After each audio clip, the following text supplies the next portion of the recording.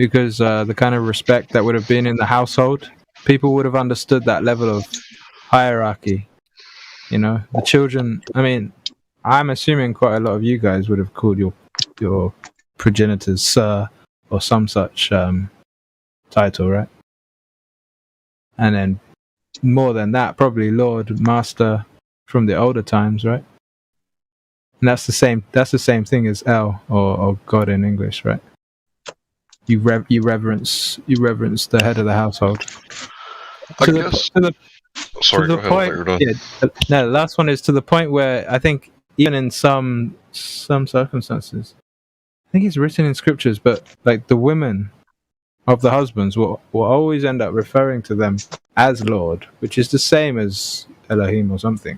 It has the same kind of impact, right? Master, the rest of it. There you go. Go ahead, Hank. Just for all the people who maybe misunderstood what I was trying to say, I'm trying to find a way to put this thought into words. So I'm not trying to compare myself to the Creator, the Most High God. It's more like I'm trying to differentiate myself from the heathen and try to explain, we have to know who we are. Like, we are different than the man who thinks he's an animal, because we are a man who knows that we are man, right? And we are different from the animal kingdom. I got you. We're separate from the animal kingdom. I think the best way to do that would just be sons of light, children of light, sons of the Most High. Because then there's no ambiguity there, and it's quite plain. And I'm not sure what your reading is like, but if you've ever read Wisdom of Solomon, it's an interesting thing, because the heathen get all angry because the righteous man refers to himself as a child of Elohim, and they try to do something. They try to act against those children of light. But what they don't seem to realize is that whatever you do to a child of light in this term or in this test or in this era doesn't mean anything, because the final judge at the end, the Creator himself, he's the one that decides whether you continue or not. And the reward for those children of light, which hopefully we can be counted in that when the time comes, is far greater than any evil that a heathen, as it were, could do to us. Hopefully that helped, Hank. Yeah, because, I find myself thinking about this, and I try to put it into words, but it's like I am not falling for the lie that I can be like God. I'm not a Gnostic in any kind of way. But I am an eclectic, and I've said that before. Like, I can learn from people of different religions and different faiths and different nationalities. I can learn from people I disagree with. And when people say that they can't, it's like, well, that sounds like a personal problem. Like, how could you not learn wisdom from a Pakistani if he's quoting wisdom and truths, and and if it's out of his holy book or whatever, then it doesn't make it not true. That's the genetic fallacy, right? Just because it's Muslim doesn't mean it's not true. I know it. Sorry, Hank, I don't mean to interrupt you. I know exactly where you're coming from too, bro. Like, I consider myself an eclectic Wiccan. I do believe that everybody, we all exist to coexist. We don't just exist out of nowhere or out of nothing. There was a creator before us individually, so for me, I respect all that is created, if that makes sense. Yeah, I get it. And I'm not a Wiccan, but I guess you could say, hey, I'm an eclectic Bible thumper, right? Because the Bible is my foundation. Not to take anything away from you and yours, but from what I can tell, the Bible is one of those things that you just can't take it away from me. It's always going to be in my heart, and Right. There's nothing you can do. You can take my life, but you can't take that. Right. No, because that I know some Wiccans are confused by me because like it like Wiccans have the choice to worship a God. So the God I choose to worship is my Lord Savior Jesus Christ. That's how I see it as, that's the God I worship. And then I also worship my wife's God, my fiance's God, which is, she's Muslim. So I also believe that her God is my God, and I believe that our God is one and the same. So her and I, like, we have an agreement with each other. We don't even like there's a lot of things that we come to an agreement on, and I think people don't really understand. So I'll put it to you like this. I used to be extremely bigoted when I first came into the flat earth. I was very closed-minded in a lot of ways. And some might say that I was even like Islamophobic, if that's a real word. I think it's a made-up word, but you know how labels are, right? And after, spending some time talking to Multi Tom Tom, and he explained to me there's a difference between political Islam, like the Muslim Brotherhood, and the real Islam. And I'm like, what are you talking about? And he said, well, I'll explain it to you like this. Political Christianity is George Bush said we got to go kill all these people because God told him to. And real Christianity is thou shalt not kill. And I was like, oh, that makes sense. So, and then I talked to Isa, of course. I spent lots of time listening to Isa. Number one, because I didn't understand his message. But number two, after I did, I respected it. But yeah, Isa is also Muslim. And it's like, I don't hate them. I don't know why anybody would just like hate someone because they're not like you. It's kind of like they're racist. Like, your skin pigmentation and your eyes don't match mine, therefore I don't like you. It's like, what? Are you serious? Like, you don't like them because of their avatar? Like that? What the hell? It's like when you're playing Call of Duty or something, and like Right. their avatar. I don't like you. Your avatar.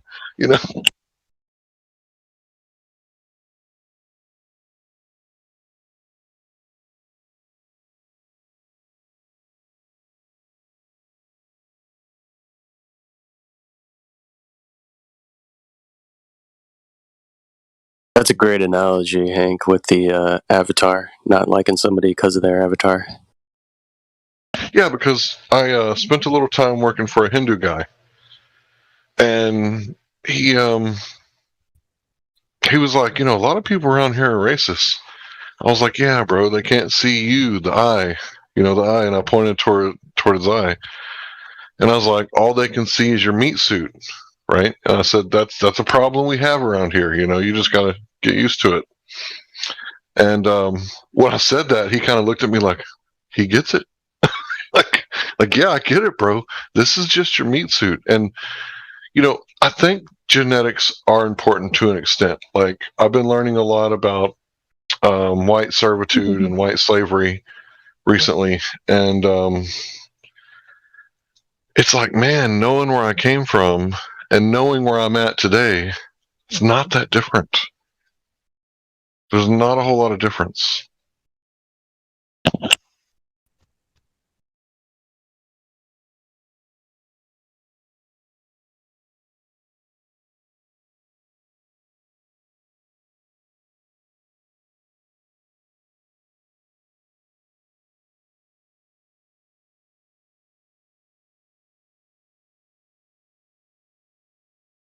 Yeah, so if anyone ever wanted any evidence of white slavery / servitude / indentured servants, I can definitely I can show you a non-biased YouTube channel. And when I say non-biased, like, he's just reading the script, and then every once in a while he'll say, I disagree with that, dodge the hijack. So they're hijacking identities, like cultural appropriation, or think about it like a false flag. They put like a different flag under a different people, and he's like, dodge that, we're not African. So other than him putting in like his little 2 cents, he seems pretty legit.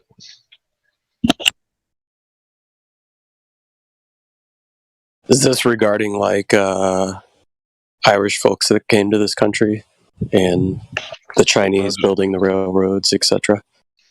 Not just the Irish. I mean, there were so many different types of slaves because, you know, Australia became a slave nation, right? When we started fighting against the slave nation. Like when we stopped our slavery, that's when Australia's began, right? Or close to the same time. So this nation was built on servitude. This nation that we're under right now, the flag, like it was built on slavery. And I just found out last night that there's a court case where the first black man, he was the first lifelong slave, chattel slavery. And we thought that chattel slavery started like from the beginning with America, but it actually started like, I think like in the 1700s, the whole chattel slavery. So there's so much stuff that we did not know about history. There's so much stuff that is wrong about, and I'm just going to say it. Black History Month is 13 years worth of brainwashing. Like, I don't think there's anything true about that. I think that there was so many black folks already here, so many so-called colored folks that were already here because there was 500 tribes here, man. And, you know, they weren't exactly European. So, I mean, except for the ones that mixed early, like the Cherokee. The Cherokee have the whitest face because they mixed the earliest.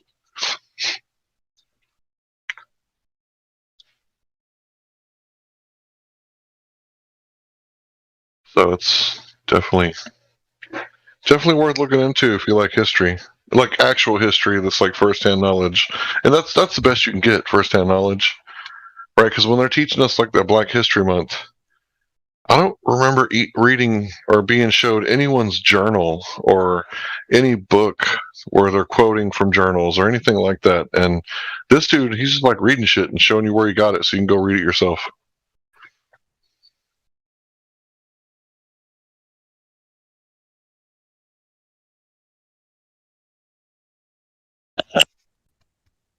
Even if you look up like the first black senators, you're talking about pre-Civil War time that we actually had black people serving in the Senate, but that's never really talked about in this country. You know, I'm gonna hit you guys with some truth that you're gonna have a hard time believing. Yes. The word white, it's made up. The word what? The word white people, it's a made up thing. It's made up. It's completely made up. We're Caucasian. And that's made up too because it's where we came from, the Caucasus Mountains. But Caucasian is a better name, Caucasus, because we did originate out of the Caucasus Mountains. But the whole black and white thing, it's just some man-made bullshit meant to divide people. Because let's face it, right? When you say white, what does that mean? Can anybody tell me? What does white man mean? Well, I've never seen a white person, nor have I ever seen a black person. I see people with varying hues of pigment, period. And like Austin says, I don't change my race in the summertime. Don't make this weird. Hey, if you cook them thoroughly, you can see black people.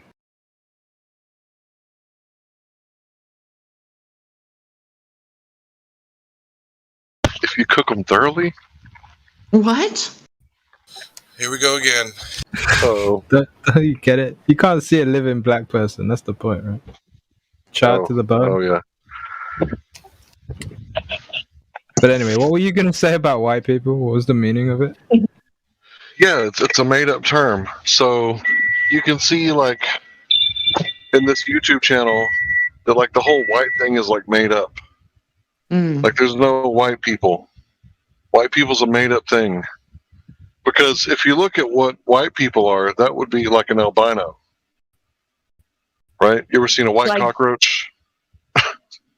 It's like dumbed down terminology, kind of. It's with added stuff to it. Extremely. That's why I always think, like, to me, when I think of racist people, You know, like those really, really racist ones. I think like they're so dumb, like so ignorant. They really Because are. all there is different tribes. That's it. We're brothers and sisters, each and every damn one of us, that come from different tribes. Yeah. Except there seems to be one tribe that stands out that you gotta wonder, like maybe they got like some sort of his father and all their fathers. Yeah, the whole black-white terminology is just to create a duality, right? Just to create a binary that you can associate with, further divide people, period. Pretty simple. Yeah, I wonder if they made up curve. Like maybe curve is a made up word as well. It's just straight lines that aren't very straight. And for anybody who might be out there like asking, like, does he really mean this, or is this something he just made up, or is this something he believes because he saw on a YouTube channel? Like, I think that I've always felt this way because I was raised Christian, and we did sing songs like "Red and Yellow, Black and White, they are precious in His sight." You know, and I believe that, like, at a fundamental level. Like I said, it's my foundation. So it's like when I hear truth, I recognize it. Like, white is a made-up word. And if white's a made-up word, then black has to be a made-up word. And if, you know, that's why certain people hate the N-word so much, maybe that's why. Maybe we should hate the W word just the same. Yeah, I had this conversation very early on in my life because my best friend growing up from birth was black, right? Lived across the street from me. So like my dad had to have this conversation with me very early on because as a child you obviously see that there's different pigments, right? But you don't associate any negative connotations at all whatsoever towards just that difference in pigment. And it wasn't until I became a little bit older and started to hear people say things to my friend when we were, we played on the same soccer teams and hockey teams.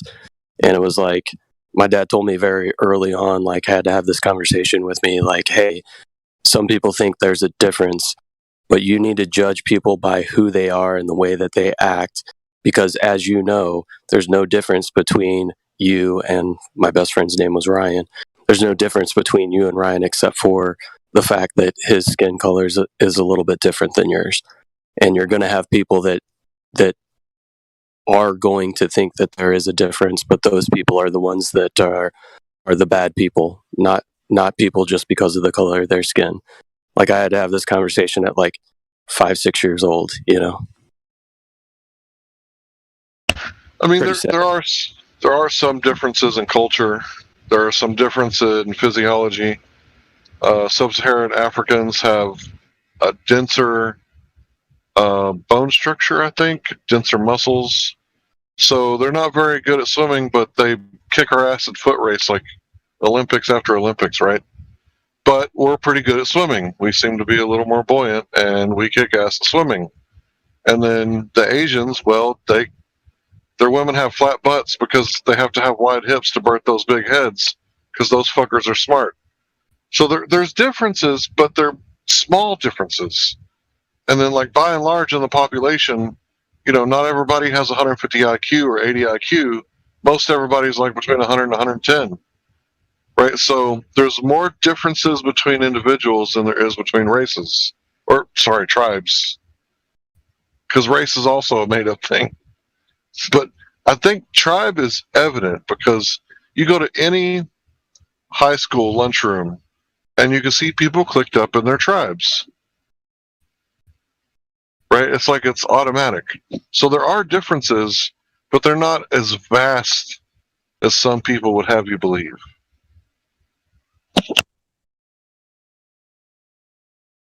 Right, it's differences, but it's no reason to treat anybody differently. The only reason you should treat anybody differently is because of the way that they act towards you or towards others, not their physiological makeup. Exactly. But you can change your tribe. How do you change your race? Just love everybody, dude. I don't treat anybody but with love. There's only one race. There's a human race, period.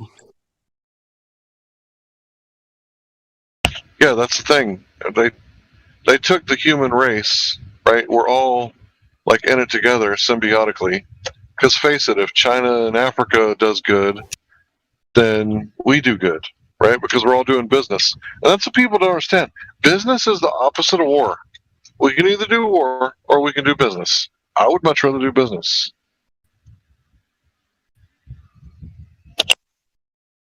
And if you want to change your tribe, just move to a different tribe, and then in a few generations, your descendants will be of a different tribe.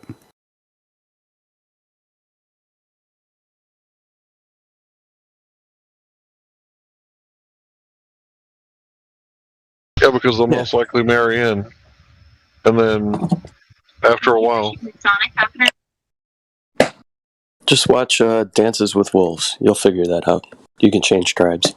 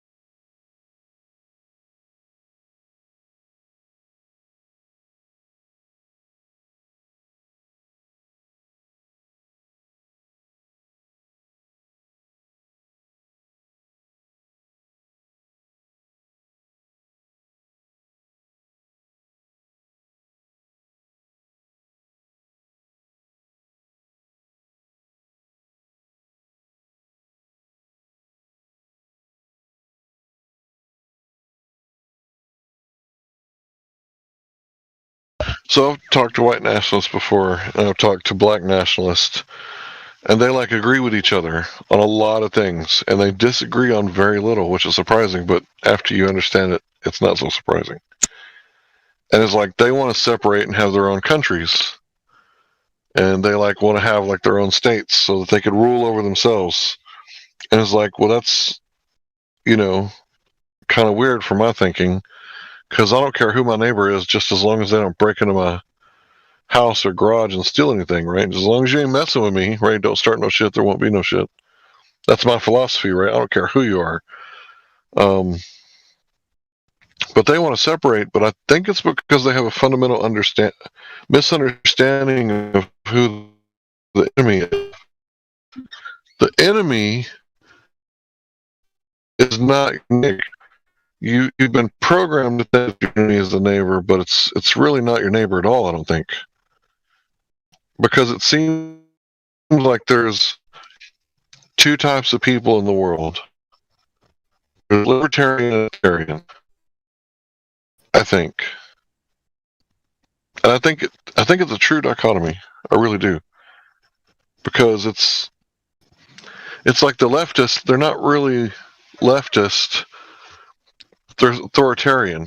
When as the classic liberal, you know, on the left, that are more of the moderate left, they're not authoritarian.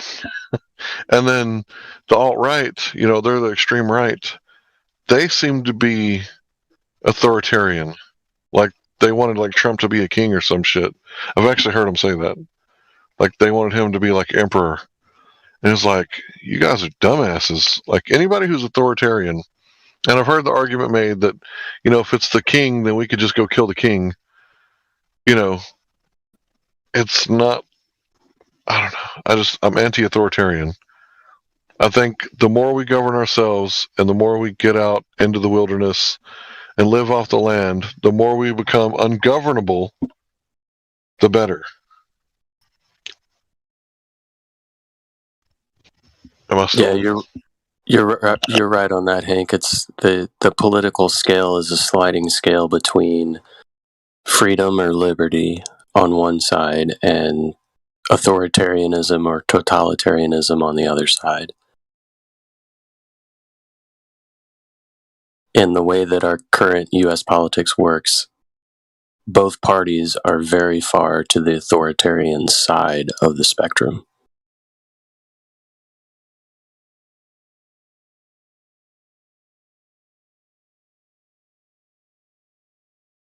Yeah, I never liked being told what to do. And I'm a hard worker because I don't like being told what to do. When someone comes up to me and I'm already doing something and they ask for help, I'm fine. I don't mind helping you. But when someone comes up to me and I'm like busy doing something and they're like, "Hey, go do that," I'm like, "Oh, fucking bitch! Like I need a vacation. Like I need to like get out of this motherfucker." But as long as nobody messes with me, I'm fine. I don't know. I feel like I do a good job of governing myself because I'm not hurting anybody. I'm not creating any victims. Not in a long, long time, anyway. Let's see. The last time I fought, 8th grade. So yeah, it's been a while.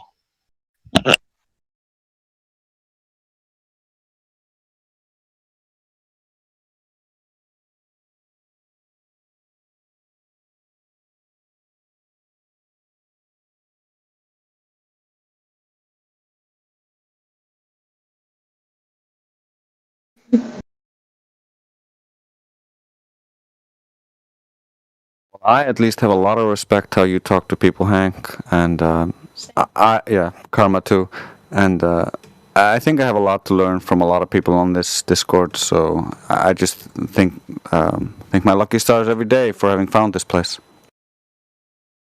Yeah, there's a lot of good people to learn from. Lots of good people to learn from. But yeah, if you notice, like Jesus never did anything to anybody. He never like created any victims, right? And even when he was in the temple, he cracked whips at them. He didn't actually hit them with a whip. And he talks about turning the other cheek and everything. And I think that there's like a lot of good in that, right? Like if you can walk through life without owing any debt and you die not owing anybody anything because you're not guilty of any crimes, like I think that's what it means to be like sinless. You didn't miss the mark.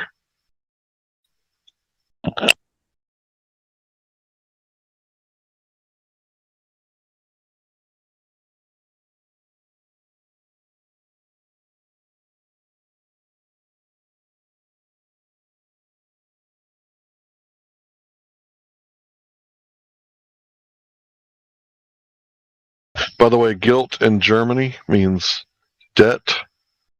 So if you're guilty, you owe a debt and you become a bondsman to pay that debt.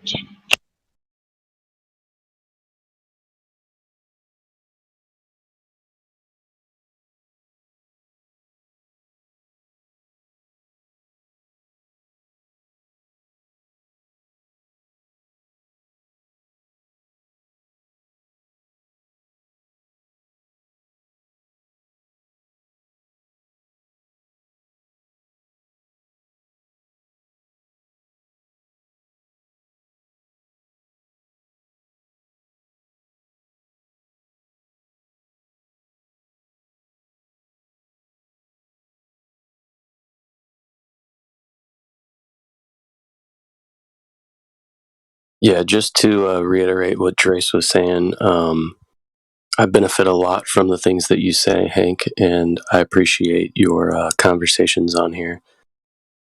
And I try to adhere to a rule, and that is when Hank Hill is speaking, I listen. Yeah, I mean he's definitely in tune, bro. Like you could tell, especially because like I'll give you an example. This dude like exactly knew. Like a lot of times I'll tell somebody that I'm God, right? And like I'm sure you remember this conversation we had 2 days ago, Hank. I tell somebody that I'm God, and like they completely just like, oh, this dude's a troll and all this stuff, and like Hank was the only one that like exactly knew what I meant, like 100% correct. Talking about like how when you have the creator, you're basically getting wisdom straight from that source, and because you have that relationship, you are considered as a god, right? Because you have the same knowledge as God Himself. Therefore, technically, you are a god, right? And like he knew that, and like he was like the first person I probably come across where they knew, like they didn't think I was like a troll or something. Like he exactly knew what I meant, and I didn't even tell him what I meant, and he kind of explained it to the room. You know what I mean? And then he asked me like at the end of it, it was like, is that what you mean? I was like, 100%, that's what I mean, dude. And he was like the first one that has ever done that. So like, he's got a lot of good insight, dude. I'm just adding to the pile, right, of these people that are like, oh, this guy has a lot of wisdom, because he does. Like, Hank does have a lot of wisdom.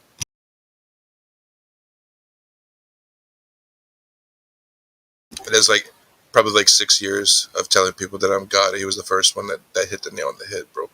So 6 years, that's a long time, guys. He's got a lot of wisdom to share, trust me.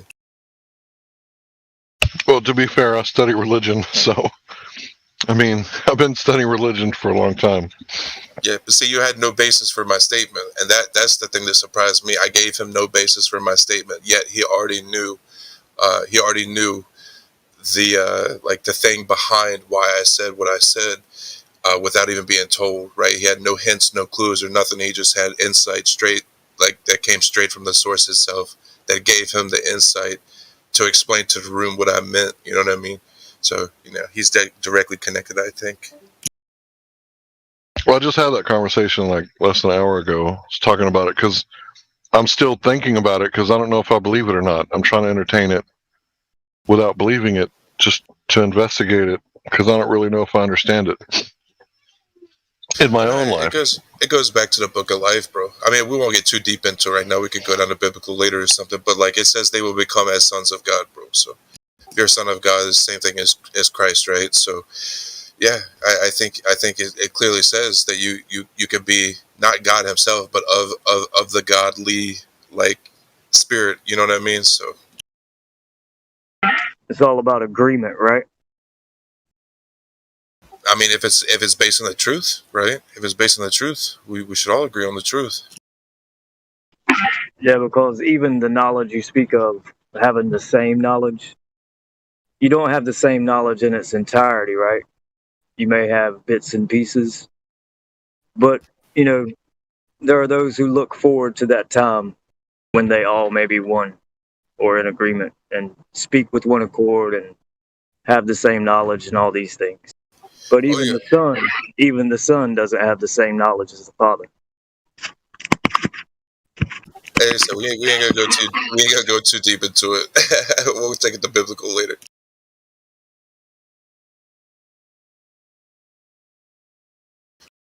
Yeah, I just want to say I appreciate everybody's kind words. I think I have, because of my dad. Like, he would always say like these really wise things, and he didn't talk very much, but when he did talk, it was like really powerful. So all I've done is like recognize wisdom, and like the reason I'm on here is because I want to like spread this like way of life that I'm living, and I want other people to live it, because I think if everybody was living the way that I'm attempting to live, then it would be a better place. And if it was a better place, people like recognize like, hey, that makes sense, and they incorporate it into their life,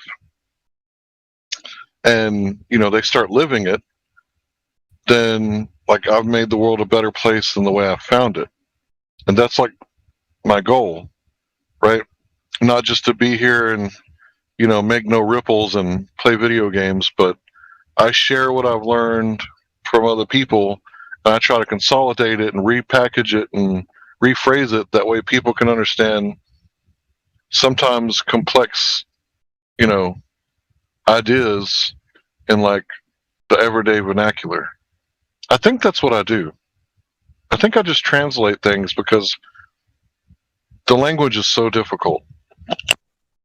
It's powerful. It's powerful stuff, Hank, for sure. And I also have a very similar mindset to your own.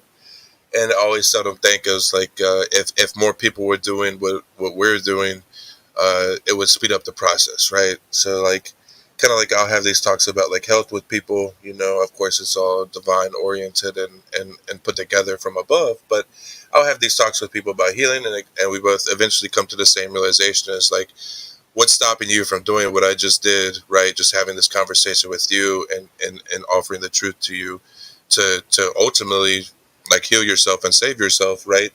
And then once you've done that to yourself, what's stopping you from doing the exact same thing that I'm doing, right? The only thing that's stopping you is you. You know what I mean? But yeah, if everybody does it, I mean, it's just going to speed up the process. So. And that goes for anything, you know. As long as it's, I mean, I can get down with anything as long as it's the truth. You know what I mean? It doesn't matter what the notion or the connotation is. It's just, you know, if it's based on the truth, you know, it's the house of God. So.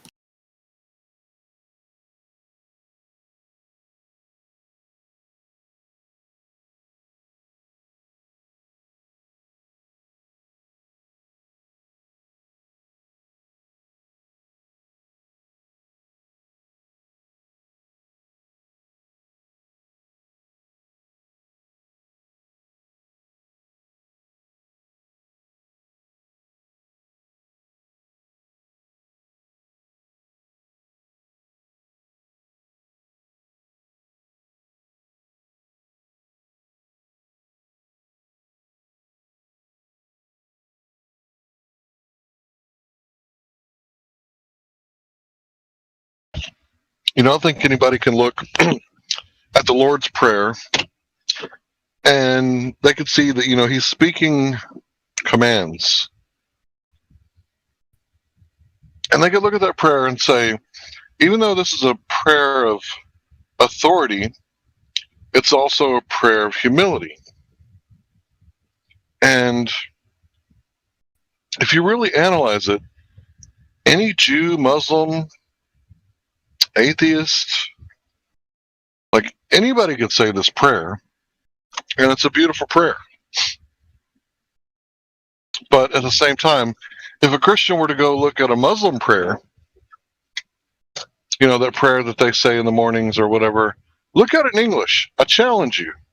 Look at those Muslim prayers and think to yourself, would this not be an appropriate prayer for the Most High God?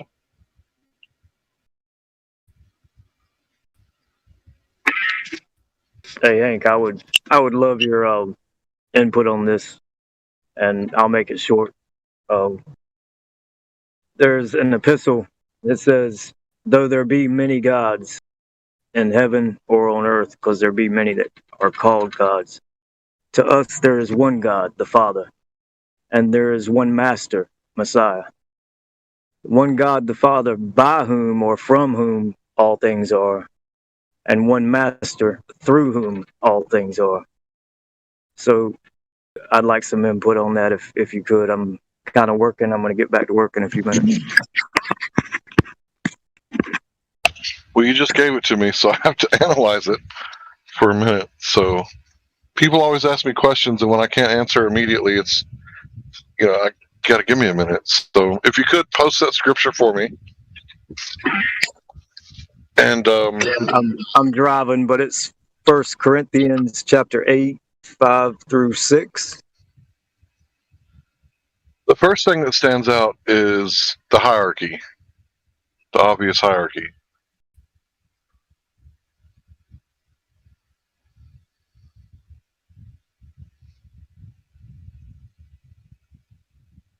And I guess I have to think about it. Yeah, I would say it goes into creator and maker, and yeah, the hierarchy, like you're saying, being a difference of Almighty God or Mighty God.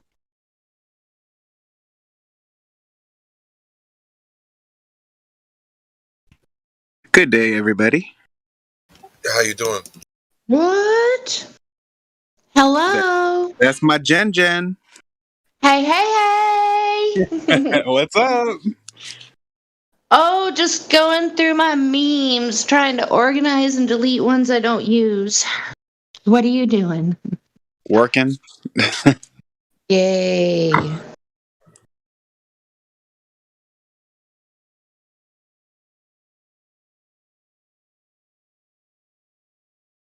So yeah, I just don't see the purpose of having tons of memes. You don't even know where they are when you want them. So kind of like how I purge things in real life.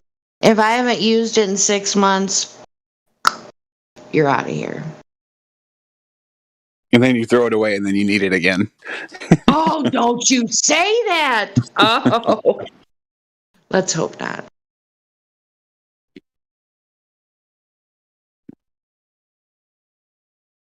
So Lulu asks, how about that FE? Scrunchy.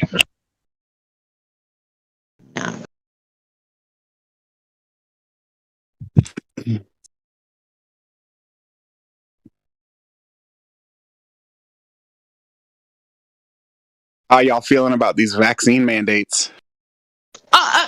Not here. Not here, bud. All right. Not here. Not here in Texas. Grab Abbott said no, but we ain't talking about that. Are you new? Did you just get here?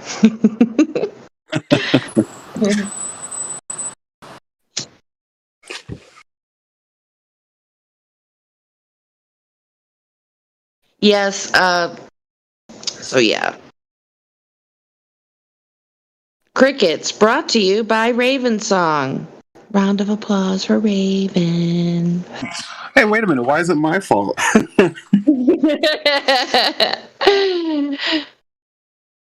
It's almost like like that meme of Risky Business. Tom Cruise slides in the room. Yeah, I only asked because I was trying to stimulate conversation. I wasn't trying to. Get us shut down? Sure, I believe you. I really do.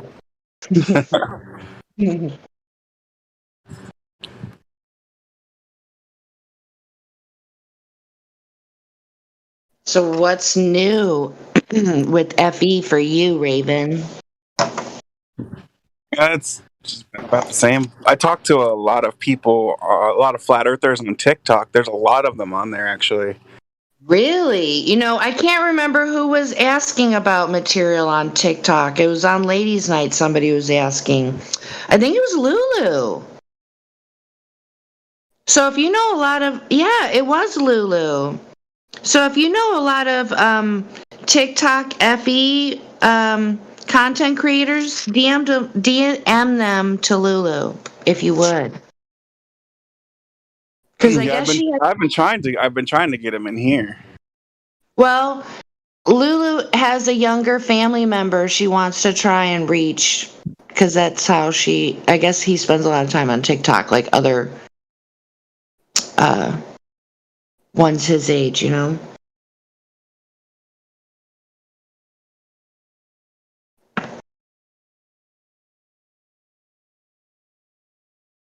I mean, I've never been on TikTok myself. Can you share someone's TikTok to someone else? Yeah, not a problem. Hang on a minute. That's cool. Yeah, I don't want to go on TikTok and get addicted. I have a hard enough time with what I got. But anyways, you guys, I gotta skip out of here. TTFN. Bye, Janae.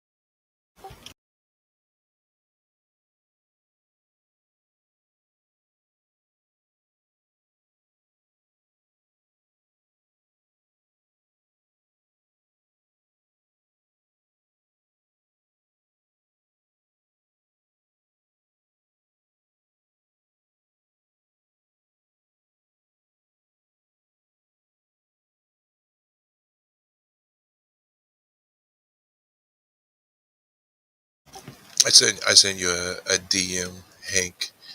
I think here's two of the scriptures I was referencing. I think these two are pretty cool. It's like they'll be in one place, and before then they will be his people, but after that they will be the exact same as him. And that's what I find kind of fascinating about the concept that we were talking about earlier.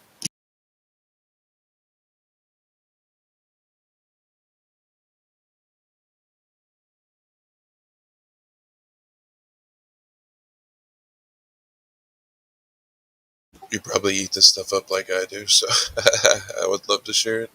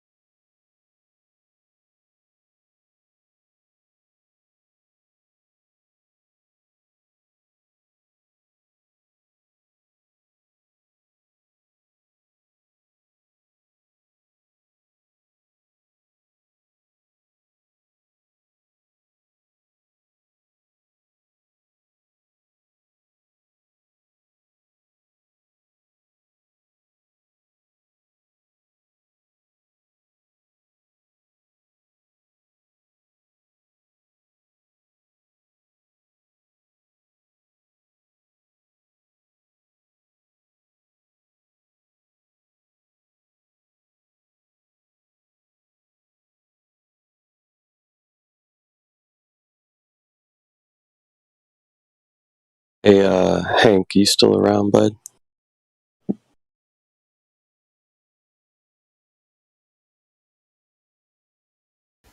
He got pulled in by the spirit, man. He's somewhere else. Probably researching that scripture. Yeah, maybe.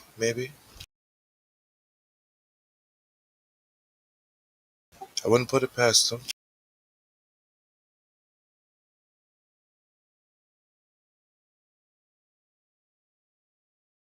Yeah, I was almost surprised when he gave me the response he gave me the other day. Like I said, 6 years, and I had not crossed paths with anyone that had his insight into my statement. And like I said, I've always done it like that way on purpose, not really like tribulating people, but just to ponder their minds, I guess, right? Like you can make this absurd statement, right? What is considered absurd to many, many people. And you can kind of base, I guess, their wisdom of how they react. And when he reacted that way, I was like, wow, you know what I mean? Like this guy, he's definitely got wisdom from above. It was very clear to me. It's like at this point, my intuition is so strong. I feel that it's just like it either just makes sense or it doesn't. You know what I mean? Or like I don't have to like uh, question the response of the people. Like it either makes sense or they get it or they don't. And I can just realize that like almost instantly these days. So as soon as I heard what he said, I was like, yeah, this is one to be, to be nearby when you can. Yeah, because there's a lot of people that have a cursory understanding of things, various topics, subjects, all that stuff, but it's very rare that you bump into somebody where it's like you can be talking about a specific topic and they just, for lack of a better term, get it, right? Exactly. Like they have the knowledge, they just understand completely what you're saying.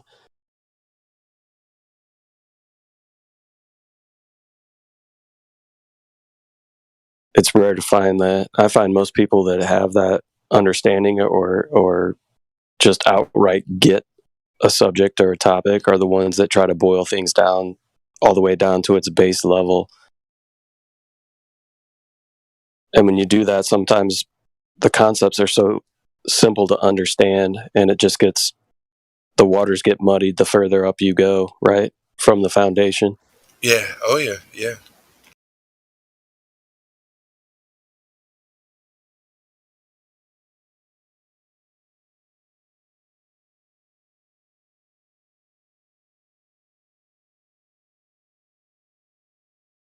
Yeah, usually if I see Hank in the channel these days, I at least stop by and see what the conversation's about.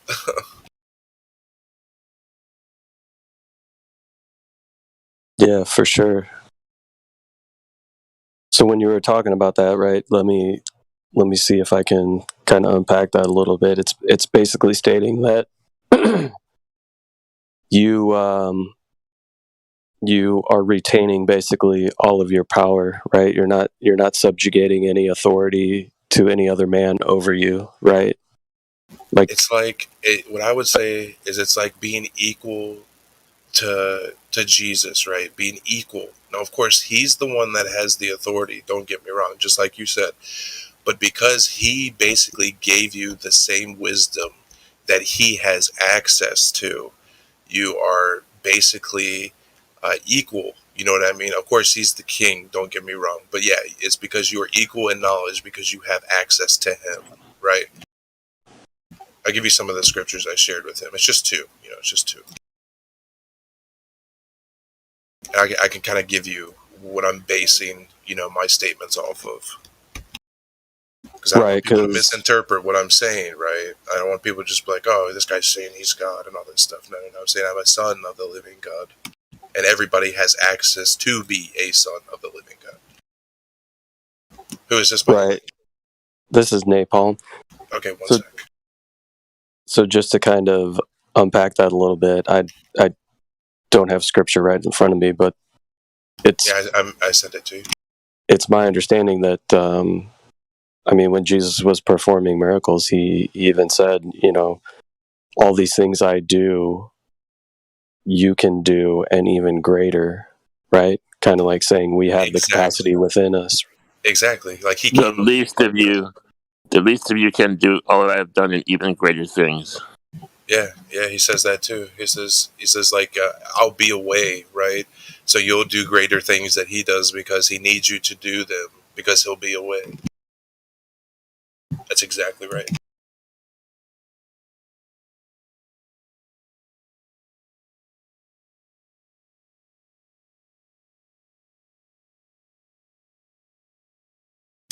And it's like he had the same temple as we do, right? I mean, we're all like of the flesh, and he came as the flesh too. So it's like we have access to everything he has access to. That's like keeping it simple, you know what I mean? I mean, we're both humans or human beings or whatever we are, right? We had the same exact temple, the same access to everything. So it just comes down to wisdom and applying the truth. But yeah, we could definitely be equals, right? Maybe not the authority aspect, but in every other aspect.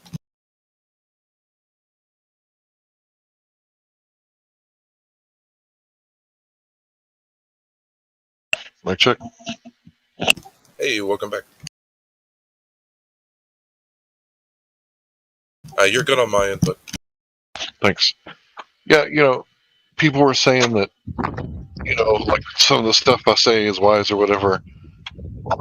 A lot of it comes from the spiritual books that I've read. It's like our ancestors like wrote this stuff down and these different books, and like a lot of them, like died to preserve it, to like make sure that it gets passed down or whatever. And it's like, man, if it was that important to them, maybe we should check out what's in these books. And in the Bible, it warns about philosophy, like beware of the philosophy of the Greeks. Right, and that's, where the heliocentric model kind of comes from in a lot of ways, is the philosophy of the Greeks and the Egyptians. And if you look at, the warnings in the Bible, like it warns you about pseudoscience, like in literally those terms, science falsely so-called. That's how it's translated in my Bible. And there's so much wisdom, and it's not just in the Bible. There's a lot of wisdom in these books. And I kind of think that we've really been overlooking it.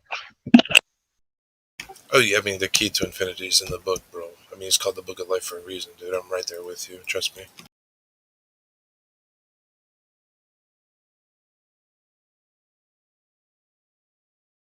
But I mean, it also tells you how to achieve that. You know what I mean? So we all know who we get that wisdom from and where it comes from. So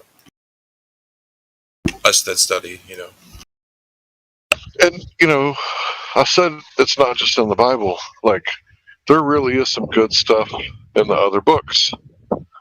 And I didn't study philosophy till much later. I didn't start looking at philosophy till after the Flat Earth. When, Catextus was like, what do you mean that philosophy is against the Bible?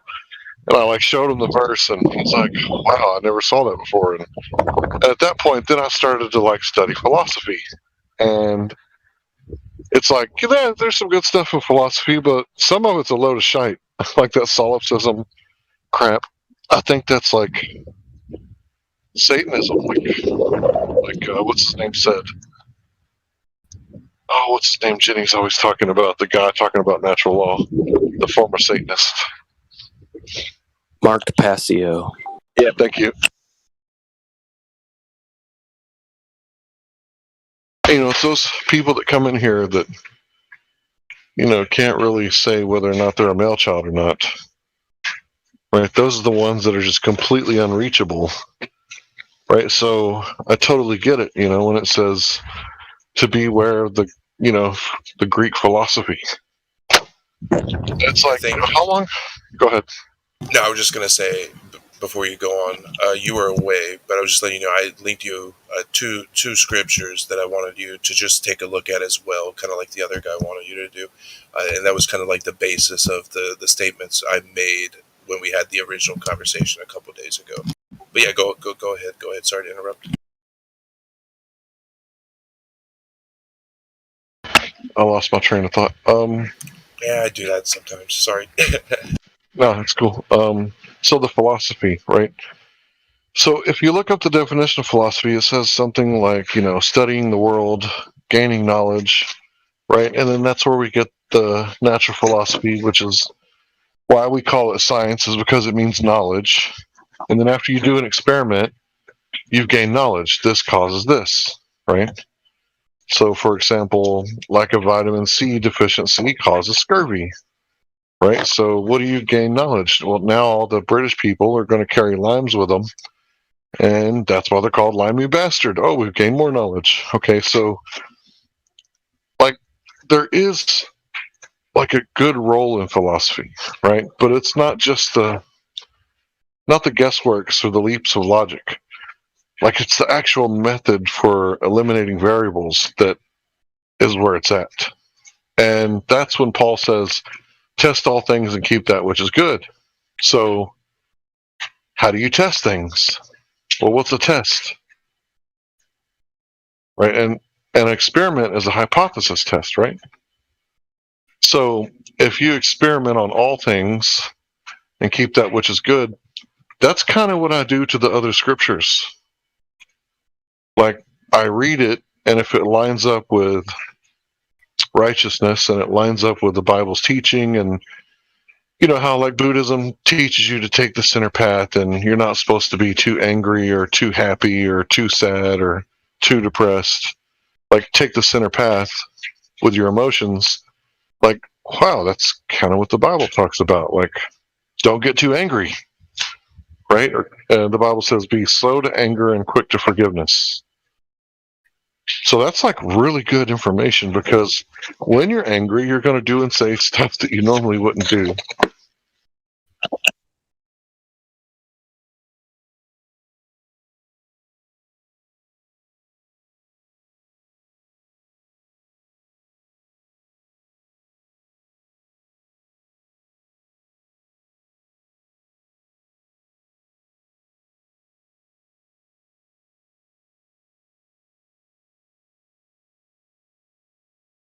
Like I find it really interesting.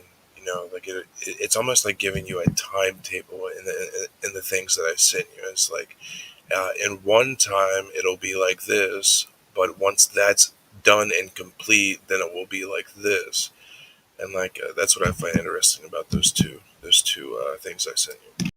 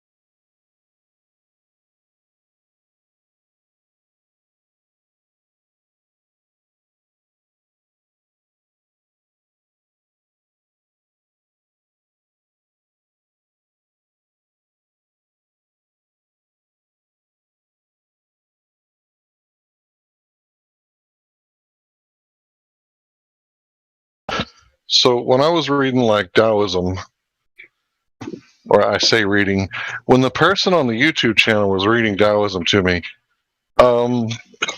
it's like I was like incorporating that stuff. I was like, whoa, this is good. Like, oh yeah, I like that. I like this. And when I looked at Buddhism, like it had me for a while. Like I was like really getting into it. And I was saying to myself, you know, like Buddhism doesn't really affect Christianity at all, because it's kind of like a way of life, kind of like veganism. Like if I was a vegan, it's not like God is going to smite me because of my way of life, you know? And I was kind of thinking the same way with, you know, Buddhism, because it's just like Christianity in some ways about, you know, being good to your fellow man. And according to the Bible, the way that you serve God is to serve man. So Buddhism is teaching you to be more selfless and not so many words, but pick up your cross and carry your burden and, you know, help other people. Like I don't see Buddhism as a bad thing, right? And so when I talk about, you know, eclectic spirituality or eclectic Christianity, like this is what I'm talking about. It's like I found something in here that may be in, you know, some ancient text, not from the Middle East. Does that make it unholy? I found something that seems holy to me. And, you know, most religions of the world, they're different from Christianity because it's you that gets yourself into the afterlife. It's your deeds, what you did that saved you. And in Christianity, you're not worthy. That's why God sent his son to save you and bring you back into the fold, the family, so to speak. So when I'm looking at these other like books, it's like, okay, I get that this is not Christianity. And just because I'm like studying Catholicism, it doesn't make me a Catholic. Right? If I study Judaism, it's certainly not going to make me a Jew. But Judaism was the last one that I studied. And it was like really difficult because I thought at one time that I was kind of Jewish. And I realized that I'm not. I'm not Jewish at all. And neither was Christ. And now I have a fuller understanding. And it's like that's all you do when you read the Bible. You read the Bible, you get a little understanding, and then you get a little more earthly understanding. And then when you go back and you read it again, there's like another layer of understanding that you have. And then you repeat the process and you grow a little bit. Every day you grow in your understanding and your comprehension. And like, I guess eventually the goal is to graduate, you know, to die. And hopefully you blossom before then, like before you die.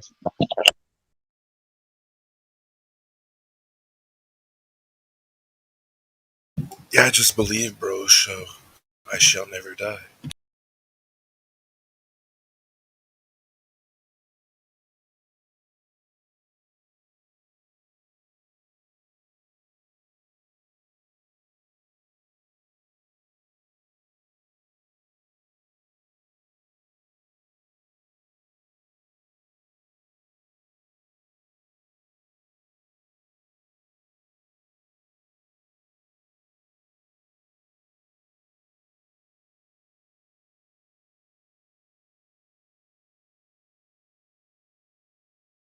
So I'm reminded of a Jordan Peterson quote.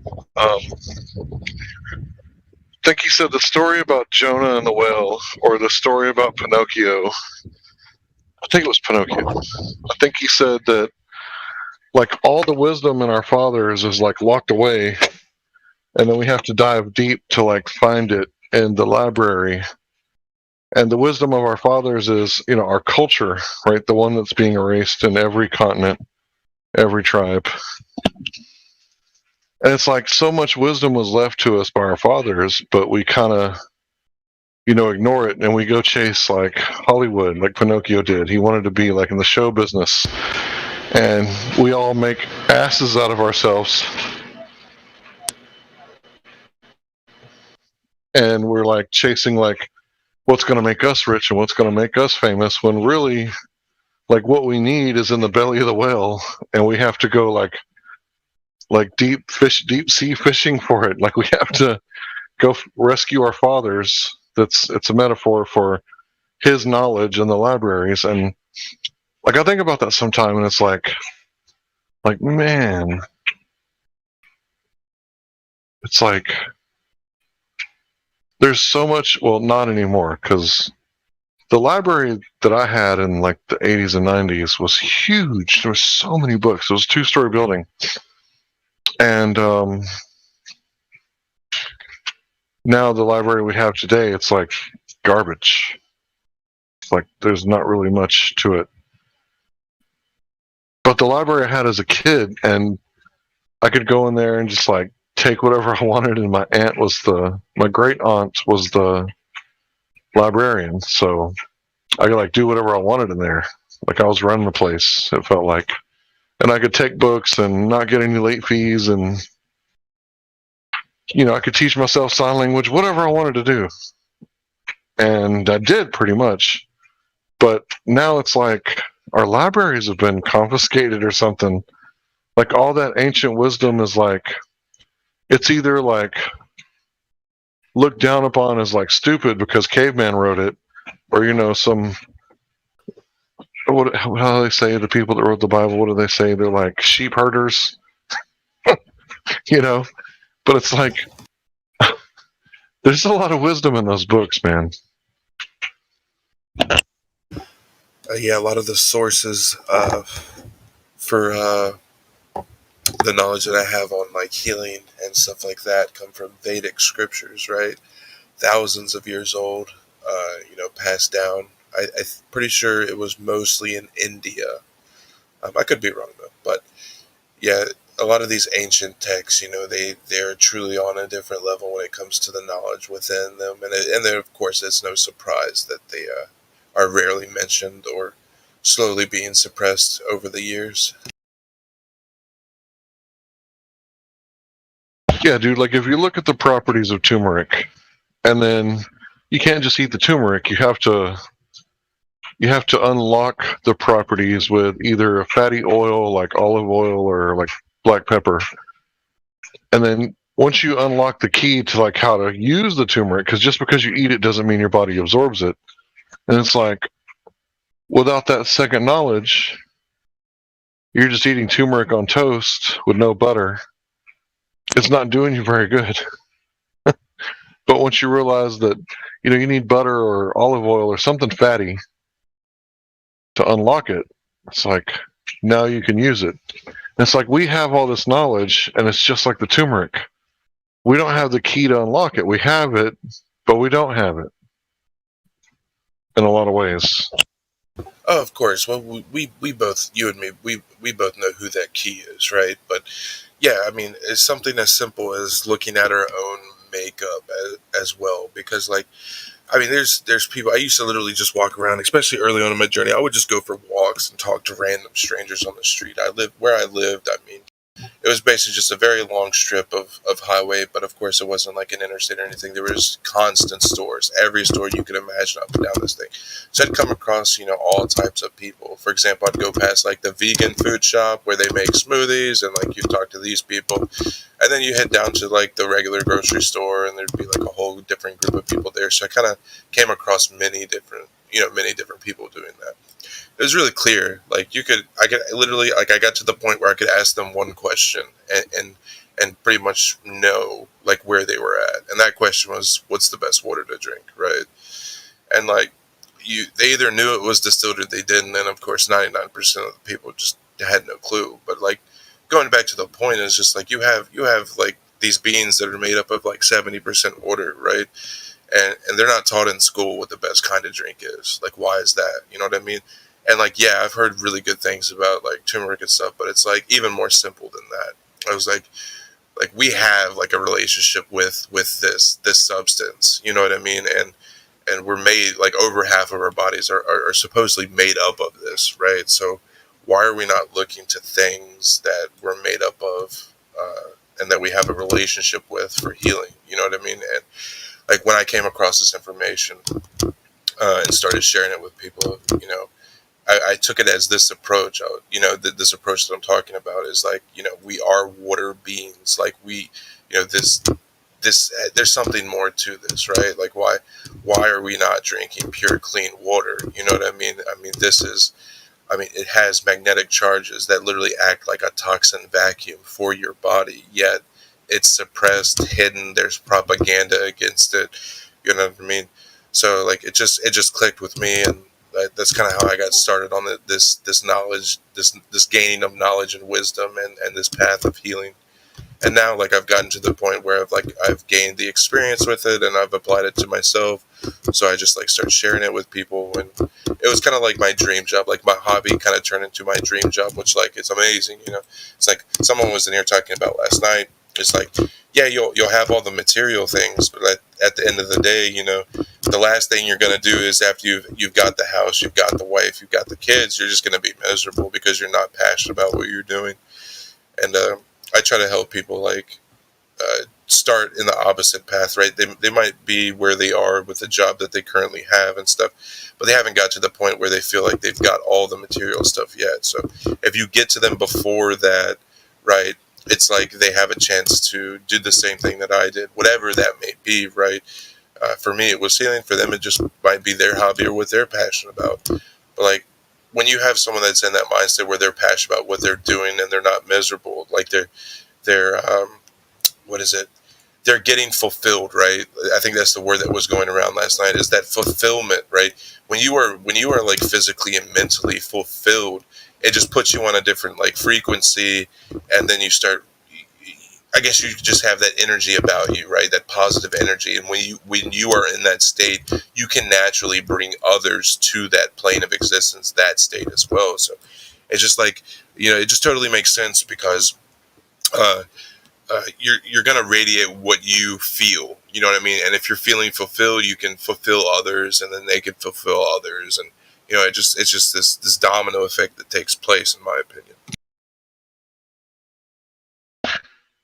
I can see that you're a healer, right? And it's like so many people have so many different problems, right? But we all die from congestion, congestion of the heart or the lungs, or the blood and whatever. Like, it's all congestion, right? And inflammation. Like, that's what kills every single one of us, right? I would say separation from God kills everybody, my friend. Well, I mean, our meat suit. I'm talking about our meat suit. I mean, I'm just being honest with you, dude. I look to the Book of Life for my beliefs and guidance, man. And you either believe in Christ or you shall perish. That's what it says, man. I know. I'm with you. 100%. But yeah, you're just asking my personal opinion, and I'm giving it to you. So. Okay, gotcha. So if it's all about congestion, then what is the one thing that lowers your blood pressure? Well, you could go see like a guy who's going to live to be like 55, 60 years old on average, and he's got some letters after his name because he spent a really long time in indoctrination centers, and he can put you on some blood thinning medication, or he might prescribe aspirin, which is going to kill your gut fauna, but he's going to give you something, right, to help you with your blood, right? It's got to be thinned out. Did the doctor tell you that drinking water lowers your blood pressure and thins your blood? Can't make money off of that, Hank. Come on, man. You know this. So when you take like a blood sample, it's a snapshot of what your blood was like. So if you wake up at 8:30 and you take a blood sample at 9, right, and then you look at your blood, like all your blood cells are going to be sticking together and kind of riding piggyback on each other, and it's not going to look real good. But then after you have some water, right, and then you take another blood sample at 10 o'clock, you're going to notice like, oh, they're separated now. They're kind of, it's almost like they're flowing. And then you drink some more water and you do another one at 11, and you compare like all three blood samples, all three snapshots. It's like, oh, maybe I should drink water before I go to bed. Like, maybe that'll reduce my chance of stroke or heart attack. And it's like, I'm not a doctor. What the hell do I know, right? I never went to the indoctrination center for that long. I was only there for like 13 years, something like that. But, I didn't graduate high school, so, I'm an idiot. What the hell do I know, right? So it's like really important to look at these small little things. And it's like, like older dudes, they have trouble, pitching a tent, right? Because their body isn't working properly like it used to, right? It's like, oh man, if only I could get, the blood flow, right? And have everything working like it did when I was young. It's like, olive oil is anti-inflammatory. So maybe if you rub some olive oil on your swollen blood veins, maybe you could get some blood flow, and that way you could pitch a proper tent. Have a kickstand. That way you can't roll out of bed in the morning. You know what I'm talking about? It's like that easy. Yeah, but why do that when you could sell the pill for $50 instead, bro? But yeah, Yeah, I mean, I it all completely boils get you. down to the love of money, man. You know, the love of money is the root of all evil, man.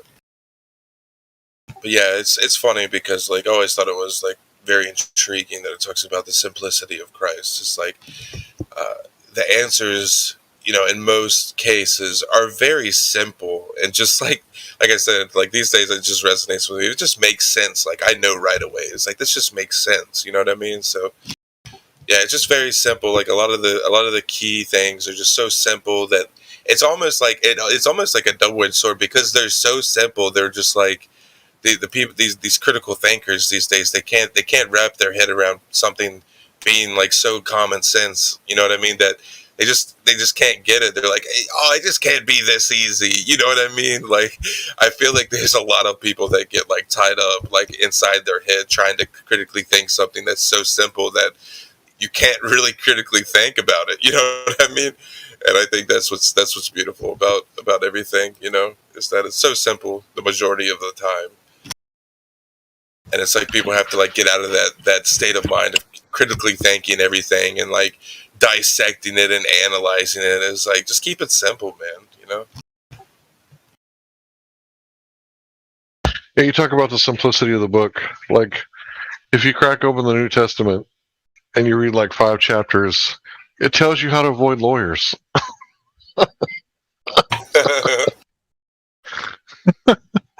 Oh, snorted. But you know, it's really funny that it's that simple. I know. Like, just negotiate on your own behalf before you go to court, and then it teaches you how to stay out of court. Like, staying out of court's probably a good idea.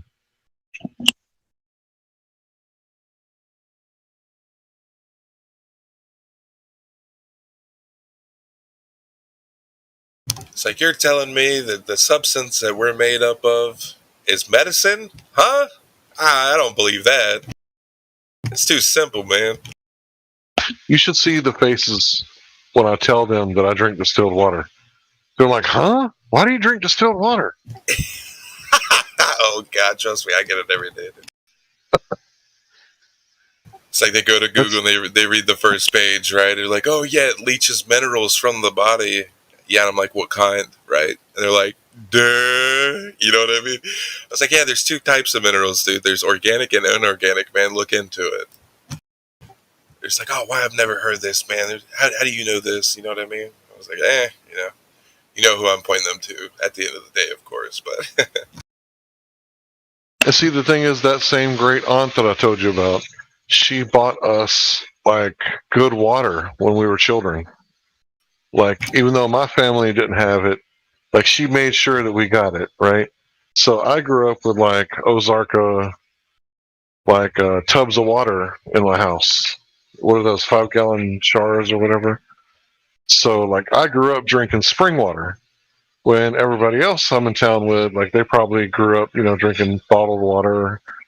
Or the thing I saw on Joe Rogan's the other day, Brandon Schnaub, that snobby guy who gets pissed off when they talk about the flat earth.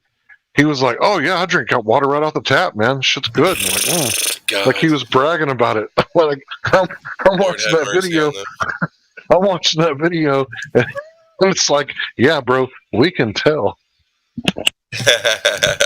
Yeah, it's funny though. It's like, you know, everybody, especially in America these days, like everybody's buying bottled water. You know what I mean? Like that's the big thing. It's like billions and billions of dollar industry. You know, everybody knows like, oh yeah, bottle's better than tap. You know what I mean? But it's like they go home, they get home after work, and like, what are they showering in? You know what I mean? And like people just like completely disconnect. It's like the stuff that is touching your body. And this is an example that I use for people. Like, look at your hand, right? Like anybody can do this right now. Look at your hand. There's no pores on your hand, right? What were your hands made to do? They're made to go touch and feel and explore, right? Explore your surroundings. You can interact with them with your hands, right? There's no pores on your hand because you don't want anything absorbed into your hand. Now, when you look at your arm, there's pores all over your arm. There's pores all over your legs, your body, your torso. There's pores everywhere. Anything that's touching that surface is getting absorbed into your skin. You know what I mean? So it doesn't matter what you're drinking. If you're taking showers in the same water that you're not drinking out of the tap because you know that it's bad for you, you're still absorbing all that stuff. And they did studies in the 80s that proved this, that I think it was every 10-minute hot shower that you take, you absorb the same amount of the chemicals in the water as drinking 100 gallons of that water, right? Now, of course, you're not absorbing 100 gallons of water. You're absorbing the same chemicals that is found in that water as 100 gallons if you were to drink it. And like, this was in the 80s. Like, and then it's funny. It's like, oh, if they knew this back then, why is everybody still taking showers and all this stuff? It's like, I mean, I don't know, bro, but I don't. You know what I mean? And they're like, well, then you probably stink and all this stuff. I was like, dude, I just wipe down with some distilled water, you know, a couple times a day. Like, I'm not destroying my microbiome with soap, shampoo. You know, I'm not using like fluoride toothpaste or none of this stuff. Like, you know, I try to stress to people, I was like, you need to like research your surroundings, your environment. Where are the toxins coming from? Are you using nonstick cookware to cook your food? Because all that stuff's leaching into your food and then you're ingesting it, right? So it's like, you have to eliminate the toxins as well as detox, right? Because if you're not, you're just fighting an uphill battle. You're just, you know, you're reintroducing them at the same time that you're trying to eliminate them. It's just pointless, you know? And people just can't fathom that. It's like, hygiene is the biggest, like, hygiene is the dumbest shit I've ever heard of. Like, you're destroying healthy bacteria on your skin, but it's good for you, right? It's completely upside down world. You know what I mean? Like, none of this stuff is good for you. Like, how is aluminum zirconium good for you? You know what I mean? Like, what they put in the deodorant, and it's directly absorbing into your skin. It's like, come on, dude. They're like, oh, you have to stink and all this stuff. I was like, yeah, dude, like, no one tells me that. You know, I go out to the grocery store. Like, I've been doing this for a while, though. Of course, if you're, like, in the heat of detoxing, yeah, you might stink, right? But like, once you're fully detoxed, like, you naturally smell sweet. Nobody tells me I stink, right? I haven't took showers for like weeks, and I just go around people. Right? I might change my clothes or something, but like, I go around people, they never say I stink. You know what I mean? These are people that like I'm around all the time. Yeah, what the stinky part is like the toxins coming out of your body that have been in your body for like years. And then eventually your body's like, well, what should we do all this? I don't know. Store it. Like, where? I don't know. Put it over here. Exactly. Put it over there.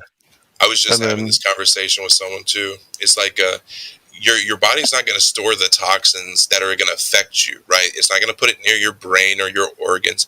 It's going to store it in your joints, right? It's going to store it in non-vital parts first. So what's a huge epidemic that's happening right now? Arthritis, right? There's people that are like 30, 40 years old that are having like crippling pains from arthritis, right? And it's from all the toxins being stored in their joints, their knuckles, right? Their hands, right? All these non-vital parts of the body, right? It's not going to kill you now. So your body stores it in these joints, these little corners and crevices. And then you have these body aches, these pains, right? And you were never taught the best kind of drink, so you're not removing them. Right. And your body, like you said, over years, your body naturally just becomes overwhelmed. It can't keep up. So that's when you start seeing illness. You know, you start seeing disease, arthritis, depression from the fluoride, all this stuff. You know what I mean? But yeah, you're exactly right. And eventually it might start storing it, you know, like under your skin. So you get like a little lump, and then, you know, you're like, oh my God, I got a lump. And it might scare you, like, okay, I better quit smoking. I found a lump. You know, but it's like people ignore like the warning signs, right? Yeah, I mean, just look at it like this. I mean, you have these people like 50, 60 years old starting to get Alzheimer's, right? Directly linked to fluoride in the water, right? And like, you know, when you're 50, 60, 70 years old, your body's running out of places to store this toxin. You know what I mean? Like, it starts affecting the vital parts of your body, you know.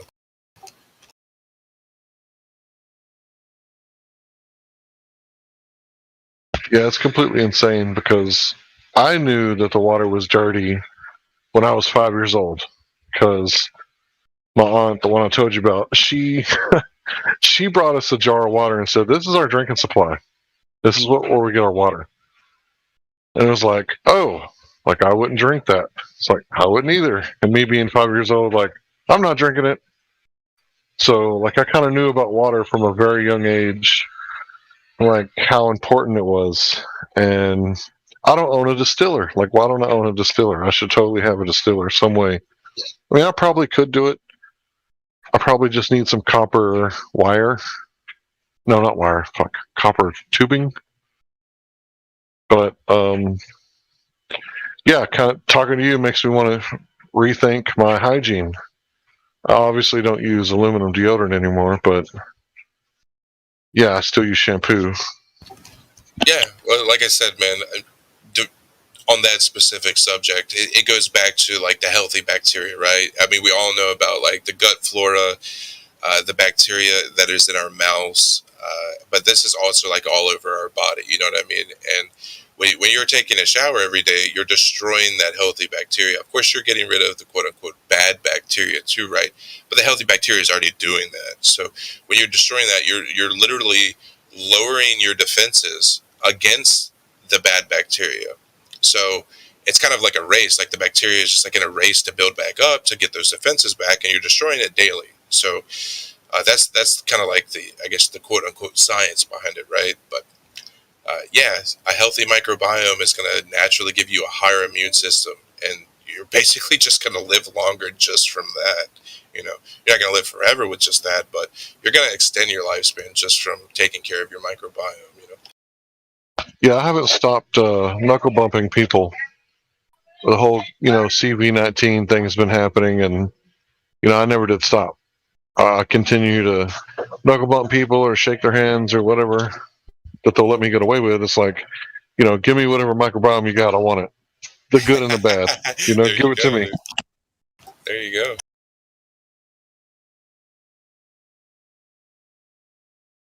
I mean, that used to be like conventional wisdom, didn't it? Like, not even too long ago, that by being inside and not seeing anyone, you're actually making your immune system worse. And then suddenly it was like, no, that's wrong. You need to not see anyone to be healthy. It was like, no, you're just lying. It's such an obvious lie as well. That's such a good point that you made, though. Like, I never thought of that either. It's like, what are we like? We're loving creatures, right? Like, we love to like greet each other, hug each other, things like this, right? And what are you doing when you do that? You're getting the microbiome of the person that you're connecting with. You know what I mean? That's really some profound information, which doesn't surprise me because, like, as soon as you think you know everything, you know nothing anyway. So. Just that's a great reassurance for me that I'm definitely in the right place, which I, of course, I already knew, but it's nice to get confirmation. Like that's what's so beautiful about like this path of life that I'm on, and like that's why I'm so passionate about sharing it with people. It's like, dude, this is truly infinite. Like, as you're like, oh yeah, I've got it down pat, right? And then like there's always something next, and that's so like reassuring and satisfying to me. It's like, there's always, it's eternal, it's infinite. There's always something else to learn. That's what's so cool about it. But yeah, I mean, the path of life is amazing. I highly recommend it to anybody. And like it's not like I'm here selling a cream. Like nobody here. We're not selling you a product or anything. We're just like sharing the truth with you, and we hope that you find yourself, and you give a fuck about yourself. That's what it boils down to. Like, we're just promoting healing. Like, heal yourselves. We want you to feel how we feel. We want you to like love yourself and radiate that love, that loving energy, that healing energy to others around you. Like when I found out that's what it was like, right? It was just like about loving yourself and loving others. I was like, I mean, it's just so nice.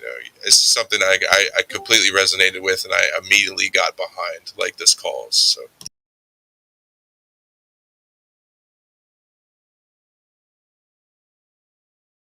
But I'd always been really interested in like shamanism and all this stuff. Like I always felt like I thought differently, and I was researching like the Mayans and all these people, and like the people that thought differently and acted strange. Like today they're labeled as sick, right? They're like, oh yeah, they're different, But like back in the day, like they were like, oh, this guy's got a gift, he's special, like he's not like everybody else, right? And like the community looked up to those people. They came to those people for advice, right? So anytime I sense someone's thinking outside the box on any topic, I immediately like listen to what they have to say, because I know that there's wisdom there, that I can gain something from listening to these people. In Africa, I've heard that they take the people with so-called mental illness and mental health issues, and they just allow them to be themselves and they're looked at as like the shamans, the healers, the people that are out of touch aren't out of touch. They're just vibrating at a different frequency or what have you, is one way for me to put it into words. And it's like they treat their mentally, what we consider mental health people, like, I don't know, it's like totally different than us. Yeah, I don't think that's true. From my experience in Africa, they treat mentally ill well. I mean, look, I only have experience in some African countries. I certainly don't think that would be true in East or West Africa. I think they would treat them very badly. Bear in mind, you're talking about an enormous continent with 50 plus countries, so it's very difficult to say in Africa X is true, right? It's massive. There's so many different cultures there, but I think broadly speaking that wouldn't be true from my experience. Yeah, well, I would say what he said is definitely true. Maybe not today, but at some point in time, like that's basically the exact same thing that I was saying. It's like these southern American tribes, like they would see that you were acting different, and they knew right away. Like they put these people into positions of power, right? They made them witch doctors. They made them shamans. Because they knew that the community, like their tribe, could gain insight from these people. And if that's happening there, I'm sure it's happening all over the world. But yeah, not necessarily today, like you said, but yeah, especially in the past. They put these people in positions of power,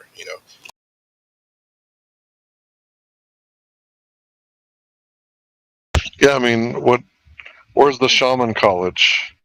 You can go to Hogwarts in New Zealand. I think that's an actual place, but you can't actually, go to the shaman college. Like, where do I learn, what roots do what, and what barks do what, and what flowers do what? And there's lots of people on YouTube that got like survivalist manuals, and they teach you how to do stuff. But other than where they went to school at, half of the school they went to might have been like, as I don't know, what would they be considered? A botanist? I don't know. But the real school is when they went out into the field and found these, plants that the natives knew about, and then they brought it to the lab and studied it. I want to say that's where the actual knowledge came from, because we had a lot of like natural remedies when I was growing up. A lot. I mean, a lot.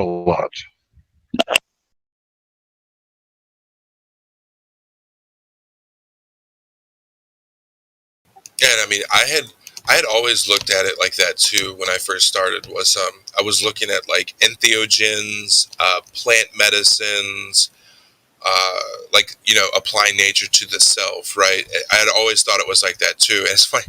I mean, obviously, all of my wisdom comes from the Creator, and I give Him all of my, all of the credit to Him, right? But like, he took me aside and he was like, yeah, this isn't really the way. Like, there's stuff that's better than this. I would say like the best source to look to if you're interested in this this path of life, or even any form of shamanism or healing others and yourself, look to the Indians. Like, look to Ayurvedic ideology and Eastern medicine, because they knew like that it was kind of like completing the trinity of the temple itself, right? So it was about cleansing the body. This is the basis of Ayurvedic medicine. It's cleansing the body to free the mind, and then ultimately release the spirit into a different spiritual realm, or having access to that spiritual realm. So that's basically the basis of the Ayurvedic medical system. And they use things like distilled water. They use living water. They use all different types of medicines. You know what I mean? They don't only look to nature. They do, of course, right?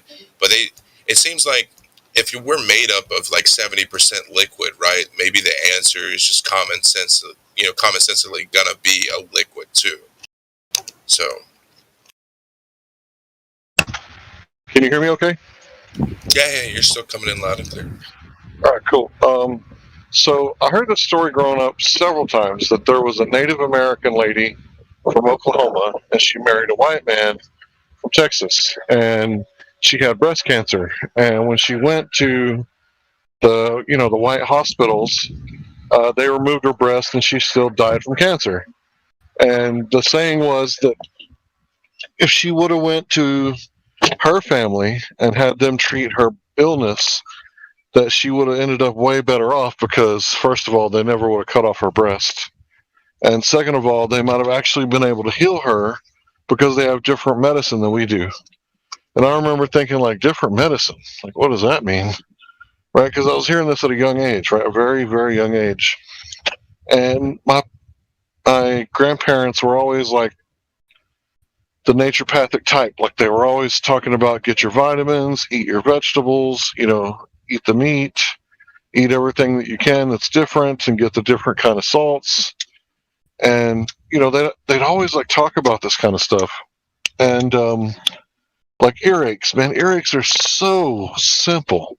Olive oil, cotton. Like, who doesn't have olive and cotton? I mean, it's just like, you can go to the doctor and to the ER and spend like thousands of dollars really quickly over an earache. It's like, or you could just put some olive oil in your ear. And I'm not saying this is a cure. I'm just saying it's soothing when it's lukewarm, like 103, 105 degrees. And you put it in your ear and it's like instantly like, oh, like instantly soothing. And then you just put cotton in it and repeat twice a day, once every 12 hours. And it's like, man, it's like when you compare like antibiotics and what it does to your gut biome, and then that's like 80% of your immune system right there in your gut. And it's like, man, and then the fact that people drink sodas, like, I can't get my wife to quit drinking Coca-Cola. And it's like, why would you do that? Why would you do that to yourself? Like, there's so much sugar in there that they had to add like some sort of phosphorus stuff to keep you from vomiting up, because your body knows that you can't take that much sugar in it at once.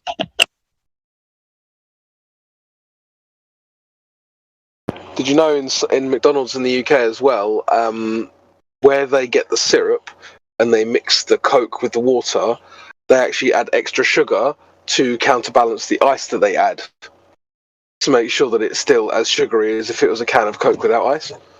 Yeah. So they actually add even more sugar in the McDonald's Cokes. Yeah, they want to.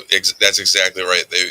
I know this because I've actually been a manager of a McDonald's before. Of course, when I was when I was much younger, right? But yeah, they are very specific. They have very specific guidelines in their contract with Coca-Cola to maintain its to maintain the quality, right? The quality assurance. They want every cup of soda to taste exactly like if you were to get it from another place, right? So it's about maintaining the quality. And yeah, they do outrageous things to maintain that quality. You know what I mean?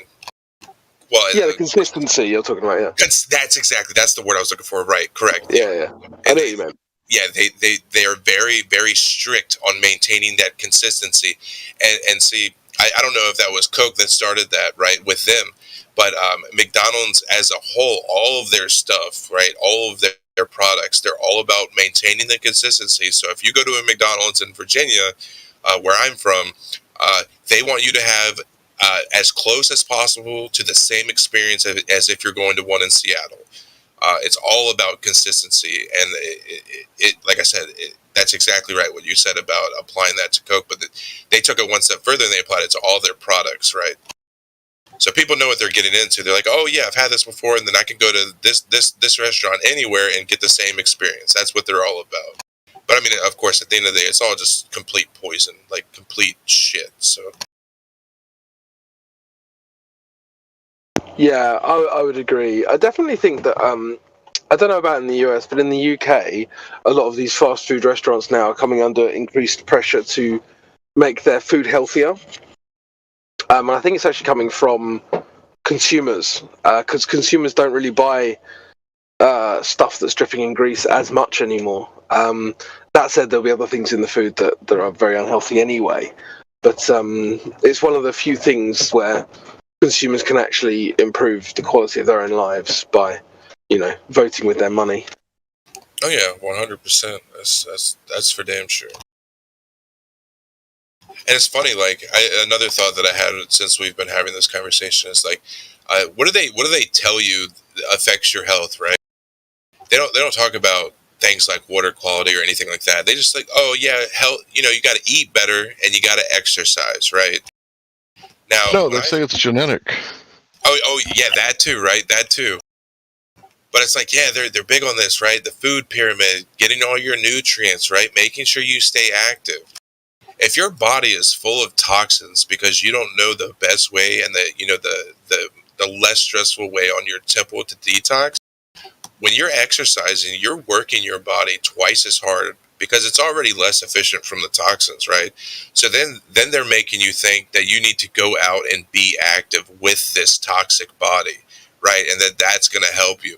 Not only is it not helping you, it's literally making you worse. Like, that's how ass backwards the logic is. And people are eating this stuff up. They believe it, right? Oh, I'm a vegan. I have nothing against people that are vegans. God bless those people. But, these guys are eating healthy and they're being real active and they're skinny as a rail and they look good and they get the girls and all this stuff, but they're full of toxins. Like, their body is dying on the inside. And it's just because they don't know something as simple as the best water to drink. Yeah, you've made me realise, because I've been meaning to get a distiller for a while. I did have a distiller, and then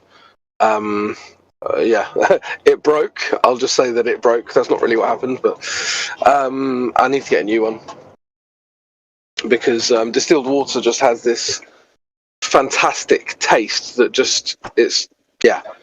like water from a tap. Like, even when you get water from a tap and you put it through a filter, it's still no way. Like, it just tastes clean, doesn't it? That's all I can describe distilled water. It's so airy. Clean. Yes, it does. It's so airy. Like, I'll give you an example. Like, my dad, he was, bless his heart, he was dying of cancer, and this is when I first started my health journey. I was a full-time caregiver, and I gave him a glass of distilled water, and the man's like 55 years old. He had never drank distilled water once in his life. What's the first thing he says? He's like, that is some damn good water, boy. That's what he told me. Like, and I was like, yeah, man, this stuff tastes amazing. You know what I mean? But yeah, it's almost like the chlorine treatment process, like just, I don't know what it is. Like, it like destructures the water. Like, once you start getting deep into like the Ayurvedic method of healing and stuff, like, they talk about things like water structure, sun charging your water. There's this huge community behind this, and yeah, it just tastes great. Like, it's just out of this world. It's super airy, super subtle. It just goes back, just flows. It's great. Like, I love it. Have you seen, there's a guy on YouTube who he'll get like 5 or 6 different bottles of water from different stores, and then he'll get like water that's been through a filter out of a tap, water that's just straight from the tap, and then distilled water. And what he'll do is he'll pass an electrical current through the water to kind of reveal what's in the water. And some of the stuff that comes out is disgusting. Like, there was one glass of water where he just poured it straight into the tap, and I can't remember exactly what he does, but he puts these like 2 prongs in and then applies an electrical current to the water. Is it called uncoupling or something? I can't remember what the phrase is. I know exactly what you're talking about. I think it's what's called a closed circuit or an open circuit. And the stuff that's in the water literally can open or close that circuit, causing like a light to come on, right? So it's all connected to a bulb, and I'm talking about something else. So you put the 2 prongs actually in the water, and the water changes color.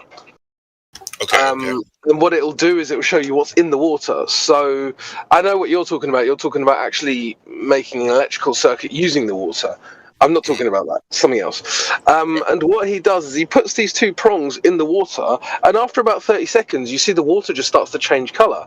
And then he was saying, like, if it turns green, then there's all this kind of nasty sort of bacteria in there, and if it's black, then it's this. If it turns yellow, then it's this.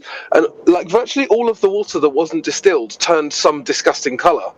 And you're just looking at the water going, fucking hell, I would have drunk that, not knowing. But when he puts the prongs in the distilled water, nothing happens. It just stays clear. Yeah. Crypto, can you share, or do you think you might be able to point us in the right direction for that? Yeah, I mean, I saw this like probably a couple of years ago now. It wasn't on YouTube. It was either on TikTok or something. Maybe not TikTok. But yeah, if I can find it, I'll certainly share it. But at the moment, I'm driving.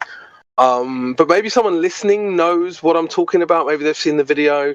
But it's yeah, it was an eye opener for me. At that point, I was like, oh, yep, got to start drinking distilled water because that is disgusting.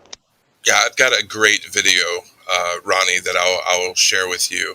That feel free to pass along to people if you resonate with it. I'll also send it to the other guy that was asking. And basically in this video, it goes over many things. It's only a 12-minute video. I highly recommend anybody that's interested in healing watch it.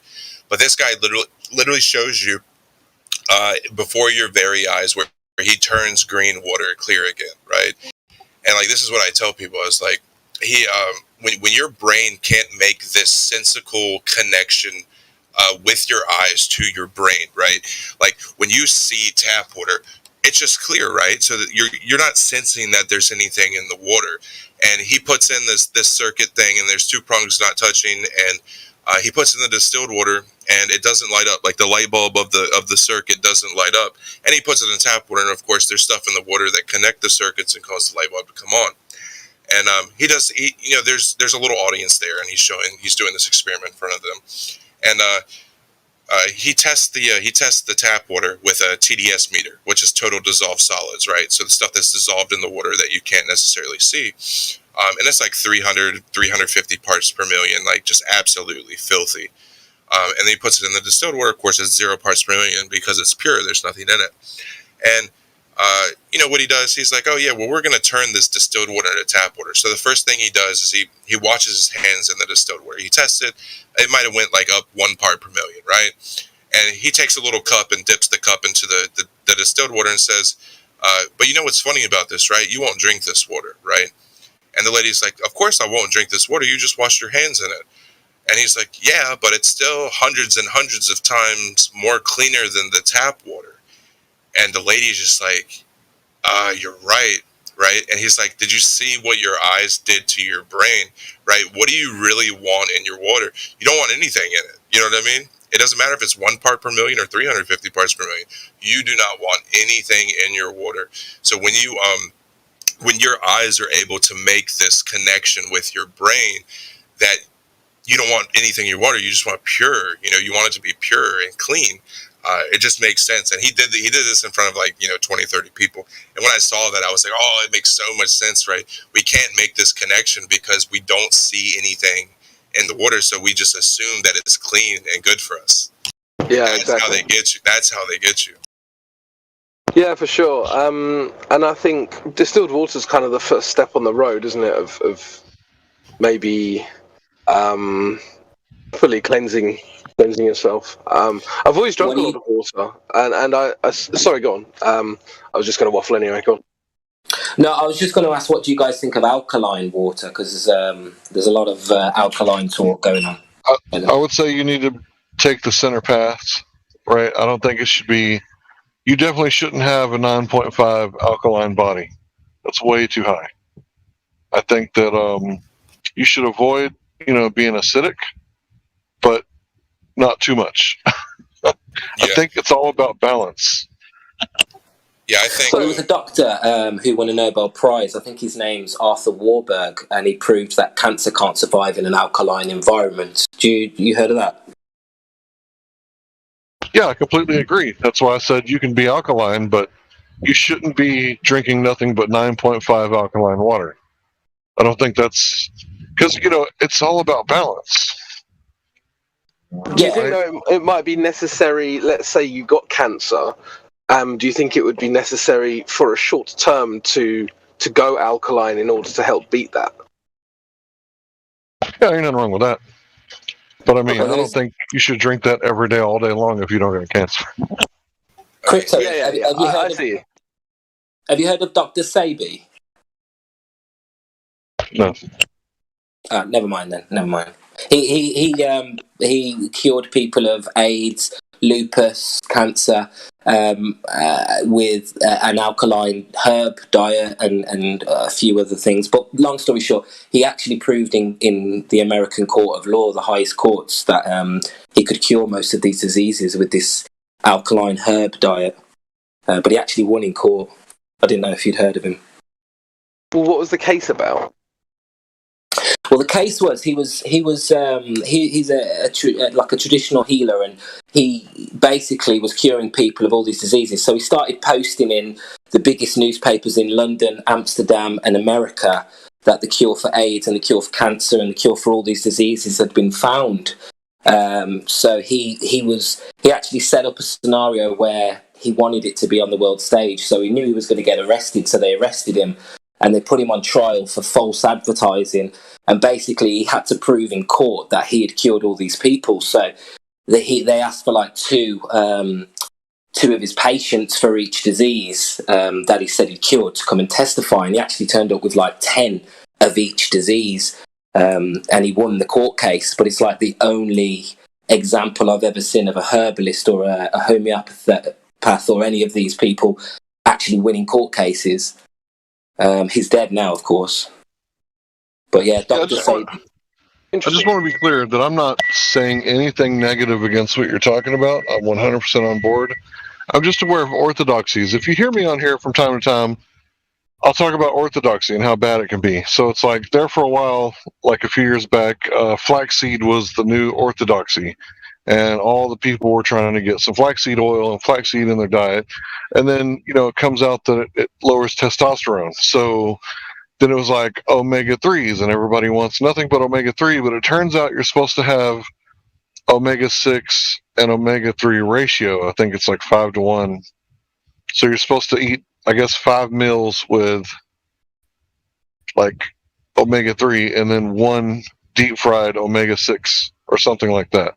So I think, there's more nuance to it than just getting alkaline, right? Because what happens if you get too alkaline, right? There might be other issues if you become too alkaline. So I would say you want to be alkaline, but the best way to get alkaline is to eat green leafy foods, because that's how you get your blood to have oxygen in it. Oxygenating your blood can also be done by meditation, deep breathing once a day.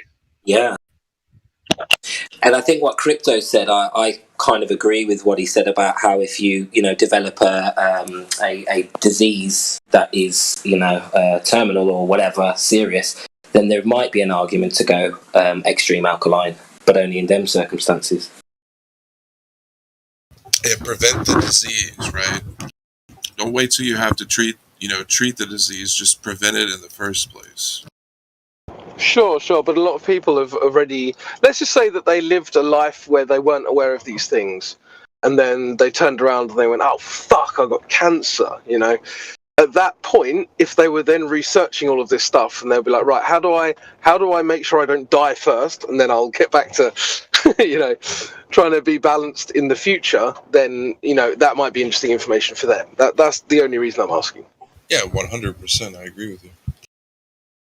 Yeah, it's like fasting. You can actually reverse a lot of diseases with intermittent fasting, but if you fast every day, you're going to die. Well, the funny thing is that when I go through periods in my diet now, sorry, Hank, I'll just be quick. I used to, when I was a lot younger, I was fairly overweight, and then I just discovered that actually I was eating a lot of the time out of habit. And just because I was told, 3 square meals a day and all this other shit. And then I developed a new habit, which is a lot healthier for me, where I would maybe only eat 6 or 7 meals in a week. I would maybe just eat dinner. Cut out. Am I still there? Yeah, you're still good. Yeah. Okay, cool. Yeah, I mean, I'd only say 6 or 7 meals a week for, say, 3 weeks. And it wouldn't just be the weight loss that I noticed. It would be that I would feel like this increased energy. I would notice that certain things like a rash that I had would disappear quickly, stuff like this.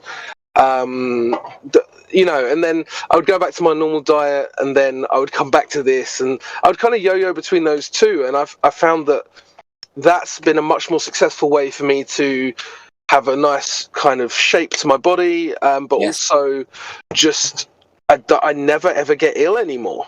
You know, when I was younger, I got ill fairly often, and I think it was not directly due to overeating, but certainly, you know, indirectly. And now it's like I very rarely get ill. And, you know, I was obviously I'm a lot just older. about to ask you that. Have you noticed that since you started doing a couple of days detox a week or whatever, that you're not getting colds and flus? Because, Well, yeah, it's not even a deliberate detox. I was just realised that I was overeating. So I wouldn't even have called it a detox. I wouldn't have even put it in those terms. It was just I was eating out of habit, and now I'm not. But for sure, I very rarely get ill nowadays. You don't think of fasting as a detox, but that's exactly what it is. Because if you're eating food, you're eating some sort of pesticides or some sort of something in that food. Because it's not, you know, just 100% food, just like the water. It's not distilled until you distill it. Well, you can't distill your food. So you're getting some kind of, you know, carcinogenic substance or something in your food every time it passes your lips. So, Sure. So really, you know, when the Bible tells you to fast, like that's actually good advice. Yeah. But I mean, there's multiple reasons to fast. Like one might be to lose weight. That's a good example. Another one is detoxing, and obviously these things are kind of loosely linked anyway. But actually, it seems to me from the research I've done that the body heals better just when it's not processing food, even if that food has no toxins in it. It needs a break from eating so that it can heal. That just seems to be a natural process that the body has. 100%. yeah, we're taught that you get your food from energy, and there's an element of that, obviously, you know, where energy can be released from food. And of course, yeah, food is a source of energy.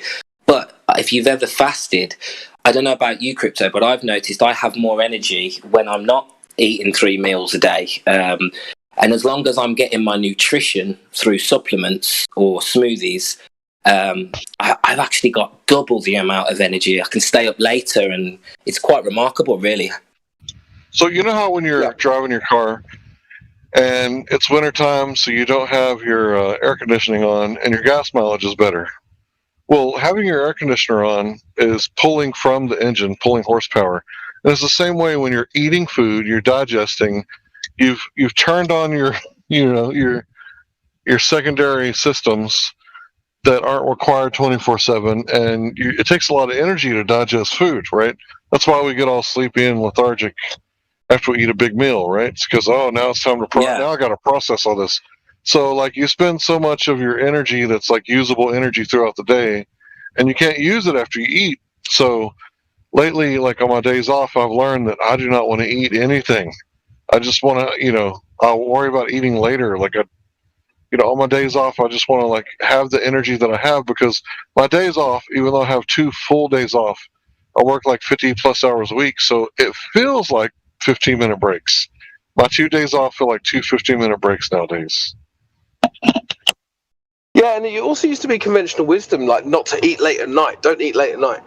But I noticed now that if I have like a week where I'm only eating once, I'll eat like a big meal late at night, and then you go to bed and you wake up feeling absolutely fantastic, because you've spent all of that time healing your body, sleeping while processing the food, and then you wake up and you don't have to eat and you can just get on with your day. And I just find that works way better for me. Yeah, similar experience. So when you don't eat and you're burning fat, because after 2 days, females go into what's the name of that thing? And 3 days, men, we go into ketosis. Ketosis, that's it. Thank you.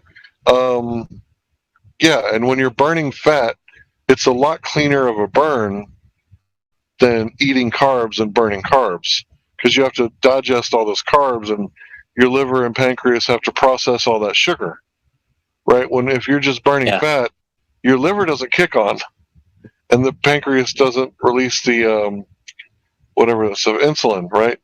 So the insulin is the problem, I think, and the insulin comes from carbs. So you really want to watch how you take in your carbs. Like, you don't want to eat a whole lot of breads, sugars, empty carbs. You don't want to drink your carbs. But there's nothing wrong with having an apple like before a workout. Absolutely nothing wrong with that. I think it's one of those cases as well where the dose makes the poison. Like, yeah, you shouldn't eat breads, but I think if you eat like a muffin, you'd be fine. But you get people they'll go to like McDonald's and then they'll have like I don't know. Maybe McDonald's is a bad example actually. They don't give you an awful lot of bread, but they'll go to a restaurant saying they'll get like a pizza. So the whole meal is bread, and then they've got garlic bread to start, and then they've got breaded mushrooms as a side or something. You've eaten an absolute enormous amount of bread, and that's just it's just really, really bad for you. The same thing as like the natural sugar in the fruit, right? I mean, yeah, it's sweet, but it's not refined sugar, and there's not 70 grams of it in your glass of soda, or like your glass of soda, you know what I mean? So it's just absurd amounts of these sugars, you know? Like, pick one, you know? Like, either run off of like fruits and stuff, or run off of fat. Like, don't use both. It's just exactly. Don't use both, because like you're doubling your body's energy usage, right, to process these things, just like Hank says. You know, it could make complete and total sense to me. It's like when you're fasting, your body can focus on healing. Like, if you break your leg, your body is the one that heals yourself. Yeah, they put a cast on it so you keep your leg straight, but like, they're not healing your leg. You're the one that's healing your leg.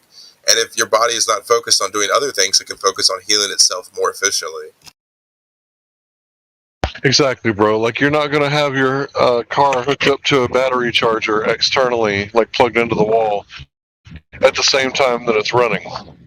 So why would you eat a whole bunch of like fruit and then eat a hamburger? Yeah, this also goes back to a lot of advice I give to people when they start the detoxing process. Like, they start drinking like a gallon of pure water every day.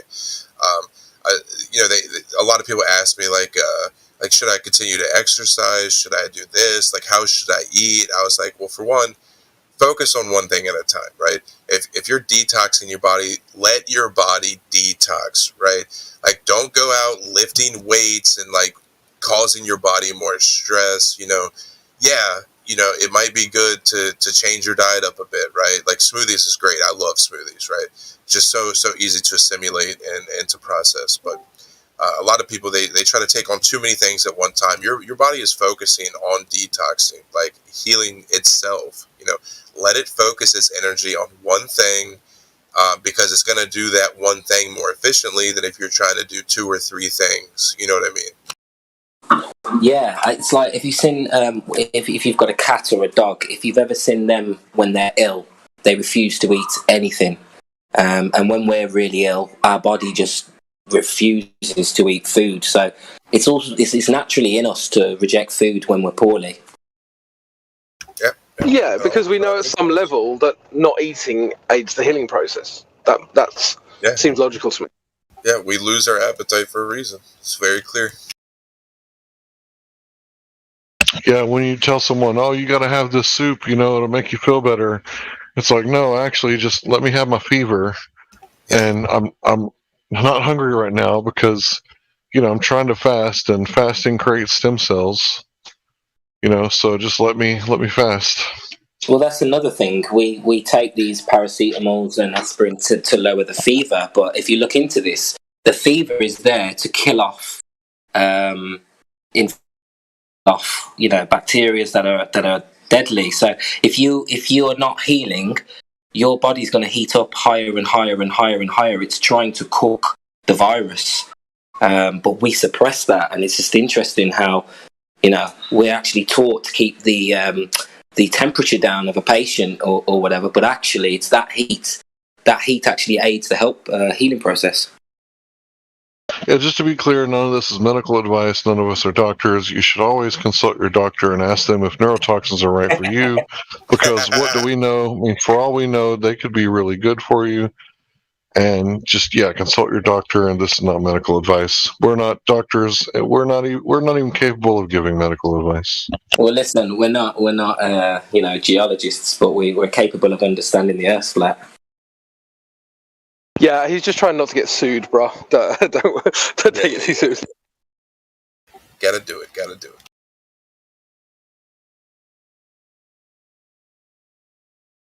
You know, someone's like, you got to buy Bitcoin. Oh, this is not financial advice. It's like, well, kind of is, but not officially.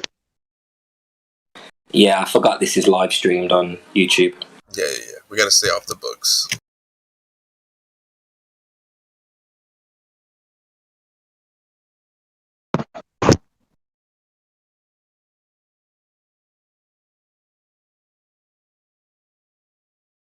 I think it's like literally illegal in America to say that you can cure something if you can't prove it. I think it goes back to what you were talking about that person that like got sued or got jailed, right? Because he claimed that he could cure something that the current medical community couldn't cure. You know what I mean? And he got jailed for it. Yeah, bang on. I've done a herbalist business course, and I have a little business where I sell alkaline herbs, and I have to be so careful. I can't say that word. I'm not allowed to use that word. I have to use, their sports enhancements and life enhancement supplements is what I have to call them. You can't call them medicine. Yeah, you can definitely see that I tie myself to the heal word, right? Yeah, I don't claim to cure anything. I just try to teach people how they can heal themselves. But yeah, that's just the world we live in. Yeah, it's scary as fuck because we're losing the knowledge. I mean, the father of medicine, Hippocrates, he was famous for saying, "Let food be your medicine and let medicine be your food." And he is the person that modern medicine is based on. So,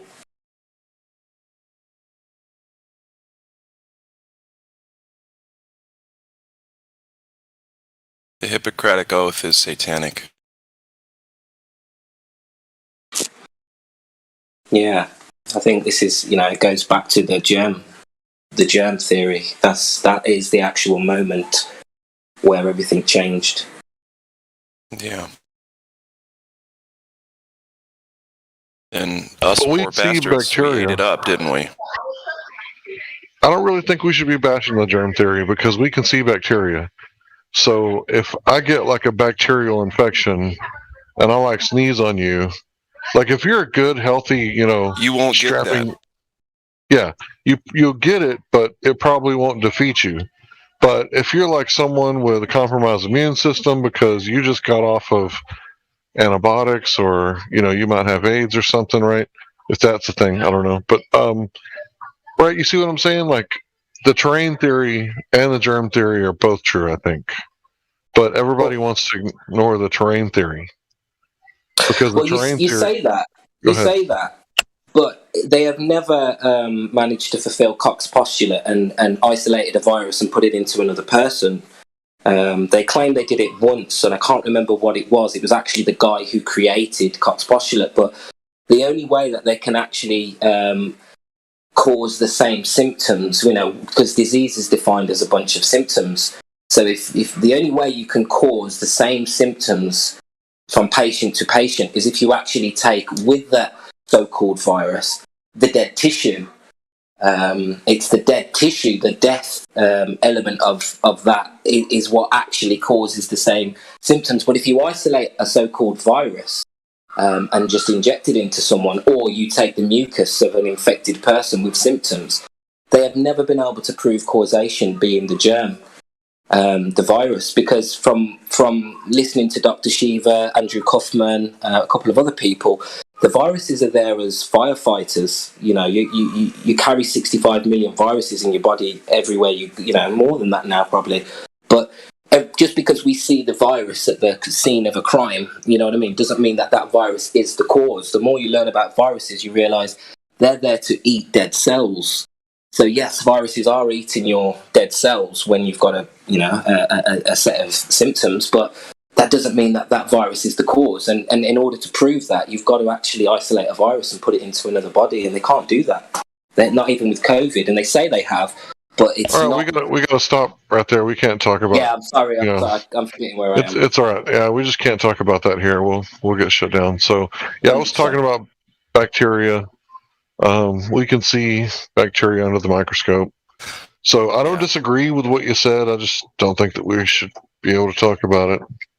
Or we should be able to talk about it, but we can't. You know what I mean? Just keep it simple. So if you get an irritation, say in your throat from smoking or yelling or whatever. And you don't have enough water in your body for the moment, and the little bacteria starts to find a home inside of that irritation. Now, you can get the bacterial infection from that. You don't have to always get the bacterial infection. We're always dealing with bacteria. But the second you open yourself up to, quote unquote, contracting a bacterial infection, which you don't get you don't contract the infection starts inside your body, because like I said, the bacteria finds that weak spot, that irritation, to make a home in. Viruses don't do that. Viruses are a excretion of toxins in the body. So when your body does a natural detox process, you call it getting sick, when really all it is your body expelling the toxins. That's why your temperature rises. It wants to kill all, if there's bacteria in there, it wants to kill that, all kinds of stuff. So there's no such thing as the V word, but there is bacteria. There's a difference. Yeah, I agree, and I think some man-made bacteria can be very, very troublesome. Yep. But these V words, these viruses that are in your body, these we carry these around with us every day. They're sitting there waiting to spring into action to protect you, to eat your dead cells, your infected cells, because it's those dead cells and the death element is what is actually the cause of the right. symptoms. It's the buildup of toxins from dead cells. Yeah. And that's what cancer is. It's a grouping of those cells that basically find their own life source out of killing you. But anyway.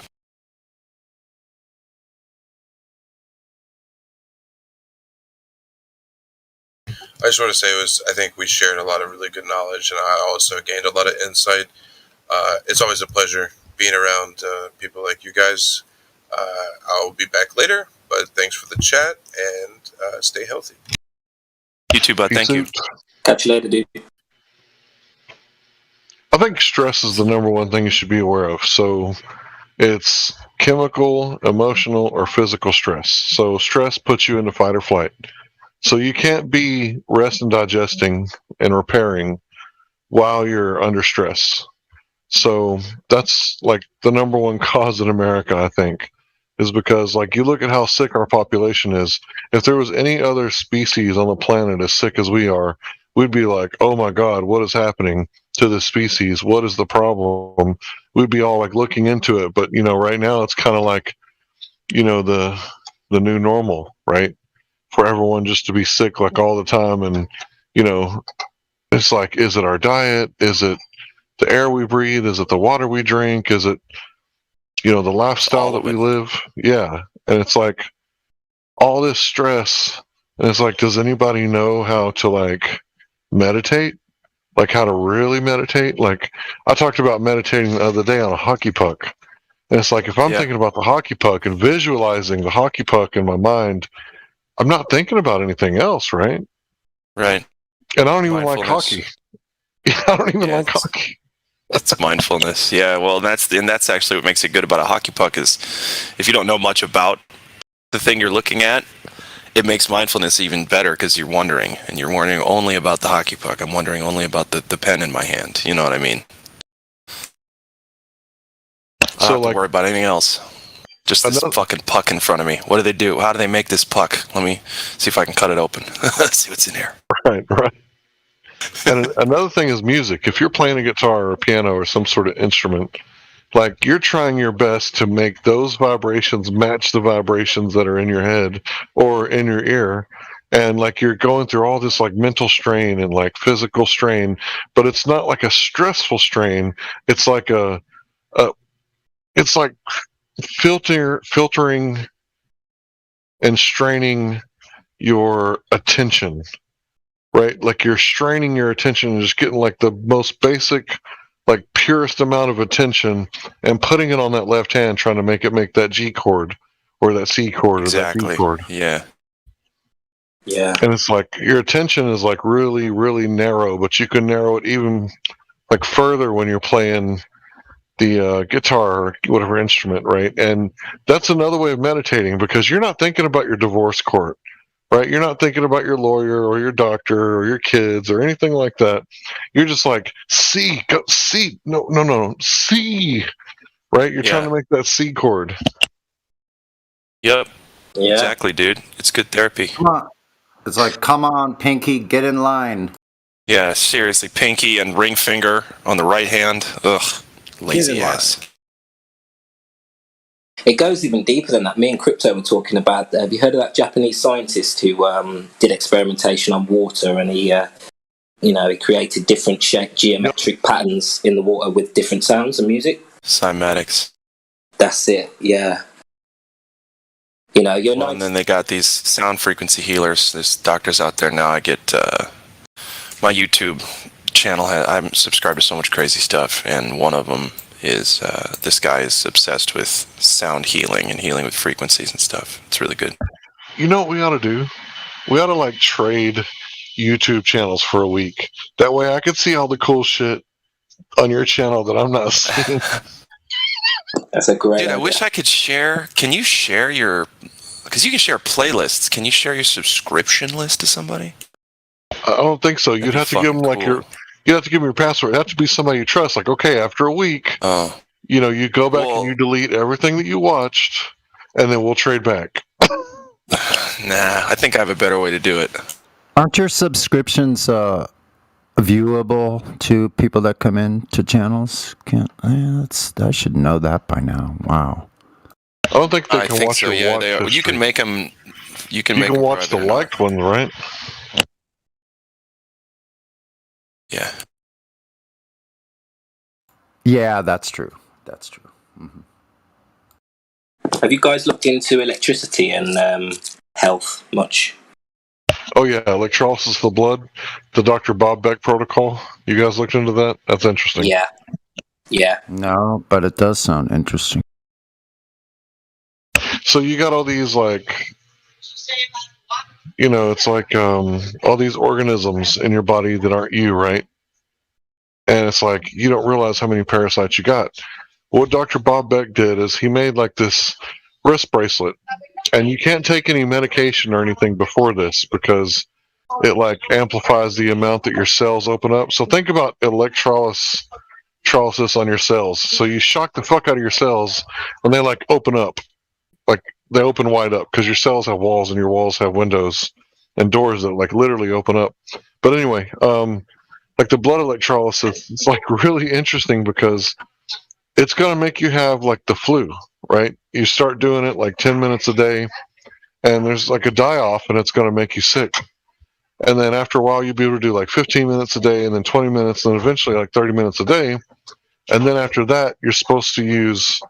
Now, this is his protocol. I don't know if this is real or not. Electromagnetic pulses over your lymph nodes to kill what bacteria is left will be hiding in your lymph nodes.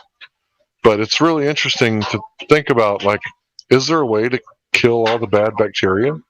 And that's the third part is the colloidal silver. That's the third part of the Bob Beck protocol. It's the colloidal silver. But I would recommend making it in pure glass, pure silver, distilled water, obviously. Just to add to that, if anyone thinks of trying this, make sure not to smoke or drink a coffee, because it's going to make you, apparently it's going to make you overdose on nicotine, it's going to make you overdose on caffeine, alcohol, because like you said, it amplifies everything. The frequencies will? No, you're opening the cells up. So you don't want to do... You don't want to drink coffee or take any medication for like 24 hours before you do. Just look up Dr. Bob Beck. I mean, this is not medical advice. We're just talking about what he was talking about. Yeah, but yeah. The only thing I did was the colloidal silver. Hey, maybe I could ask you, Hank, since you mentioned the colloidal silver. My whole thing is like I'm going to try to get all the nutrition and elements that I need through my nutrition, right? So I think it'd be good to find out like what foods actually have colloidal silver in them, because we know they do, you know. I don't know of any food. I don't know of any food that has silver. Yeah, I think that's why it was so valuable and they made silverware out of it is because you can't find it much in nature. I think there's silver in any fruit that has water in it. Why? Okay. I've never heard that. Because it's pulled up. Well, and you know what? I might be talking out of school. I better do more research on this.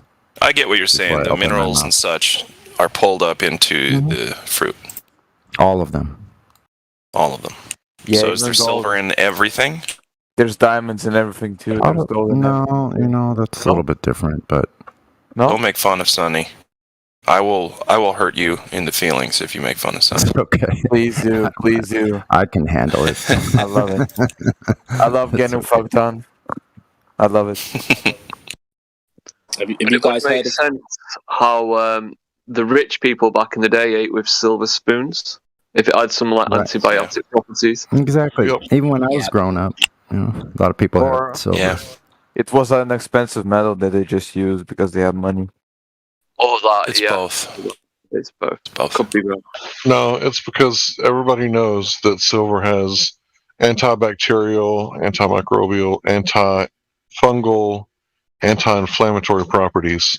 So if you got a dirty dish and it's made of silver, is it really dirty? It's like Actually, self-cleaning. yeah, it's just like soap, you know. Yeah, the reason I mentioned silver and water and plants and things is because Himalayan salt has silver and gold and just about every other mineral in it. Maybe, I don't know. No, I'm not saying maybe. I looked it up. They're saying it does contain these things. No, I'm gonna. Oh, hook it up. I'm gonna look for it and see if I can find it. But if you I'm got gonna a check source some already, Himalayan salt real quick. I'm gonna just check some Himalayan salt real quick. You know, Don't do it. Don't do it. Don't do it. way too much. it's like isn't like it's sweet, you know, sweet. Yes. Tasty. No. Himalayan salts Yeah, very tasty. by themselves? No. Himalayan pink No. salt?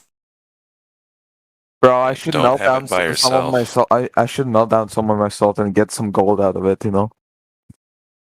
Real Are you quick. being funny? Not really.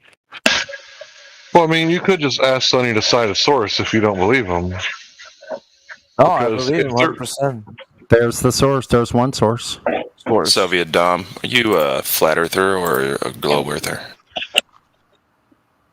What does a good person? What does a good person is? Yes. Soviet Dom, is the Earth a globe? Me? No. What's the Earth? Earth is Earth. Earth. Oh, good. And Yes. is there a shape to it? Probably. Probably. Okay. All right. Well, I'll let you know. There's at least two competing narratives going on. One is that we live on a spinning water ball in an infinite or near infinite vacuum, uncontained vacuum, mind you. Mm-hmm. And then there's the people who observe reality as is, and we see flat and stationary Earth everywhere. And we have searched for curvature to prove a, sphere or any kind of bend. We can't find any curves. So what do you think? Is it a globe or is it a flat Earth? It's all new information for me, man. I have no idea what's happening. I thought we just live on Earth, you know? Just Earth? Yes? So you haven't heard about space travel? No, I have no idea what it is. What is space? Oh, good. He's trolling. Well, anybody Okay. else want to Well- take care of this one? What is space? Like space between No, us? Not really. Space between 6 feet our apart. Space. Yeah. Do you know what space travel is? space, like the space travel. Yeah, you like heard of walking, NASA? Like Have if you I heard of walk by NASA? space. Yeah, you're muted.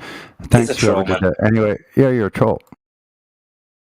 I wanted to make sure that we got him noticed right away because I didn't want him to waste anybody's time.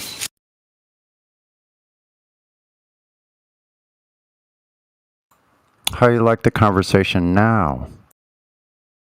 I think it's more productive, even if it's silent. Because Agreed. fucking trolls. Yeah, I agree. So yeah, I was remember really when doctors said you could smoke cigarettes and it's good for you, like it helped clear your lungs out and stuff. Remember that? Yeah. I wasn't alive, but I heard that's what went on. That's what went down. Yeah, I remember commercials. There's a doctor Yeah. in the room with a pregnant lady saying, "You should switch to Tarrington." Yeah. I think Camel had Cools, adverts man. as well with Cools. doctors. That's what my mom smoked, and she said she was quitting smoking when she got pregnant with me, and then so it took her about 2 weeks after she found out she was pregnant to quit smoking, and she said Cools were her favorite. They were the hardest to kick.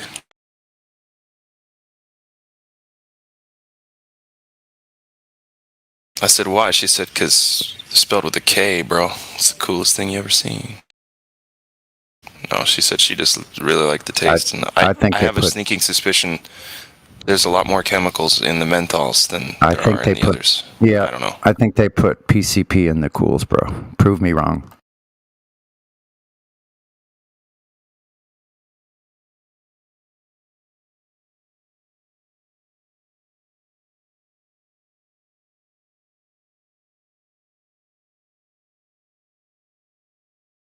Oops. Anyway, I was struggling with that guy. I was struggling with We just want people to be honest. No, but nobody unmute him, please. I just wanted to let him know, Soviet Dom, that it's best in life to be honest. And when you said that you don't know what space travel is, that's a lie. So, anyway, just maybe work on that for next time. Thanks.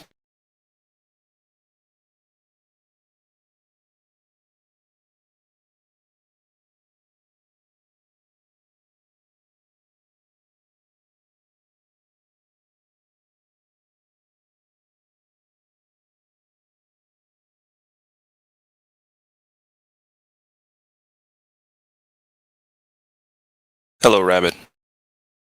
Are you wascally today? You feeling wascally, Wabbit? I was struggling with what to say to somebody who says they don't know what space travel is. I don't know where to go with that next. There's nowhere to go. Whoever muted him did the right thing.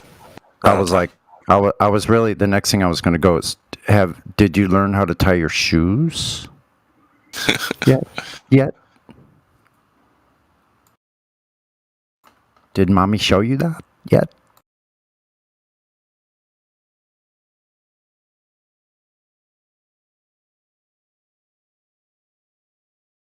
I mean, yeah, it's akin to the shoe thing.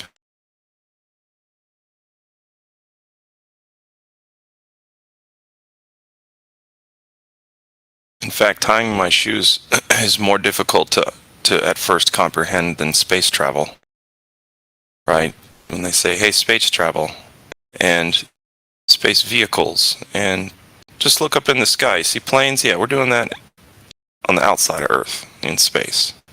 And I'm like, hey, cool, that's alright. I can imagine that. But tying shoes, you gotta do it to learn it.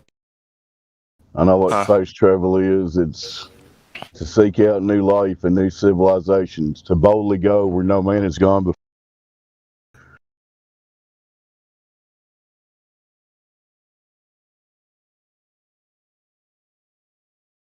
Yep.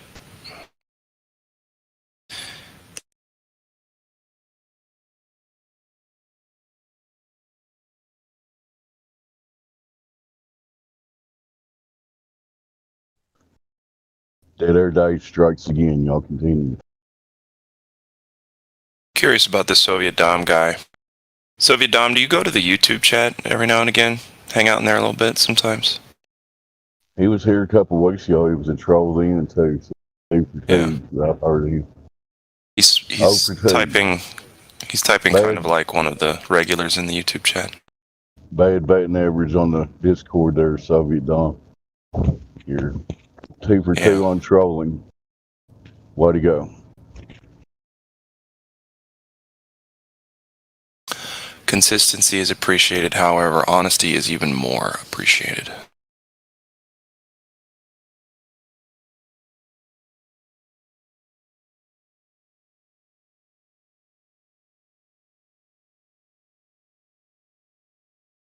What happens if I'm honestly inconsistent?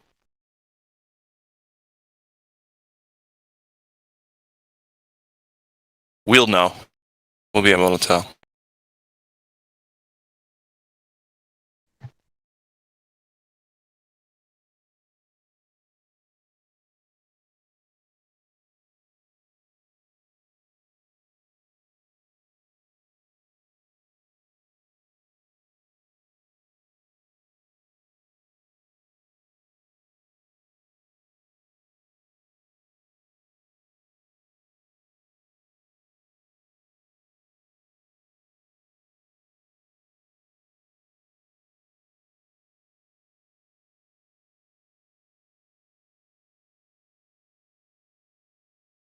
From Quantum Eraser, the grand finale signature series Numpty Baltard clip for October.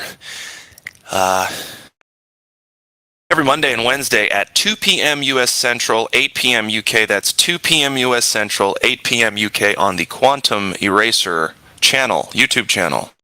And today at 2 p.m. Central Time, 8 p.m. UK time, we've got a world premiere of Rumpy the Glue Sniffin' Numpty. Greatest hits. So is that Rumpus? I think that's Rumpus. Yep. Rumpus is one of our favorites. Hasn't provided one inkling of globe evidence, as if there are any to present in the first place, but his personality also makes it wildly entertaining to listen to. So, check out The Destruction, Quantum Eraser YouTube channel. Today, 2 p.m. Central, 8 p.m. UK.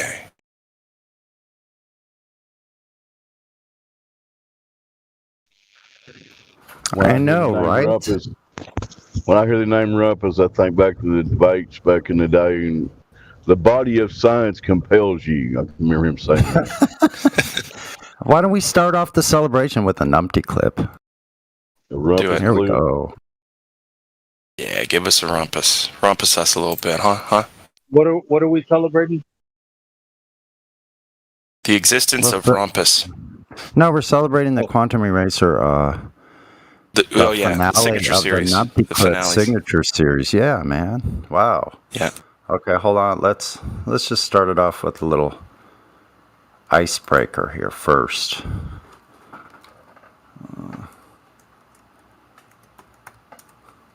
This is always kind of fun.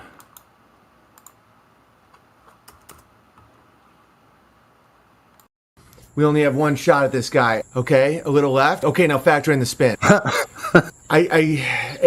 No. God damn it, man. Okay, what direction are we? East, west, north, south, northeast? Factor in everything. We need to know exactly the direction, the spin of the earth, and how to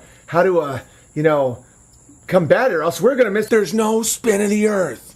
Take the shot, retard. But that would mean Neil deGrasse Tyson is wrong, and you miss every single shot when we do this.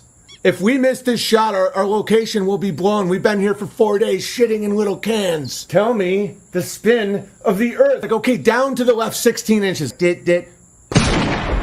No. They saw us. I missed a shot. I guess it was spinning a little faster than I thought. Globe, Earth, sniper. I can see the mirage. No, that's the target. Must be a mirage. Well, I've done the calculations. 8 inches per mile squared.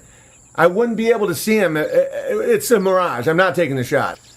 It's him! Like, every sniper just shoots people. That's a fucking mirage, or that means Neil deGrasse Tyson, the bike thief with the answers, is somehow misleading me. Globe, Earth, sniper. Okay, if you factor in the curve. This is clearly a mirage.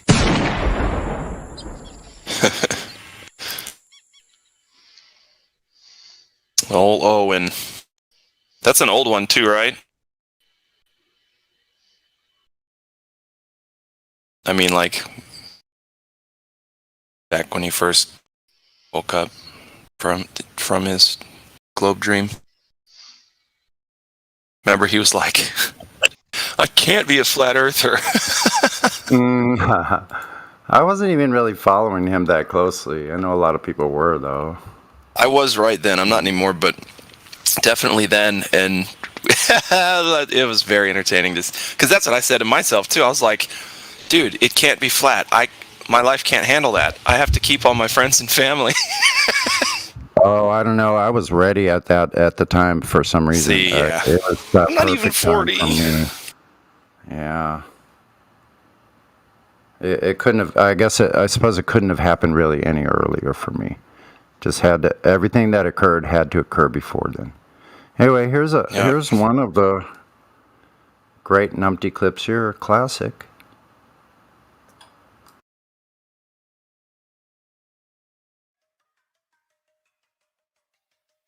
Good morning, Nathan. Morning, Brenda. How are you? Ready to get destroyed again? Ready to be lit on fire, Mrs. Strawman? You mean you came in ready to be destroyed again? Yeah, we accept it, Brenda. Hi, how are you? We got our torches ready, Strawman. I've destroyed your argument every single time. What a way to start a morning. Hey, Brenda, if thoughts are physical, does that mean psychologists are actually physicists? A lot of psychology is basically handing out drugs to people. Yes. Oh, so it's basically psychology is pharmacology. That's psychology is pharmacology now. Yes. Is it a dog bone? Dog bones are clocks.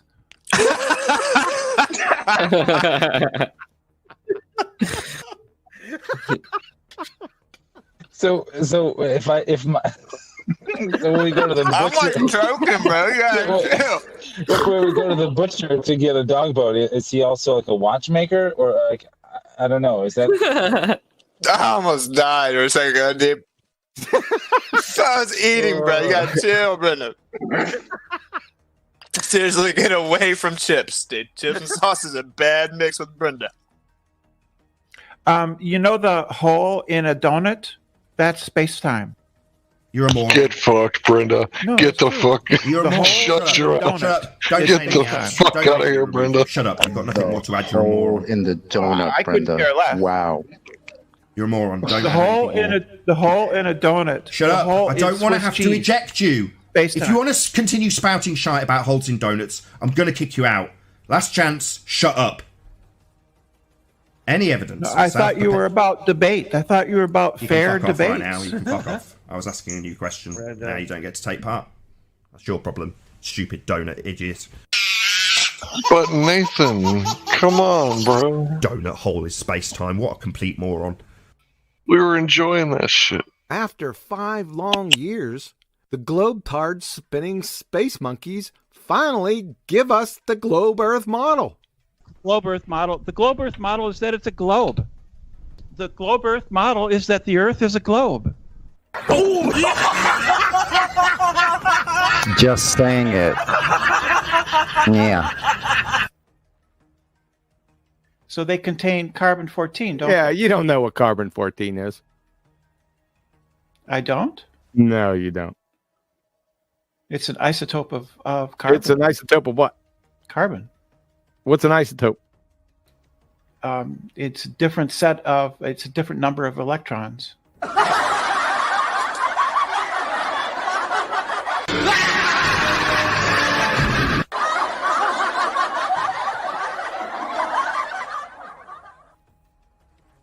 Chemo, the formula for pressure chemo is P equals F over V.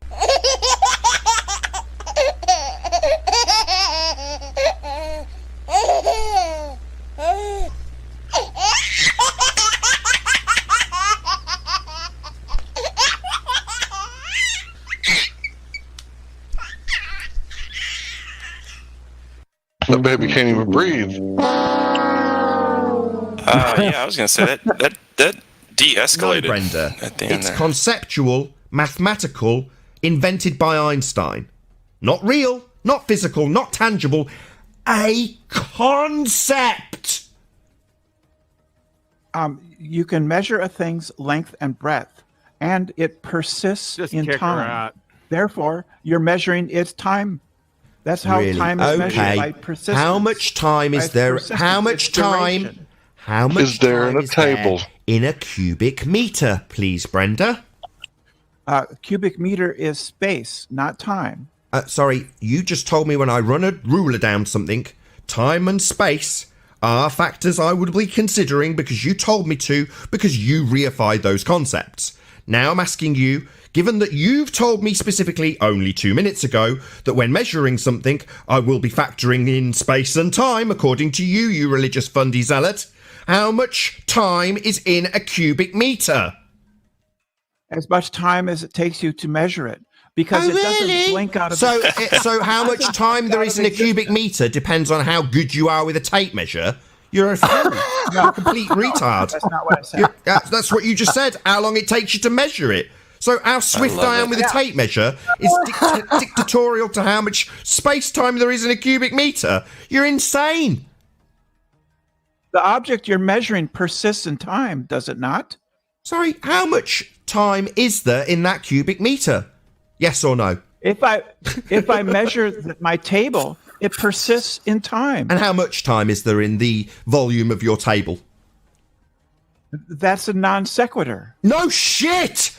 It's a fucking concept, you daft bitch!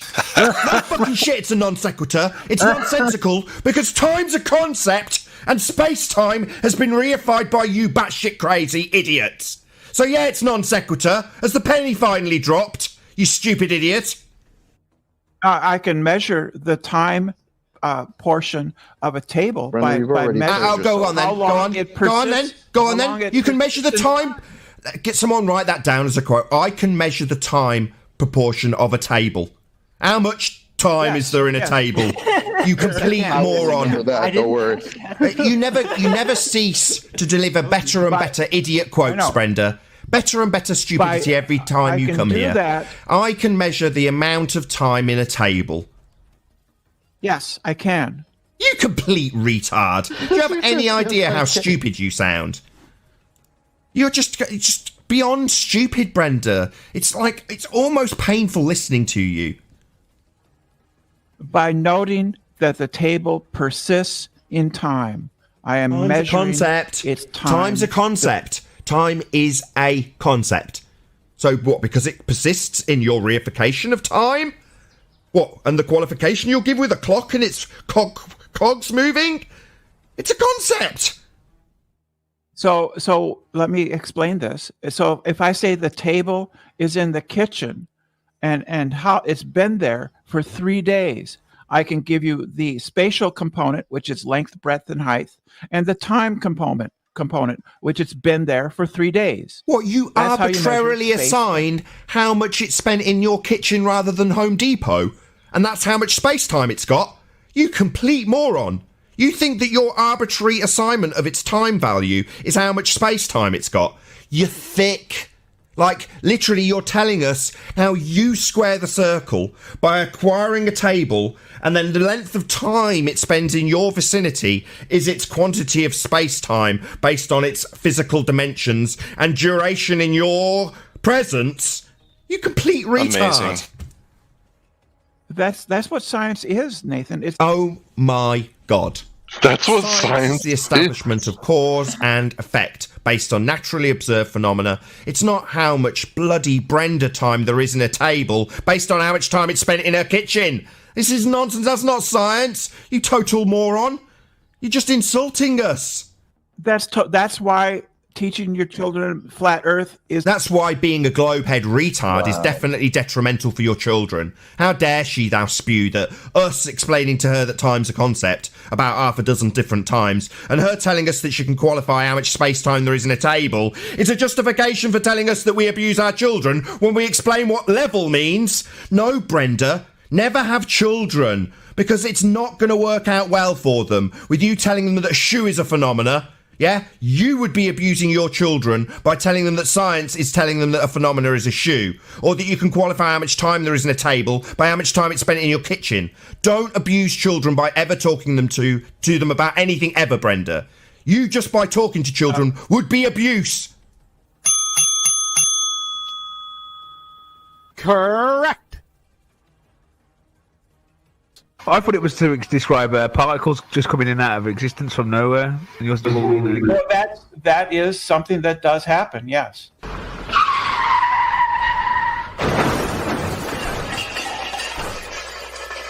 you out your cotton picking mind. So particles come into existence from nothing, eh? Didn't you just say 10 seconds ago? Things are made from other things. So how can things be made from other things and, at the same time, have things, particles, made from nothing, as in no thing, and not bludgeon the law of non-contradiction into a bloody pulp? Por favor. Number 1, law of non-contradiction violation, that is, a paradox. Number 2, apparently now your statement It isn't hard to understand. is hard for you to understand. And finally, you are now in direct contradiction with the first law of thermodynamics. How's that feel? Forgive me, but you're somewhat of a cluster on a second grade coherency level. Let's put another shrimp on the barbie. We can prove experimentally. What do you mean? Wow, man. You just stepped right in it, numpty. Science doesn't prove things. Uh-oh! We can prove experimentally. I'm sorry. That's a little bit. That's a little bit of word games. I will not. I will not accept that science proves things because scientists will stand up all day long and say, "No, I'm sorry, we don't prove things." Uh-oh! We can prove experimentally. You cannot prove something scientifically. Uh-oh! Can't you numpty dipshit Baltard spinning space monkeys at least make it a little difficult for incoherent second graders to pummel your dumbasses? Don't you have, like, Be Kind to Dumb Animal Week conventions or something? At least get within 85 degrees consistency with your collective dumpster fire message so that the little Lebowski urban achievers can't flamethrow you in between iterations of Candy Crush. Is that too much to ask? Currently, it's easier shooting pregnant hippos in a fishbowl.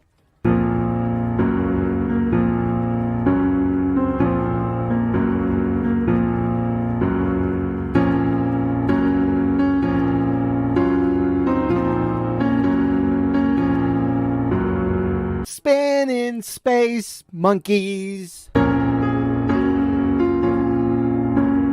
Spinning space monkeys. Now, it's one thing to be in direct contradiction with your fellow brain-dead baltards. However, it's an entirely new straitjacket to be in direct contradiction with yourself. And as we all know from your belly laugher history and your earlier bash yourself in the face with a spade shovel first law train wreck, it's quite clear that this is your happy place. We can prove experimentally. Science can't prove anything. What the hell did you just say? We can prove experimentally. Science can't prove anything. Say what? We can prove experimentally. Science can't prove anything.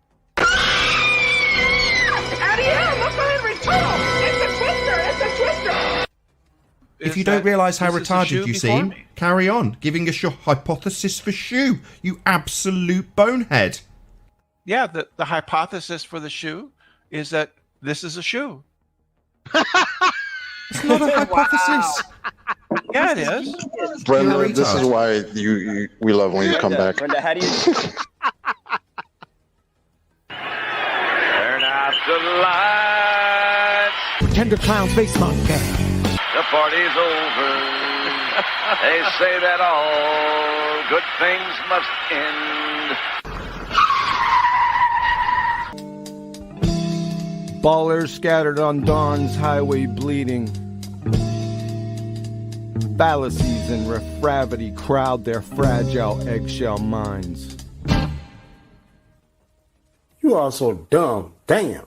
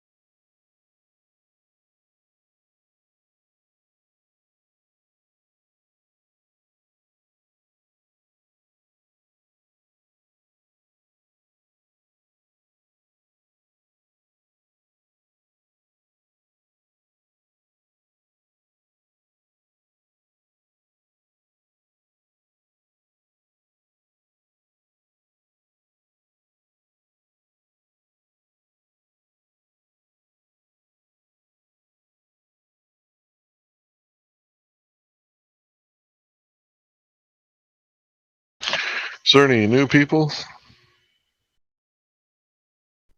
Hey, Hey, who are you? Cam? I'm doing good. Yep. So you're brand new in here. Yeah. So what do you think on the shape of the Earth? Well, from what I'm learning, it, like, through all of this, it seems to be flat. And most of the stuff I've learned, I realize is, like, bullcrap. You mean most of the stuff you've learned in school and everyday life, Yeah, a lot of it is turning out not to be true? Yeah. Yeah, that's very astute of you. So, so how new are you to this conversation? I just came in, like, a couple minutes ago. Right, but you haven't been flat earthing on other servers or No, YouTube channels? Okay. I'm very new to this. Well, so how did you find the channel? Well, I actually found it by joking around. Like, originally I came in for drama and stuff because I like to see fights for some reason. But I originally found it because my friend told me, hey, here's a server, and then I went to it, and now I'm here. All right, well, I'm going to ask you 3 questions, and it's going to help us, including yourself, understand what you know, okay? Just 3 simple questions. If you don't know the answer, just say that you don't know, but if you do, we might have to dig a little deeper and find out how you know it, okay? So first question, in ancient times, up until recent history, has anyone that you know of directly measured the curvature of the Earth, and if so, how do they do it? Do you know the answer? Okay, so people have tried to, but I've noticed they really haven't. Okay, so the answer is no. There's no one that you know of that has actually measured curvature. Yeah, no. Okay. Second question. Ancient times up until now, has anyone directly measured the Earth rotating on its axis? So axial rotation directly measured. If so, how and when and who did it? No. Okay. So the third one is that the third claim of the spinning ball Earth is that it's in the middle of a vacuum of space, right? And it's a near perfect vacuum with extreme large amount of volume. And the Earth's atmosphere is right next to it, and it doesn't spew out to fill the volume. So is there any way that you can demonstrate, or anyone that you know of in ancient history up until modern times, that has demonstrated gas pressure without a container? No. All right, so according to your answers, what you have is a belief that, you know, no one has done it, but other people that believe it, if they're on the same page with you, then they have only a belief. So this is kind of a religion, isn't it? In a way, I can see that. But I don't think it's necessarily a religion. Because I don't think they're worshipping it. Like, I live in a religious household, so I know what religion is. So religion, you pay a tithe, right? What? In a religion, like you pay money to it, right? Not often, for me at least. But I do know that some churches take donations, so yeah. Do you go to a specific building to learn more about your religion? True. All right, so the reason I say it's like a religion, because a religion is based on faith, right? And nobody knows that Jesus or Muhammad walked the earth because we weren't alive back then. And nobody knows about the creation story of how it all began because nobody was alive back then. So if there's anybody that believes in the Big Bang or anybody that believes in the Abrahamic God created the world, then it's just a belief, right? It's not knowledge. And the reason it's a belief is because if you have knowledge, it doesn't require belief, right? Because you have knowledge of the thing. So, for example, I have 10 toes, but I'm the only person in this room that has knowledge. Everyone else has belief that I was born with 10 toes, and they have belief that I still have them and I haven't lost any. I got you. All right, so I'm just going to say one more thing, and then I'll turn you over to the rest of the room because I'd imagine there's some people that have questions for you, or you might have questions for them. But what was the one thing that really started to make you go, like, what? This makes sense. Why is this flat Earth stuff making sense? I think it was the rocket video or GIF I saw in the chat that made me think, huh, okay then. Where they, never actually went up into space. You mean it curves back down? The rocket curves back down, right? Yeah. Yeah. So anytime you look at a missile, the way that a missile takes off, it's like, and it's gone, right? Yeah. And it goes like straight up, right? But with these rockets, they take off like really slow, and then it has a parabolic arc, and it looks like it's heading back down towards the Earth. Yeah. Right. Yeah, that is kind of weird. So, yeah, do you have any questions for us? Okay, so from what I saw, the way that it looked is the flat Earth circular, not curved and round, but in a circle. We don't know because we can't explore the whole thing. We're very limited on what we can see. So when you think of Earth, I don't want you to think of like a model or a picture or like some kind of diagram. I want you to think about when you go outside, that stuff that's between your toes, when you walk around barefoot at the beach. That's what Earth is. Okay. So the stuff outside that you look at, that's the real thing. And the problem is that imagine if I could go back, 500 years ago to the Native Americans, and I could bring a television and a computer with me, and I could make them see anything that I wanted them to see and hear anything that I wanted them to hear. So a computer makes you have auditory and visual hallucinations at the same time. And when you can see something and perceive it with two or more senses, it appears to be very real.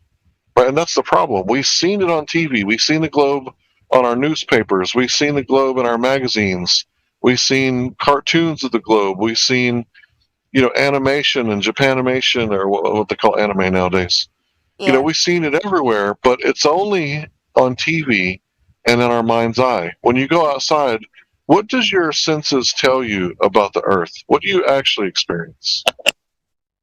I just experience nothing really, just standing there. Right, you experience the same thing that we all experience, a flat stationary plane that goes on as far as the eye can see. Yeah. With the sun, moon, and stars making a rotation roughly once over 24 hours above your head, right? Mm-hmm. So that's what we all observe. Why is it that so many people believe we're in motion and going around the sun, and the sun goes around the galaxy, and the galaxy shooting through space? But we can't verify any of that. It's all a just so story. It's a cool story, but it's like trying to verify the Big Bang. Yeah. You can't do it. Okay, I getcha.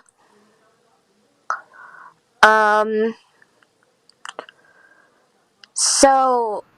Could I ask one question? Yes, go ahead. Hi, welcome to the server. Hi. Nice to meet you. My name's Sunny. Nice to meet you. Yeah, thanks for speaking up. That's kind of a big step for some people. You said from what you had learned about flat Earth that it seems to be flat, and I was just curious, what information did you see that caused you to lean that way? Anything in particular? Like, was it a video? Was it a website? What was it? A Facebook post? Honestly, just from the stuff I've learned here, most of the stuff outside of this server has been oh, the disk is floating in space. Okay. So you got the information here. Okay, that's what I was wondering. Good. Awesome. So let me help you out. The easiest way to understand this is the physics of water. So physics being, moving parts, moving things, right? And then water. So 70% of the Earth is covered in water. Mm-hmm. And over 50% of the Earth is covered in what's called an abyssal plain. So under the water are these plains. And, there's the Great Plains of America, Africa, there's planes in Canada, there's planes in the Middle East, and pretty much all over the world. The largest plain that we know of, or the largest salt flat, should I say, is the Bolivian salt flat, and it's 9,000 square kilometers with less than 1 meter of vertical drop, so less than 1 meter of drop. So when it rains, there's like a few inches of water over this entire thing, and I'm sure somebody's going to post some pictures of it. And the whole thing looks like a mirror, and that's because the physics of water is to fill the container, and then it's always level on the surface. And the reason that I say that is because every time we try to measure curvature, we fail. That's why we can see the Chicago from Michigan. We can see, the Chicago skyline from Michigan. That's why when I went to Corpus Christi, I could see 10 miles across, even though there were no 6-story buildings. Yeah. And everywhere we go, we see the same thing. We can see too far. The horizon isn't where it's supposed to be, given the metrics that we were given of a Earth with a radius of 39, 59 miles. Okay.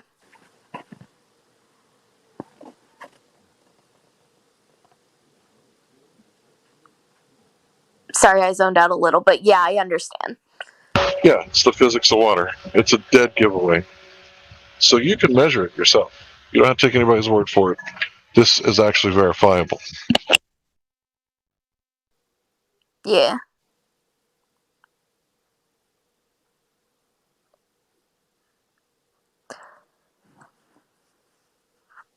Like, so I know that you don't believe in space. I get that. But how big is the sky and how far does it go? We don't know. Wait a minute. So hold on. So you asked a very good question. You said you know that we don't believe in space. So do you know why we don't believe in space? I think it's because I know, but I can't put it into words. Okay, here's how I'll explain it. So we have gas pressure here on Earth, right? Yeah, 14.7 psi approximately at sea level. So do you know what the cause of gas pressure is? 1 second, I need to mute. I think my mom's yelling at me to go to therapy. Oh, no problem. Yeah, sorry. Okay, you gotta go. Okay, well, come back for the sequel. Yeah. Well, you better move it. Okay, Mom. I just Sorry. Okie dokie then. Well, gee whiz. Don't you hate that when you're right at a good part? Make sure to tell your therapist that the Earth is flat. Yeah. Need to know. Go with therapy, man. Scorbit. They're gonna try and make you. Scorbit 123. Yep. Scorbit Be has that no guy's roles. therapist. Exactly. Here, let's unmute Scorbit and see what his deal is. Hey, Scorbit, are you able to speak? Oh, you dipped. Okay, that was the answer. That was the answer for that. Anyway.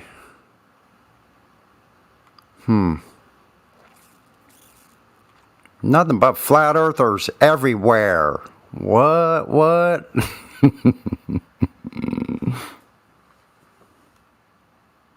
It's good to see everyone here. Master Chief, top of the morning to you. Roger, good to see you. And everyone. Good evening, Sonny. Yeah. Same to you, Sonny. Good to see you. Well, that was the start of a very good conversation. Good job, Hank. I bet she'll be back. Yeah, I She think so. seems curious. Well, she got her information from here, so that's a good start. Yeah, she'll be back. Definitely. Seem very inclined. Mm-hmm.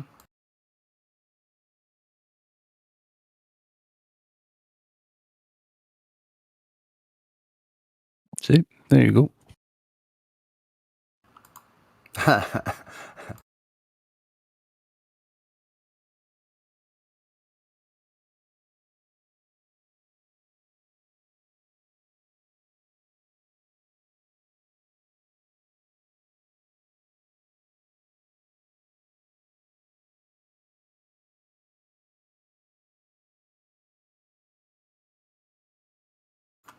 While we're thinking about that, here's a little chart I just put in the voice text of the maximum detection range of Russian ballistic missile submarines.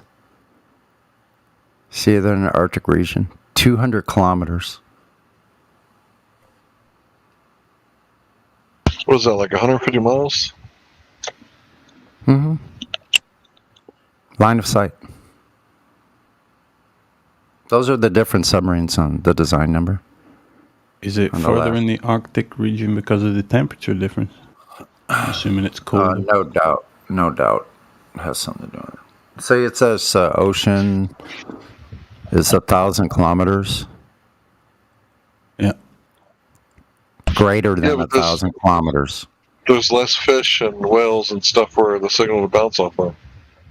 Yeah, so in regular ocean, I thought up to over 1,000 kilometers on some of those ships. Wilby Flat was explaining this the other day. He was saying it's dependent on the temperature layers. Yeah, But definitely. I think he was, So look, yeah, it says shallow water. The shallow water is only 100 kilometers, right? It gets interrupted because of the shallowness of the water. 1,000 kilometers, though. That's a bit too far. This right there, this right here, just this chart is what I'm going to bludgeon Platypus if he ever shows up again.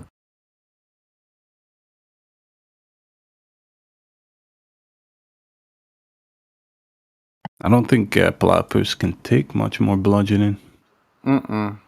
Yeah, stripped to the bone, man. I don't get it, man. I really don't get it. Now the vultures are like picking it apart.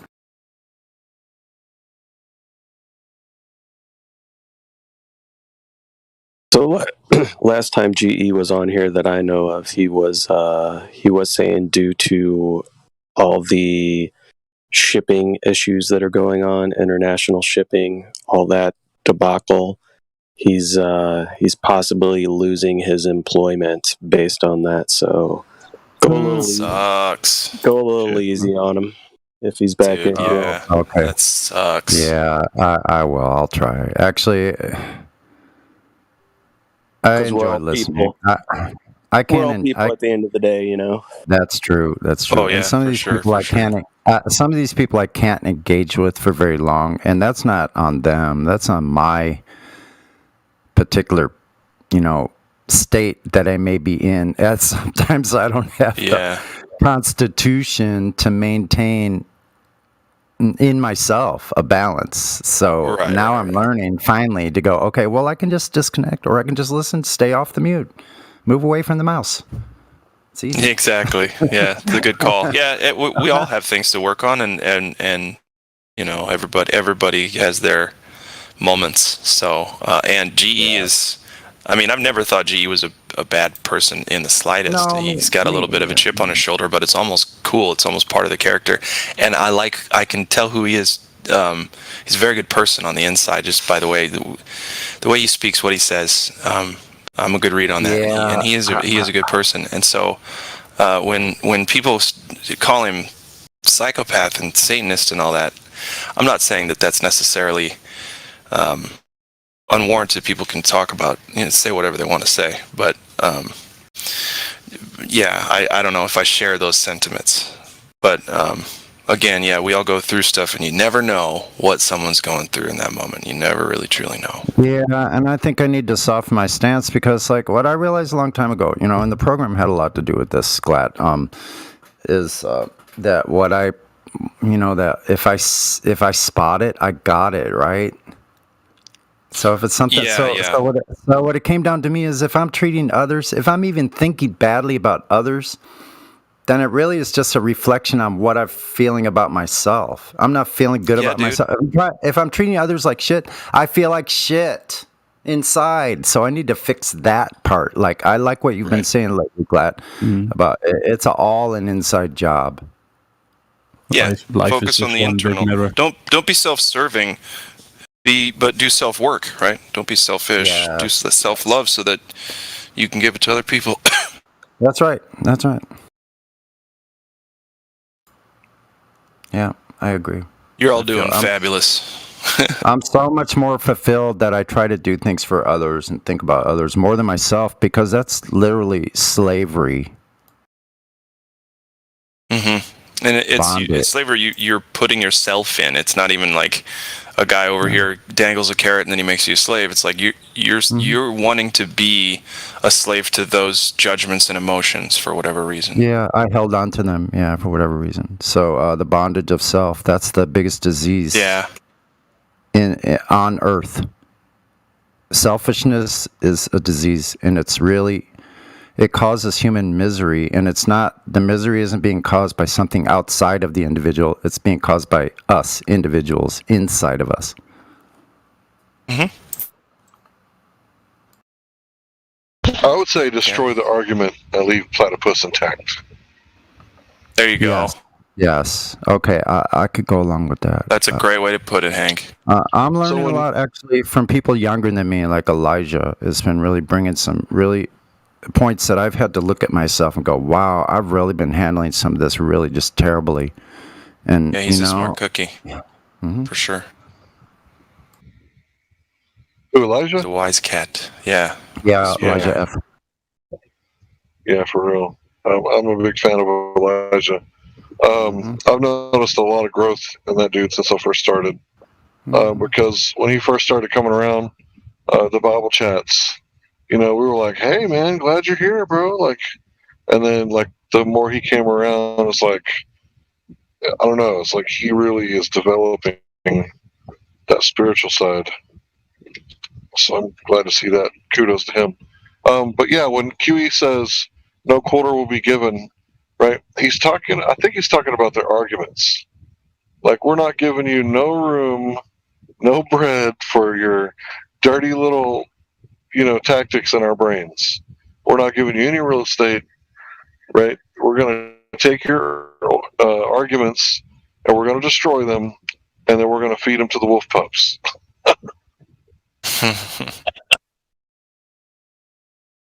I'll bet QE has wolf pups, guys. I wish I had some wolf pups. He just seems like the kind of guy who would. No, dude. The dude's a teddy bear. He's probably got poodles. I'm only kidding. I know. You ever look in the eyes of a wolf, though? No. Oh, they're beautiful. Really, but I've seen. Listen, that I know of. Coyotes that are wolf size. They're where I go hang out. I see them in the daytime even. This is the biggest freaking dog. It's a wild dog. It's as big as a German Shepherd. So let me tell you why wolves are badass. They get weird looking big. So wolves howl at a frequency that doesn't echo off of the walls of the canyons. So when they give off their location to their buddies, it's their exact location, and they can hunt together in a pack. But the wolf is amazing because he's cool out there alone by himself, but he's like even fucking better with his pack.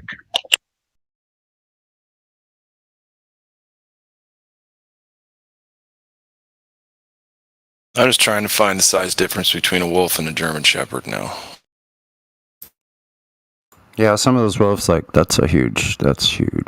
They're quite large. Yeah, German Shepherds though, they can get fucking gargantuan. One of my best friends, if you didn't know his dog already, you would have been scared shitless him coming at you. He'd jump right at you. This coyote has the biggest, longest snout I've ever seen in any dog type creature.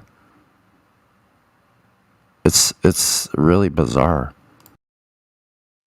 But they know I'm there, and I've confronted them before, and they just go the other way. I say, pretty much, I give them a stance like, you leave me alone, and I'll leave you alone. I won't hit you with my water bottle or something else, like pepper spray you, and they stay back. Never had a problem. When I first saw that one, it scared the shit out of me. Because look, I live in the city, so this is 1.5 miles or 2 miles on trails away from the street, right? So it's not far. Once I started seeing them, then I see them all over the place. I start seeing them.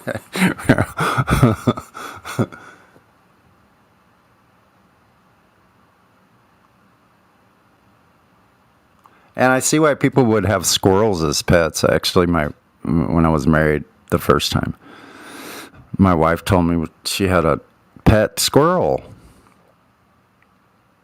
for like years, like 10 years. I had these squirrels yesterday just jump up right on the tree right next to me. They were like a foot away looking at me, like all sniffing. So my wife, she watched TikTok like no tomorrow, and she showed me a wolf pug mix. What? Yes. Show that picture. I had to get it for my wife. I'm sure she sent it to me. I'll look for it in a minute when I park. Jesus. No problem. It's like, how? Like, okay, I understand how, but how? Yeah, no, but why? The attributes, what are you trying to get from those opposite attributes, if I might say it that way? I don't know. I think it was an accident. Oopsie.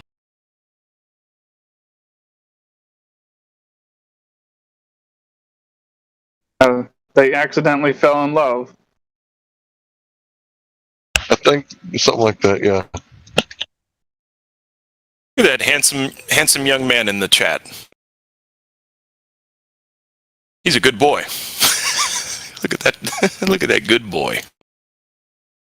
Call him Muffins. Muffins the wolf. Dude, I love wolves, man. I do. Yeah, call him Jack Nicholson, the wolf. When I was learning about them, about how they almost got extinct because we almost wiped them out, it's like, oh, thank God they're still here. Oh, yeah. Yeah, there's people out up in the hills up near the mountains that have wolf. They have like a whole wolf kennel up here. Up in the mountains, kind of. There's a good documentary about the reintroduction of wolves back into Yellowstone and how it set the ecosystem back into a better balance. Yeah. Yeah, up until about 120 years ago, there were grizzly bears in this county. You know what extinction is, right? It's genocide. Right. Well, it's the only thing that happens to different kinds of animals, because I believe there was an epicenter of creation. The only thing that's happened since then is extinction of these different types. That's the only thing. Right, but what I mean is the conditions here on Earth, and especially what we do to local or otherwise bodies of Earth, is we destroy it and make it usable for humans. And so my opinion is that most of the extinct species or endangered species are that way because of us. Not a natural process, in my opinion. Well, that's not. I think everything that was made to be here should always be here, and I think that's not entirely true, because the pictures of this area were complete deserts with maybe a scrub oak from here to the coast, and 10 or 15 miles of coastline was a desert. Nothing grew. Now it's lush, green, huge trees, 100-foot tall trees in the park. Green all over. The whole area is green. I'm not saying humans are all bad. Mm-hmm. But I'm saying that the relationship between the way we treat things and how the most uptick do, in extinction level. You know, well, do we believe the historians that invented dinosaurs on something else, though? Right? We have to not believe them on everything, right? Isn't that how it has to work? Humans definitely are the wild card, Glat, because we have the ability to surpass what is necessary as far as hunting. You know, this whole thing of saying never kill more than they need. You know, this whole thing of saying humans are separate from nature is part of this agenda. So I don't go along with that. I don't part say of we're nature. separate from nature. But Yeah, No, I we're didn't say part you of it were. for sure. I didn't say you were. I'm saying that's what they are trying to instill in us, that we are separate we're from better nature. than nature. That's what they want us to think, that we're better than nature. But we're still just a speck in nothing. Wrap your head around that one. I mean, extinction of any species is unfortunate, but I don't think it's something that can be controlled ultimately. Me too. You know, It's part of the plan. It's part of the natural process. It's literally part of the process that happens here on Earth. Right. I just, listen, and this is my opinion. You don't have to agree or disagree. This is not a fact that I'm trying to pass around. If I were to make a place, why would I make a thing that's eventually not going to be there? I'm going to put everything there that I want to have there while the whole thing is still up and running. You know what I mean? Like, why have things go extinct? What the fuck is that? There's no point. Because it's set in motion. Well, it's like it makes life more interesting. Makes Really? life seem So more precious, doesn't it? Interesting and precious, those are opinions, though. Opinions of a consciousness. What really matters, guys? All I was saying was that Can you ask the question again? Set in motion. So sorry. Go ahead. Who's talking? Yeah, Obvious. Go ahead. Say that again.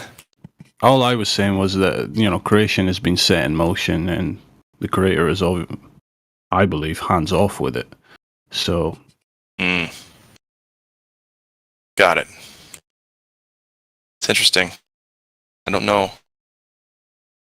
Who else did I step on? There was someone else speaking too. It's Orion trying to speak to you.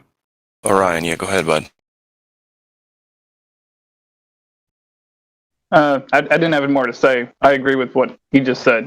This place is separate from the creator because, the creator couldn't be part of the creation by definition.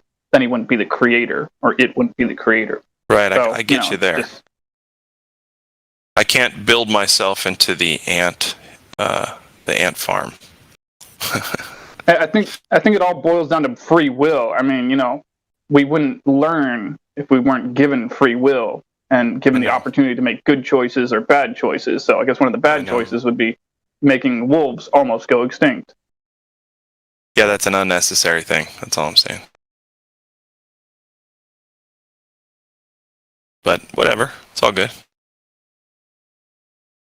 In the If we just same way focus that on the things that we can control, we'll be all right. In the same way that every time human beings try to intervene with controlling some aspect of nature, we just exacerbate the problem that we perceive for ourselves. Every time we try to control something, we just make it worse. And I believe that'd be the exact same thing with the creator. If he's to intervene in this place, he'd be intervening in within these 3D physical laws, and it would mess it up. The only way it can run is to be completely hands off. And the same principle That's a lot of applies. speculation, man. Yeah, it is, but that's all. No, I agree. I agree with you. That resonates with me when that's why we talk about it that way, and we say nearly the same thing every time humans get to this point. We always talk about free will and stuff like that. So there's a reason that you say those things. They resonate because they have some truth to them. Yeah, it's ultimately not something that's knowable, at least within this physical form. But right, is that fair to you? Do you think that that's okay? Just whatever. It's hard to say, honestly. If life's going good, then things are fair. Life's going bad, then it's unfair. It's all kind of just relative in that aspect. What if I were to say life is unfair regardless of if it's going well or not? I don't know. I think the only way for this creation to work is the way it is. I think it's the only way it can work, can be. Sure. But do you agree with? Think of it like a link of gears, right? And if you stop one gear from turning, the whole chain of gears shuts down. if God's going to intervene, a creator is going to intervene and say, okay, this aspect of consciousness, say evilness, is not allowed to manifest, then it's going to have like, how do you say, a domino effect on the rest of creation, where things are not going to, it's going to grind to a halt, essentially. It's a very hard thought to articulate, but I feel like the only way this world can be is exactly how it is, just completely all possibilities available. You can be the worst person you want to be, you could be the best person, you can have the most horrific stuff happening in the world, or the greatest, nicest stuff, and it's all up to, it's just choice, free will. It's not total freedom. It's hard to. Yeah, because I agree with everything you said. It's not total freedom, though. Hold on. It's not total freedom because this place has what? Laws and rules, restrictions, my friend. So, yes, you're free to do as you're told. And that's not just in like a governmental society thing. You can do whatever you want, man. You no, know, you can't. Yeah. I can't fly. I'm talking are better at playing games than others. And I think, and there's also the generational aspect of that, like, because you're not the only one that plays the game. You get to pass your credits on to your bloodline. Yeah. And we oftentimes get upset at the people that have more. But in all honesty, man, like, there are very simple principles that everyone should know. At least by the time that they're 25, they've heard about it and they've just like kind of not looked into it while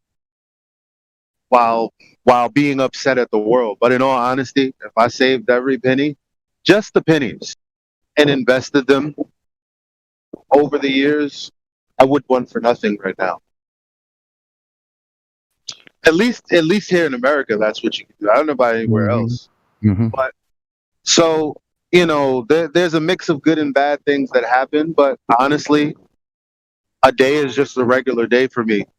Majority of the time, there might be a hiccup here or there. You know, the car may break down. I'm just giving random examples. I don't even have a car right now, but the car might break down. Your lights might go off. And these things happen every now and again. But majority of the time is an opportunity to get ahead that no one takes because they're stagnant, because they're worried about what everyone else is doing. So everything you get in this life is everything that you deserve. Except for the people that, you know, there are those freak accidents that happen and things that happen bad to people that really didn't deserve it. That does happen, but majority of the time, for everyone, a day is just a day. Am I wrong? Yeah, today is the only day that we have. We only have one day. One day at a time, right? Yeah, the others are already gone, and the ones that are to come doesn't exist. It's always going to be today. We only have one. So in my You're right, old Elijah. age, That was good. Sorry, go ahead. in my old age, what has been more of my focus is spent on simply energy conservation throughout the day, because I realize I have a limited amount of energy each day. So I got to be careful what I spend time thinking about, or activities that I'm doing, if not to waste my energy. So I have enough throughout the whole day.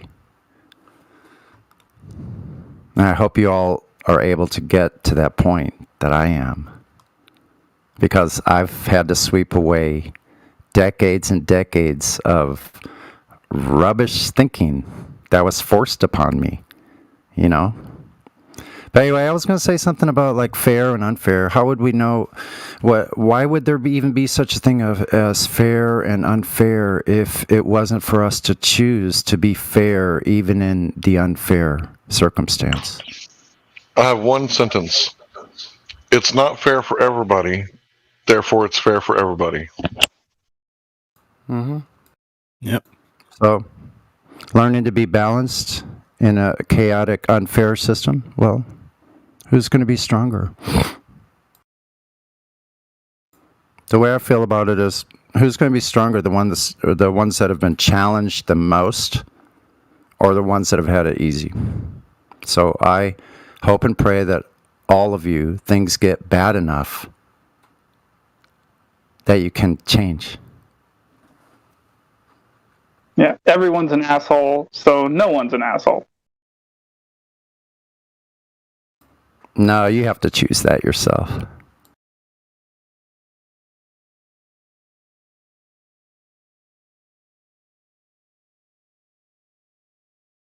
Remember, we conjure up all these concepts from a place of ignorance. You know, we don't understand this construct, this realm. So we're always coming from the dark. So I'm like, you know, that implies that whatever we can come up with is flawed ultimately. So don't think too much into it, honestly. Be a good person. Enjoy your life. Do the best. Yeah, because honestly, I believe that even us, flat earthers and woke, even the most woke people, still can have tendencies to carrying around something that is akin to superstition as a remnant of this heliocentric lie, the brainwashing that we've been subjected to. Yeah, it's coming from a place of materialism, thinking we can quantify this world when we can't. Mm-hmm.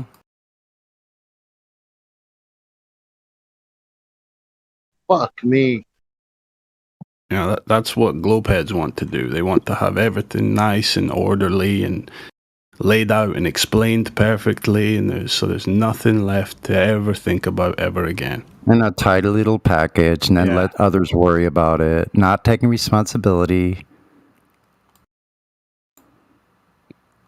But that, you know, that's... But wait, guys, what about the stars? I know. But wait a minute, what about Chewbacca? You know, it's like, you guys, look to reality. We're sitting there telling you, you know, that it's impossible to get to outer space because of thermodynamics, you know, entropy. And then they sit there and they go, yeah, but the Wookiees, man. Right. It's like, do you not understand that that is a fantasy that you have been made to turn into pop culture to where you live, breathe, and feel it every day? Not everybody, but just Star Wars fans. They think they live in a sci-fi movie. No, you know, I was just talking about that because, so I was watching The Flash, right? And again, just watching The Flash. Now, this is something that I've been watching since the beginning, and I didn't realize how much propaganda is in there, like so much. But so there are these crossover events every year, every season for all of the like CW, the DC stuff, universe, and so now that they had Crisis on Earth, I had to watch 5 episodes from 5 different DC Universe shows, and that's Legends of Tomorrow, The Arrow, The Flash, Supergirl, and Batwoman.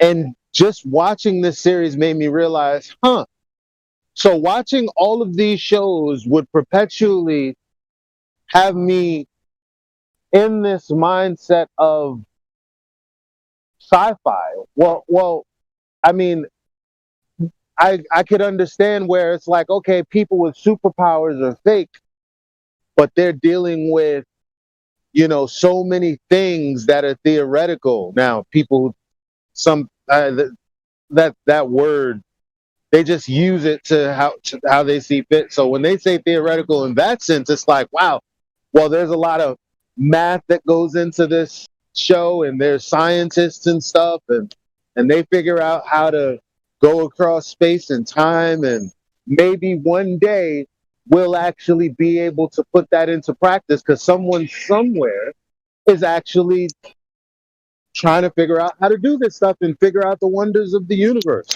And that's the kind of mindset it keeps you in, never mind questioning whether any of it is real in the first place. They're just always like, oh yeah, space, well, that's real. That's the no-brainer. It's the traveling through a wormhole to get to that next, maybe a faster way to go to the other side of the universe. Maybe that's something that we need to figure out how to do so that we can, you know what I'm saying? Like it's always there, constantly indoctrinating you through your favorite shows. And people want to say, "Oh, I never even learned about it." Some people really come in here and say, "No, I never really learned about it. No, school didn't tell me anything. I came to that conclusion on my own." Really? Okay.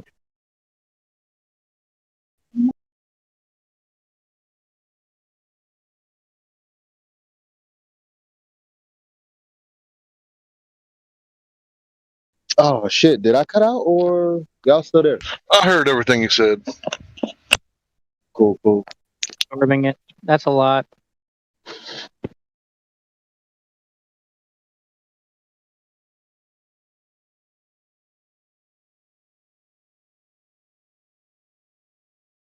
So I like to pay attention to words, right?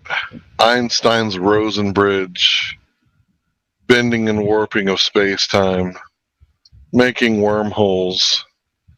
Like, is that not a word salad? What does that mean?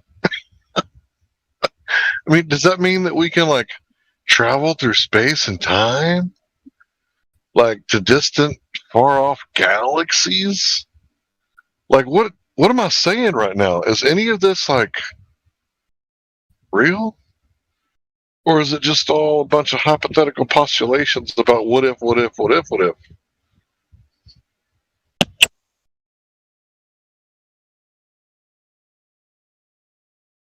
Is this the real life? Or is this just fantasy? Caught in a landslide, no escape from reality.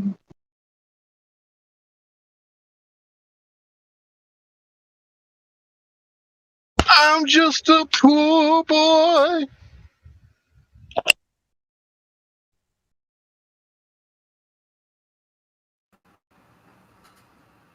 From a small family.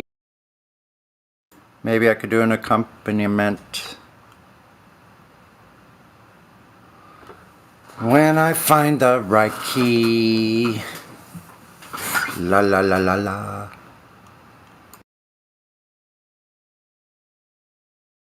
La la la la la la. So I mean, I kind of feel like everything that I just said before I started singing, it was all I don't know, blah blah blah blah, Snoopy when the parents are talking, or like Greta when she was talking about the politicians, blah blah blah blah blah blah blah. It's like when you're talking about all this theoretical bullshit,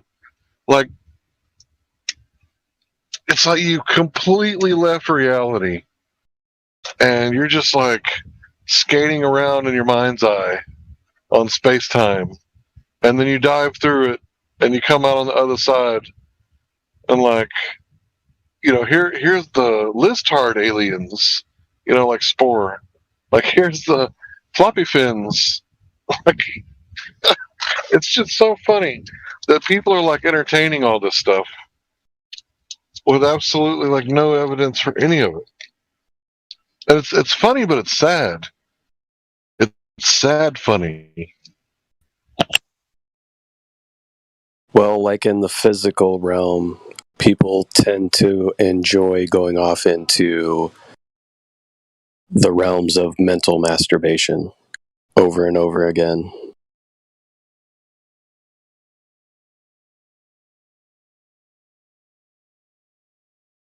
That's exactly what it is. Because you're just wasting all that energy. Go ahead, bro.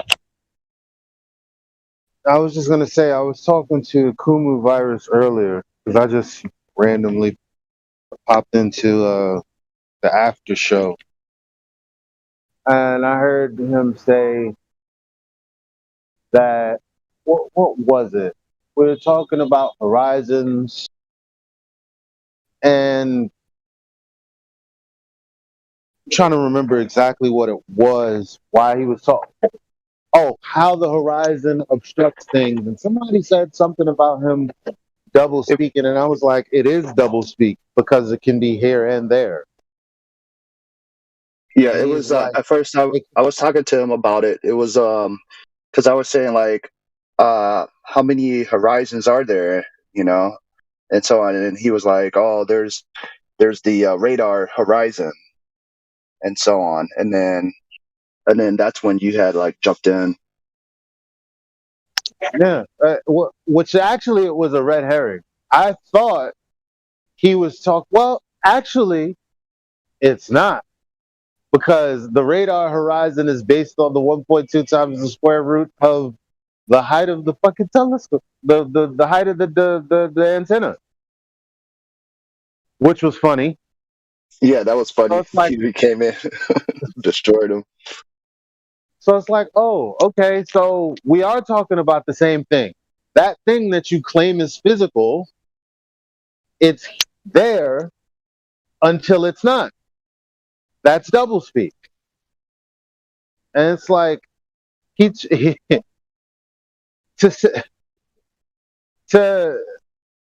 I don't even know. I don't even know. It's like, and then they get upset, and then I don't. It is hilarious. It is also very sad. Like you said, Hank, I don't really know what to do. Like, people really, really, really, really. I mean, Flat Earth has been out for how many years now? Some people have gone so far that they don't want to come back. They don't care. They don't want to know. And I can't understand how it works like that. Like, we are dead serious. If you can't think for yourself and get, verifiable evidence, like, how could you not believe that you're a slave? How could you be okay with that? Most of the people that I talk to, how the fuck could you be okay with me telling you that something that you believe, something that's like a part of you, is actually a lie, and you fight me? You argue me down. You tell me you don't want to talk to me. Like, how is that? It's like the scripture in the Bible where it says, "Have I now become your enemy because I've told you the truth?"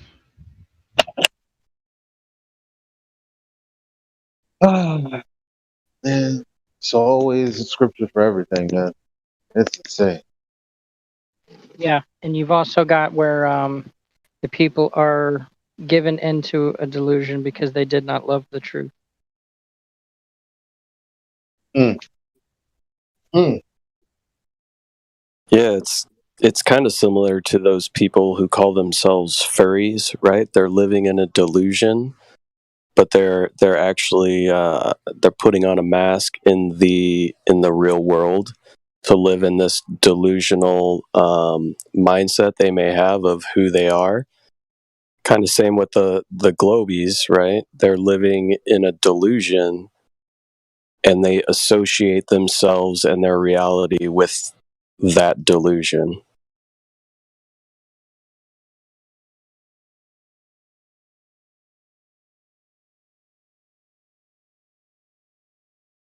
Maybe that's a bad analogy.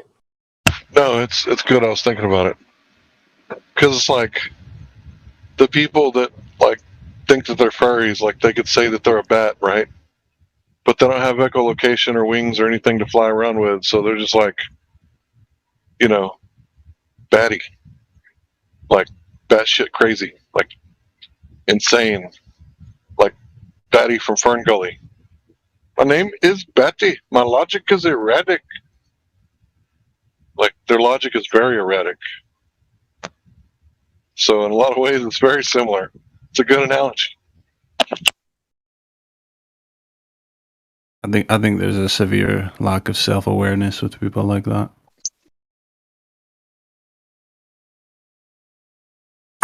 Batshit crazy because that dude in China ate some bat shit. Now the whole world went crazy. But Ozzy can do it and everything's just fine, right? Fucking white privilege. God damn, I'm tired of that shit, man.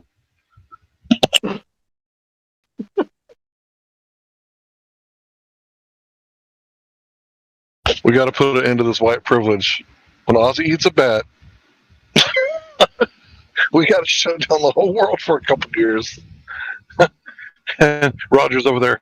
No, I just got out.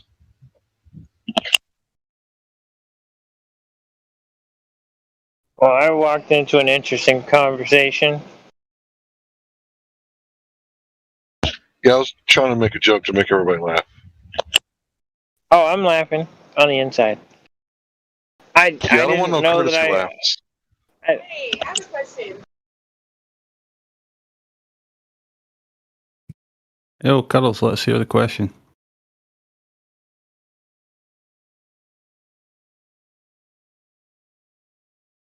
Is he doing some street activism, or is it his job or something? I have an answer. Let's hope they match.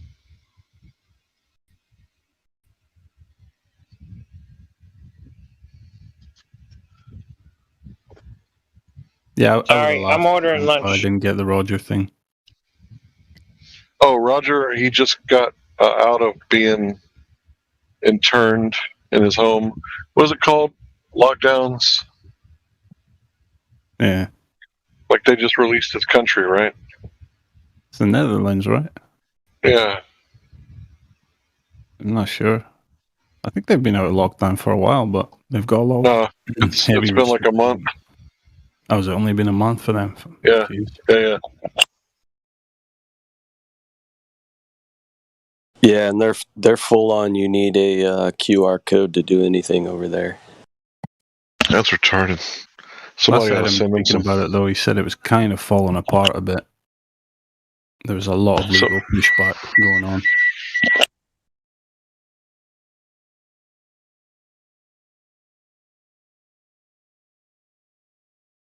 Yeah, what they're trying to do around the world is not going to be logistically easy for them to pull off. But they'll try. They'll continue. I don't think they have the fear levels required at this point. I think it's fizzled for them, but that's why I think they've got something up their sleeves coming soon. Yeah, we've got 40 years until they initiate the new plans. Listen, man, they've got so many deep underground military bases. I think they're just fucking with us until the creator wipes it all away again, and they're gonna hide underground again.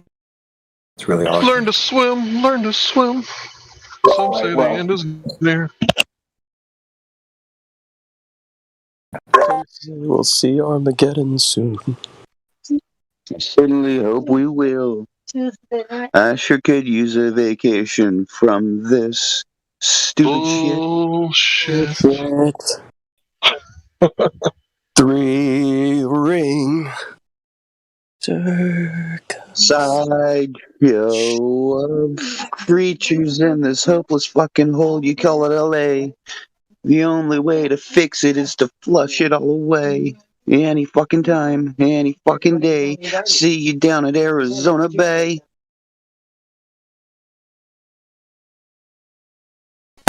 Yo, what's up, flatties? How's it going?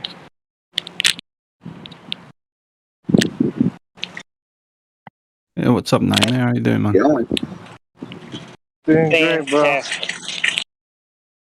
What's up, Cuddles? I just ordered lunch, and I am excited. I'm about to be on my lunch break now, so I'm also excited. Have you guys had any Globers here recently? Or is it just us flat earthers? I think there was a young lady here earlier. She came in for a few minutes. She was a flat earther. She was new, but other than that, that was the closest thing we got. Damn, man, alright. It's like, what's going on, guys? I've noticed that there's no more Globers coming in here. What's happening? There's no such thing as a Glober. Everybody's a flat earther, they just don't know it yet. What did you say, Kentrell? I said there's no such thing as a Glober. They don't exist. They're just all flat earth. Don't know it yet. Oh, okay. Yeah, I gotta agree with that, bro. Yeah. You are There's living on a flat flat earthers Earth. and I would think, and then there's the deluded flat earthers. I think they live on a globe. Yeah. They're only deluded because they got too much toxins in their water. I think if everybody would drink distilled water and look outside, right, go to the ocean, 95% of the people live next to the ocean.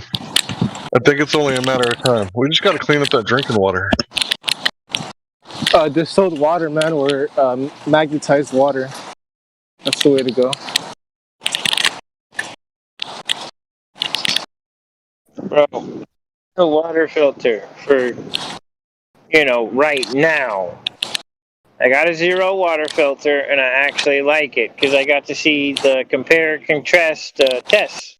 I think it's Project Farm on YouTube. He buys stuff, compare and contrast, and there you go. Best one I got out of all of it was the Zero water. It takes everything out. Lead, metals, everything. You can add it.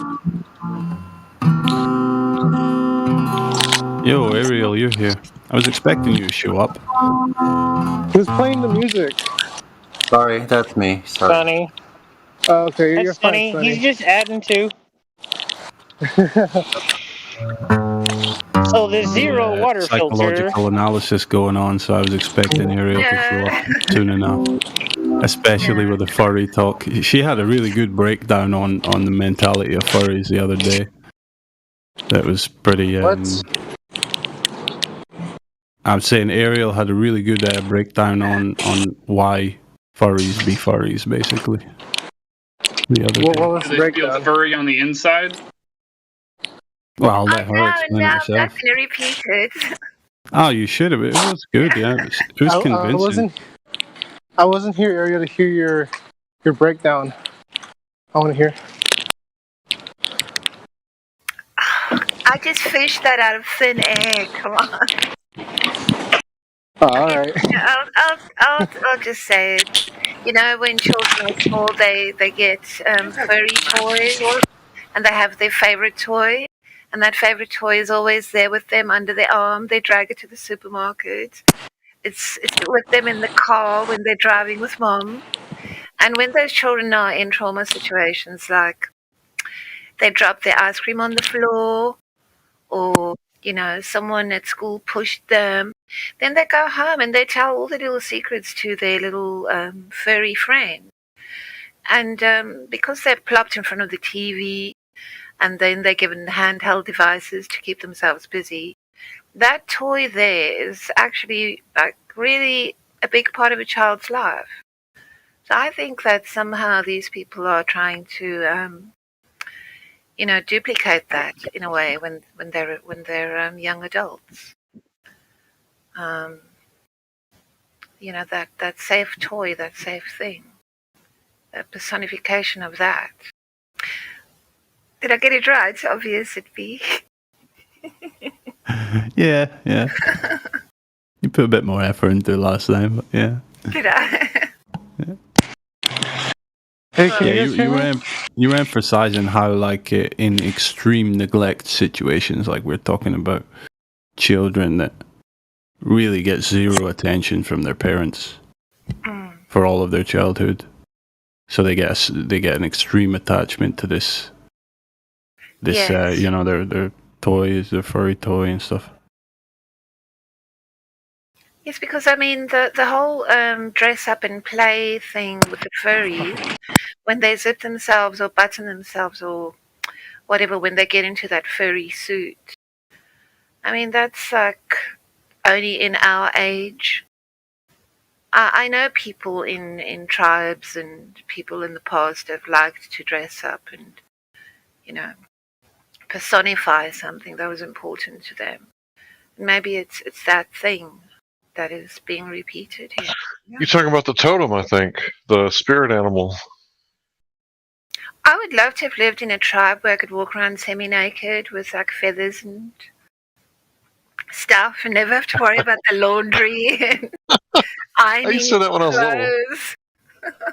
That's something I said when I was a kid. Like, man, I wish I was born back in caveman days.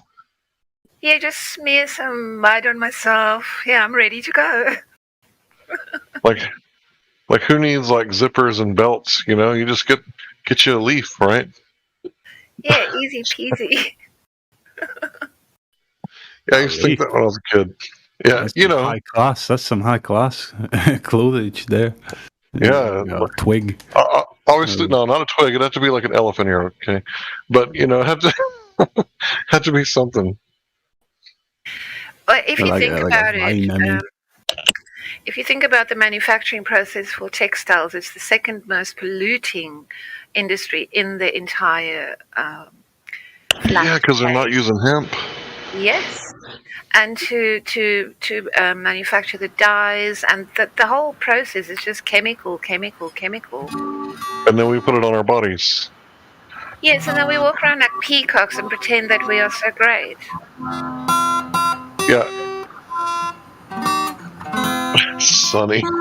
That's something that has picked up in recent decades, this obsession with dress up and pretending to be things, you know. You've got like Comic Cons that blew up over the last 2-3 decades. You've got Halloween, which people are obsessed with now. The adults put more of an effort into dressing up than the children, you know. You know, it's funny because there was this experiment where they like did this thing with the rats and they like put them in like cities.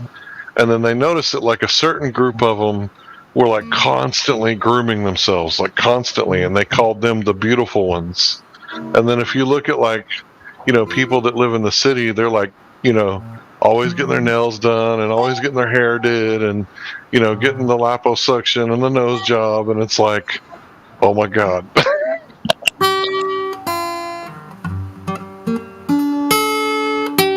Yes, I don't remember the name of the study. I wish I could cite my source, but it was the study about rats, and they were called the beautiful ones. I'll see if I can find it.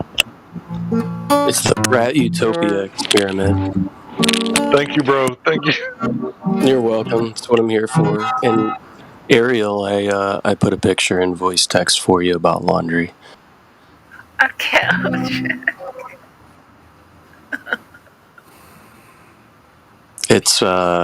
It's a sign in my laundry room.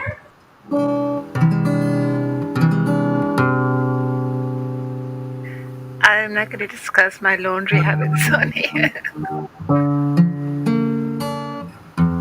Must not be up to snuff then.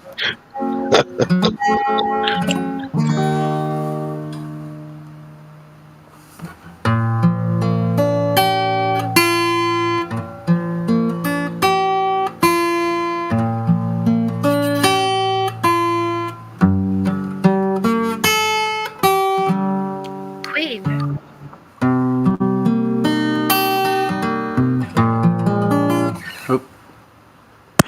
Nice tunes, honey. Isn't it, Sonny? Huh? That's the intro for yeah. Yeah. But he originally played it on the piano, and Sonny's playing it on the 6-string. It sounds like acoustic. Is that an acoustic? Yes. Job well done, sir. Yeah, I love it when they switch the instruments and play it a little different. And, you know, Sonny puts his thing on it where he plays it just a little slower. Makes it really hard to sing to, but it just kind of mellows you out, you know? No, if you guys were singing, then it would make a difference. So you could start singing with it. What is it? How's it start? Okay, here we go. Oh, I'm not singing. Go. Somebody else go ahead. It's a real life. Wait a minute.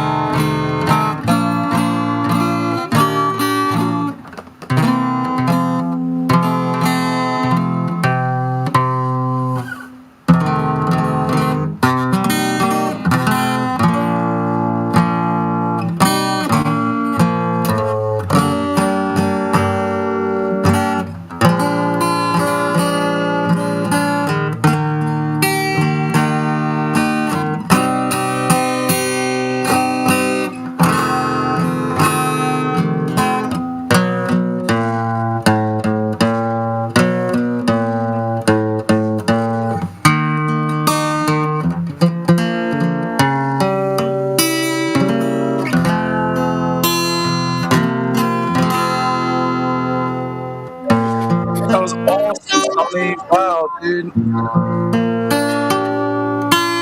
Mama, he's killing me. Put a gun against his head. Oh my dear, now he's dead. Mama, life has just begun, but now you're gone and thrown it all away.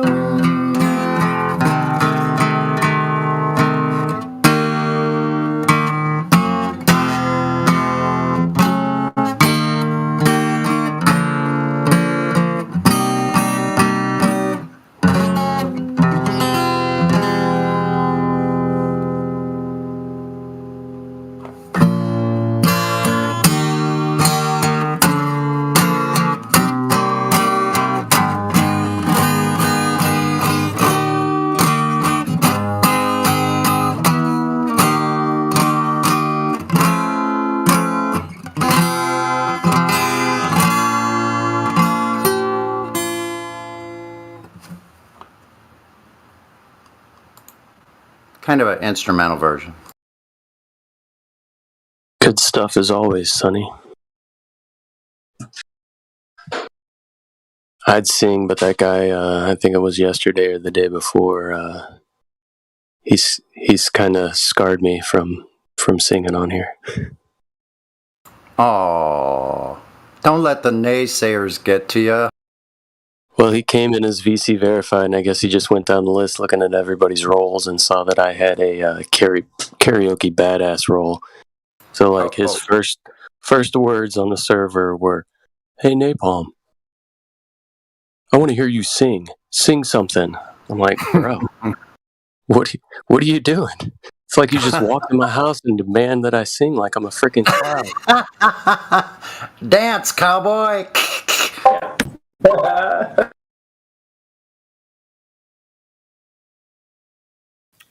I have just dismantled my whole side flute, so I'll clean it and I'll play for you sometime, Sonny. Do you play the flute? I've got several, yeah. Flute, Do you play like whistle. Jethro Tull? Can you do the Jethro Tull? Yes, I can. What the fuck, Ariel? That's awesome. Oh my god! Oh my gosh! Oh my gosh! Yeah. Really? Oh right, that's awesome.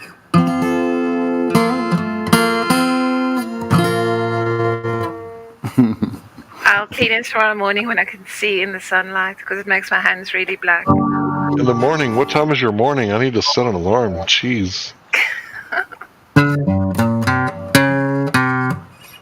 Dun, dun, dun.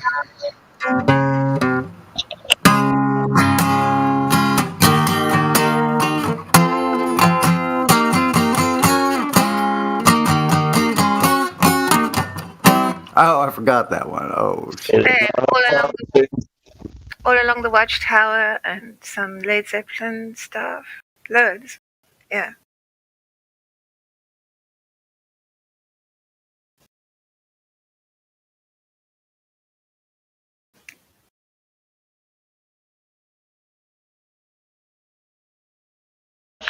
Wow, this whole rat utopia thing. It's describing like modern society. What is it about? So you know how like the natural thing is abundance, right? But you still have to work to have the abundance, right? So they made this rat utopia, and I guess it was like the perfect place for rats. And they started noticing like all this weird behavior, right? Like there were pansexuals who would engage in sexual activity with anyone, male, female, juvenile, that would tolerate their advances. Some of them were the ones that ignored all other rats of both sexes, and all the other rats ignored them. The probers were the final group of males that emerged at the densely populated central pens. They were hyperactive, constantly searching for sexual. I mean, doesn't this sound like the city? I mean, I worked in Dallas, so I mean, yeah. Just I posted it a few minutes ago. You can read it if you like. Yeah, it's a really good study. It's a great analogy as to how a society deteriorates or what it deteriorates into when you're basically, they gave them perfect living conditions, gave them ample food. Like the rats didn't have to worry about anything. So they started changing their behavior, constantly grooming themselves, got overweight, didn't care about anything else except like sexual deviation, like all kinds of stuff. And they stopped actually procreating, didn't they? I remember this now. That was a experiment that it was at a French, I don't know what his field was. But Okay, so I used to do like all. Sorry, go ahead. You're so gracious. My question would be, were they actually copulating or were they just simulating it because they saw others doing it? So that there was no intention behind it really other than a sort of weird urge. I don't know. But I think I remember that experiment saying that so then they stopped producing offspring because it became, it wasn't tied into their survival. Something. Yeah, the population started to decline rather quickly.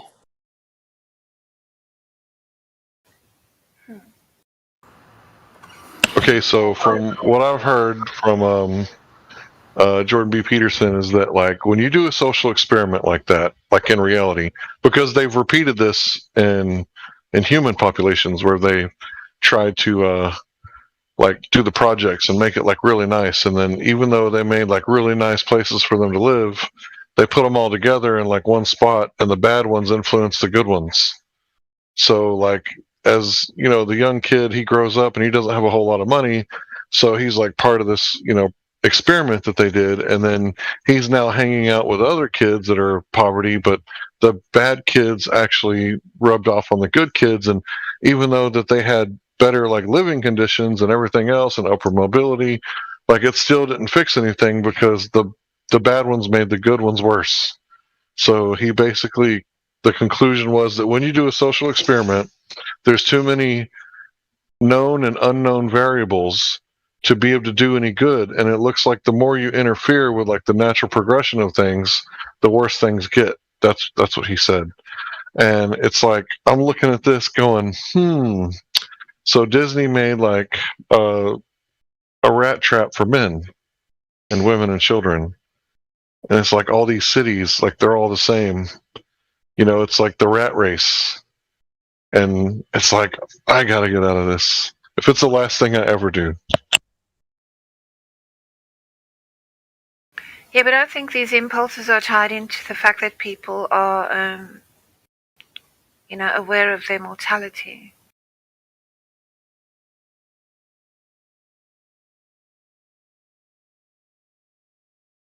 I saw a lot of people driving Dallas like they weren't aware of their mortality. Yeah, I see that every day here too. I really don't mind if you sit this one out.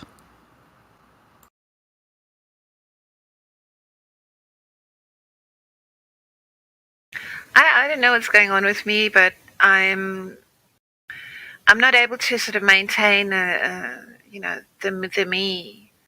I'm like a ship at sea. I'm being, I'm this way and that way. One day I'm just like, oh well, it's going to play out. What can you really do? The next day I'm really searching for something hopeful. The next day I'm down this rabbit hole and things are getting really dark. I struggle. I really do.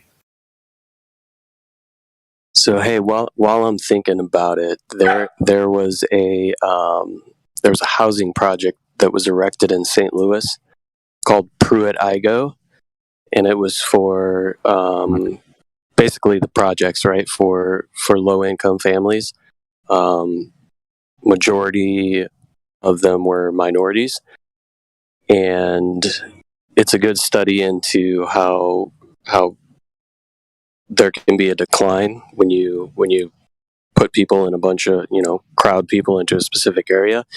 But the thing about Pruitt-Igoe is that the government actually tested biological weapons by spraying them over Pruitt-Igoe, like literally tested chemical warfare weapons on the citizens and the people, the residents of Pruitt-Igoe.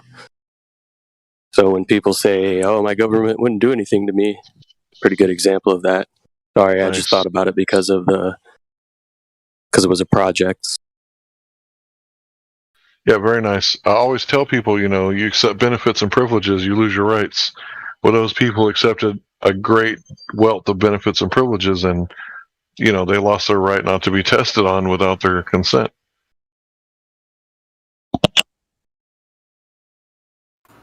And now you should see the place. It's completely deserted, overgrown. Hey, I heard you talking about government benefits.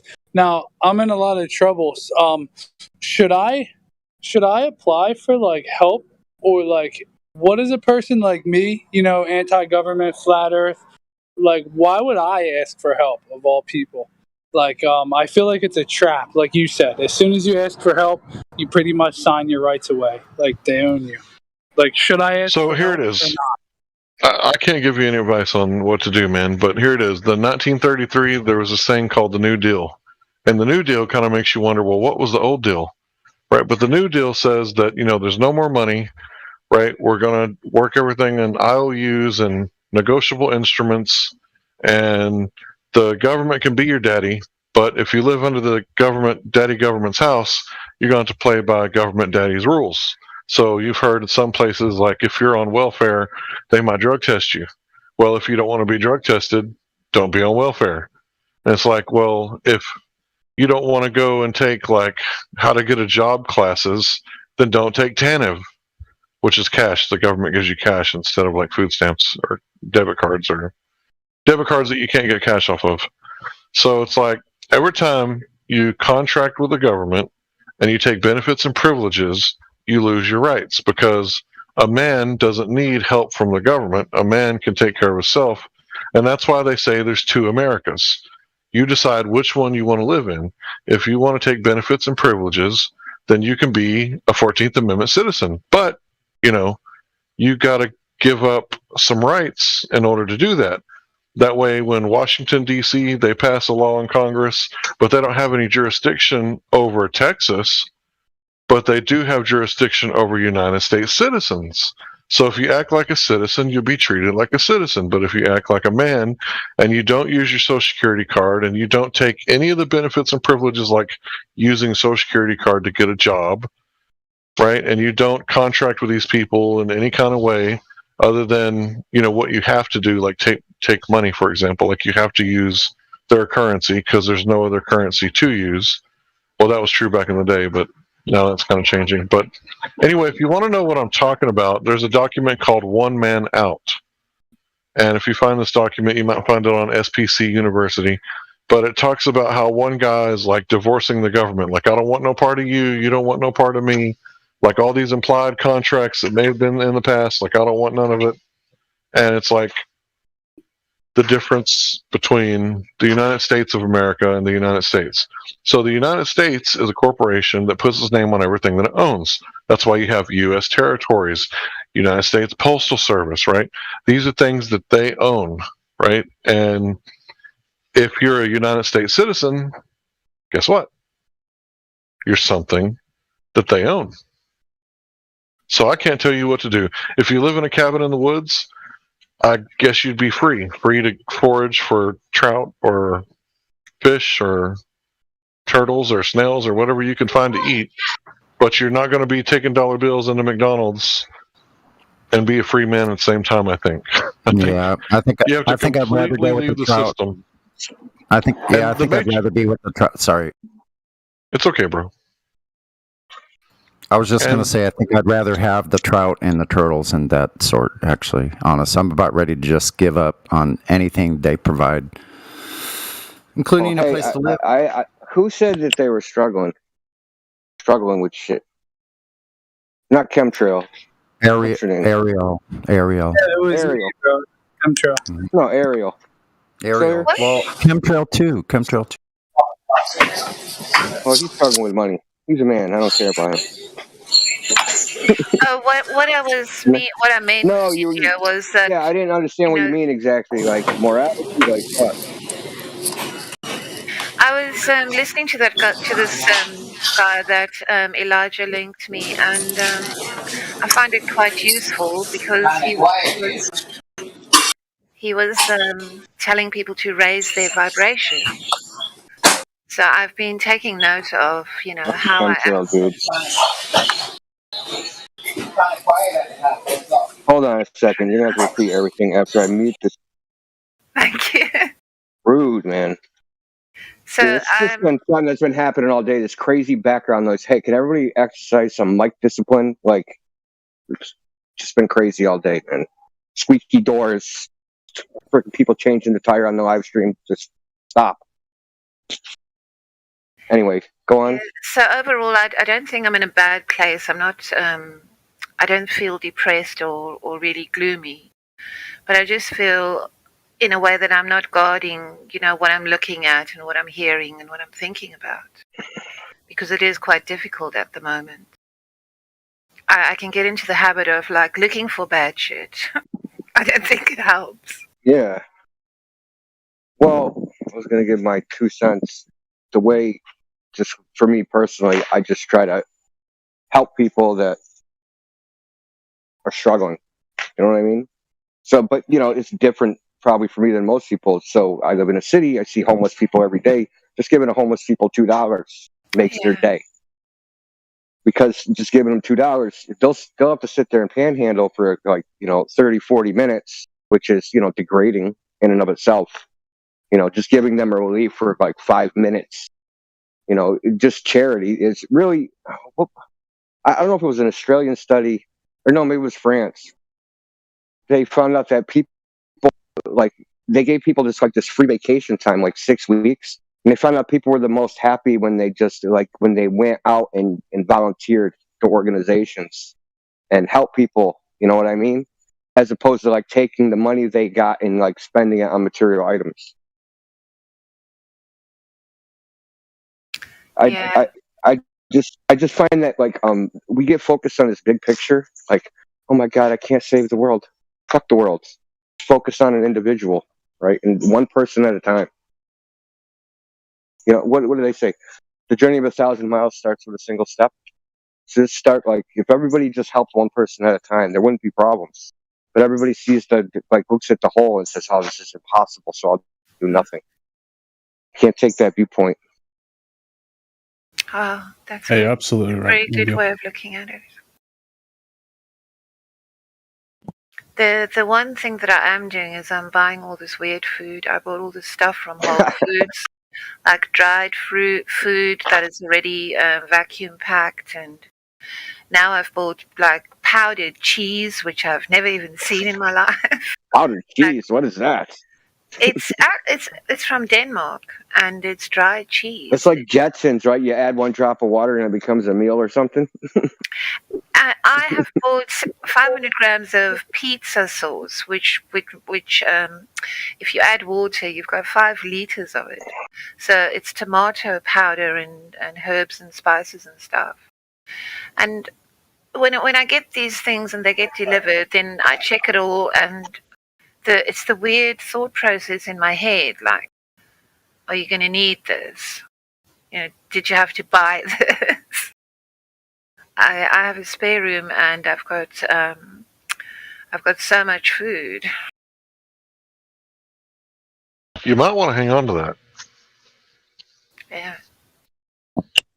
Yeah. So I'm looking at the food, and I'm thinking about meals that can become of this food, and it's just freaking surreal. So that's what it is. Are you in London, Ariel? Yeah. You. Oh, so you're in a city too, so you must have nearly the same daily experience I have, just mad, chaotic nonsense. Yeah. Put it this way, beginning of COVID, there's homeless people, and it escalated probably a year ago. There's probably 10 times the amount of homeless people. Now they're this never existed in Boston before, but it's 10 cities of homeless people, which never existed in the history of Boston. There's never I know it existed like in LA, they got Skid Row and stuff, but it's never existed here. But it does now. Historically, Boston is a money-making city. Oh man, there's mad money here. This freaking all you gotta do is be present, you can make money here. You don't even gotta think about it. I think McDonald's pays like $15 an hour. Hmm. Probably the last time it was tent city anywhere around there was during the Revolutionary War. Yeah, probably. Civil War, maybe. Around, yeah, maybe, yeah, that's true. Around DC in those areas, yeah. Well, there was some black regiment that they just like chucked into the street when the war was over. You know how they are. Well, you were useful. Thanks. Bye. I think London would have been one of the most optimistic cities to be in through all this nonsense. Had the biggest protests, the biggest everything. No, Ariel? yeah. Did you go to all the demonstrations and that stuff? We didn't part. I've been to a few.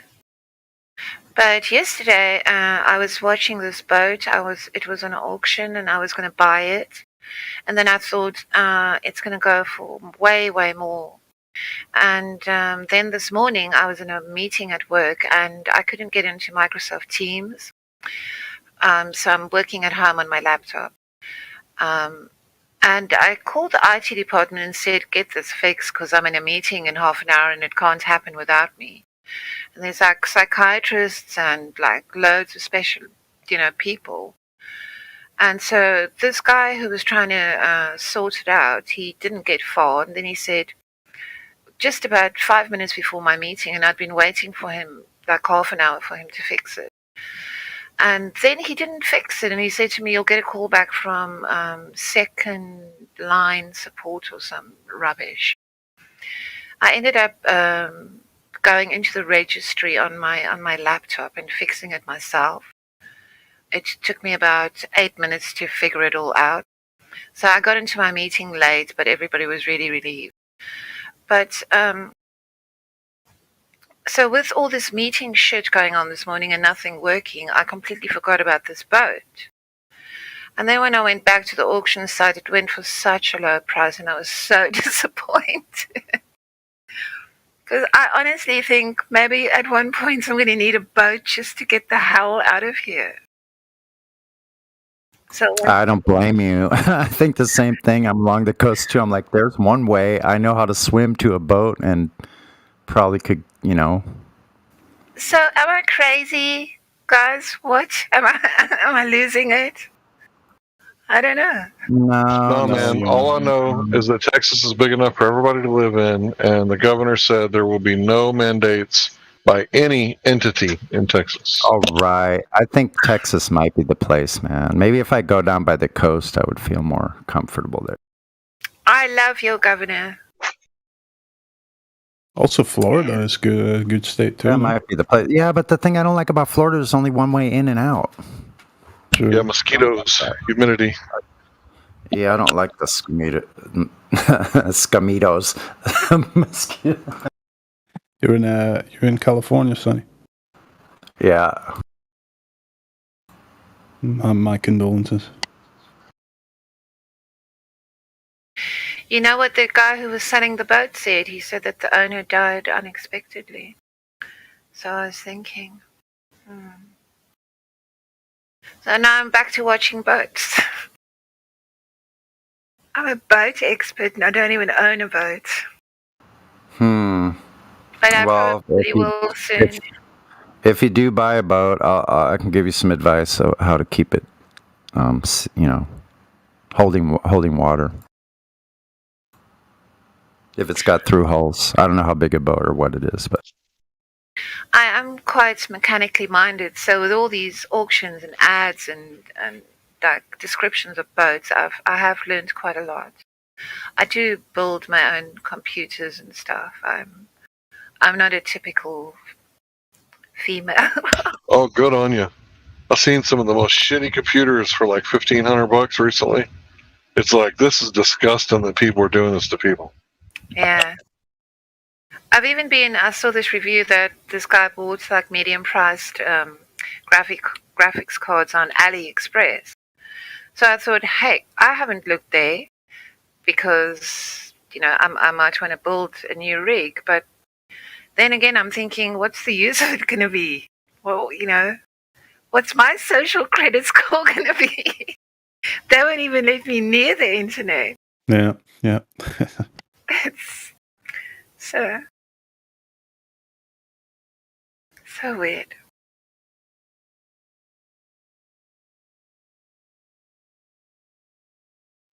Somebody knew where Squamish was, I think.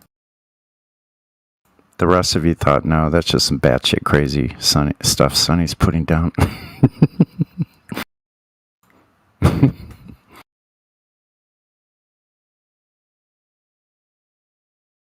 So in any case, I will build a boat. I will buy a boat. I just think, whatever, then I've got a boat.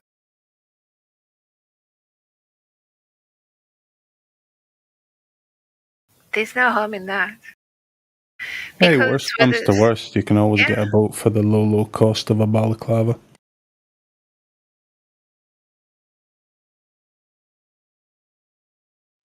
Jokes. Well, the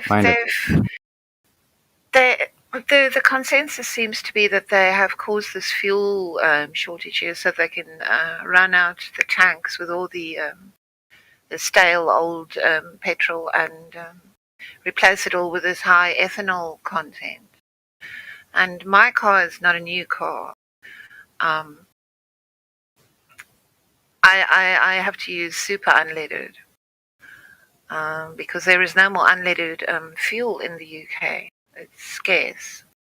It's not going to be available anymore soon. So I don't know if I should go and replace all the rubber bits in my engine. And what a weird time to be alive. So yeah, these are the trials and tribulations of Ariel. Yeah, last I read about the trucker shortage in the UK was something like 100,000 truckers. They're short 100,000. But you know what Rishi Somebody Sunak must have lost did? them. You know what Rishi Sunak did? In April, he made it so that closed corporations, people who were like dodging the tax, they were made into, they got the same terms. You cannot do that anymore. You will pay the same tax as somebody who's got a permanent position in a company. So people who were drivers and who had like their own, deals with the taxman, they all lost out. So now they don't have the benefit of paying, getting that tax rebate, but they work longer hours. So the whole deal for them fell through in a big way. And that's why there was such an exodus of drivers from the UK, because of the Chancellor of the Exchequer, the rich guy. Mm-hmm. Yeah, they're just trying to induce a collapse. Absolutely. Okay, now I'm definitely getting a boat and I'm going to buy some more food.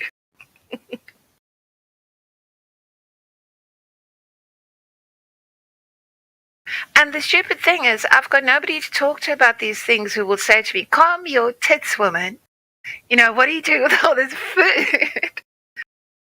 But then I seriously sit here and then I think, no, I haven't got enough food.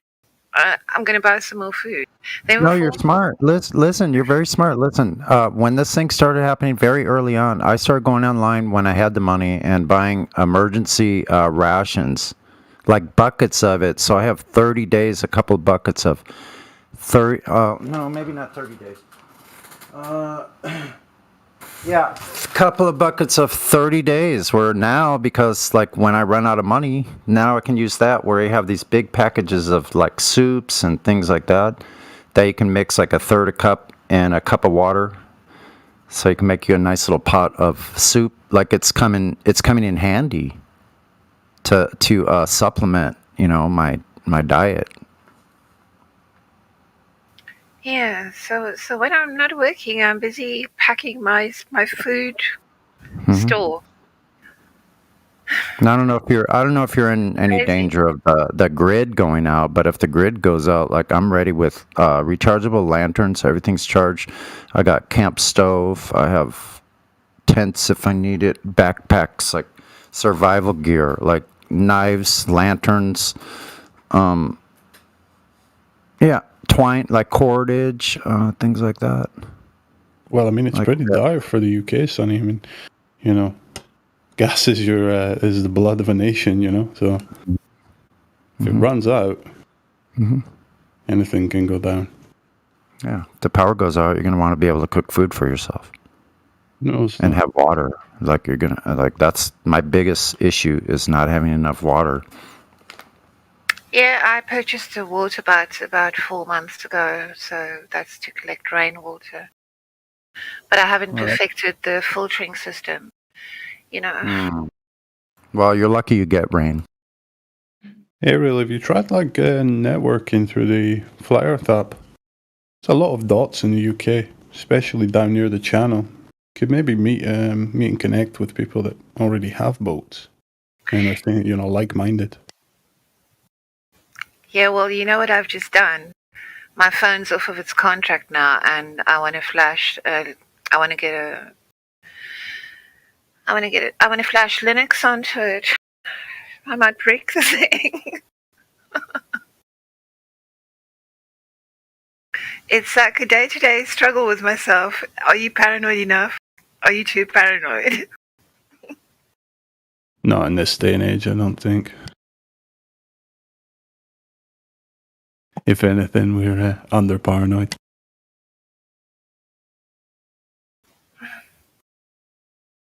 Let's have a sing-along.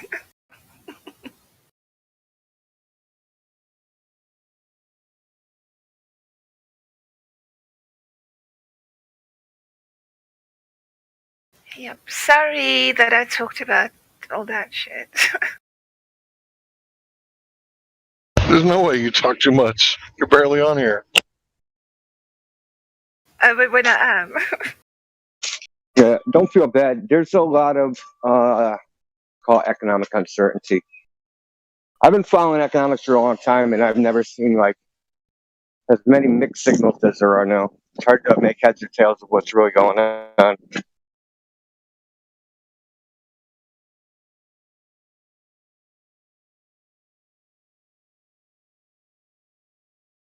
Well, I do read what the economists say, but I do it on Zero Hedge. But it's not actually the articles because people disagree about things.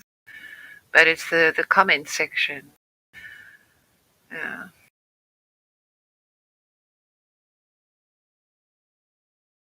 Something big just over the event horizon.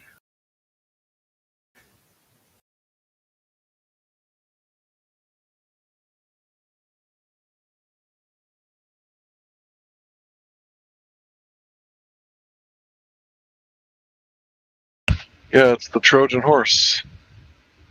That's what's over the horizon. Surprise, motherfucker! We lied. There's aliens. Yeah. And I doubt all these mask wearers will all fall for it. And then they'll point at us and go, these people are crazy. They'll probably all get down on their knees and pray to their alien gods. Yeah, they'll get down on their knees, but they're gonna, offer up the, you know what aliens want.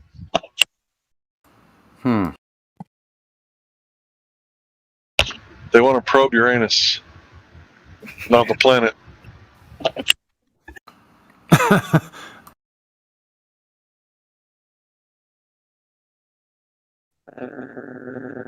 There's an AC verified in here. Makeup. Uh-oh. Everybody act normal. Good luck with that. Now Robert's back as well. Rabbit.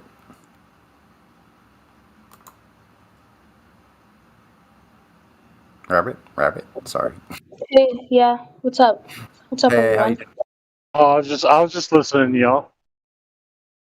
Yeah, Oh, I'm yeah, saying. Rabbit's back too. Robert I said and Rabbit. Robert though. Sorry. Oh, are you guys Robert saying and Robert or Rabbit?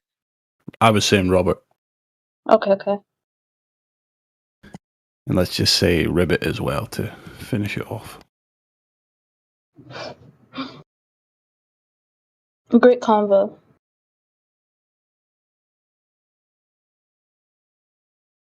No, I really do think the fake alien invasion it's coming because it just seems like the right time. Mm-hmm. Because there's so many people like divided over the CV-19 Axel Rose Miley Cyrus the virus that it's it's a good time to unite everybody.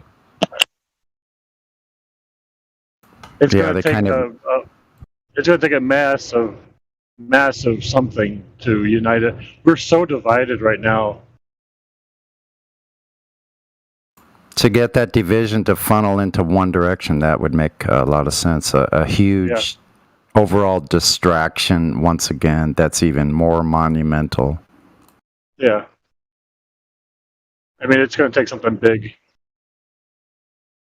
I remember not that long ago, like the globalists were saying that this CV-19 Axl Rose, they were saying that it's not good for globalism because it's making people more nationalist. And I'm like, well, good. You know, maybe we should be nationalist. Like, if you assholes over there want to do this, and us over here, we want to do this because we're assholes, then maybe we should do that. Like, I don't want to be governed by a bunch of pricks in Washington, D.C. That I don't know them. They don't know me. They don't know what it's like being a Texan. They don't live next to a border. So what the fuck do they know about guns? You know, it's like, if there's 15 coyotes in my backyard, I might need 30 rounds. I'm not a very good shot. You know? But I understand if people in New York City are like, 30 rounds? Hell no. Like, it's way too much. If that's what they want, that's what the people, like, elect their government, that's what their government wants, because the people want Take all those people in New York and put them in the middle of fucking Texas. No, Better that's yet, what we're suffering from now. Put them in the middle of the fucking woods with bears and shit and be like, nope, all you get is this little rape whistle, you punk. Well, why can't we have like a mental competency test for gun owners? Because there are fucking retards that still believe we live on a globe. I don't know how that equates, but no, it's like for gun ownership. I mean, why not have like a mental competency test? How about you have to go and take a gun safety course that lasts? How about you come and take them, bitch? How about you come and take them? Look, here's the deal, bro. Who's going to decide? Go ahead. I was going to say, gun safety courses, since, you know, the number one reason people accidentally die from firearms is misfire, right? Gun safety courses should be mandatory. It should be taught in school, like first grade, second grade, third grade, fourth grade, fifth grade. It should just be in school all the time. When I was going to school, it was. They had a hunter safety course. Everyone should know how to use a firearm safely, period. And then we don't have stupid, because their argument, right? Oh, minors killed themselves accidentally with firearms. We destroy that argument by training people how to use firearms. Well, the biggest thing, isn't it, the people that do the mass shootings are all like fucked up in some way. You know, like that's what I was saying. Like maybe we need to have a mental competency test. Like if you're a good person and you know what you're doing, there won't be mass shooting if everybody. Listen, in America, it used to be a fine for not owning a firearm. Yeah, it used to be a fine. You had to own a firearm. So if everybody owned a firearm and everybody knew how to use it, there would be no mass shootings, or they'd be so short there wouldn't be a mass shooting. There'd be one round fired, well, 2 rounds fired. They'd fire a round, and then the round would hit them. The next round would hit them. Yeah, I think that law wasn't a nationwide law, was it? Wasn't it like for Philadelphia or Boston or one of those cities up there? Oh, we got this. Listen, you get a year mandatory in jail if you get caught with a BB in this state. That up serious. You know, there's an incident that happened in Oregon where somebody wanted to do a mass shooting inside of a shopping center. It was the Clackamas Mall, right? Clackamas Town Mall. And there was somebody that is a constitutional carry believer and all that, and he's got permits and all that. And the guy opened up and started yelling and whatnot. And before the guy was able to let off a round, a bystander, the one that believes in gun carrying and all that, was able to neutralize the suspect before he took a single life.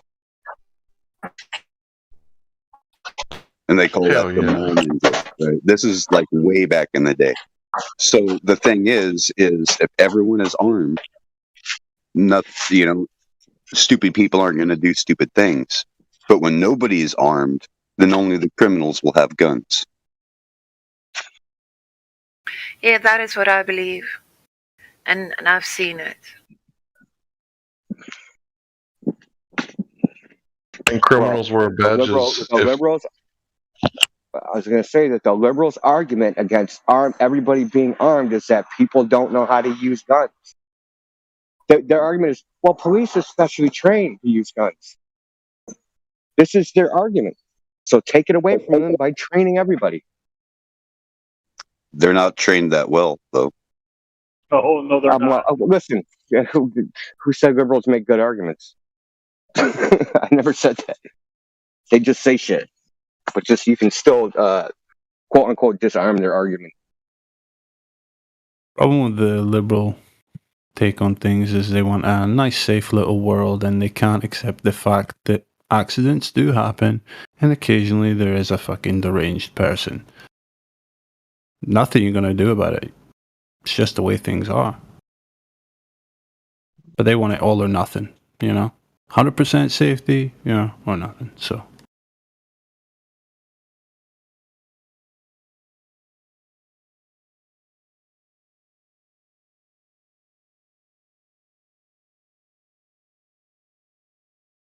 I think there's a lot of people that are more afraid of doing the wrong or doing nothing rather than doing the wrong thing.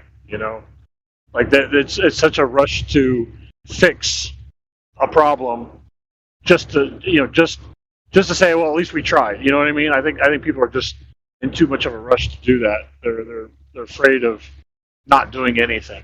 No. Being said, well, you didn't do anything about it to stop it, or you didn't do anything to try to stop it.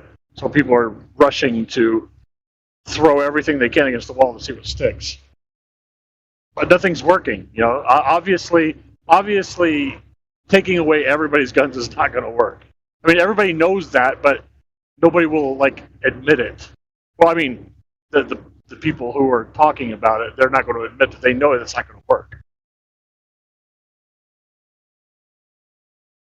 See, if you take the guns away from the everyday citizen, then only the cops and the criminals have guns.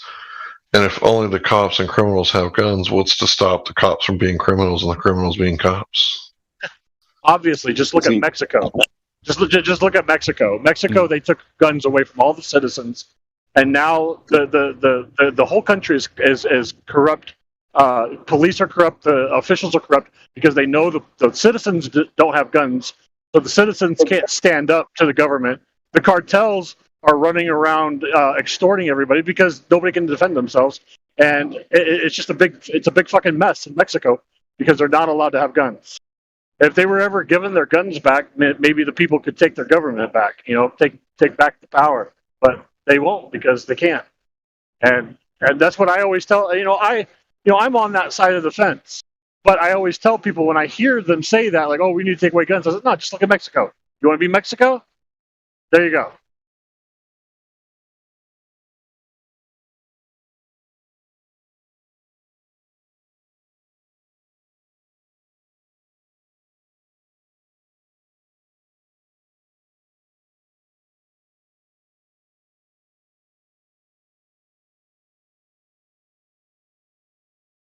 Yeah, it's well known that the cops do, or the federales do work with the cartels. It's well known in Mexico. Oh, yeah. I see right now what's going on is like in a little town where my wife is from, Santana. The cartels come into Santana, and they go around, and because they're out of the weed business anymore, because weed is legal here in the U.S. now. So they have to come up with something else. So what they're doing is they're going around and they're extorting doctors, and they're telling doctors they got to start paying, and now doctors are leaving, and they're going around extorting business people, and the business people are leaving. So like it's so stupid. There's nobody to stand up to them. They just walk into a town and they just take it over, and it's like their town. So they get bored and they move on to another town.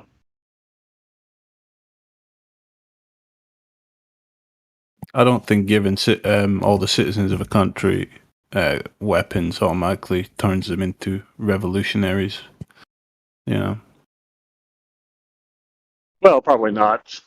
It takes you got to be willing to die more. to take your government down, basically. And Yeah. I think that's in most people, because that's a Right. certain mindset, that's a certain understanding of reality and everything, and most people Sure. don't have it. Now, Kind of because of the globe, to be honest. There have been instances in Mexico where the citizens did stand up against the cartel. They're allowed to have shotguns in Mexico for hunting only, But there was a case where the citizens had enough, and they stood up and went blasting toe to toe and drove the cartel out. But yeah, you're right. It's a mindset. If you don't give a shit, if you just want to keep your head down and don't care, then you're never going to fix anything. Yeah. Sorry, but I swore an oath to defend the Constitution, right? Well, and the letter the government of the Constitution. that took the guns says- away. Sorry, God, I can go ahead and talk. I'll stop. Well, I was just going to comment that the government, when they took away the guns in Mexico, they knew very well what was going to take place. And so you have to think, they knew for a fact what was going to take place. And so it just adds a whole nother dimension to what's going on globally or worldwide. I hate to say global, obviously, but yeah. So whenever they do something like that, it's got to be part of the plan somehow, somewhere, in order to, I don't know whether it's population control. I really don't. That's a little extreme, but there's definitely something behind the whole plan, because they knew what would happen. It was right in front of their face before it was already happening, before they took the guns away. So all it did is make it worse. They knew. Yeah.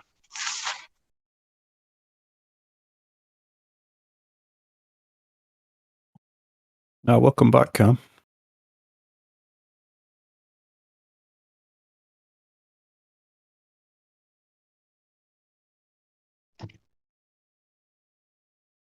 I definitely agree that there's a large, or at least a portion of America that would stand up to wrongdoings, but I also believe that there's another portion of America that wouldn't, because people don't like to get involved in shit. A lot of people like to just keep their head down, do their thing, don't rock the boat.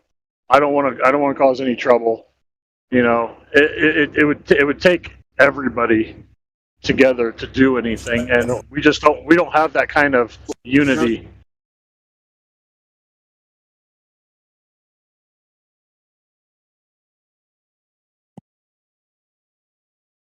Yeah, I don't think many would, even in the United States, but I think enough.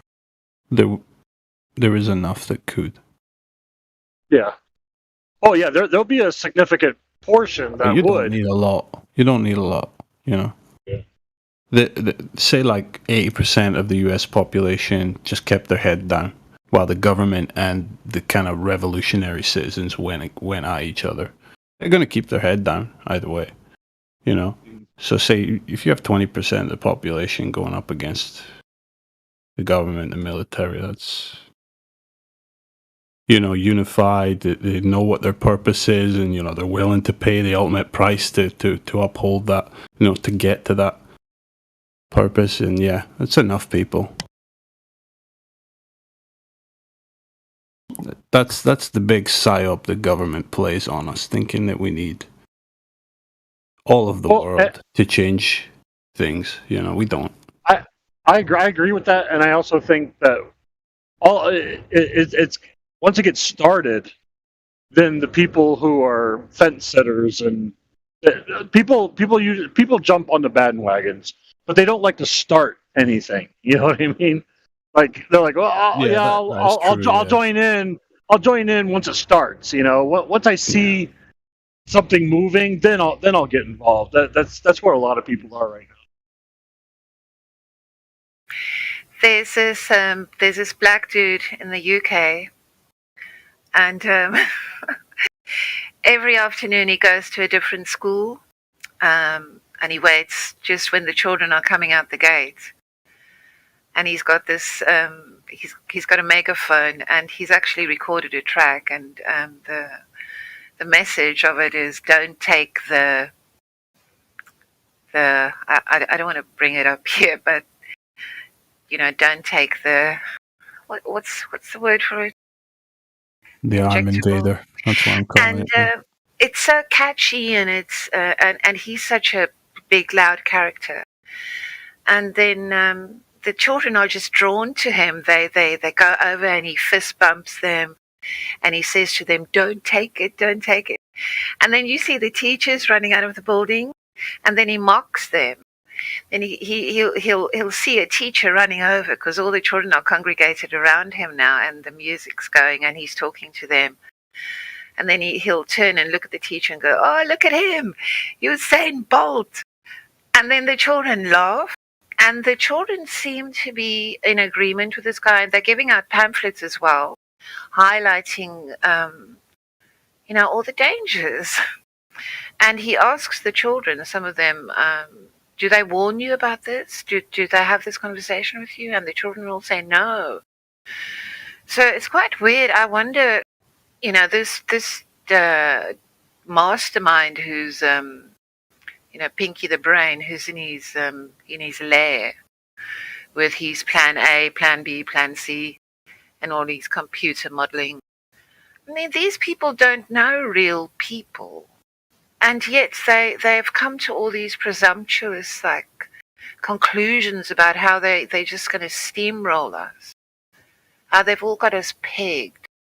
How they can control us and manipulate us. I just looking at it from the angle of, wow, this is a great big plan. How are you going to put it all in motion, and how is it going to play out? What have you concluded about people that you think so little of them? Surely in the bosom of every, red-blooded person, there is a line that you will not fucking cross. And then the shit is going to hit the fan. So I'll go back to looking at my boats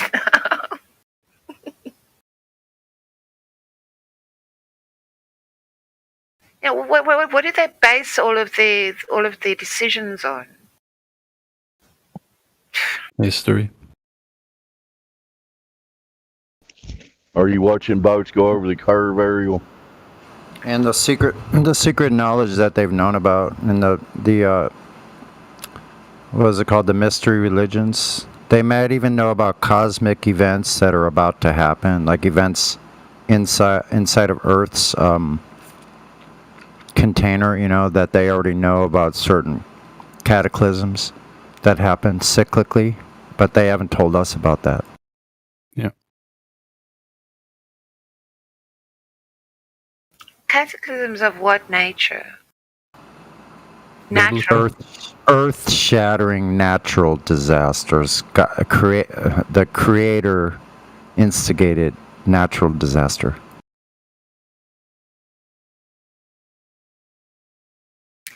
Well, by the way that volcano is behaving in Las Palmas, I would be getting out of California at this point. That thing could just blow up and fall into the sea and cause a tsunami. I know. Thanks for reminding me. I live here. I like have nightmares. Well, not nightmares. I've had dreams of the water washing up onto the street where I was like, I got to get out of the building now. Since I live in 2012, Arizona. having that I dream. live in Arizona. I'm hoping California drops off so I can have beachfront property again. Hey, I might just have an Exactly, island. right? So, I don't know. I might have my own island if I stay. You might. Do we really need California? I don't know. No, I live here. No, we don't really need it. Well, what about the oil and the gold? You that's could there? get rid of it. I just want to be able to get away. So Right, We need the okay. oil and the gold that's in California, though. Is there's a There's a lot of oil Yeah. in Southern California, LA. there sure is. It was Yeah. founded on oil. Yes. yeah, and there's still gold. I mean, there's still gold in them there hills. A lot of people don't realize this, but a lot of the mines were shut down during World War II, the Strategic Metal Act of 43, right? So by 1945, all the mines that were not copper producing mines or iron producing mines were shut down by the government. Yeah. And after the war, nobody went back to mining because gold was $32 an ounce. And there was a big boost in the value of the dollar, so gold was like worthless. I mean, people would just have gold nuggets as necklaces. My grandmother has one. My grandfather used to have one. He even had a watch band, like stuck on There the were side. oil. There were still oil derricks when I first moved to California, and places like Marina Del Rey, Venice, California. You would have condos that were going up at houses, and in between there'd be lots with just nothing but an oil pump on it still. Shit, when I went to Yorba Linda, they still had derricks in the middle of the neighborhoods. They just had a facade around it to where it looked like a church Yeah, or something. Yeah, they still. I'm posting an image. Actually, should be up soon, of what LA looked like in the 1900s. There you go, folks. That was LA. Still smells the same though. Well, not as bad as in the 70s. We had a real. It was horrible air quality in the 70s, but it got better.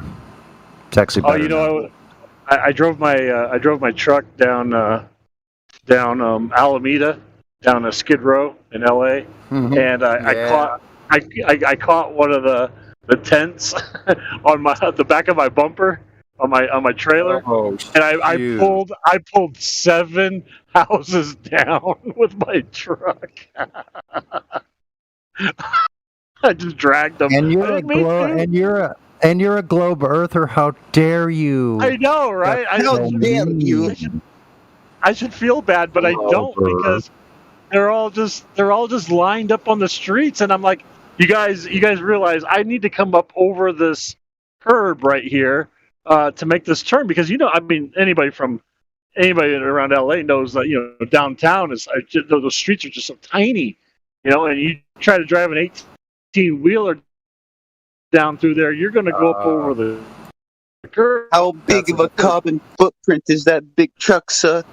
And the people had their tents right there, and it's a lot.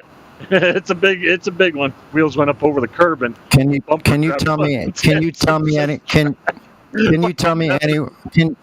Trying to get a word in. Can you tell me anywhere in your truck technology where it uses a globe? No, there's nothing in my truck technology that uses a globe. Wow, how come? So you don't even have one of those gimbal type, what the fuck do they call them? Compasses? No, I don't. I don't. I just know what I'm doing. I don't even use a GPS anymore, because I just go to the same places all the time. It's like I used to in the beginning when I first started out. I'd have to use a GPS everywhere I went, but now how do you know, I just know where I'm Robert? What indication do you have of a vertical drop over a certain amount of distance? Because it's supposed to be 8 inches per mile squared. Yeah, but you're not taking into account the observer's height, though. On that. Well, so you're in your truck. You're in your truck, and you're seeing like 200 miles. You're seeing 100 miles away to mountains, and there's no ball. Oh well, not on. Yeah, land is all different topography, so you're not going to see any like that. I mean, driving, you're not going You to see it. You're could not if going to. there was a You're not going to see mountain with hills. off. If there's a mountain off in the distance with the radius and that calculation of drop over distance, you certainly could tell if there was a bulge of earth in between you and the mountain. Oh, What if you're well, I in mean, Kansas? yeah. Well, I But you mean, never see the 8 inches squared, whatever. That's you have to be right at ground level, like with your eyeball touching the ground. False. That's not true. Yeah, That's not true. No, it gotta, isn't. yeah, because there's No, a, you there's Do you just know what the calculate for the calculation would height. be Oh my for the God. observer height of 6 feet? yeah, but yeah, that's okay. It's okay. I don't see any. I mean, driving on the highway, you don't see any of that because you're always going up and down, up and down. You don't, Okay. you know what I mean. You're just always driving, going up hills Do you and know? down hills. Do you know of when anybody has ever physically measured Earth's curvature? Yeah. Physically measured Yeah, it without definitely. presupposition. Okay, who? Yeah, they do it all the time with the Aristotle's. When did they do it? Tell me when a specific one that should have the Nobel Peace Prize should be easy to find. Who measured the curvature without presuppositions? Oh my gosh! Oh, surveyors do it all the time. Jesse, what's his name? Okay, show me without presuppositions. Without presuppositions. Yeah, surveyors don't have presuppositions. They're not measuring. Surveyors They're just using planar surveying. I want to know when they measured drop over distance that a ball is required to have. Oh, all surveyors have to account for the curve. Okay, show me one that got the Nobel Prize for measuring the curvature of Earth, because I've never heard of one and nobody's ever presented anything. So please present it. I don't think you get the Nobel Prize for surveying. You would be the Hey, first you know I one. have You'd be surveying the first and only one that ever did it. Why wouldn't you receive a prize? Okay, forget the prize. Just show us when somebody physically measured it, not secondarily, physically measured drop over distance that the sphere requires. Well, what I'm talking about is surveyors. Okay, when they're doing large swaths, not surveyors that are just surveying land for a house or for small little areas. No, you don't need to account for curvature then. But yeah, over large distances like miles, yeah, you do. And they do it all the time. They use triangles. And they use their Okay. Can you show me how NASA's using that when they're flying objects, real aircraft over the surface? Can you show me where they're using that curvature? when the airplanes are flying, how they're Yes. what? When aircraft are flying, NASA, the FAA, McDonnell Douglas, all these other places, Boeing, are saying they're flying aircraft over a flat, stationary Earth. Don't you think maybe you should alert them? Because they're flying real objects. If there's a curvature, don't you think they should know it? Why don't they know it yet? Because they're telling us in their own documents that they're flying over a flat and stationary Earth. No, that's a misquote. Oh, really? It's a misquote? It wasn't a quote. Really? Show me where they're not saying that. Yeah, they're Show not me. saying that. Show me. Show I me mean, where they're not. Show me where they're fucking. I'm driving. Yeah, okay, you're fine. You just shut the fuck up. Robert, I'm listening to like a fourth time in 4 weeks, and it's nice to listen to you and hear that you're driving every time. That's every time it's good to hear. Yeah, I got to take Robert's back on this one. Yeah, it's really hard to text and drive.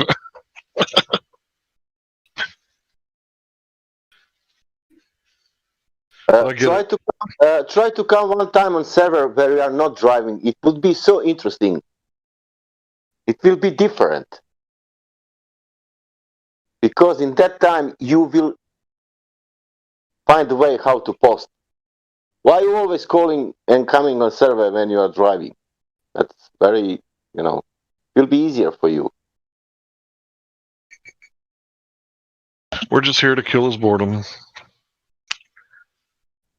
He can't provide any evidence for his globe. He was just asked for direct measurement of the Earth, and then he cited some guy that lived before Christ who measured a shadow.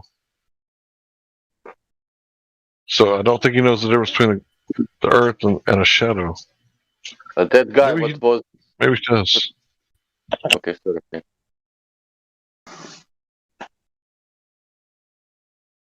You know, thinking about that statement, he's quoting a guy who lived before Christ.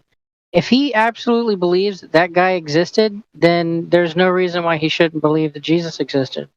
Or anybody who thinks that guy existed. You know, because they have less information on that guy who put some sticks in the dirt than they have of a guy who was up on a stick in the dirt. But the guy didn't put stick here and then 200 meters away. God put the stick here, and he went 500 miles straight 2,000 years ago with the camels, and then he put another stick. There's more written testimony of the witness of the one known as Jesus. I'll call him Yeshua.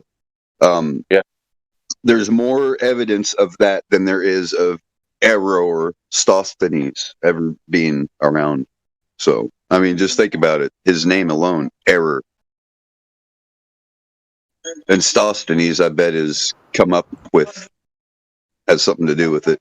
So I'm pretty sure it's a made-up name.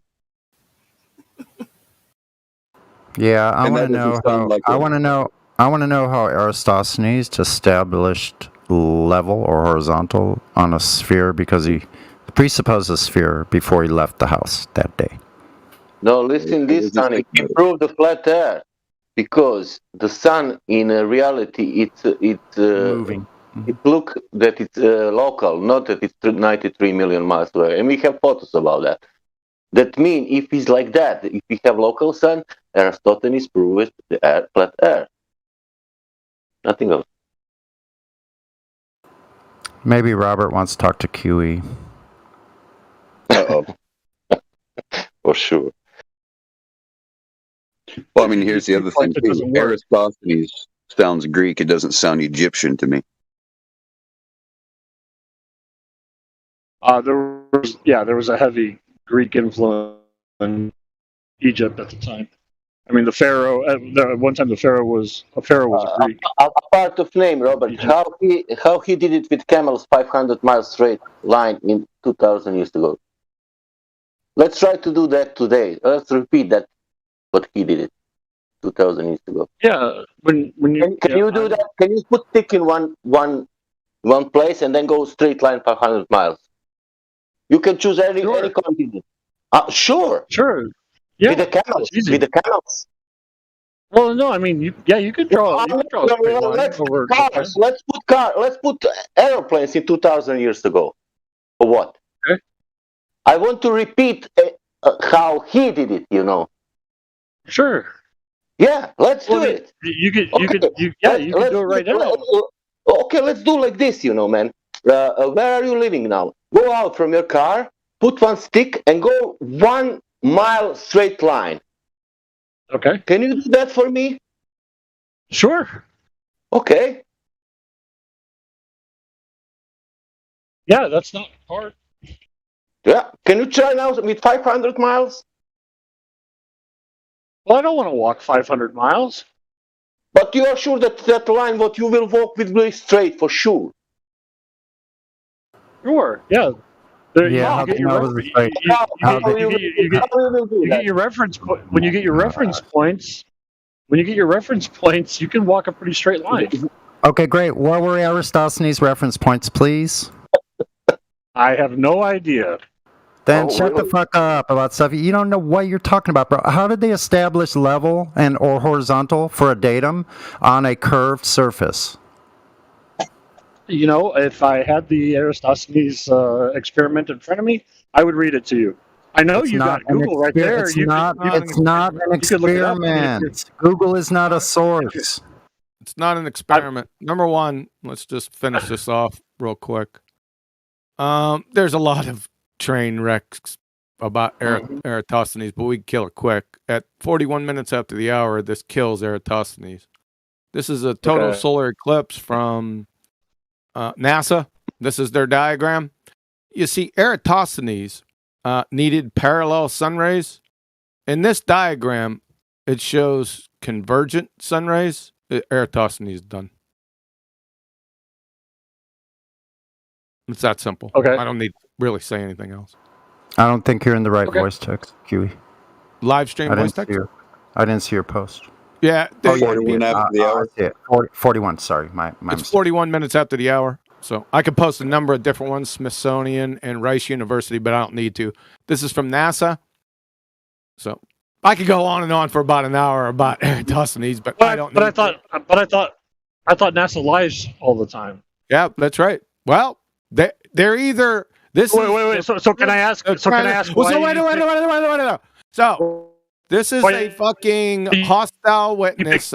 I gotta shut you up. So this is a hostile witness, right? I'm using your pseudoscientists against you.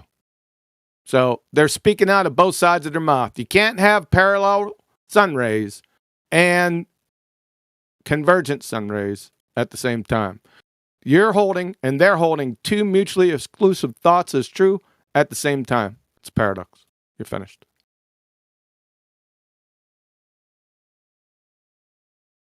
Okay.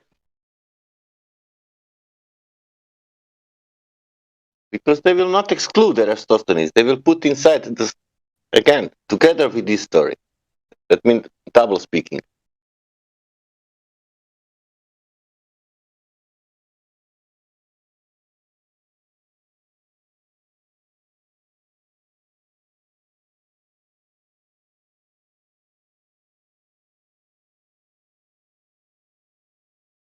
Wow, that was quick. By the way, I just did a presentation on this yesterday. Yeah. On what? On my channel. Converging sun rays. Yeah, on my channel. Yeah. Okay. Yep. Yeah. Did it on elevation angles. Short. It's very short. Just go to my presentation yesterday. Just click through real fast and go right to divert. Here's the problem. You got. This is so fucking hilarious. It's a nightmare because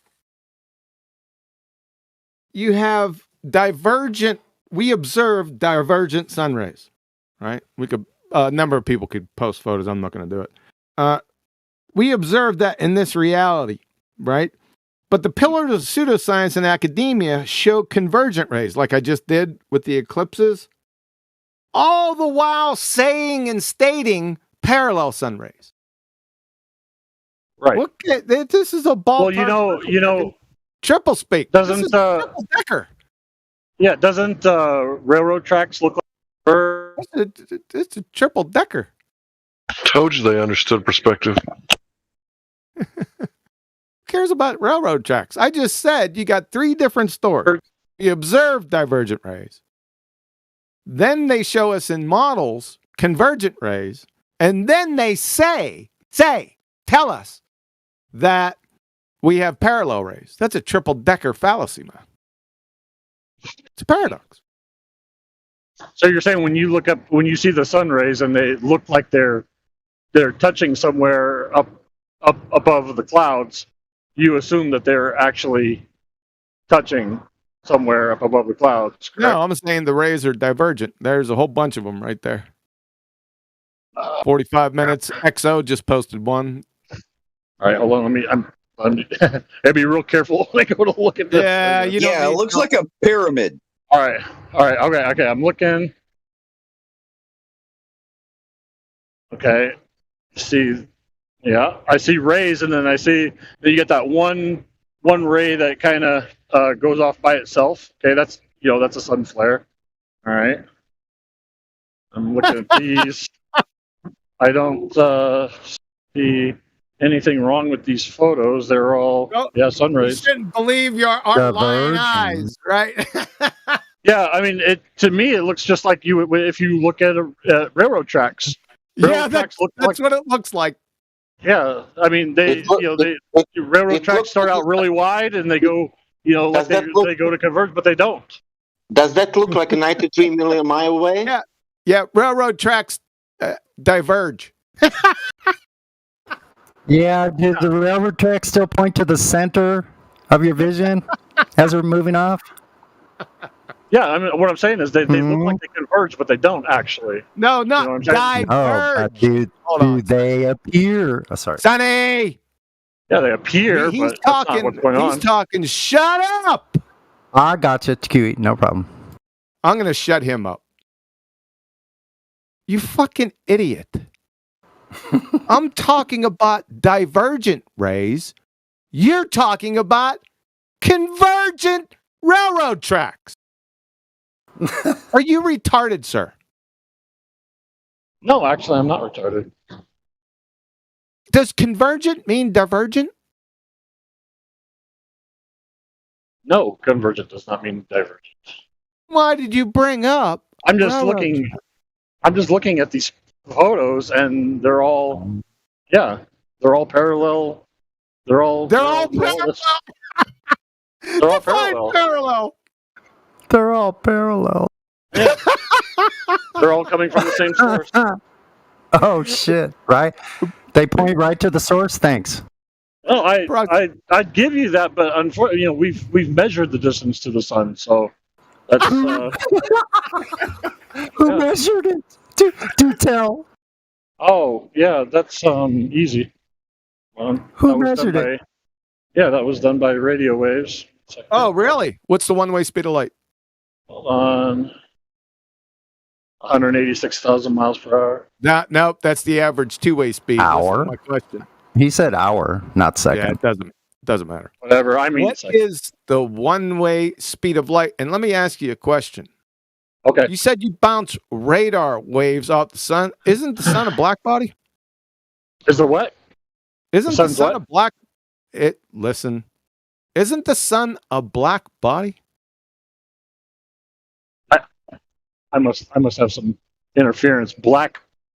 What? Yeah, you got some interference, all right. This is going to go down the tubes real quick for you.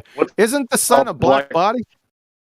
I don't know what a black body is. Black body. The sun. Isn't it told to us? Black. I'm not being racist. The sun is not black. The sun is a black body. I've never heard that. You never heard that before, right? I've never heard of black body. I know the sun is a ball of burning plasma. Yeah. But it does have mass to it, so you can. No, shut the fuck up. I'm not listening to your more bullshit. Do you know what black body radiation is? Black body. What's some of the tenets of a black body? Do you know? Obviously, you don't, right? I don't know what black body is. No, I told you that. Yeah, right. So, but according to the fairy tale pseudoscience priest, the sun is a black body. Do you understand? Do you think I'm lying to you about that? Oh well, I have no idea. I have no idea. So I have no idea. Okay. Now listen closely.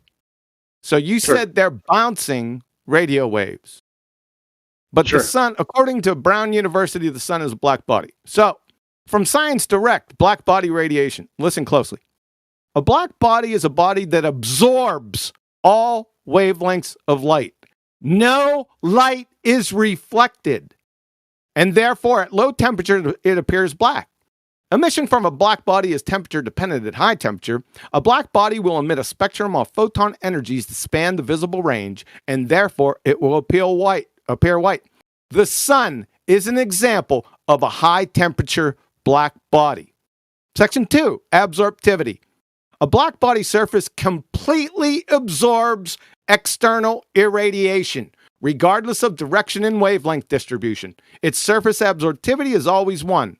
So alpha wave equal 1.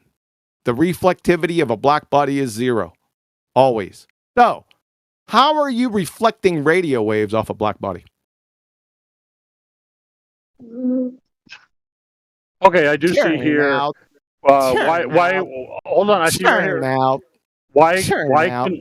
Can I turn out the lights? Can I talk? Why can we not measure the distance to the sun directly using radar? Son, you said they bounce. Are you fucking retarded? What are you talking? I just said, why can we not measure?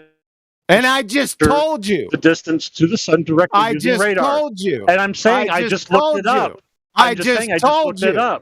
I just told you. I'm agreeing with you. Okay. So how can you bounce radio Calm waves down. off something that can't reflect radio waves? That's what I'm looking at right now. It's saying that you can't use radar. Okay. So there was solar radio signals could be used to monitor. Solar radio signals. I'm trying. Look, I'm trying to do this while I'm driving. Okay, give me a little leeway here.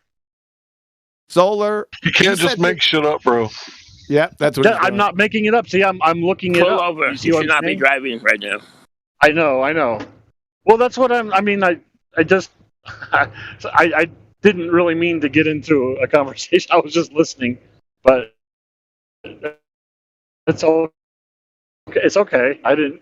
You guys got to realize, I can't pull over and cite everything I'm saying. Oh, well, you can't. I'll retract that. I'll retract that because I'm retracting that. I know that the sun was measured, but I'm not going to say with radar. Okay. So It was never measured.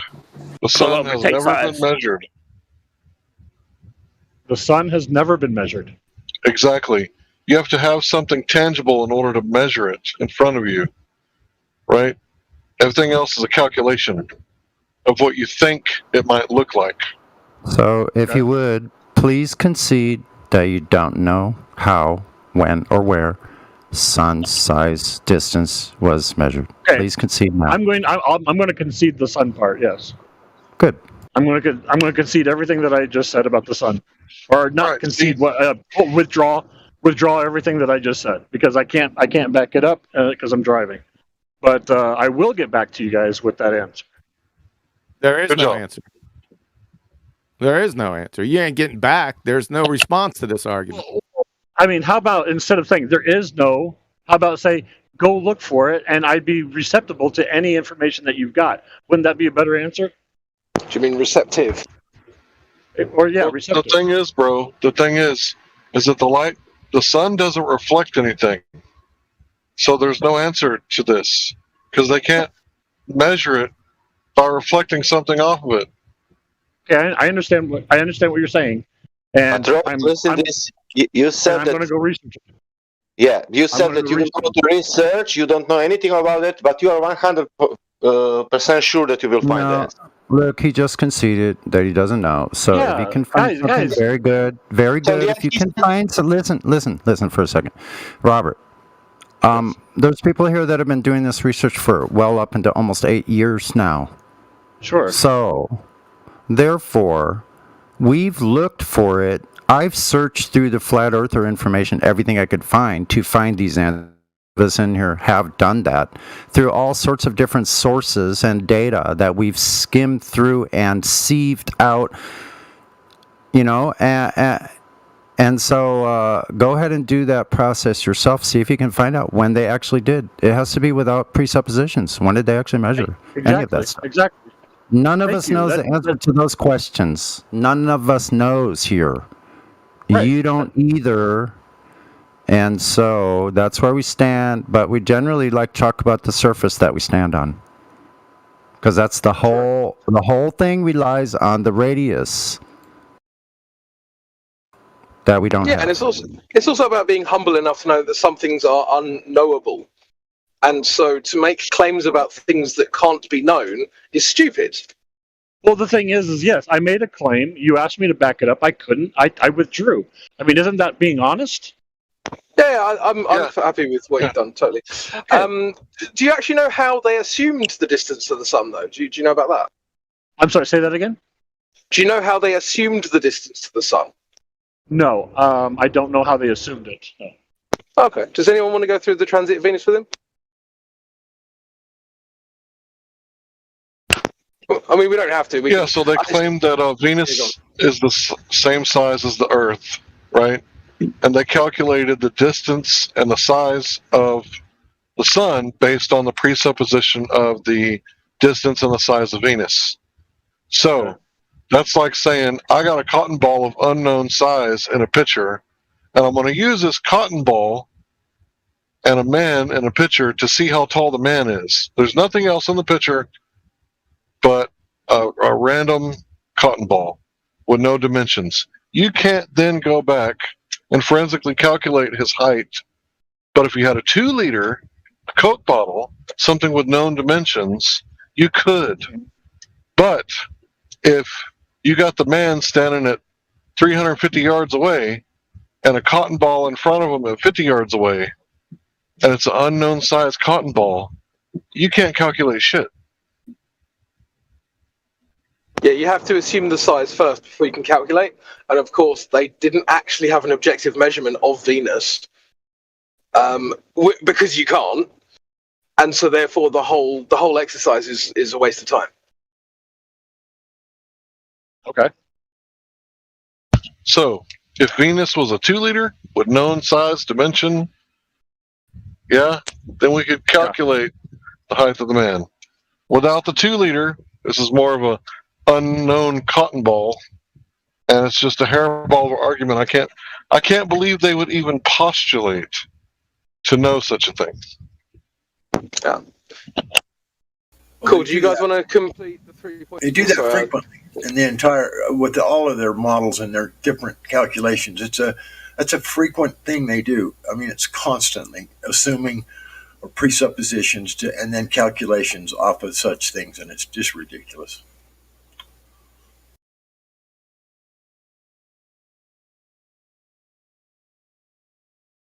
So, turn out the lights. Party's over. They say that all good things must end. Call it a night. Party's over. The party's over. It's karaoke tonight.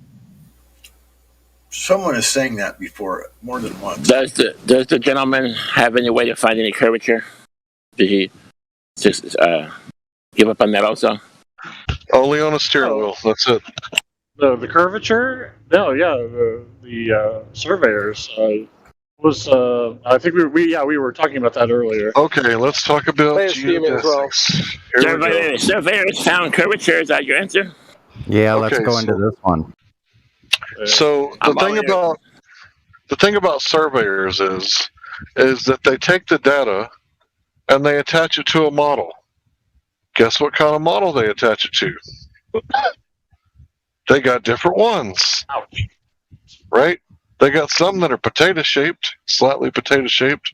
They got some oblate spheroids, and they got some spherical.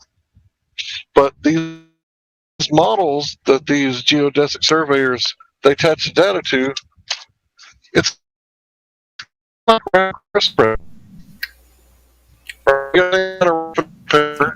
You can put on Robot. The robotic work. Garbled there, Hank.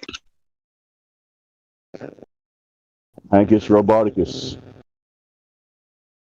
Yeah, Dale Gribble stepping on the system saying, "No, Hank, don't tell them. They don't need to know, Hank." Well, the problem with the models, I think, has been throughout the entire time is that the models do not reflect reality. They're not an example of what is reality. So it's just another ridiculous thing to do. I mean, Okay, do you guys know what photogrammetry is? Please educate us. Okay, photogrammetry is taking a whole bunch of photos, say 100, 200, 300 photos of the ground, and using photogrammetry software, you make a 3D model of the ground itself. Okay. 3 years ago, I started a company called Aerial Analytics. We use drones with our 4K cameras on the drones to do a type of surveying, not real surveying, but like getting a 3D model of the terrain for construction sites and things like that. And we would fly over a certain area and snap. Like this mine hired me to make a 3D model of his total operation out there. So I flew my drone over his mine and I snapped about 500 photos. And then my partner, who handles the software part of it, took those 500 photos and was able to create a 3D model of the mine itself. And then with that 3D model, it was very like meter of triangles. They use triangles to map the ground and everything. Basically, take a look at it, and then you can actually use that to print out in a 3D printer, and which we did, and we gave a little 3D model of his mine operation. So, but Thank you for sharing that. Are you referring to trigonometry? When have I'm you sorry, found curvature? Okay, what I'm trying to say is, we went out to a dig site that was here in Arizona that some people had found some, ancient Indian stuff. So they wanted the whole place topographically mapped, a 3D model of the entire dig site.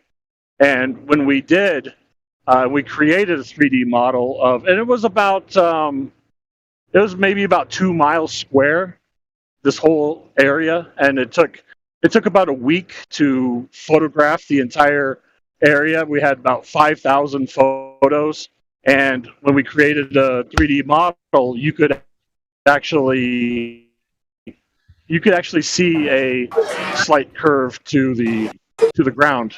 That's really cool. Hold on. The funny thing about topography. No, I'm not using. Hold on, bro. The funny thing about topography is that's completely acceptable in a flat Earth, right? Because you got almost. But the problem for you is that we got the Bolivian salt flats, right? And it's 9,000 square kilometers with less than 1 meter of vertical relief, less than 1 meter of drop, 9,000 square kilometers. See, that doesn't really work on a globe Earth. Yeah, I know. I'm not using this as like proof or evidence or anything like that. I'm saying a cool story about your business. No. What I'm saying is, you told us the name of your business. That is Aerial Analytics.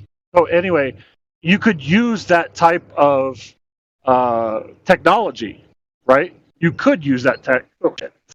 Traffic. God, I almost hit somebody. I just told you. Damn it. Woo!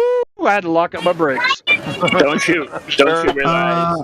I think for safety, you should get off the Discord if you're driving. He just said he'll just slam his brakes. Yeah. So I would suggest you get the fuck off. That's dangerous. Come on.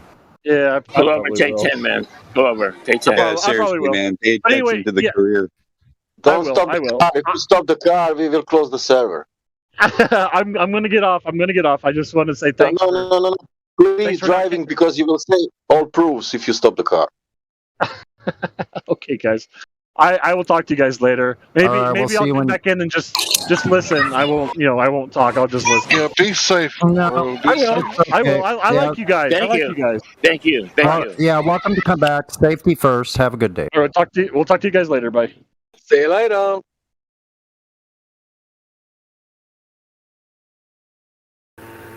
It's strange you gave that story and then said it wasn't any evidence or proof. What's the bloody point? Well, I was hoping to get into the numbers because, yeah. Well, I mean, I was hoping to get into the numbers because he said it was. Did he say 2 square miles? 2 miles 2 square miles. He said like 4 square miles. I got the impression. He said you can see a curve over 2 miles square, is what he said. Yeah, but that's like a few hundred meters in each direction. That's nothing. It's a tiny area. It's like you wouldn't even expect to see more than about 3 inches of curve over that distance. Like, I got the impression you meant 4 square miles rather than. I thought it meant. Oh well, that's what I was hoping to get some clarification on. But yeah, no, fuck all, absolutely fuck all distance. But even then, if it's just ground, there could be hills anyway. I mean, for goodness sake. Yeah, of course. Yeah. Here's the deal. When people come on here and they're talking about Eratosthenes, we need to ask them how desperate are they to use this guy from like 300 BC, and he's measuring shadows shadows. Pathetic. And now we can find curvature on the ground, not anymore on water.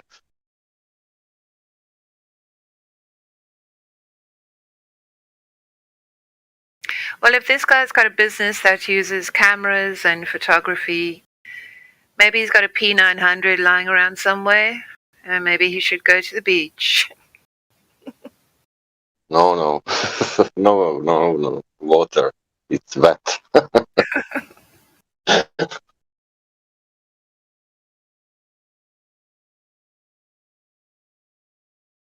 It's funny because they'll say, "Oh, it's too big to detect the curvature," and then go and try and measure it on the smallest possible scale.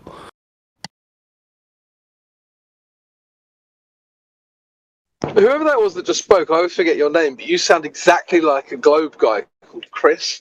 I don't know if you've Oh, ever heard him really? speak. Nah, Yeah, you sound exactly the same. Ah, shit. Was he Scottish too? No, he's not just Scottish. He's from your part of Scotland and has your inflections and also the depth of voice. You sound like really similar. Oh, shit. Well, I am not him, so. Where are you from? Are you from Ayrshire? No, you're from somewhere in Edinburgh.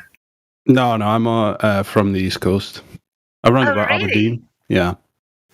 Oh, really? Yeah, I'd have said Aberdeen, yeah. But I would have been guessing, to be fair. Do you know I worked cool. in the nuclear power plant there in Edinburgh, just south of Edinburgh? I went in there to, they had just built a new decontamination unit. It's really interesting. It was brand new. So we went there. I was a white van man. So for a year I lived in Scotland, and I just drove a white van for a cleaning company, and they did all these weird special jobs.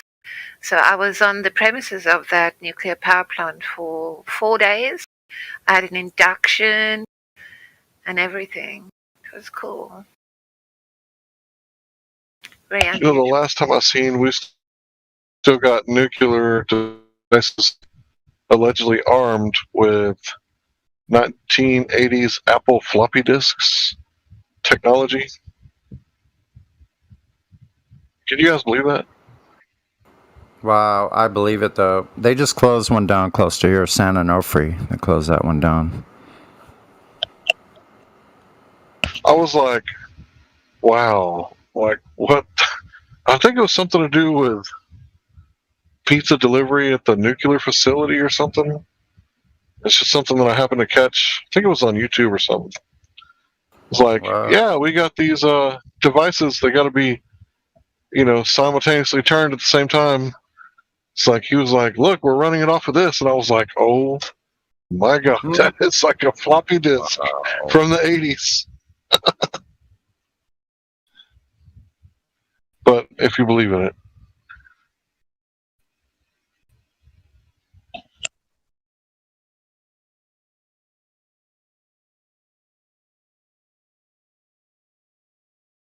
If those were like nuclear armed warhead missiles, like, don't you think they would have got like an upgrade on the software? Maybe the hardware is good for 10, 20, 30, 60 years, but like, wouldn't you want to get some better software? Well, that was a question that was asked about Sarajevo, right? And then turns out that dish was damaged beyond recognition, so they just dismantled that big antenna at Arecibo. So, yeah. It's probably one of those things to where, the technology is no longer good enough to keep up with the ruse. I saw part of that. I saw a meme of that thing falling, like part of it, them demolishing it. It's pretty incredible because it's huge. In Battlefield 4, the video game, there is actually a map on that. The whole map is around that. Oh yeah, I remember that map. Yeah. I've still got a clip of myself flying a jet on that map. Doing what? Just flying a jet on that map. Oh, okay.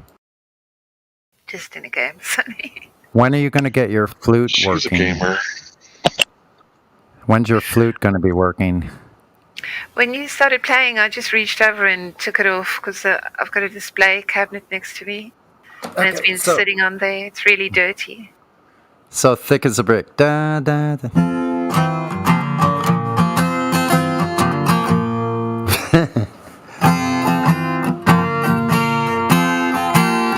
Yeah, but isn't that a piccolo, not a flute?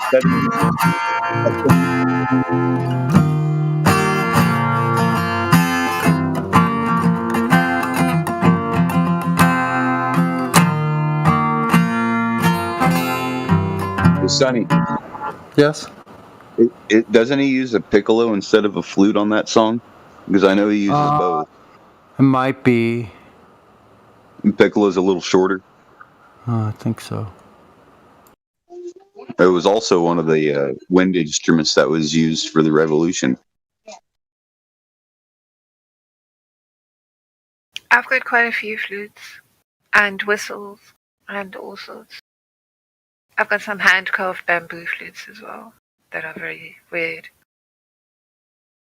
Nice. What about any orcanas? Any what now? Orcanas or arcanas or canas or whatever. They're cavity flutes. Oh yeah, I've played around with one of those. I don't own one though.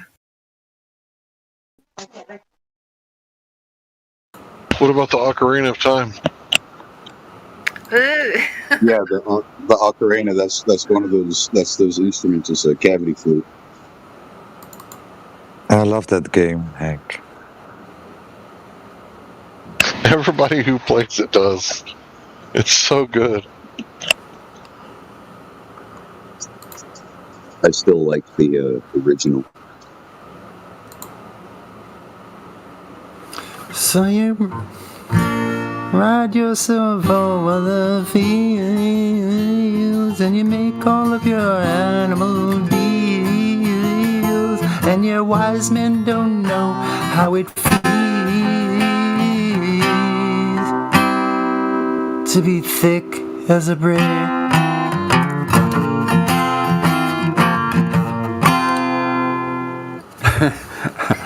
And the sandcastle virtues are all swept away,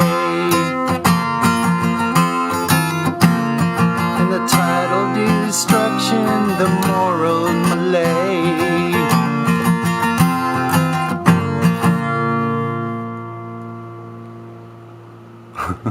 Love it. The elastic retreat rings the close of play, and the last wave uncovers the newfangled way. But your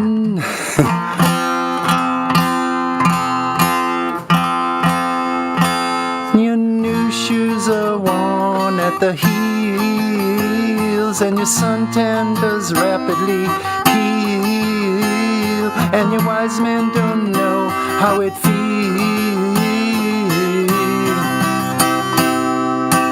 to be thick as a brick.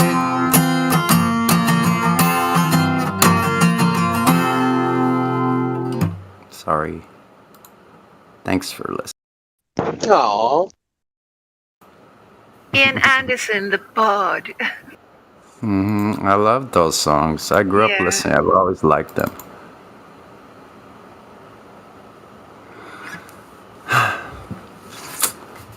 That's a good acoustic guitar song to play. People like that. I have to memorize all those words.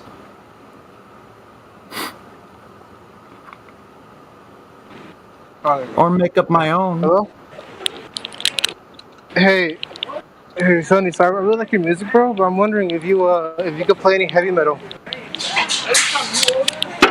Yeah, I can with my electric guitar. Yeah.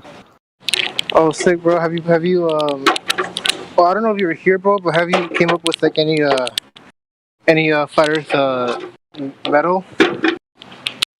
No flat earth metal. No, none of that yet. Alright. No problem. Alright. Hello? When I start playing, I'm pretty much playing metal, so. I can make we can make a song and then add metal. I could do some metal bass lines for sure.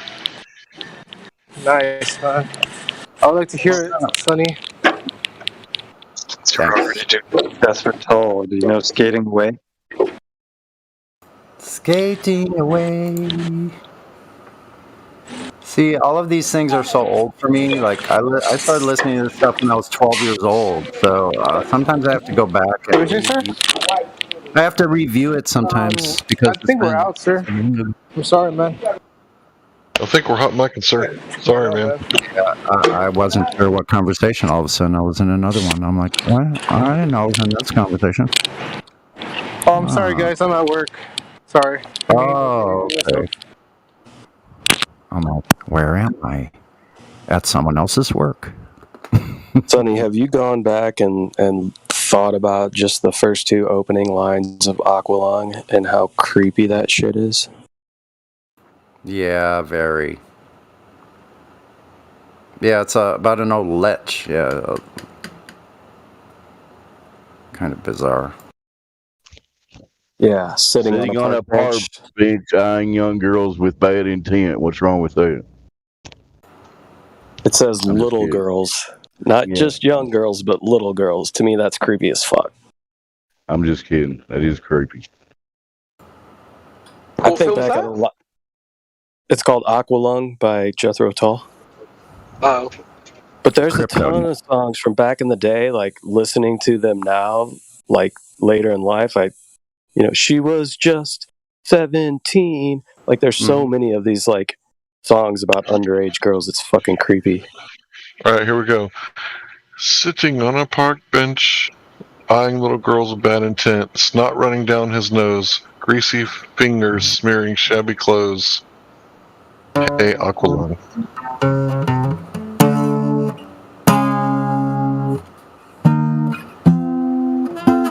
Drying in the cold sun.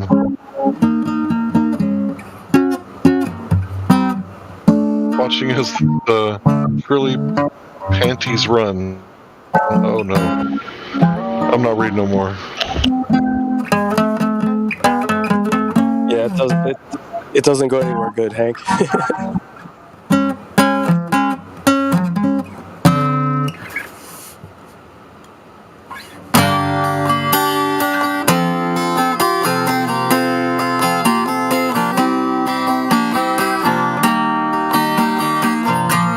All right, that's wrong.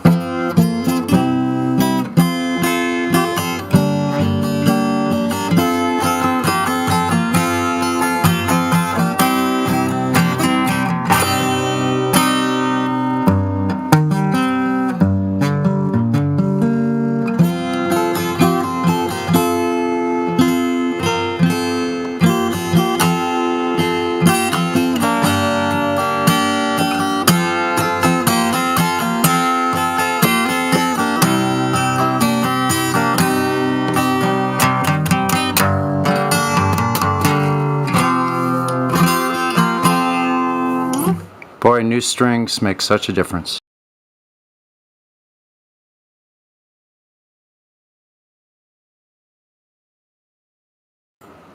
Anyway, I'll stop rumpusing with Jethro Tull.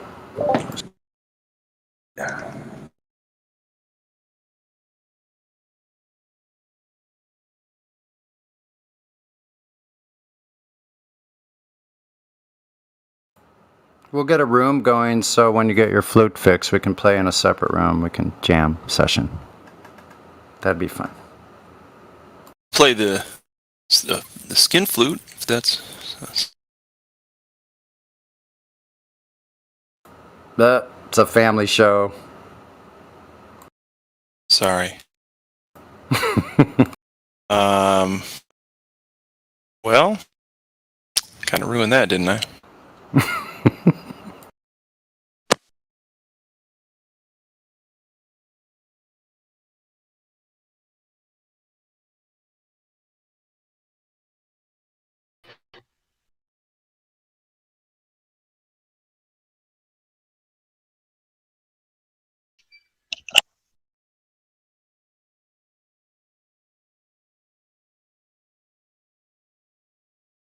The army's up the road.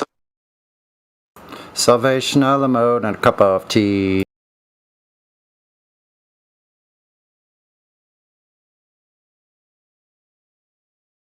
Yo, what's up, guys? Can anybody hear me? Yeah. Alright, cool, Yeah. cool. Who dat? Say who dat every time I say who dat. Who was that? Oh, it was California. Okay.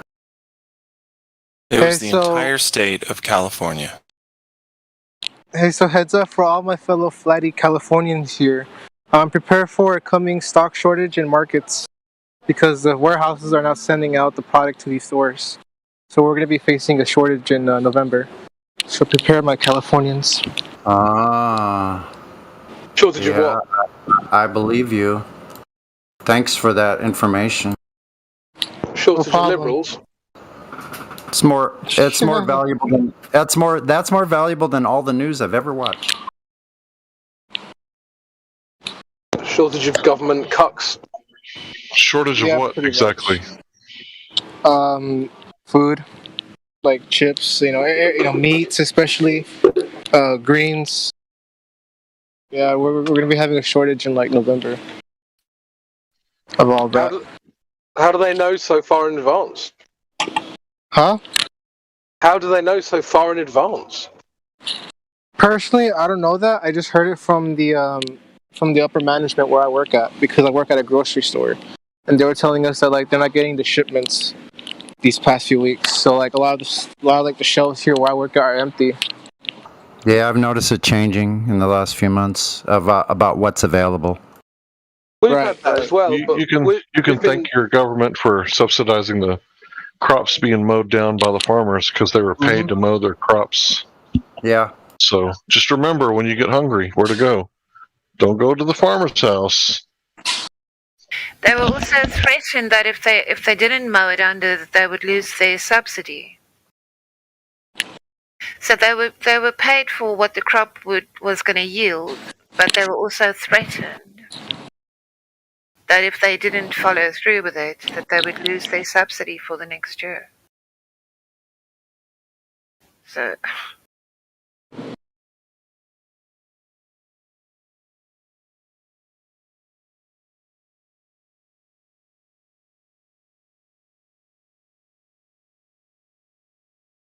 Hello.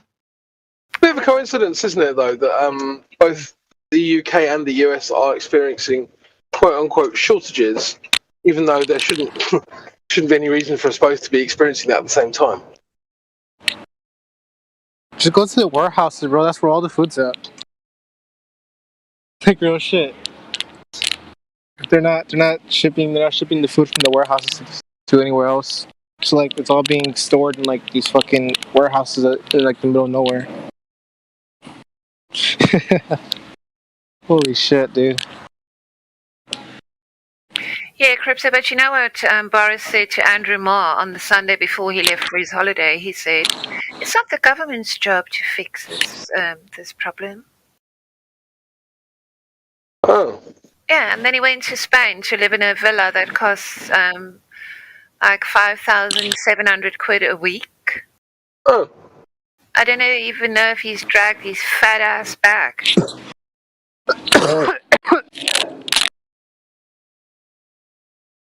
That's reassuring. Yeah. So we know where we stand.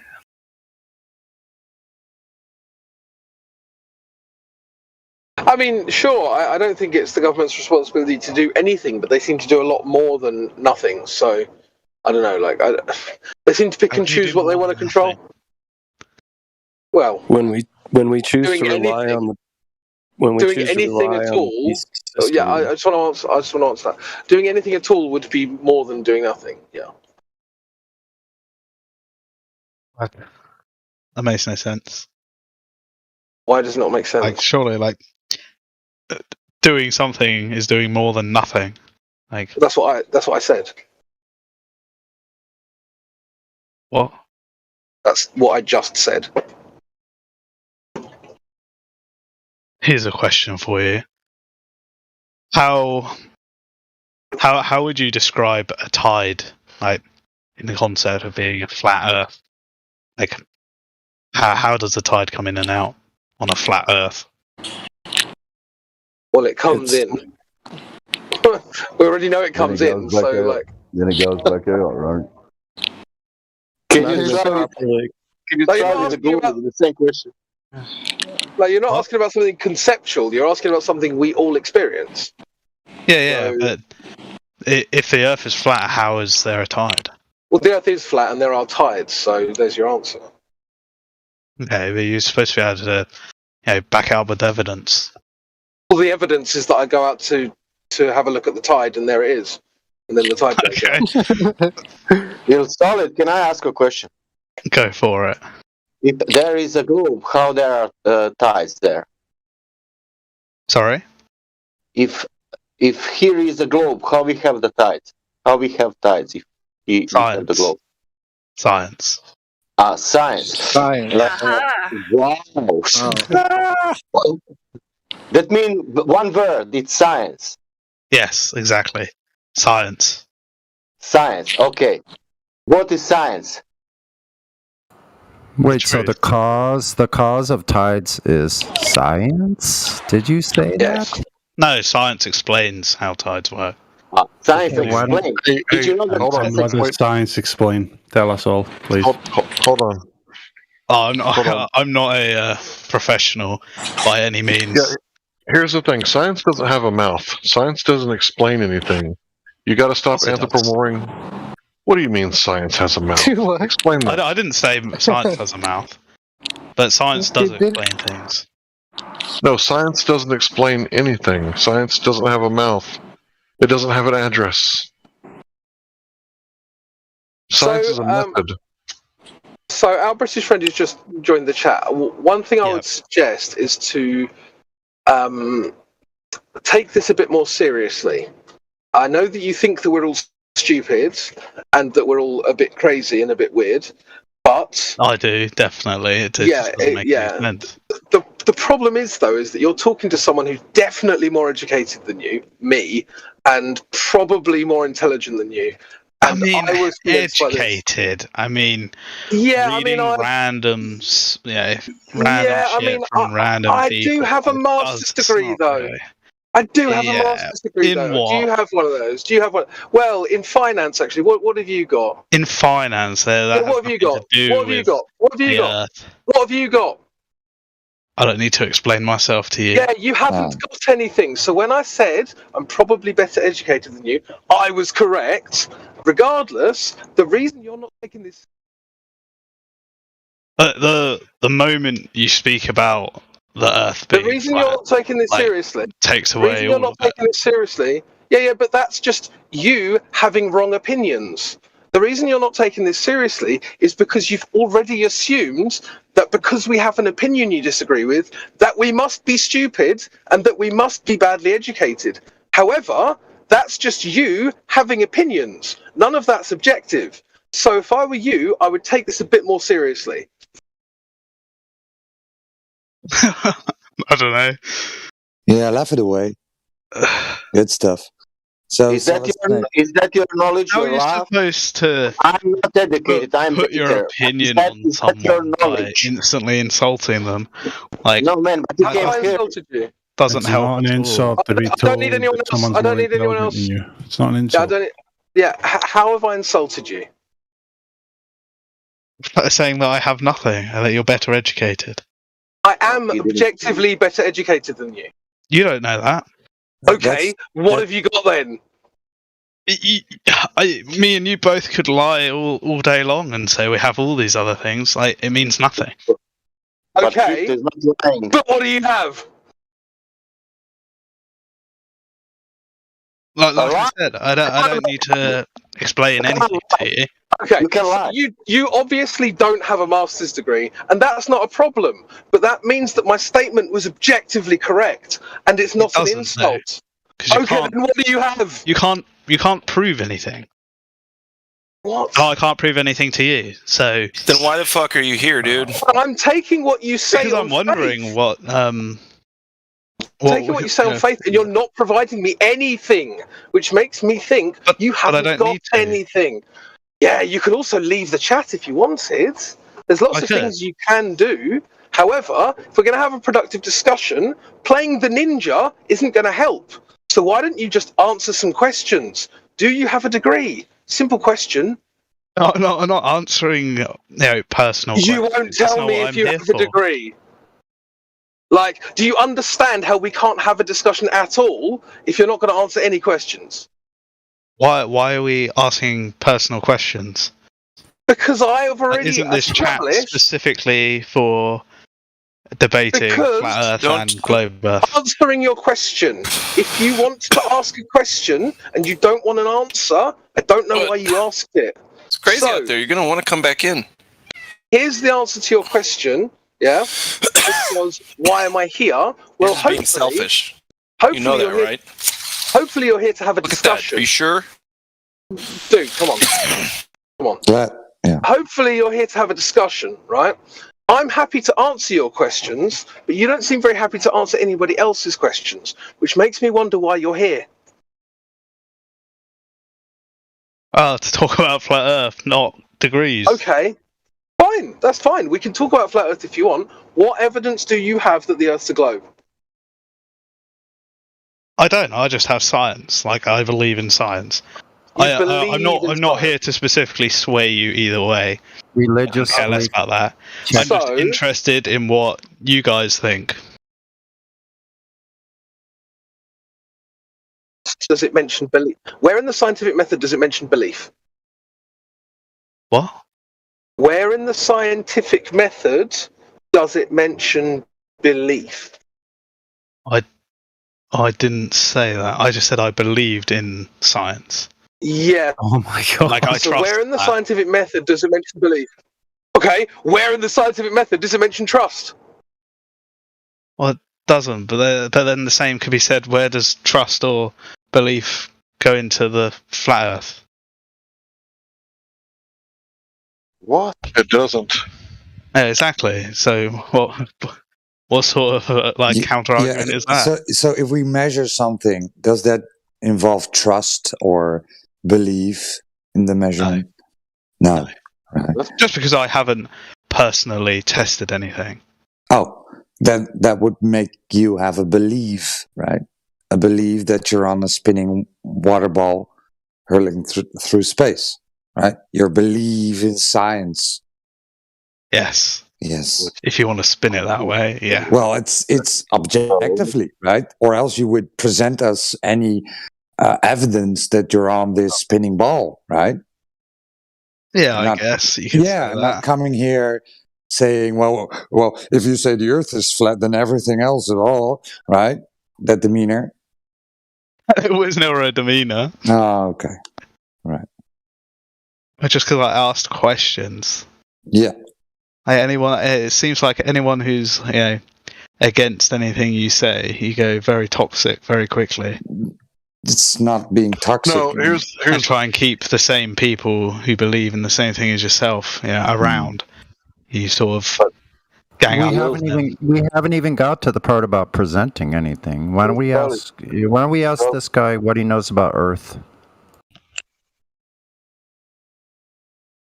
Oh, Hank wanted to say something. Hank, go ahead. Yeah, here's the thing. He keeps on talking about science like it's his Uncle Bob, right? Science is a method for ascertaining cause and effect relationships, right? So if you're talking about the reason that we know how the tides work is because of science, then someone at some point in history must have manipulated the moon's gravity to determine that it was the cause. Well, here's the thing. You can't manipulate the moon. Therefore, you can't manipulate the moon's gravity.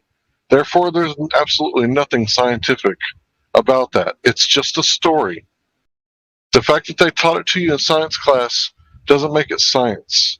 So when he says stuff like that, he's showing his ignorance. Now, we can handle ignorance, and we can correct the guy by explaining to him what the scientific method is and how it works so that he never uses pseudoscience for science ever again.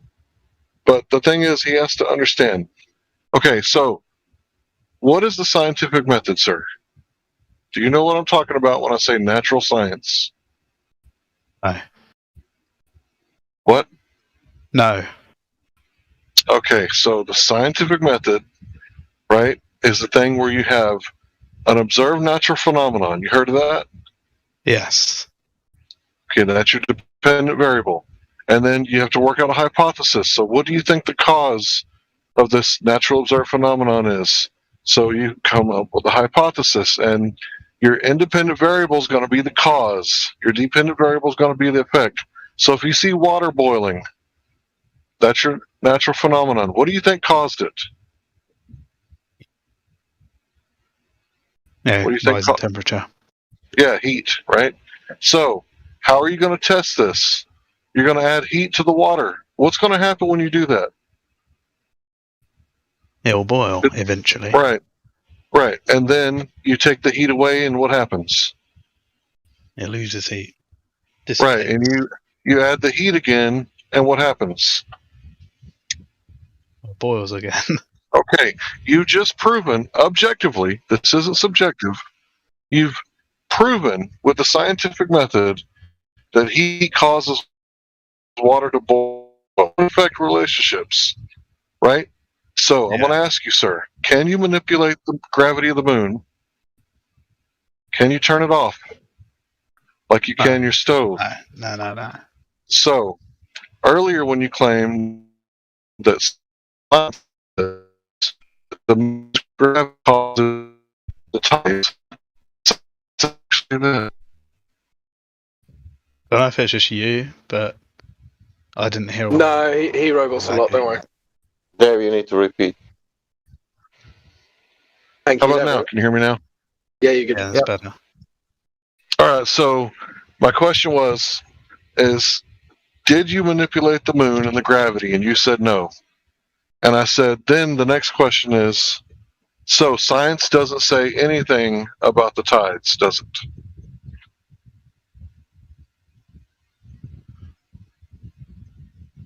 Does it? I mean, unless you can manipulate the moon and prove that it caused the gravity, because that's how it works. Wow. So can you, sir, manipulate the moon? No, not really, not technically, but No, not at all. There's no buts this time. You can't manipulate it at all. To be fair, you can. The observation of the tides of the moon, as far as the scientific community is concerned, is a correlation between the position of the moon and the position of the tides. So the variable there is the position of the moon. So the correlation doesn't equal causation. Basis would apply, surely. So I just posted some stuff about science, right? You can look at it for yourself, right? It's in live stream voice text, right? Because who knows? I may be the village idiot and not know anything of what I'm talking about. So why don't you look at these experts, like, the professor of physics at Yale, and see if maybe he can understand it a little, explain it to you a little better than I do. Thanks. But the undeniable fact is there is a correlation between the position of the moon with respect to the surface and the tides around the world. How many tides are there? Correlation. Hold on. How many tides are there in a day? 2. How many moons are there? 1. Okay. Where's the correlation there? Where's the correlation there? Yeah. One when is the moon's one supposed to be on the other side, it causes another high tide. Well, I don't get it. It's supposed to be on the other side of your ball. Yeah, that's true. So look, the tide is there is. I'm not arguing that it's the case, but there is an explanation in the model that they present. Any village idiot can give you an explanation. Yeah, I mean, first of all, I would say I very much doubt that that's the case. I've looked into this years ago. I'm fuzzy on the details, but I remember, again, it's one of those globe claims that turns out actually not to be true. But I've looked at it for a few years. The second thing, to say that the tides are caused by the moon when there's 2 tides and 1 moon is obviously silly. The third thing I would mention is that if that was the case, that the moon silly is an opinion. Silly is just an opinion and an assertion. It's not. You're not presenting anything that emphatically or empirically breaks the correlation. You're projecting, sir. Okay, but actually, the claim is yours, and there is no evidence for the claim, so I can dismiss it without evidence. If you want to get technical. There's evidence of there is with evidence of regards to correlation. my third point, because I hadn't finished.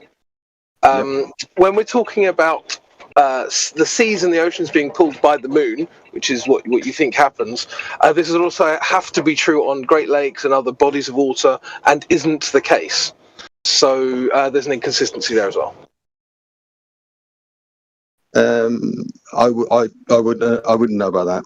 I haven't actually evaluated or even looked at anything to do with the lakes, the water on lakes and stuff like that. Okay. I mean, I don't know. I wouldn't necessarily think that's true because, and the reason I say that is because... Yes, listen, I'm a sailor, a navigator for years, most of my life. And I'll tell you, there are no tides in the Great Lakes. Okay, and how wide are the Great Lakes? In the what is Lake Michigan? Like Lake Michigan is like what, 300 miles? Yeah, 400 miles long. They're huge. Yeah, absolutely enormous. 400 miles long. Great Lake Superior is like 1,000 miles long. Well, let's go back to Hank again. Does we have any scientific proof for that? What you are saying that now? Because the science was in the first place. There's a difference between correlation and causation, right? So during the summertime, ice cream sales go up at the same time as the shark attacks go up, right? So you could say, well, there's a correlation between the shark attacks and the ice cream sales. And you might hypothesize, do sharks like ice cream? No, it's only a correlation, right? The real cause is during the summertime, people get hot, so they want to cool down, so they go swimming. And they eat ice cream. So because they're swimming more during the summer, do you see how that's a correlation, not a causation? Okay, so you got to be careful. Of course. One thing I will say to the previous point about the Great Lakes is that I live in the British Isles, and anywhere east-west on the coastline, it's a distance of 400 miles apart. There's no discernible differentiation between their tides. So the scale of it compared to what they think is the diameter of the Earth, or whatever you want to call it, at 400 between 2 points on the coast and anywhere in the world, there isn't a significant change in tides 400 miles apart. So that's why a lake would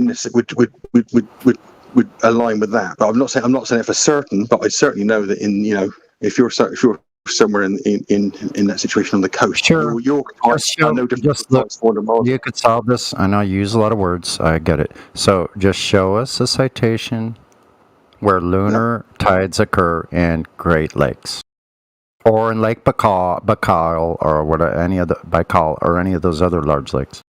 But on the basis of what I just said, that there's no observed 400 mile apart tidal differential of any two places on the coast of any sea, why would you then assume you'd see it on a lake that's 400 miles across? Did you say that there isn't any deviation?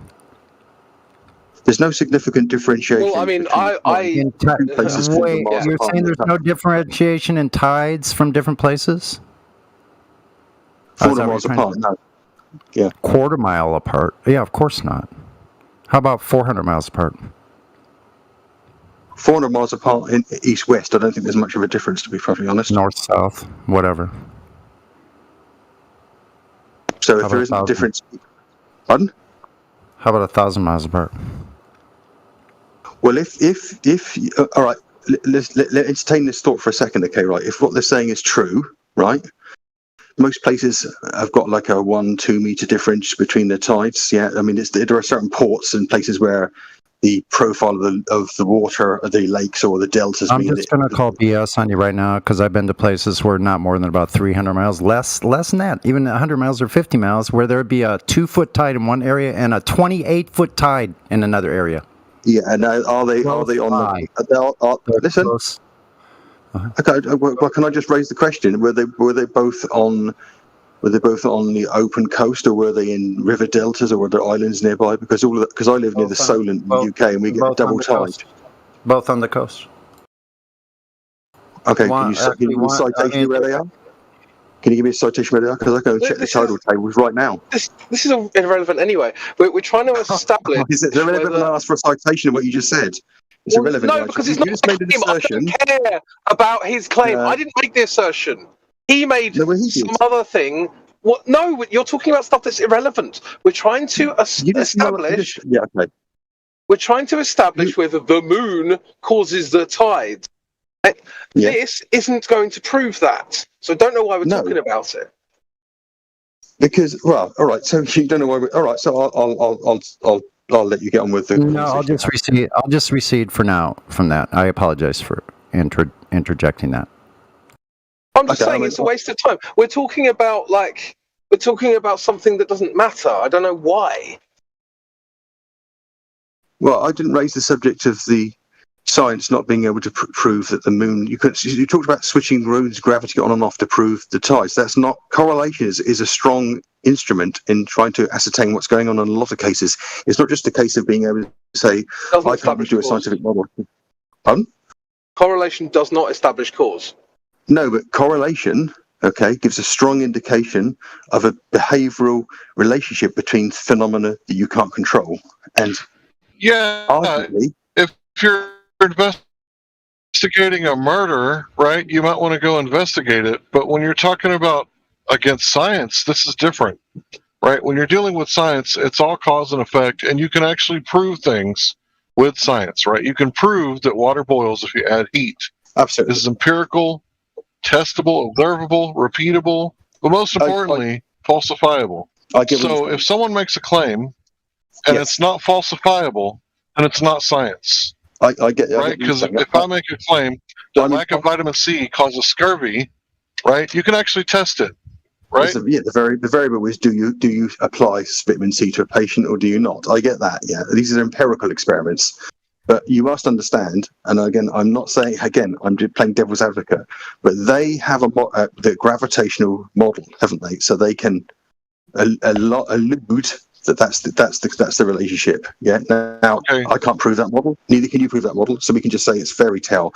But what I'm saying is if can we find another thing that correlates as strongly as the position of the moon with respect to the surface of the planet, in terms of its projection and tides? Can we find any other correlation? Have anybody observed any other correlation as strong as that one is, which is indefatigable, is irrefutable?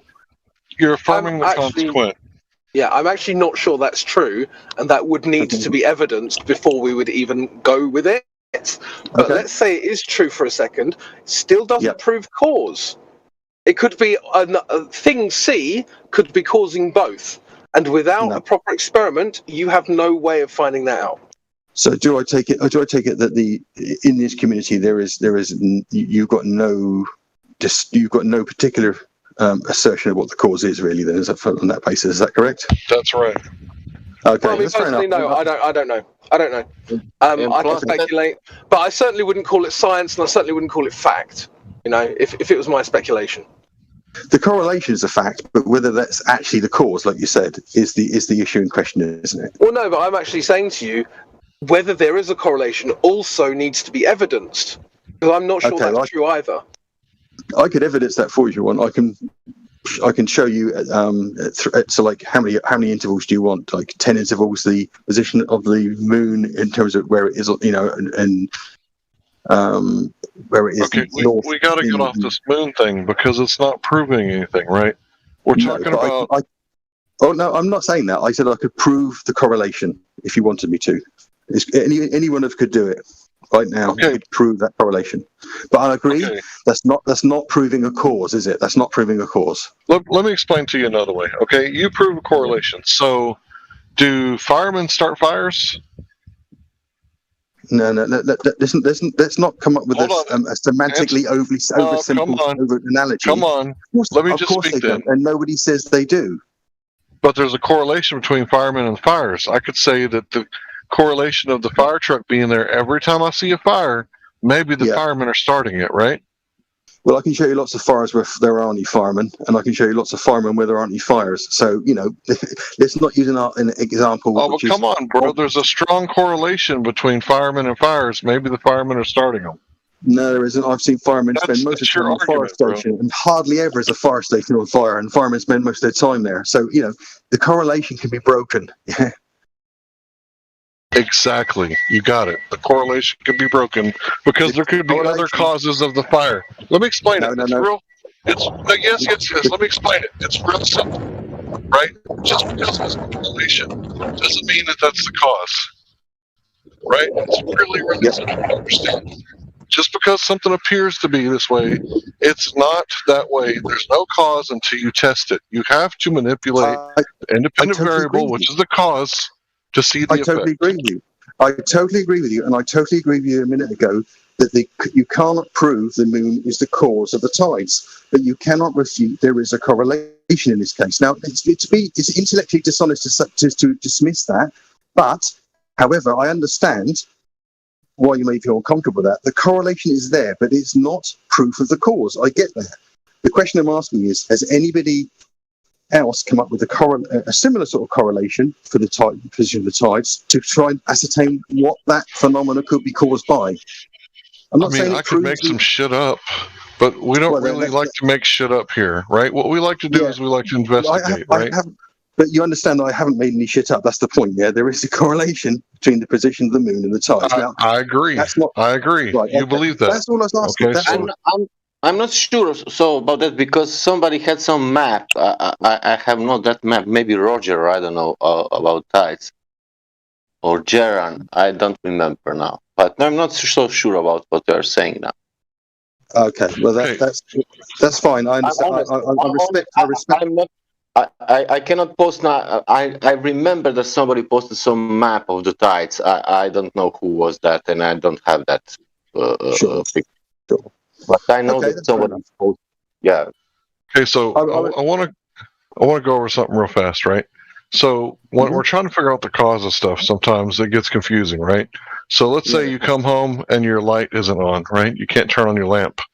Yeah. Right. So you say, "Oh, it's the bulb again," right? Because you just changed it last week. Supply, or it's the supply in my house, or it's the supply outside, or it's the whole. It's a whole other phenomena, and I don't rush. I make an initial assumption based upon personal experience, but I know that's not necessarily the cause, which is why when it doesn't work, I think, okay, it's not that, so I move to the next thing. So I work out the correlation between is the power on in my room, is the power on in the other appliances in the house, is the power on the street by looking outside.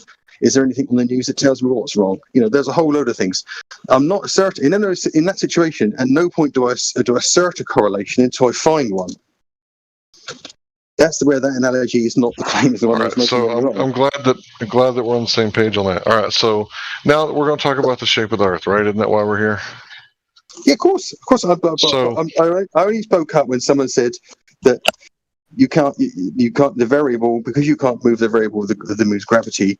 You can't prove the tides, and I totally agree with that you cannot prove the tides are caused by the moon because you cannot do an empirical experiment where you adjust a variable. However, a correlative observation in that situation does exist, and that's what I'm saying. That's all I was saying at that point. So I wasn't trying to refute what you were saying at all. I was just raising that as a point of interest, really.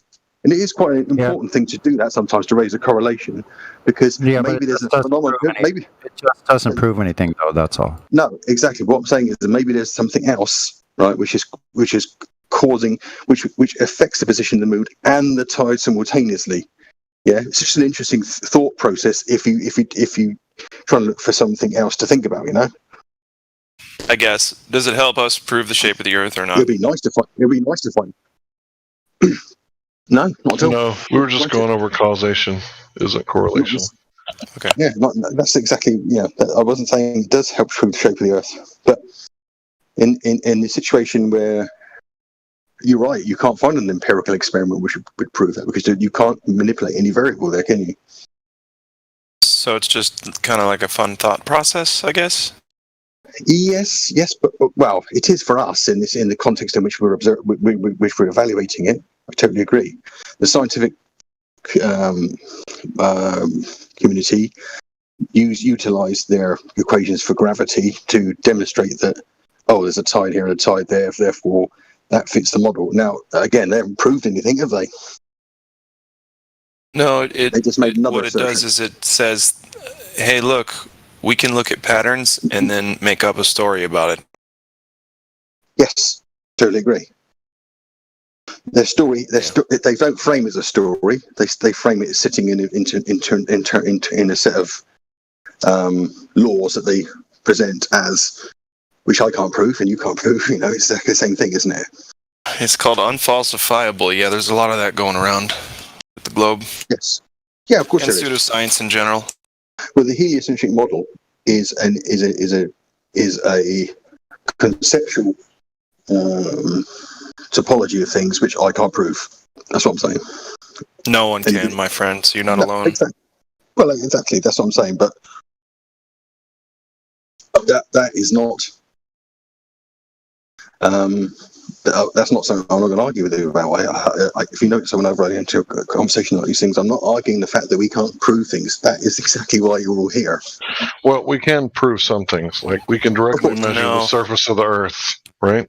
Yeah. And we can falsify that claim because if they give us a radius of 3959 miles, then the horizon must be no more than 1.225 times the square root of the observer's height in feet, or 1.225 at 1 foot observer's height.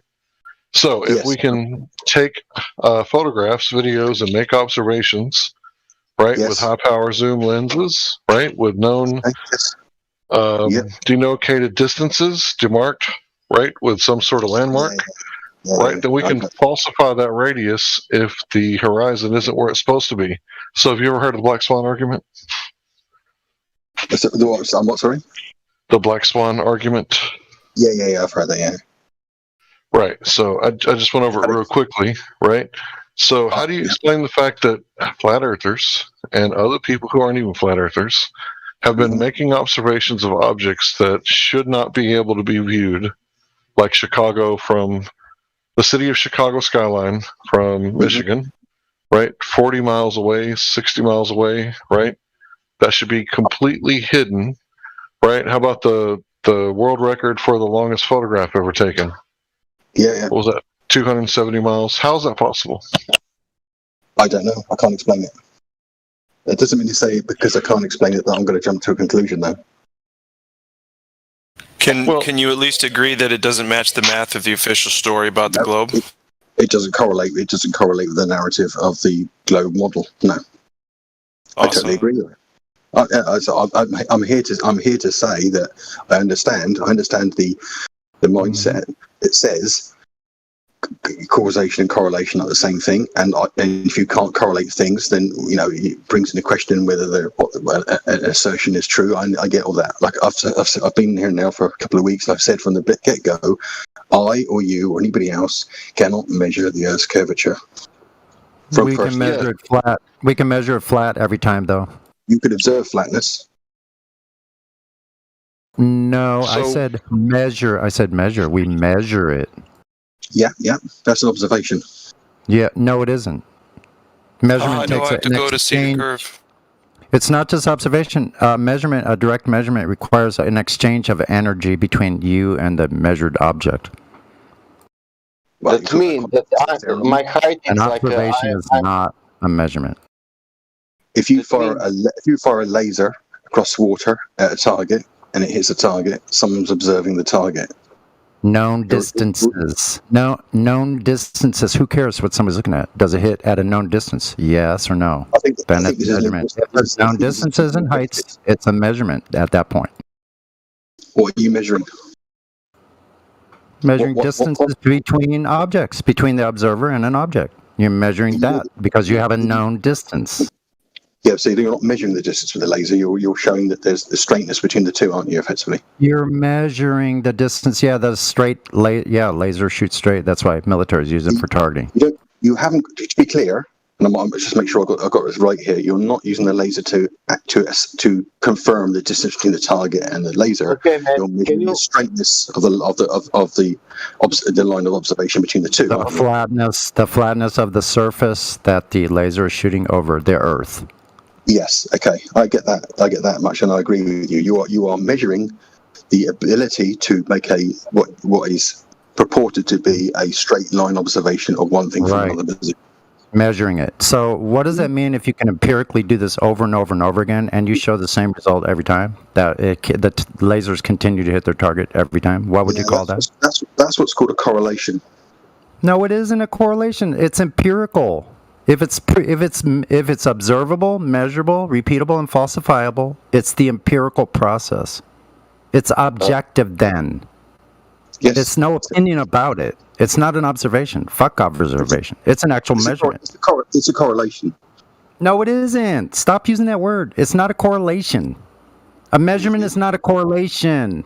A proof of an empirical fact is not a correlation. Okay, well, you are, with all due respect, yeah, you are presuming that the laser light is traveling in a complete straight line. I'm not assuming it is. Show me where it's not.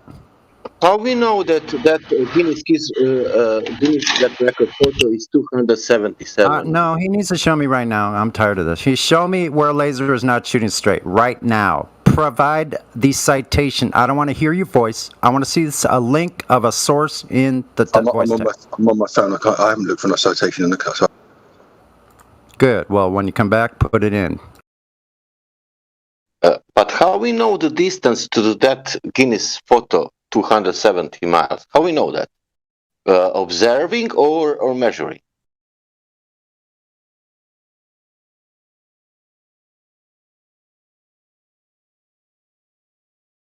We can, with the eyes, say how much distance we have to the point, or we can measure some point.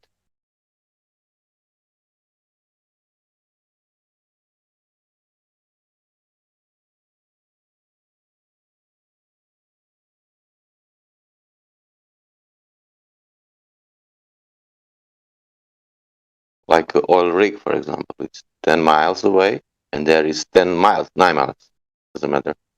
It's always there. It's not moving anywhere. And we are measuring. It's 9 miles to that oil rig every time. I mean, how many people in a row? Sorry, how many people in a row got to say, "Oh, I can put anything there. I'm driving. I'm going to wash the dishes right now. I'm going to put a TV dinner. My wife's calling me. My brother's calling me. My fiance. Come on, really? Look, the easiest way to think about this is Occam's razor, right? Occam's razor states that the least amount of assumptions in your theory, the better off, right? So if you see something at a distance, right, you could assume all sorts of weird shit, right? But without assuming, what if you're just seeing what you're looking at, right? And what if the laser travels mostly straight, right? We ask the Globers all the time, does the light from the sun at 93 million miles away, does it travel at a perfect 90 degrees? And sometimes it takes them 30 minutes to answer, right? And we all know that if an object from 93 million miles away is casting light on another object, then it would have to go in a straight line. Because if it turned a little bit to the left or to a little bit to the right, it would miss it by what, like light minutes? Right? Because how does light work? It usually travels in a straight line. Unless there's a medium, right? Two different medium, right? Like glass and, the atmosphere, or the atmosphere and water, or water and glass, right? We see this sort of thing in fish tanks, right? But out in the open, we don't really see a whole lot of light bending. So when we look at an object and it's way too far, or it's laser light, right? It's going to be traveling in a mostly straight line. It's not like a little boat with a rudder, where it can do circles and loop-de-loops, and right, light usually travels in a straight line. I mean, you could assume that somebody put a rudder on their laser light, but that would be quite an assumption to make.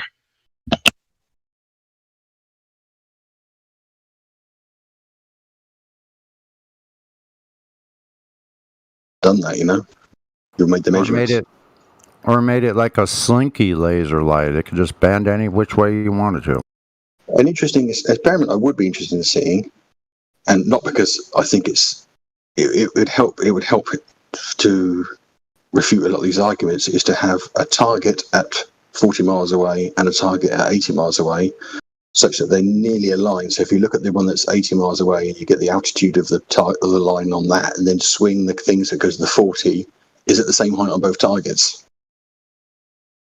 Now, if it was the same height on both targets, you can categorically say the light is traveling a straight line from A to B to C. If the middle target is at a different altitude, we've done that. It's a video called A Mountain of Evidence. 3 mountains. Oh, cool. The guy climbs the first mountain at the same height as the other 2 peaks. And then he takes a straight shot with a video camera of all 3 peaks. Now, if all 3 peaks are, I can't remember exactly, I want to say like 70, 80 miles away, then there should be a curvature drop rate, and one should be lower than the other. This one away should be lower. It's a video called A Mountain of Evidence. I'll see if I can find it for you. I'll write that down actually, because I'm on the phone, so I'd love to see that. I'm looking for it too. Yeah, cool. That's exactly what you could use to when someone says, "Well, I don't know if it's traveling straight line." That's the sort of thing, isn't it? Because that's not just firing it from one spot to B, from A to B. That's using A to B to C to prove parallelism. But I posted the video. It's not flat earther. It's only guy who is making zoom testing of Nikon. He is not flat earther. Look at that video. He has in between some distances, and he has a mountain on 93 kilometers, 57 miles. I'd like to see that. So I'll look. I'm not saying I'm on my phone, but I will go to the computer and look at it in due course later on. So thanks for posting that. Yeah, because for me it was the best thing, because he is not proving. This video is not made to prove flat earth. This video is made to show how we can zoom with the Nikon. Yeah, and you can see, you can go on his channel. He's only making that kind of videos. He's not making videos about that. No, it's interesting stuff. I mean, it's one of those things where, like you say, it's a measurement. Yeah, how accurate is the measurement? And if you're making assertions about the accuracy of the measurement, then you've got a killer assertion on your hand, haven't you? I couldn't find the video. Someone else could find it. Okay. I already posted it. I DM'd it to Pausa. I think I posted it in live. Cool. I will pick it up later on. Thanks for your patience. I've got to go now, but thanks for your patience in talking to me. Roboting.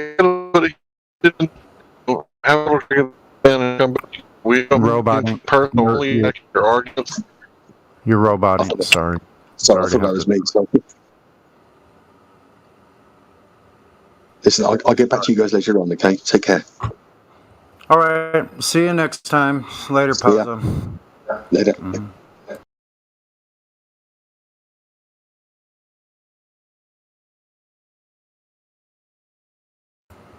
See, I don't really dislike these people. It's just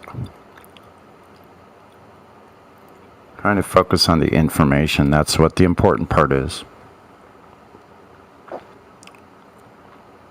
Yeah, if anybody hasn't seen that, A Flat Earth, A Mountain of Evidence, that's a great, it's a great video.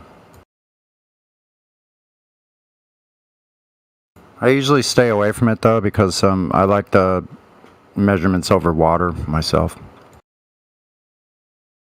But never use correlation that if you see so far that Earth could be flat, Never. That's right. It started making me mad that because I'm talking about empirical, and he's saying that he was trying to put words in my mouth or twist what I was saying. I didn't like that. Him saying that what I was saying was correlation.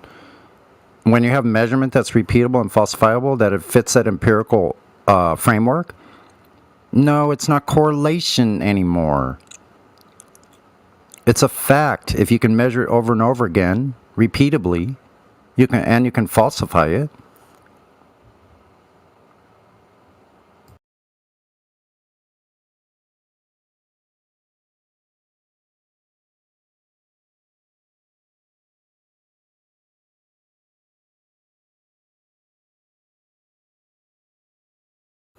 Hot soup. Ooh.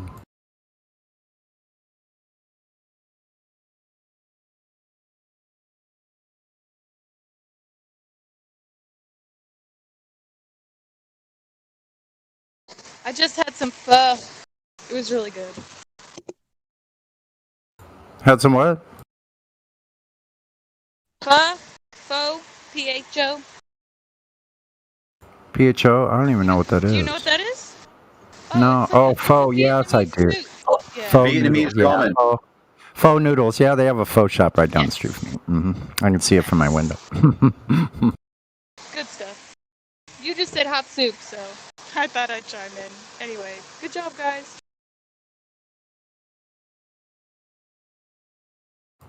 Lulu's. Lulu says black body now.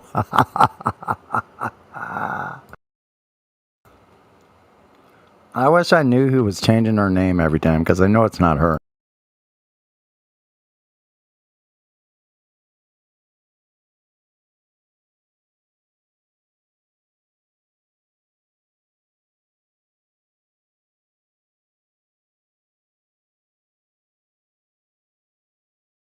Yep. The tides, that is a very interesting topic until the Globers can stop all the Earth's tides, then to determine what the cause is. Good luck on that one. It's a big job. Plus, that it's completely illogical to their whole framework or their idea of gravitation. But don't never mind that. No, never mind.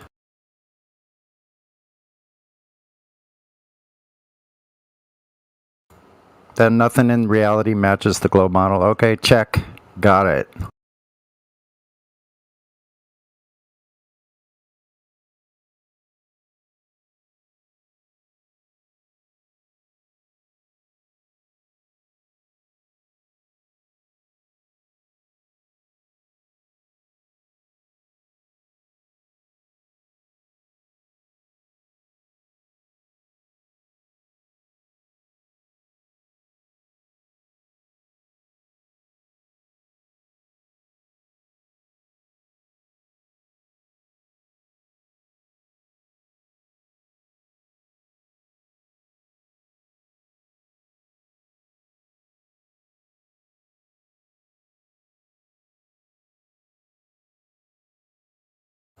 How about a little cartoon ball for your listening pleasure? Sure.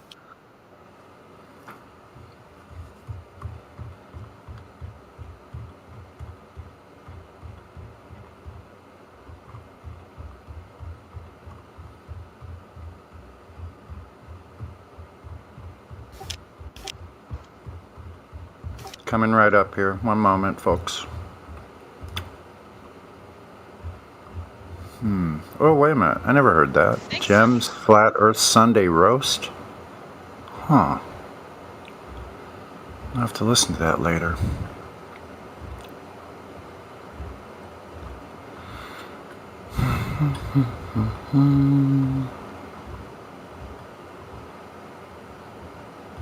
Why would they lie? Why would they lie? All they do is deny. Why would they lie? Because there's no proof? Because there's no proof? Maybe that's why they would lie. Oh, here we go. Here's one. We'll do this one instead.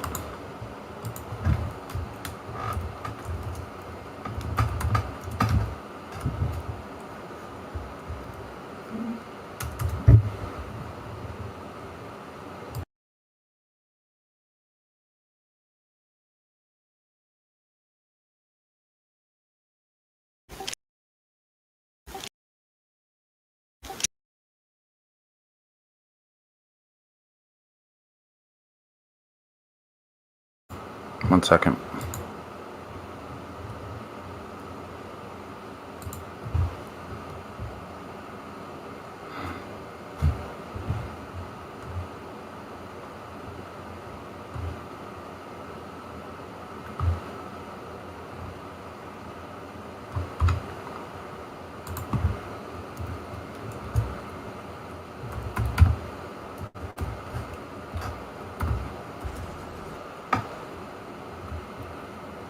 One, two, three, four. I told you so. Told you so. I told you. I told you so.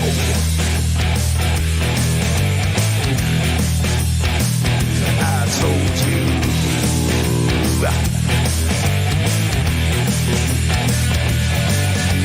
Remember when I told you about 9/11? Remember when I told you about Building 7? Remember when I told you about the fluoride in the water? Yes, I did. Remember when I told you about the New World Order? Remember that? Remember when I told you about the chemtrails in the sky? Remember when I told you that NASA was full of lies? Remember when I told you about the ultra mind control? Well, I just want to say that I told you so, yeah.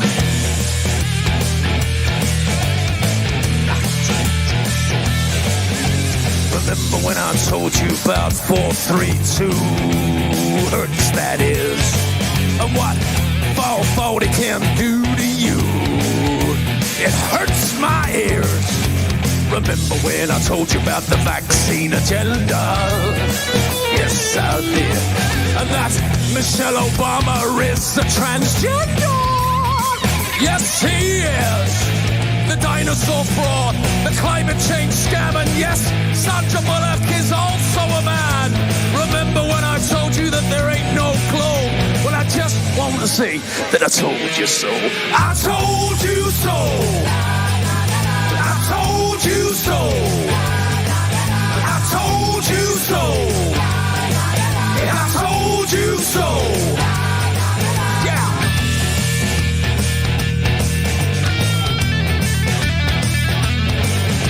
Remember when I told you about the TV flicker rate? And how it puts your brain in an alpha state? Remember when I told you about germ theory? Remember when I told you about gravity? Remember that? Remember when I told you about Paul McCartney? Remember when I told you about direct energy? Remember when I told you about Monsanto? Well, I just want to say that I told you so. I told you so. I told you so. I told you so. I told you so. Yeah.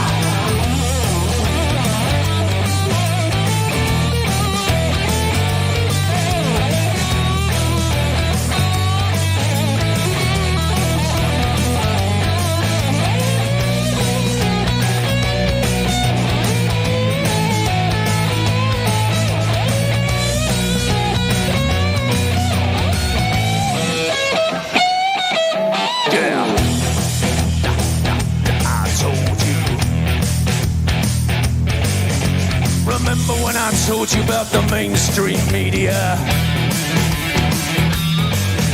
Your so-called celebrities and pedophilia. Remember that child trafficking and adrenochrome. Remember when I told you about the Georgia Guidestone? Remember when I told you about the false flag operation? Remember when I told you about 5G radiation? Remember that I told you that? Well, I just want to say that I told you so. I told you so. I told you so. I told you so. Yeah, I told you so.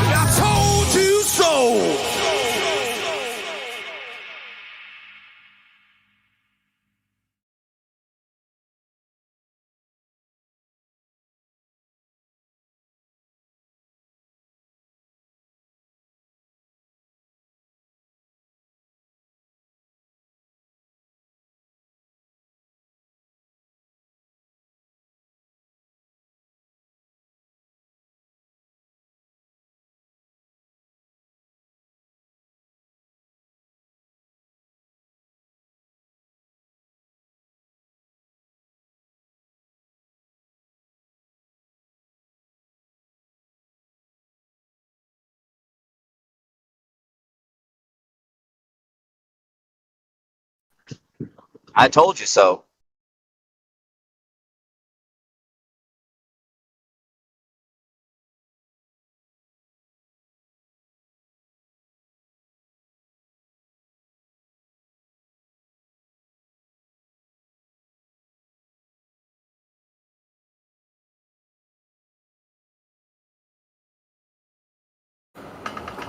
Yeah. Now I'll play cartoon ball, then I'll leave you guys alone for a little while.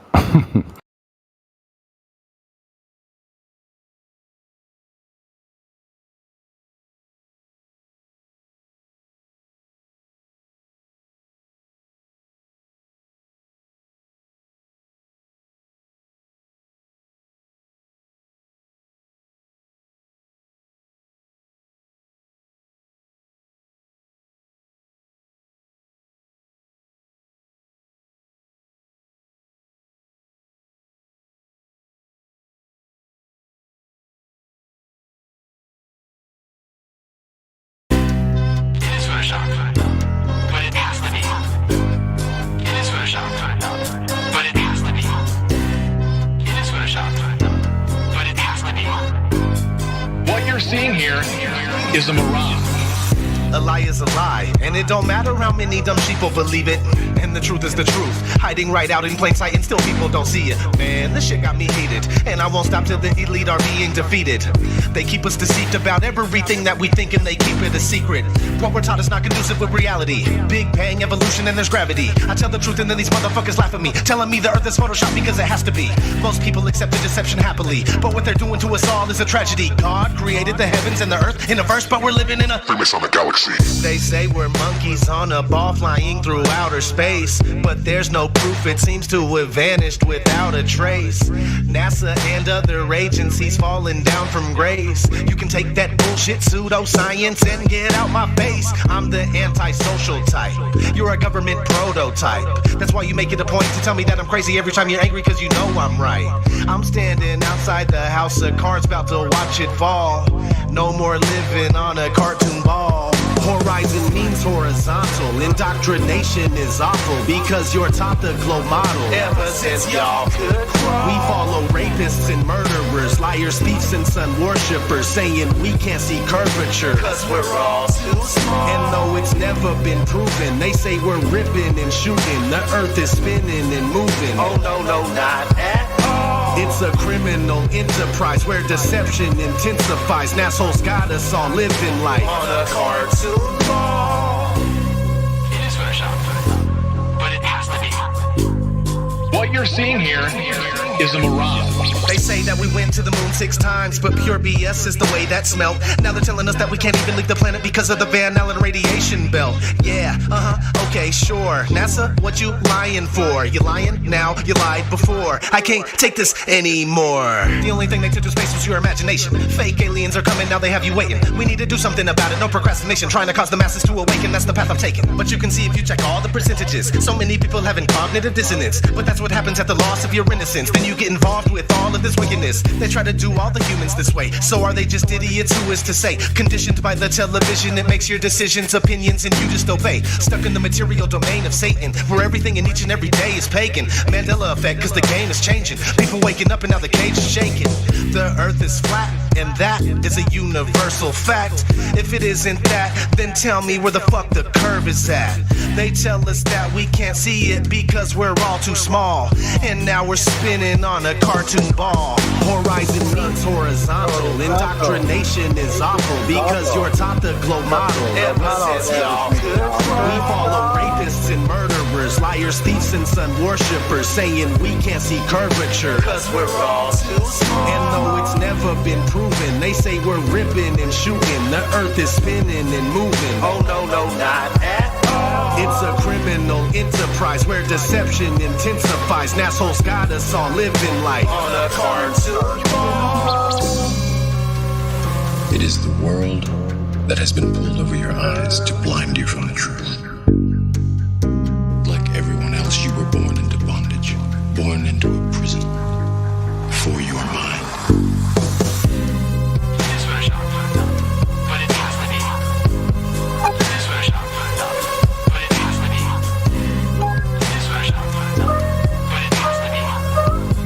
What you're seeing here is a mirage.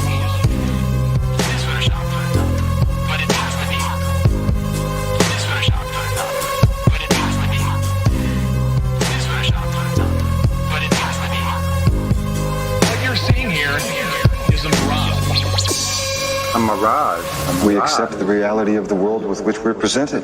It's as simple as that.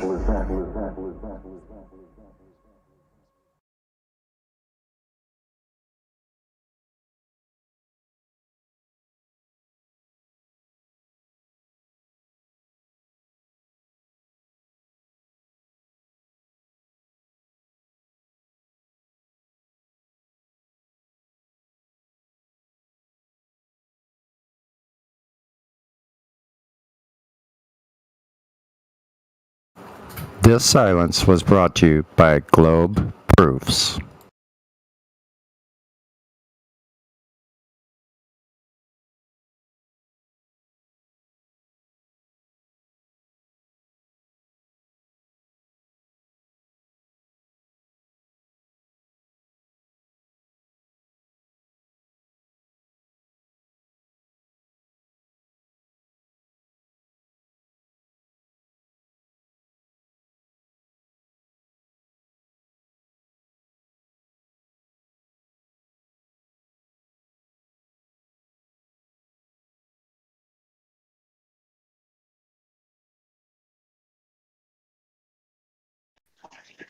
Does anyone have the name of that last song?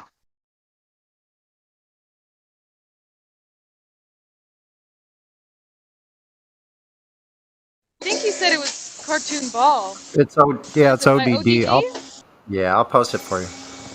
Cartoon Ball by ODD. Let's see. Let me get back to the live stream. Should be it. Yep.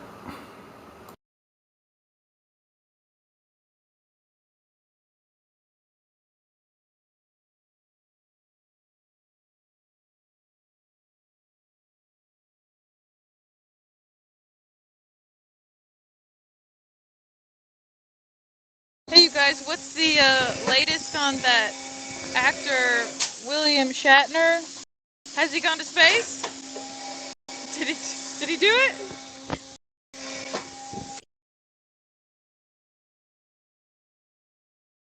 That was the guy, right? He was supposedly going to go somewhere. The one that was joking on TV about how ridiculous it is? That's funny. Yeah. He boldly went where many clowns have went before.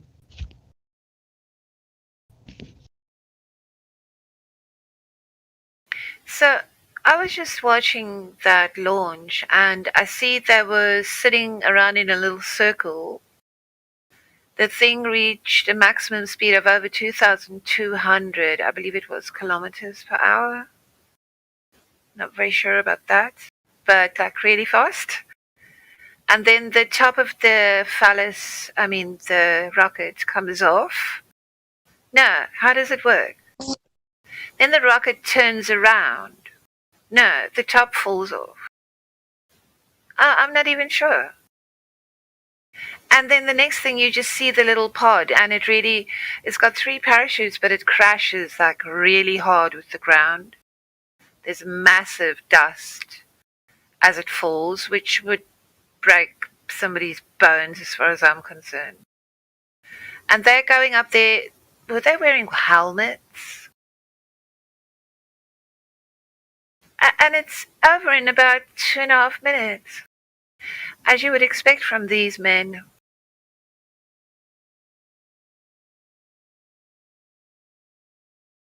That's what they're claiming, is him going to space? Is that correct? Yes. Wow.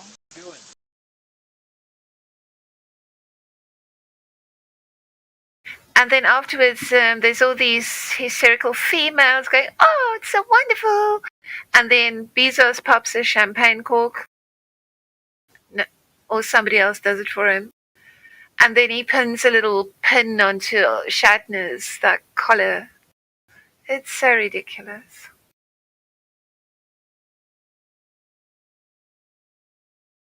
Thank you. Yeah, that sounds pretty non-sensational, honestly. Thanks for that update. Underwhelming. Yeah.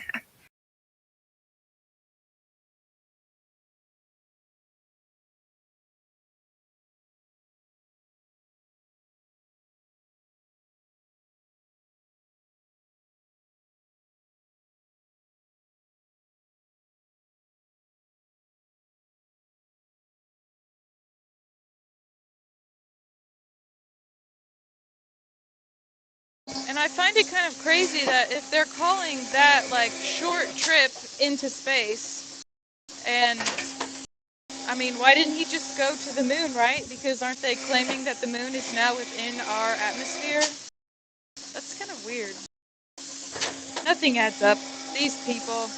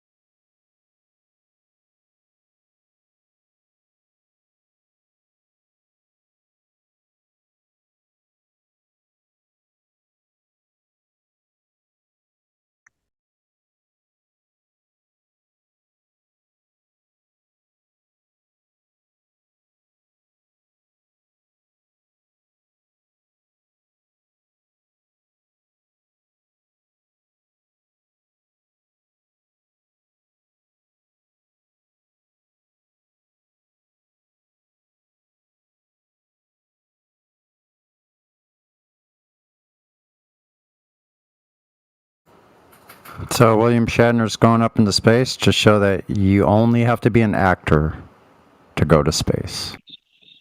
I always felt bad about his last name for him. No.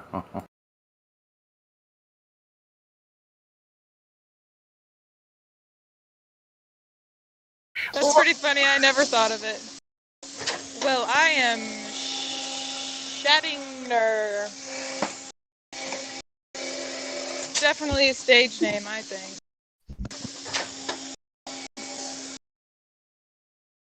I mean, what that man is 90. Is he 90? Yes. What would that velocity do to the body? I mean, I can't imagine. I don't know, but even at like 120, my head, I can barely keep my head straight or hold it like on a motorcycle. Yeah. Granted, it's on a motorcycle, but still, I mean, that's really fast. And if you're not in shape, and you said the descent, like when it hit the ground, you said it looked like it hit really hard. Yeah. I mean, even like falling a foot, you could break a bone if you land the wrong way, right? Yeah. I wonder if anybody actually believes it. Was the broadcast, and you said the broadcast wasn't even like a full, it wasn't, what am I asking? Like, was it cut off at all, or was it streamlined? There we go. No. Sorry, I'm working at the same time, so. There was different camera angles and switching to this view and that view, so that you can't actually. At one point the screen is nothing really discernible that you can figure out what's going on at that point. That's why I'm confused. How does this flight like reach its conclusion? The thing goes up, and then it goes to a really high speed. I think I saw that meter reach over 2,200. I don't know if they were measuring probably in kilometers if you are in the USA.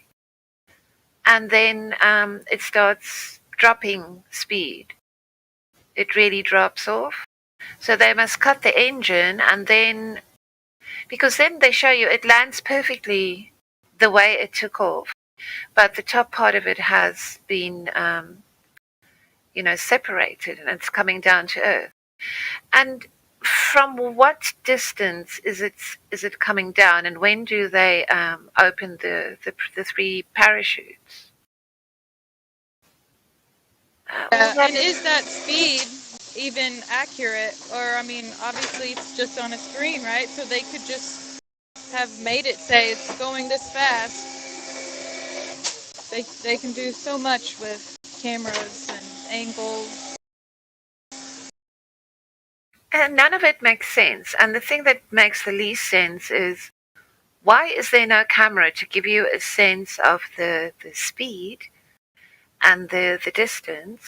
A camera that just points straight down. I mean, is that really too much to ask? What about his own self camera? Like, did he have a camera on him too, for what he was experiencing? And did he agree to this anyway? and that should be another thing, to see that, the rigors of space, what these poor astronauts put themselves through for the sake of humanity.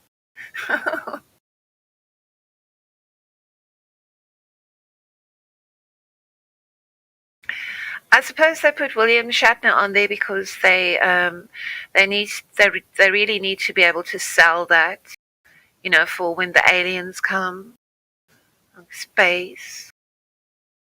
Oh, the aliens came to help us because they saw that we were struggling with our space exploration.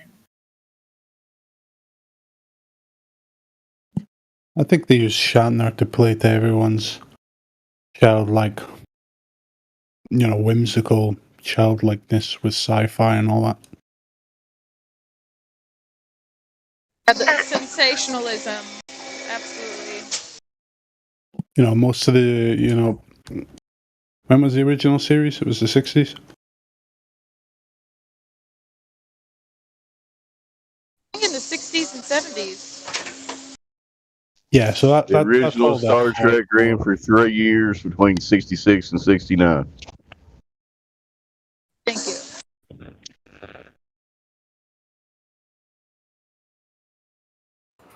About the same time as the phony, the fake Apollo missions, huh? Yeah, it's just coincidence, son.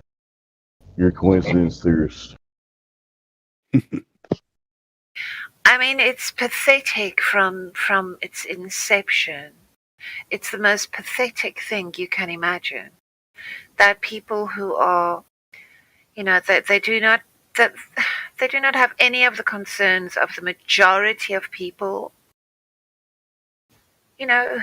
Who is reveling in this?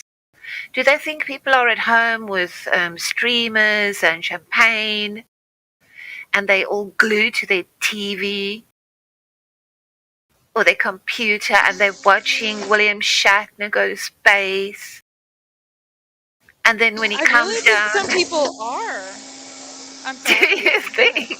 Oh yeah. There'll be like premiere parties, people getting together, probably even watching it in bars at some place. Oh no, seriously? Oh yeah, for this type of stuff. All that money they spent on that could have been used for something actually useful, right? Like food. Nah, who needs that? Nobody needs food. Yeah. Clothes, What shelter. a joke. I mean, okay, I understand if people are going to use it as a promotional feature to get people in the pub or something. But normal people at this point in time, seriously, I can't have anything but derision. I deride that. It's utterly it's a disgrace. It's children running around in society, adult society. What we think should be an adult society. It's fucking children.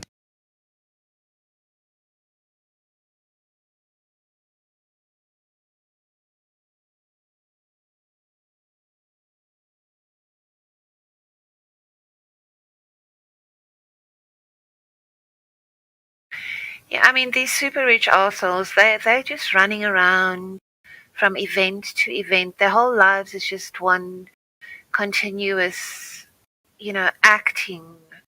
They're acting out. I was referring to the people that gather for these events and really make a big thing of it. But yeah, same to the rich people. They're just piss takes, honestly. Yeah.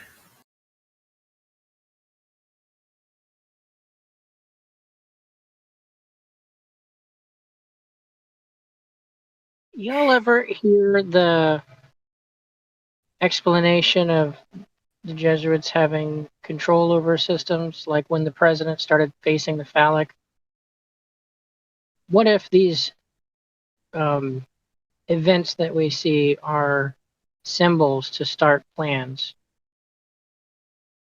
Kind of like the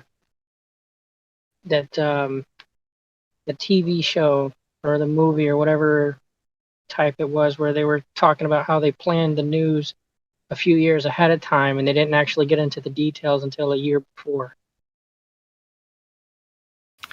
Yeah, I think ideas and the ideas are implanted into the zeitgeist, and I agree. It could be years ahead of when they plan to do something. Into music videos, into everything in the media. So that when the aliens arrive, we won't be surprised at all.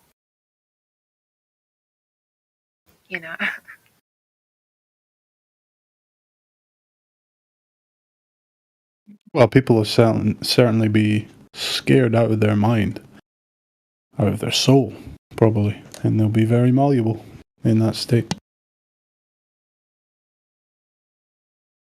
It's the same with AI, right? You know, Terminator franchise. Been scaring the shit out of people about the advent of AI taking over. It's like that video I showed last week. Did you see any of it, Ariel? Yes, yes. The one that you linked me in a message. Yeah. Yeah, he's talking about exactly that. People just being afraid of, without even knowing no validation whatsoever I really of the like actual that guy. thing. I really like that guy. I've been watching his live streams. Yeah, he's a character.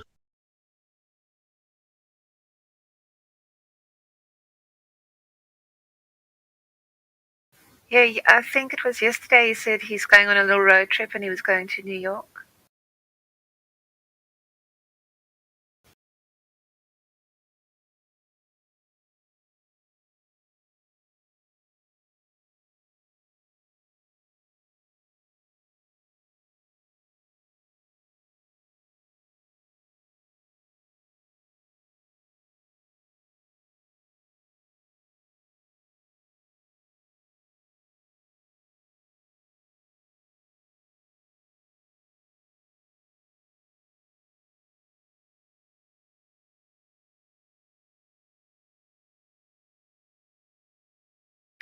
I'm just I was looking at some software where they show you the topography of the land masses, and they give you the exact elevation and all the coordinates if you just put your cursor anywhere on the map.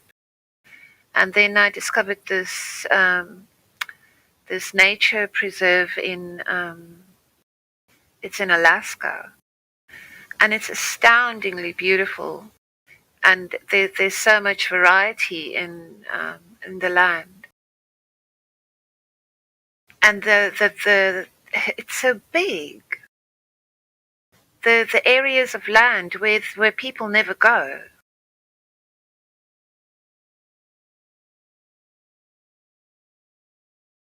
And at the moment, you've got all these people, you know, talking about overpopulation.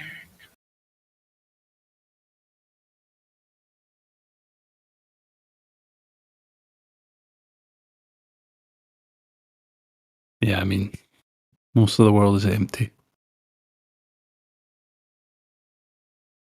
In fact, the majority of the world is completely empty.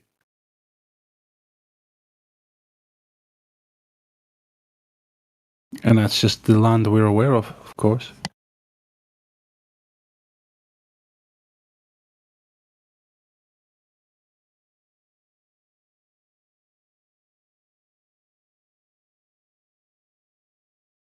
This place is called the Bering Land Bridge National Preserve. It's astoundingly beautiful.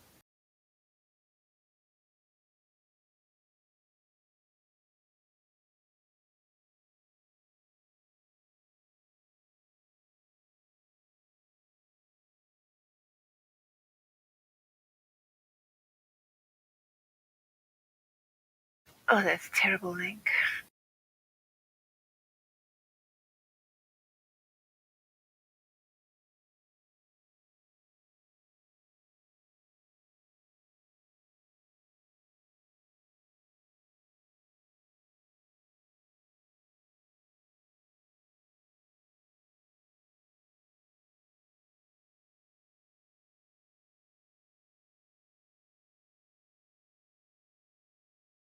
Yeah, Ariel, don't look up Alaskan bush. Means something completely different over here.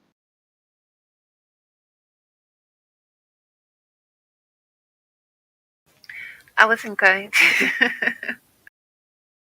But this guy that Elijah linked me, he was talking about he was prognosticating, or he was positing what was the meaning of Moses and the burning bush. what was the actual burning bush? Acacia, possibly?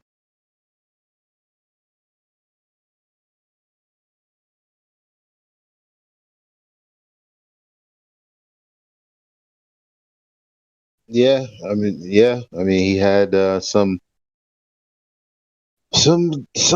takes. He had some takes on some things.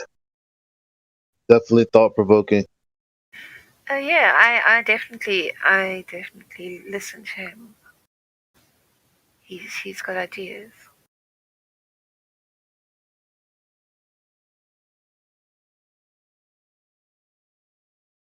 I mean, if I wasn't prepared to listen to other people's ideas, I never would have found the flat Earth.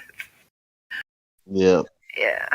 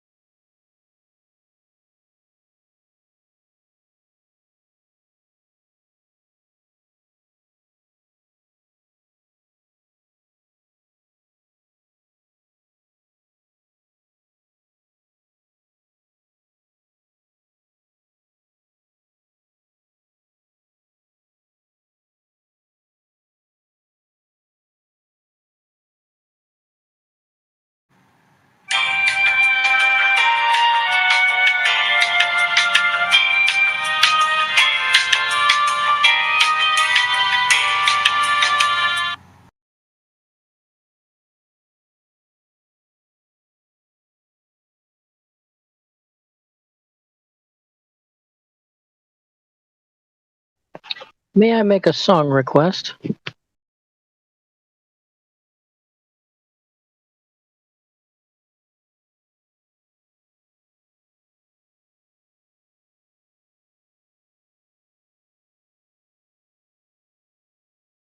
Song. Chocolate Saiyaman's, what's it? Globetards, I think. It's a good one. I can fix that.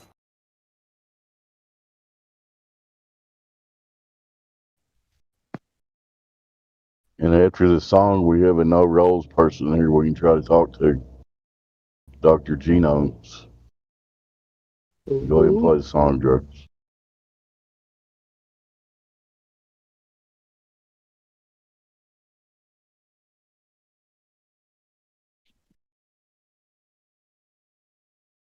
Sounds good. I think we're all looking forward to that conversation. Here's Chocolate Saiyan with Globetards. What is gravity? You have no idea. Okay, next question. Go. Hey, yo. It's Chocolate Saiyan. It's 2021. Told y'all it's a wrap for this globe. Check it out. Too many reifications of privation. Secular thermodynamics violations. Fuck all these fake as apparent deviations. Globals always flatten their gums, no demonstrations. The black swan murdered the ball with simplicity. Pretend the clowns aren't they all, no specificity. Get with me, get that geometry. Your model needs nowadays. Mostly I sound like you're on your knees. Copper please, from the wall to ever show for nevermore. Been a rap for your multi-line or scientific. Well, it's thicker that they're prolific. Crumble at the thought of flat earth, that's just terrific. My hypothesis, you know, paleo genius. You thought you had it all sewn up like a seamstress. You never see this. You ain't chillin' peeping the Gleasons. The globe model so fucking dead. So many reasons mad at me. Cause your fairy tale of gravity is rapidly becoming a motherfucking fatality. Independent variable, no physicality. Factually, you're dealing with no type of reality. A tragedy. All of the pseudoscience of fallacy. Sad to see that was surrounded by such banality. Globe charts step in the court for their arraignment. Gas fucking off all day and no containment. It's automatic. You sound like a fanatic. Your heart's beating out of your chest. No need to panic. Problematic. Anytime there was Socratic, defining terms for you is like dust to an asthmatic or a crack addict, all tuned up like a mechanic. State you're leaving in when you're done, it's so tragic. You end the sneezing, all snotty nose the wheezing. You globe charts wind up like sub-zero freezing. Ain't no reason for you not to remain calm. As my nigga make it hit you with the 3-point palm. Instant exploding paradigm technique. Backslapping your beliefs into enigmatic sweep. You beings obliterated, finished, unable to speak. Have you looking like Tom Petty catching a leak? Your whole squad left sounding comatose. I hear Michelle Dollar keeps rocks in the head. She keeps her family close. Some of y'all think y'all the best things since butter toast. When it comes to FE, prepare to catch an overdose of intellectual honesty. The clear lack of thinking of you balls never cease to astonish me. I gotta keep it real and be honest, B. It's quite possibly the dumbest thing I heard since the cosmology is often seen as a philosophy, mythology, but actually it's a prophecy of religiosity. Get all your skills and your weight up. This crunch time, your whack model getting ate up like lunchtime. How in the hell could we establish a baseline? Most of y'all trolls are just here to waste time. I'm not aware of what you're hearing through the grapevine, but you must be out your mind selling space-time. A mathematical construct of imagination with absolutely no experimental validation. Before the story begins, you need a foundation. Curvature of the earth, that's the conversation. And since that shit up and disappeared without a trace, I'd say it's also time for you to say goodbye to space. Tall tales about vacuums, an empty place, all the while breathing air. That's just not the case. You best get out my face, cause I can guarantee you that the very air you breathe immediately fuck off the space. We understand no requirement for your compliance. You understand that you are standing in a room of giants. I admire that you're usual in your defiance, but won't you join us in this funeral of pseudoscience? You in the mood to try us? Go ahead and test your mic. These motherfuckers think they're moving at the speed of light. How about the speed of sound? 250 miles above the ground to say that ISS is going round and round. Please don't even try, son. It's been a rap since you gave up on your geometric horizon. In the trenches hoping and praying we don't get wise and realize you're smoking more of the grass than Neil Tyson.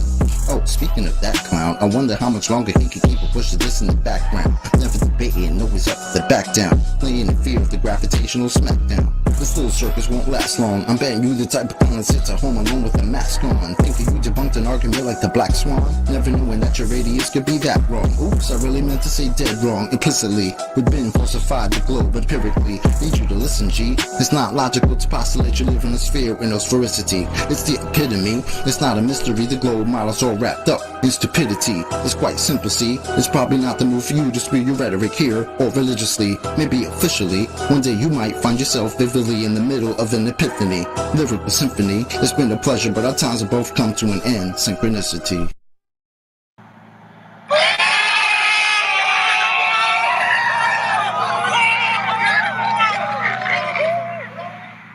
Damn, son, where'd you find this?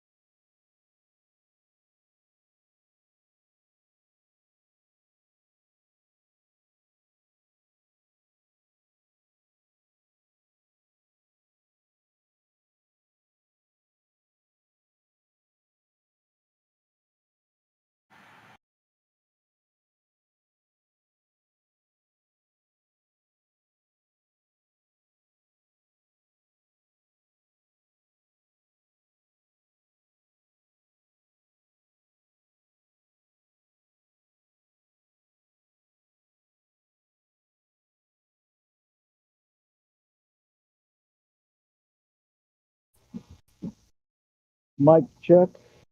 Want to see how shitty my mic is. If it's worth listening to. Don't have anything to say at the moment, but I'd like to know how bad this mic is.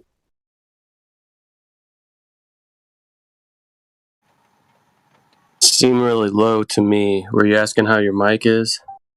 Yeah, yeah. That's probably part of the reason I don't talk up much, because my mic's not worth a shit on my headset. Yeah, for me, you're pretty low. I got you turned up as far as it goes, and it's still pretty low.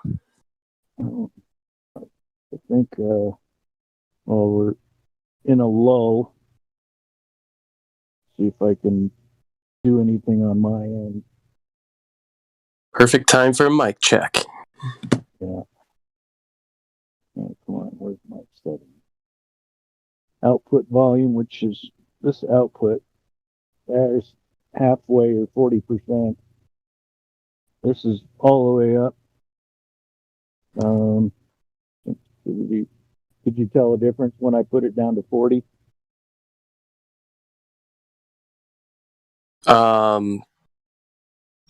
Maybe talk while you're adjusting it up and down, and I'll let you know if there's a I difference. just moved it down to 40 when it says volume, output volume. Maybe that's your volume, not mine. I'll turn auto sensitivity off.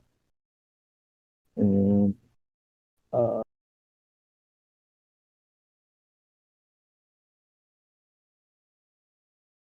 Yeah, I'm not a good person to ask because I'm always on my phone, on my mobile phone. No clue what this looks like on the actual computer. So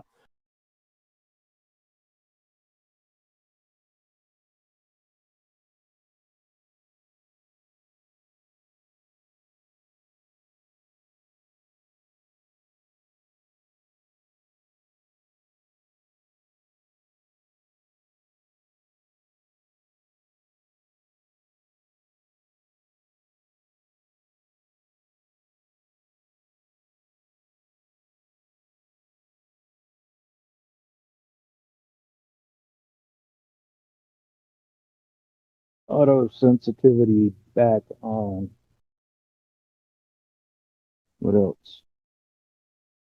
Go to switch to top. Yeah, I believe you when you say it's coming in low. So aftermarket headset for the phone. Anyway, thanks for your feedback. Napalm? no problem. Still a little low on my end, but I can't fix that with this set. It's always hard for me to fully know unless somebody else is talking where everybody's volume's at. Yeah. Quantum always comes in low until he starts yelling. Yeah. That's Is when your you're glad. phone covered or muffled or something? No, it's just a stupid little in the right ear wire microphone. It's not the best in the world. Paid $10 for the headset, so I don't expect much. Yeah, get what you pay for sometimes, unfortunately. Yeah. They sound great. I mean, I don't know what I sound like, obviously, because I can't hear myself, but I always use my phone. It seems to work fine. I'm trying it without the headset plugged in. Much better. Super. Aha. How about my background noise? I'm traveling. Don't really hear much at all. That's good to know. Are you on mobile? Yeah. Yeah, you sound much better now. I'm just on the speakerphone. Yeah, that's what I do all the time. And then I try to make sure that I'm muting when I'm not talking. Yeah, I usually put that red line through my microphone. Yeah. I know when driving it can be a pain in the butt, It's my push to talk. right? I'm the same way. I don't have any type of headset. I'm not a gamer. I push to talk. Don't even know what that means, to be honest. That's another setting in if you look, start pushing a bunch of buttons in your phone app for Discord, you'll find it. Gotcha. Just have to, it's a right arrow when you're in settings up at the top right.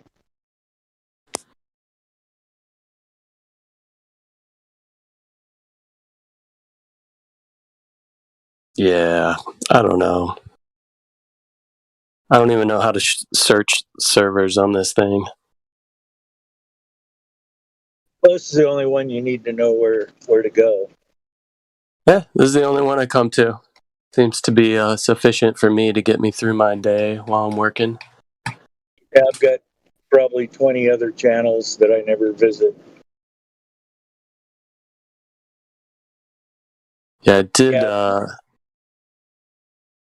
I did click on a link to the Jim Panda server, but I never got voice verified. I can't handle that place. It's too contentious. Yeah, I've every been now and here again I'll pop in for like. Every now and again I'll pop in there for like 5 or 10 minutes, and that's about all I can handle. Just listening. I've been in here just about 2 years solid. Nice. Yeah, I don't know my official time frame, but it's been a couple of months for me.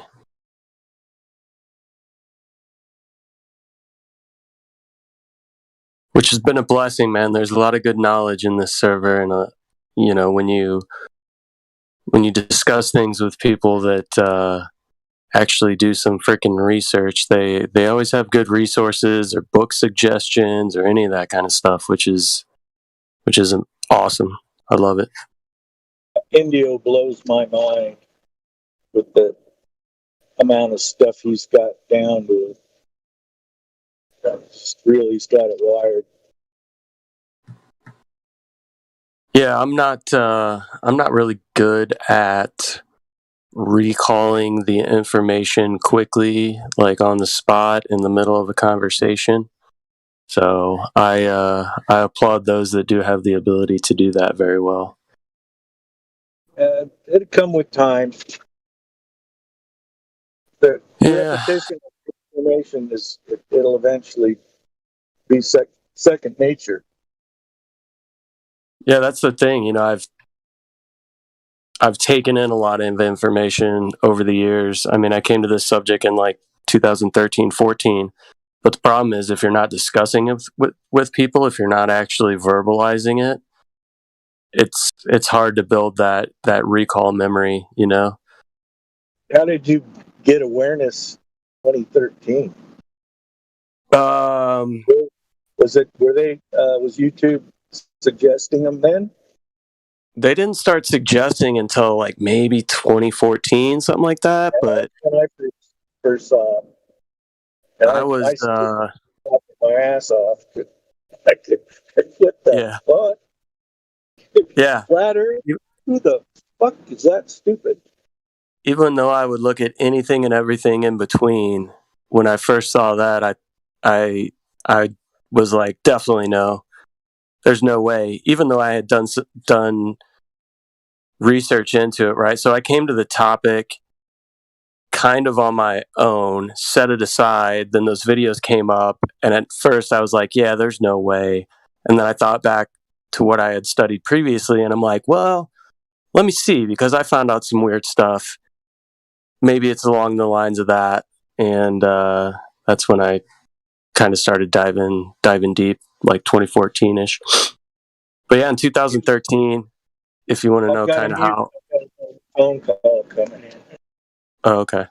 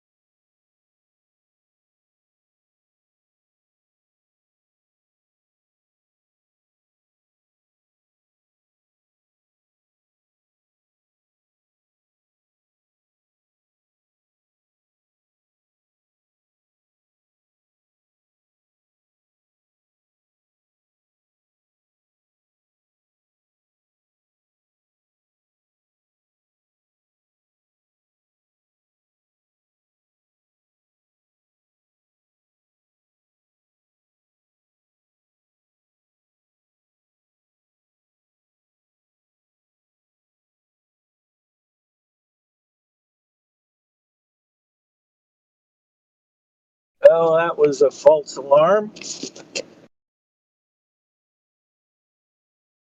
It happens. I'm a locksmith, mobile. That was AAA, and they called the wrong shop. Somebody needs a tire change, and I don't do that. Like, not my forte. I'll jump start them, and open them up. But changing tires, not my deal. I don't even change my own tires. I want to change somebody else. I'll call AAA.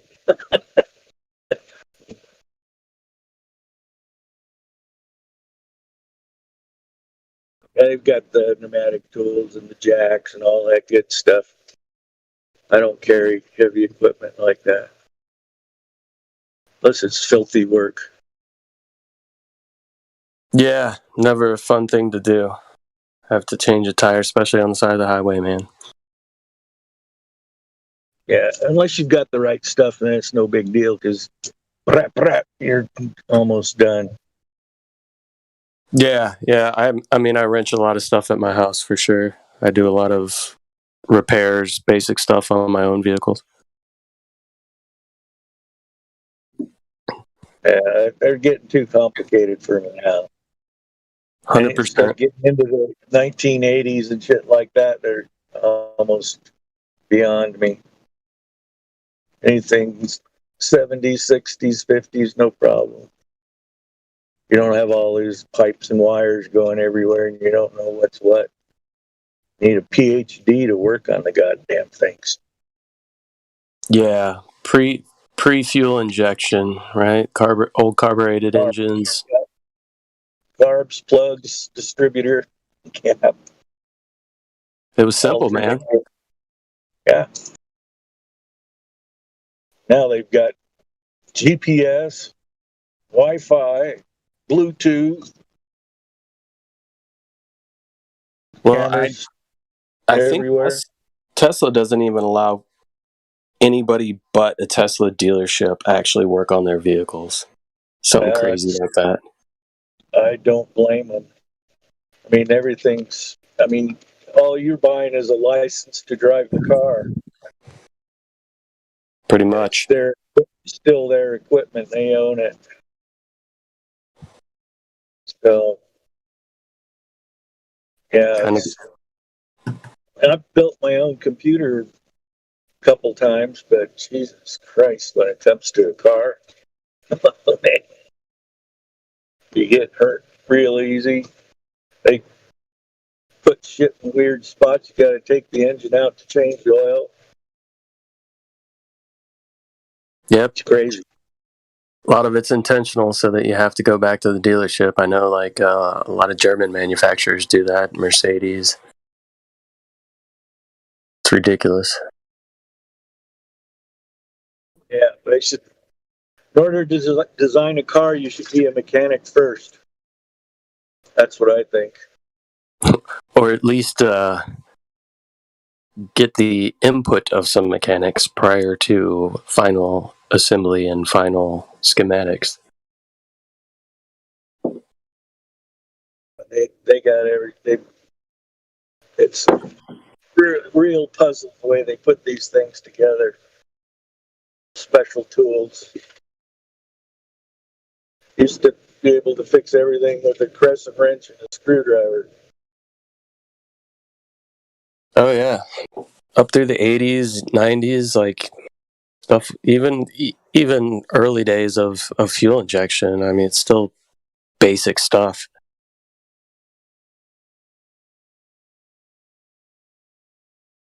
I mainly drove Hondas, and it was like rare that you needed anything other than a 10 millimeter wrench.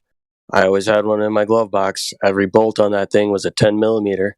Most of the time, there was one or two 14 millimeters. Yeah, once you figure that out, it gets easy. Yep. Yeah, I learned how valuable a 10 millimeter is, quite a while ago. If you own any Japanese vehicles, 10 millimeter is the key. Yeah. even changing a battery, 10 millimeter. Yep.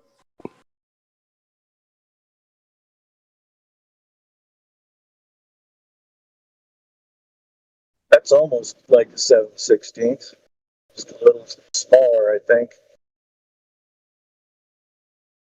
I'll tell you what, man. The metric system is so much easier. So much easier. It's so annoying for me to have to deal with the. You in Canada? No, I'm in the States. Okay.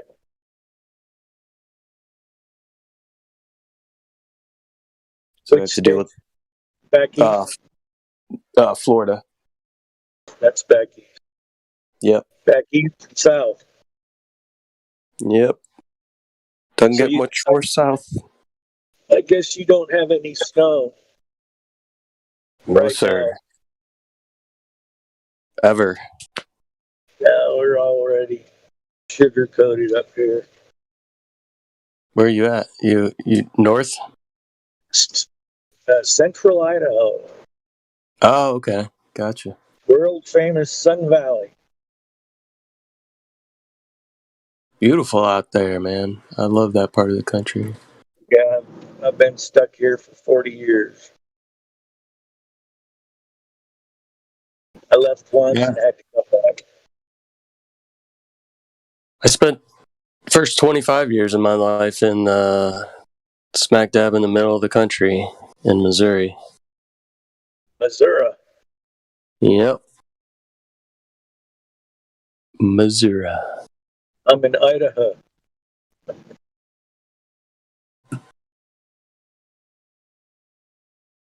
Nobody says it like that, but it's fun too once in a while. Idaho? Yeah. Or Missouri? Missouri. Missouri, I hear that quite a bit. But Idaho, you don't hear that. It's like Idaho, I don't know, or some shit like that. Yeah, people from southern Missouri say Missouri. That's where you can tell they're from the South, huh? Mm-hmm. Yeah, my father grew up in southern Missouri, in the Ozarks, and yeah, my grandmother and my grandmother called windows. She called them windows. Windows, yeah, I've heard that a lot too. Well, you don't have a Floridian accent. You haven't been there very long. I'm from Missouri, actually St. Louis, and I don't know. I guess we have might have some sort of accent. I don't know. From what I hear, it's not too prevalent. Certain words, maybe people can pick out an accent. Yeah, I don't. You sound just American. Yep. Pretty flat when it comes to an accent.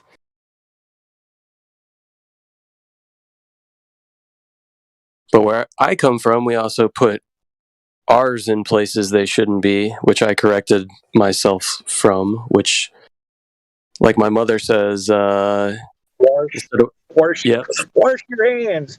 Wash your hands, Washington.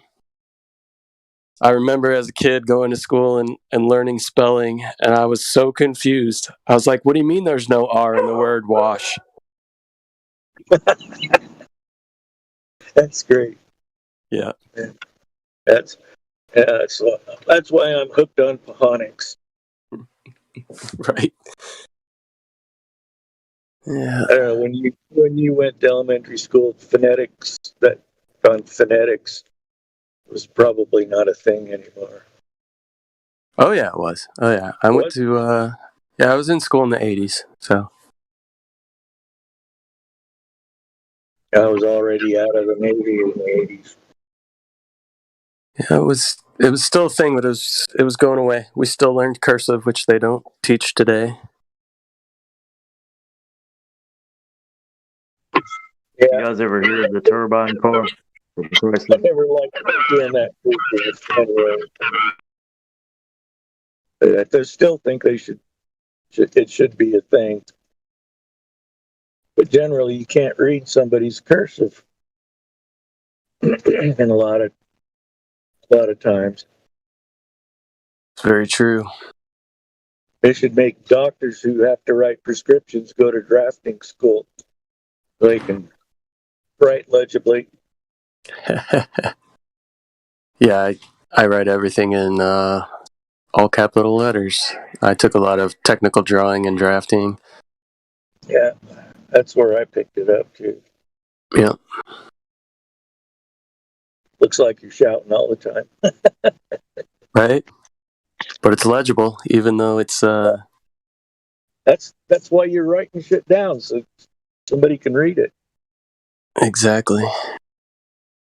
I mean, my handwriting's still not the best, but people are like, "Oh wow, you have great handwriting." I'm like, actually, it's horrible, but you can at least read it.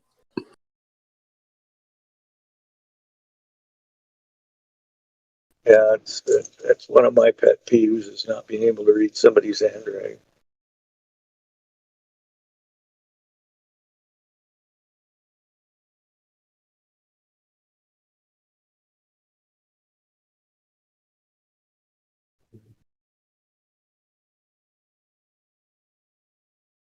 It'd be like a handwriting grammar Nazi.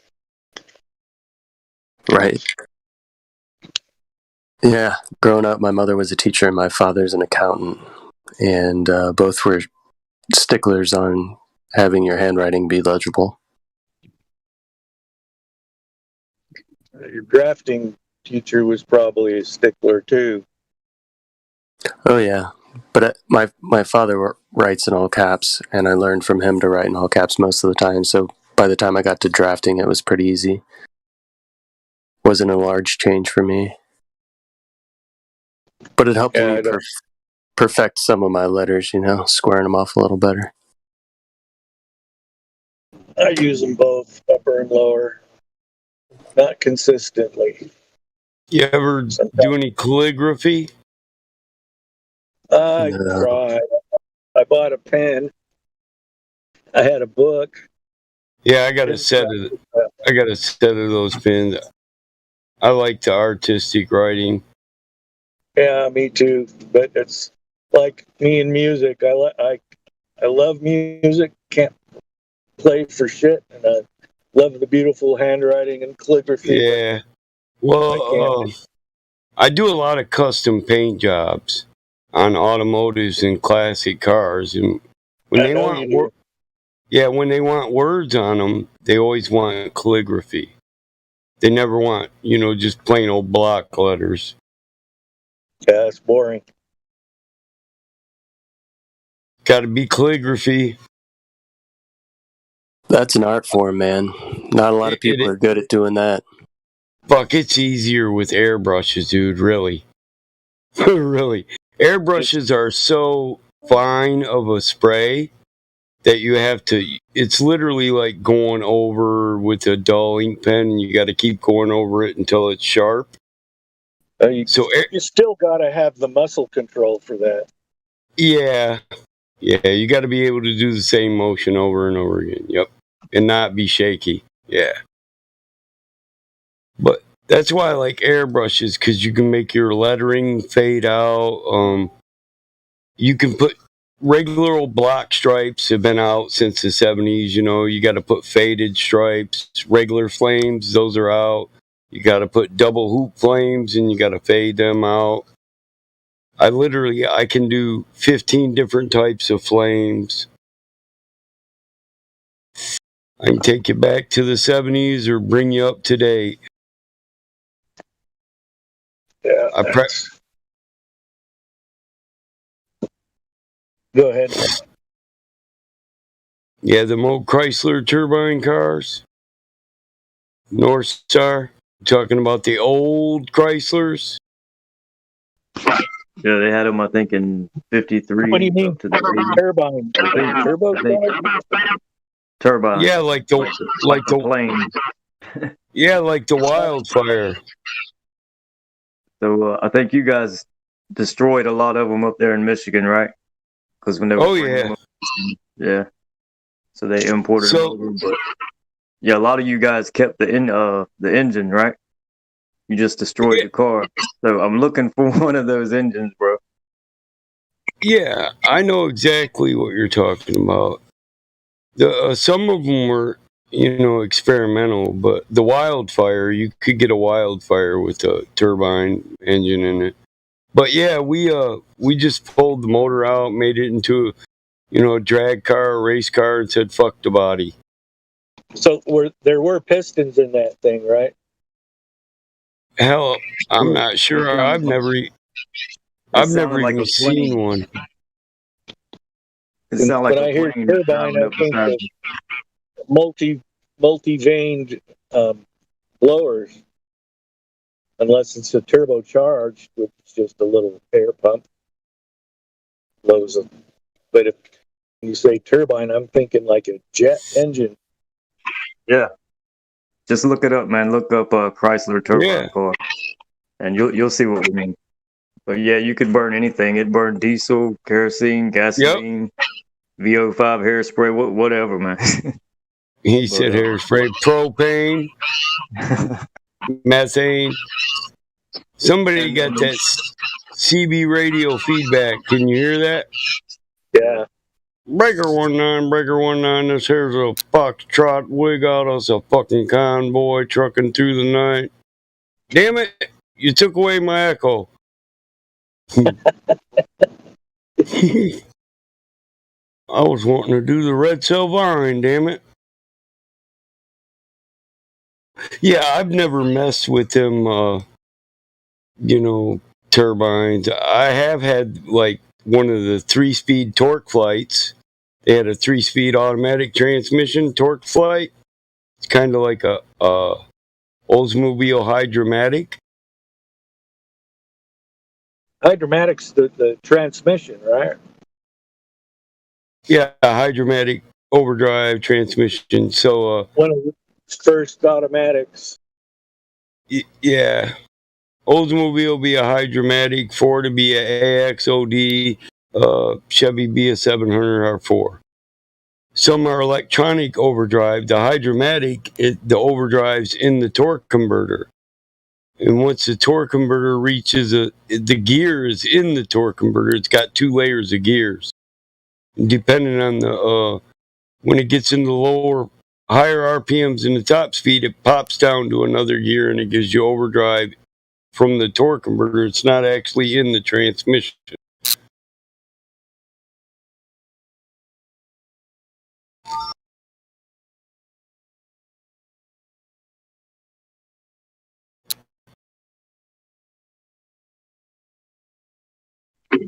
Yeah, so the reason you don't see those turbine Chryslers, and the reason they stopped and they destroyed them, was because they figured out it was going to cost them $1 billion to just have the manufacturing plant in place and viable for manufacturing.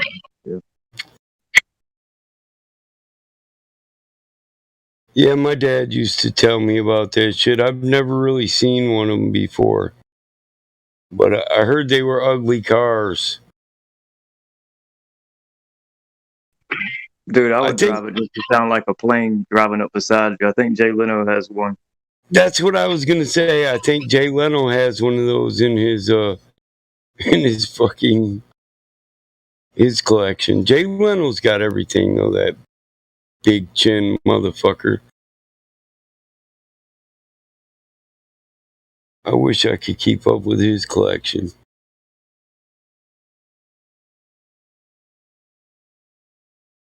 He got the shit,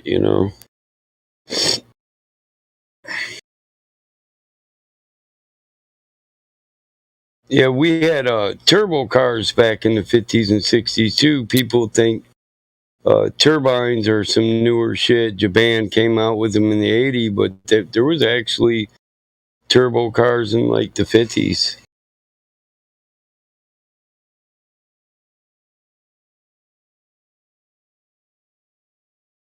Or is it late 50s? Something like that. Oldsmobile had a Jetfire. Yeah, in the 62 Corvair. That was one of the first turbo cars.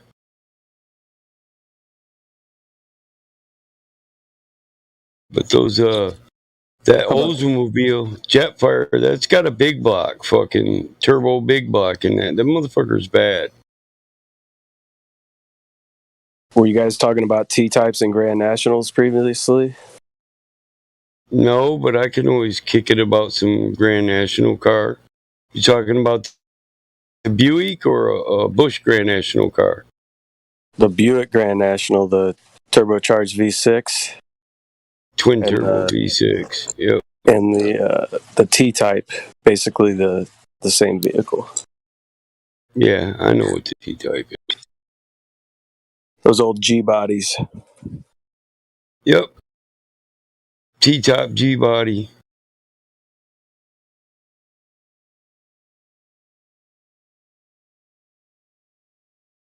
That's all you need is a 401 Olds and a G body, and you can build a hot rod for pennies.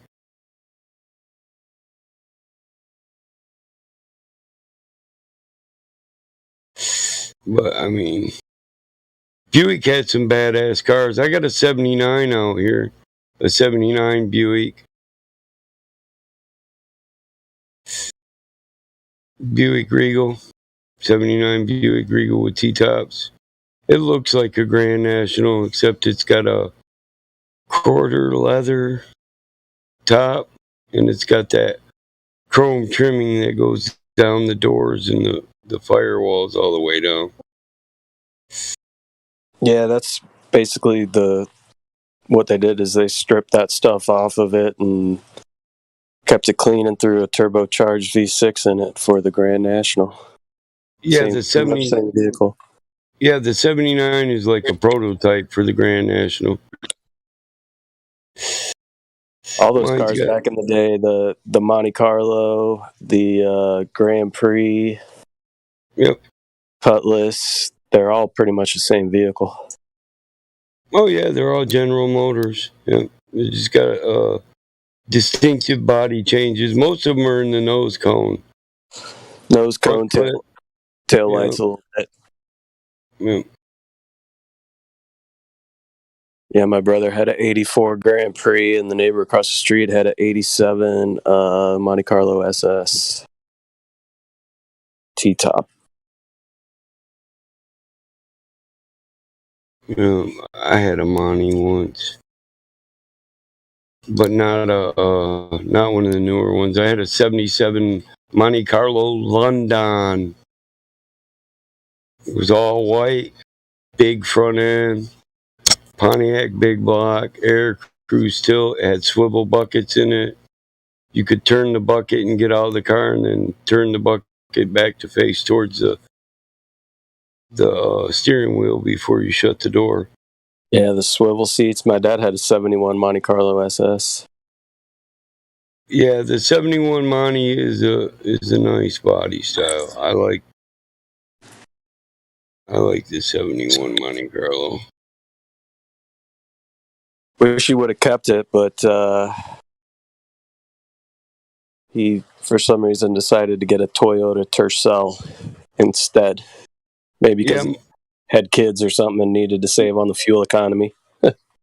My brother had a maroon one with a black full vinyl top, and his buddy had a Buick Skylark, same paint job and everything, same Corvette looking rims. You almost couldn't tell them apart, the Skylark from the Monte Carlo. Yeah, a lot of cars like that back in the day. Yeah, when you got the same package, but the 71 it's got a distinctive look to it.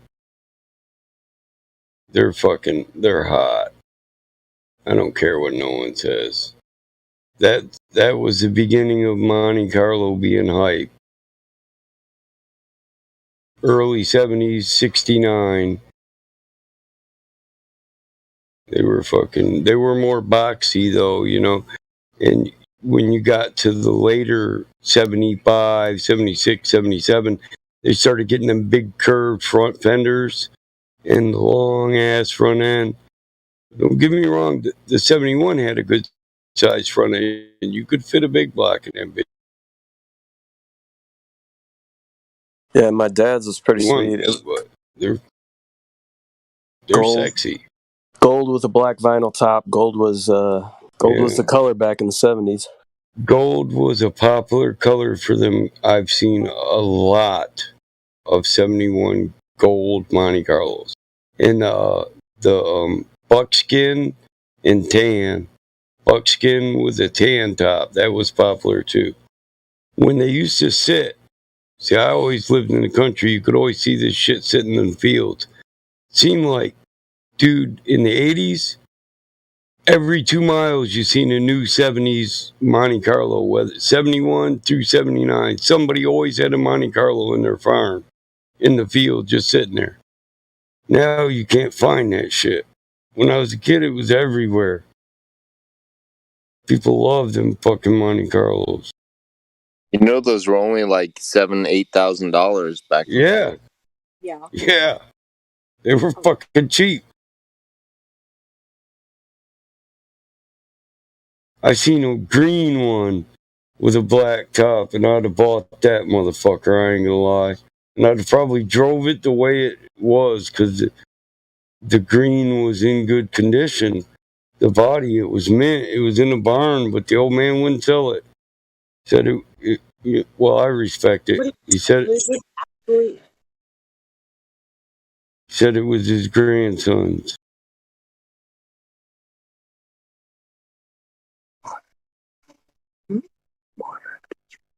You kind of cut out there, whoever was trying to jump. Sorry, I was whispering to my wife. You weren't supposed to hear it. I was whispering something to my wife. You weren't supposed to hear it. Oh, sweet nothings. Oh, shit. We got some sweet nothings from him. But you're not my one and only, so you don't get to hear it. Well, I'm cool. I didn't take it as if I was. That's cool. I'm glad to hear that, brother. Hell yeah. I like the 78 Monte Carlo. Those were a little shorter, but still kind of boxy, too. In like 97, 98, they came out with some new ones that were kind of throwbacks, a little retro. They were pretty cool. Yeah, the 78 kind of looks like... the 80s ones were garbage. It kind of looks like that car, what's his name drives in that cop show, Training Day? Yeah, I think that was a Monte Carlo. But that was probably like a 73 or 68, somewhere in between. Yeah, I'm pretty sure it was Monte Carlo. Yeah, 73 was a lot longer than the car he had. It was 75 through 79 or 78 where they looked real boxy, short, with the curved rear fenders and the radical slant in the front fender. Here, I'll show you a picture of a 78. Pretty good on the years with them because I like them cars.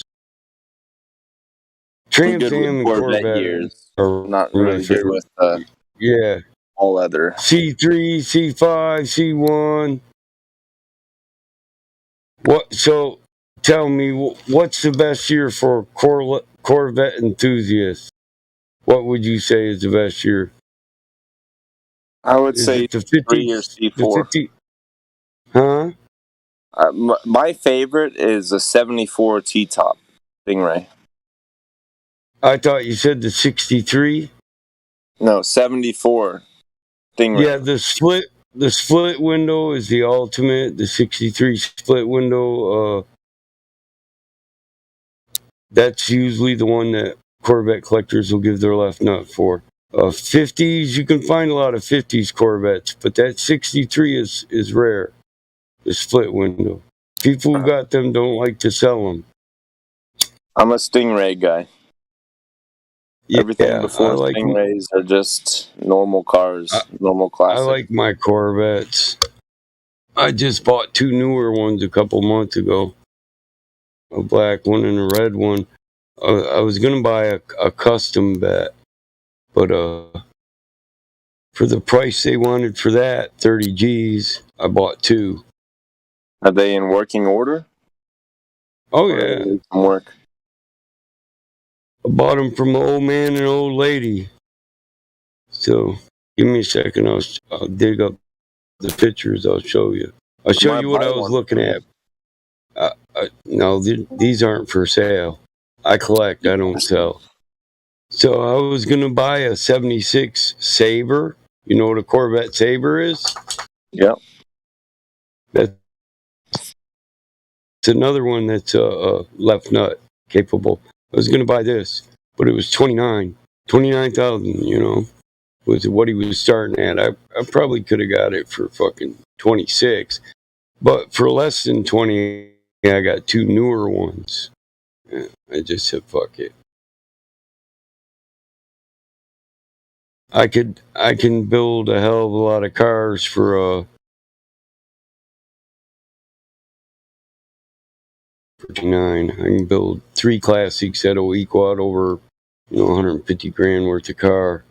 But I got this red one was the old lady's, and the black one was the old man's, and they were selling them to get a RV so they could say fuck it and cruise around for their last years. They got tired of sitting still. So I bought them both for 19. The black one's worth it's a $25,000 car. What's that Low red one? mile. Like that 97 or something? That's a 99. This one's a 2014. Damn, I need new batteries in my fucking mouse. I hate that shit. Damn it. I gotta drive 30 minutes to get new batteries, or if I go to the country store, I'm paying a lot for it. You can see the red one right behind the black one. It's just in the garage. Yeah. The old lady didn't fuck that motherfuckers. The red one's only got fucking 14,000 miles on it, dude. What? Yeah, she didn't even drive it. They put 32 on the black one. And actually, it's a 2017. They're both convertibles. This dude, listen, these two are in their 70s. They just be pimping. They just.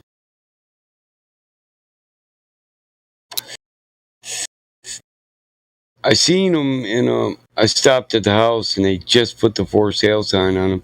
My daughter said, "I want the red one, Dad. You better not buy that yellow one. You can put the yellow one in the collection later. You might find one cheaper. But I want the red one in the barn." That's my 16-year-old. So I said, "Well, the black one's me. I can cruise that." I like how they brought back the Stingray body type with hard angles and crisp lines. I don't like how Matchbox car, the 90s ones, looked. Yeah. I'm with you. So I'm with you. If she wants the red one, go for it. Yeah. Take it. Yeah. She's young. She won't she's gotta drive a 4-cylinder. I got her a Chrysler LeBaron. Well, it's a V6. A V6 turbo Chrysler LeBaron convertible. And have you taught her to drive manual? Oh yeah, my daughter can drive a dump truck. Good for you. Yeah, the Sabre is kind of ugly anymore. I got to really looking at it, and it's got a little. The front end's kind of long, man, for that look. If it was shorter, it'd look better. If you can't drive manual, you can't drive. Right. No, dude, my daughter's been racing. She started racing 125 mini sprint, 125cc mini sprint at 12 in dirt bikes. So that's her first experience with gear shifting. Right now she races in the 500 division mini sprints. We went from 125 to 250 to 500. And the kid can drive. She drove dump trucks, tractors. I've let her do a pass on the track in my drag car. And it's awesome. I trust her. Now, her first pass was like 11.8 seconds, but that's pretty good for a kid, being nervous and just listen. It's a systematic. From the minute you start, it's 8 seconds of shifting, switching, hitting buttons, shifting, switching, hitting buttons, shifting, switching, hitting a button. And while you're doing that, you got to maintain straight down the road. You don't want any veer. You don't want no veer left, no veer right. When you're accelerating from 0 to 130 right here and now, if you The go a torque will little twist left, your frame. and if you go a little left, you're going to go consistently left until you hit the barricade in the center of the track or the other car or the wall, So she run it up to about $125 and she kept it straight. So, but she's a common sense kid, she knows what horsepower is. She scared herself in her little sprint cars, so she knows. She was born into a race family. We'll race anything that's got ponies. I don't give a fuck if it's a lawnmower. Not only will I race my lawnmower against you, but I'm the guy that will engineer and build mine better than you. I wish you were my dad. I got a tractor out here with a big block on that motherfucker. They're fun. They are fun. Yeah, my daughter, when she got 14, she says, she goes through my car collection. I collect cars, race cars, all that shit. Anything I can get, I collect. And if I see a car, I buy them. I buy cars because it doesn't matter if it's restorable. If you buy a 69 GTO that can't be restored, but it's got a good front clip, good interior, good trim, if you can buy it for a couple $100, pay for it as part. Exactly. So I run a salvage yard, and then I just use the money from the salvage yard to build projects. And it works out. I don't really spend any of the earnings from my asphalt company on my cars. I did in the beginning, but the salvage yard fixed. Can you keep an eye out for an 81 Ford F100 frame with the 8-foot bed? One that's the Lightning? You want to build a Lightning? No, I have an 81 Ford, but the frame is rapidly deteriorating. So if you find something that's roached to shit, falling apart, but the frame is decent, yeah. I could switch. Where do you live? Else in New York State. Yeah, you probably the cars here, those trucks, that year truck, 80s and 90s Ford trucks in like Michigan, 78 to 82, I think. Yeah. Well, in Michigan, they'll look about the same as what you get in New York, but a 78 frame is what you want because that'll be more solid than the 80s frame if it hasn't been stored or barned. Right. We got because the metallurgy was superior or something. In 78, the frame was thicker than it is in 80s. Yes, and plus, you live in a winter state, and so do I, and they put a lot of salt on the roads. Yeah. I try not to drive it in the winter as much as possible. It's got to fit a 8-foot box on, so that's just a 78 half-ton regular old extended box. Yeah, but it's been customized. It's got a 351 Windsor. Oh, no, I'm saying I might have a 78 extended box frame in the fucking yard. I'm pretty sure I do. Yeah, I don't know what condition it's in. I'd have to look at it. Well, it'd be easier to patch it up and make it workable than the one that I'm sitting on right now. You ain't telling me nothing. You're preaching to the choir. I like 78 Broncos and 78 Ford trucks, Bigfoot style, and I got a 461 ton 78 Bronco. It was a half ton when I got it with a 351 M400 in it. Nice. But I That's took a beast. I took a Bigfoot that somebody had jacked up and then rolled it over and crushed the cab. And I took the motor trans and, gear to gear transfer. You can't get a better transfer case than 78. Gear to gear. They put bands in them after that. A 78 transfer case for Ford will last you longer than 90% of their production years because it's geared to gear. Hardened steel gear to gear transfer case. They hardly ever go out. I built Chevy trucks and put 78 one-ton gear-to-gear transfer cases in them. Ford transfer case in a Chevy. You just gotta build your own drive shafts, and weld in the Chevy yoke on one end and the Ford yoke on the other. Yeah. Well, my truck is pretty much in great condition. It's got a rebuilt 351 Windsor, and the transmission's good, drive shaft's good, everything's good except the frame is starting to rust really bad. So I know it's only a matter of time before something bends or snaps or fucks up, like the knuckle on the leaf spring gives out. Yep. Yeah, the Windsor and the Cleveland are both good motors. I don't really care for the M400. The Y block's great though, which is your Windsor or your Cleveland. Windsor is. If you got a compatible frame in your yard, man, we need to talk.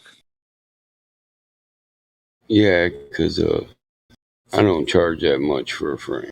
I'll pay to ship it out and everything, and if you can make it as good as possible beforehand, I'll pay. Fuck, I was thinking about going to my baby to bed in the junkyard. You know what I mean? I do. I was thinking about going to New York and meeting Indio. Wouldn't be nothing but haul it. Does it matter whether it's half ton or 3/4 ton? Because you can get an extended box in both. I'm pretty sure it'll fit either one, won't it? Well, it will. I mean, are you gear preferable? Would you rather have the half ton or the 3/4 ton? Personally, I'd rather have the 3/4 ton, but yeah, obviously, it would be better to if I am going to go through all the effort of switching everything onto a new frame. It should be the beefier one, right? But yeah, the one that'll last longer. I just want to keep it on the road. It's like 9 years older than I am. I want to keep it alive. I collect older Ford trucks. When my grandfather started the business, he had all older Ford trucks that were seal coat trucks and asphalt work trucks and foreman trucks, So I got flatbed Fords and fucking 2.5 Fords. But then my dad thought, Chevy's more reliable and interchangeable, so he switched over to Chevy. So trucks just when you run, an asphalt company, a truck is valuable to you. So we don't get rid of them. When they get worn out and we replace them, we put them in the back 40, I got 325 acres, so I park them out back and then build projects out of them. A 79 Chevy grain box right now, shit. I got all the machinery right here to rebuild a motor and trans. You need to lock that down. You need to not sell anything or do anything for the next year, because a year from now, you might be looking at being able to sell parts for 4, 5, 20 times as much as you can today. I do that right now. Not any coming in. All the ships are stuck off the coast. There's no replacement part.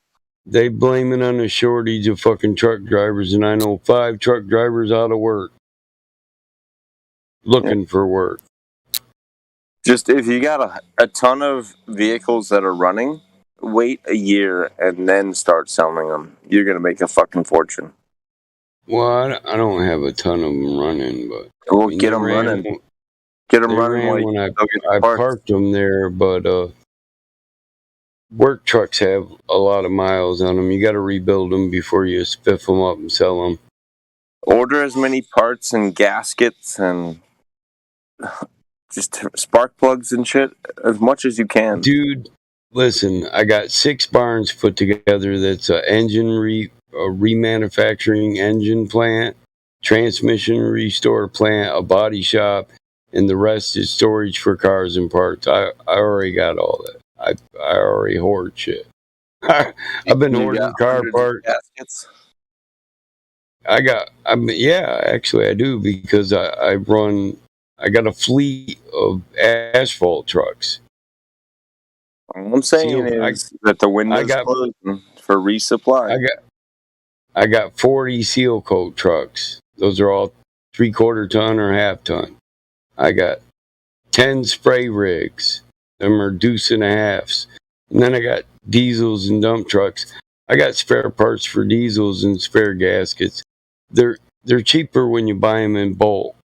I know how much I'm going to use over the years, so I buy bulk when it pertains to the fleet. Fair enough. If my trucks don't run, I can't do no work.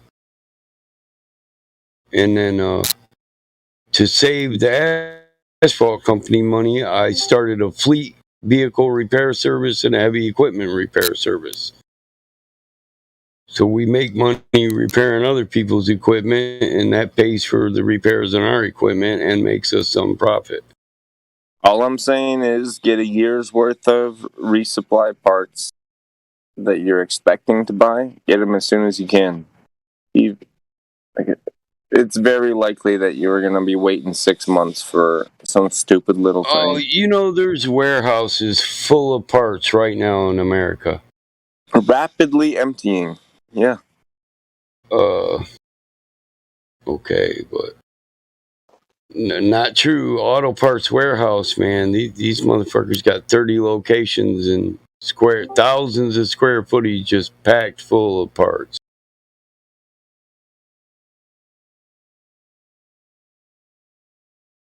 They don't have to keep being stored. I know one guy I go to, he's always got this shit in stock, always. And he's always got a large amount of it. But it's an auto warehouse. They're a conglomerate. They've been warehousing parts since the 80s.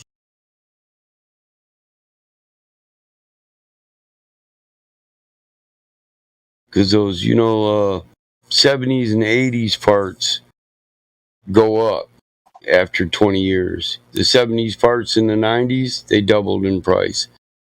The 80s parts in 2000, they doubled in price because you're now selling classic parts.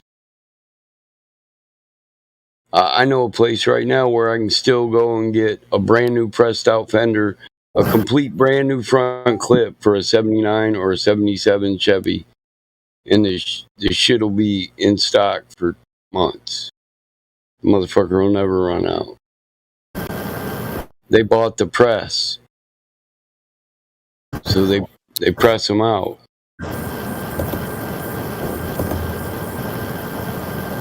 See, I live in Michigan.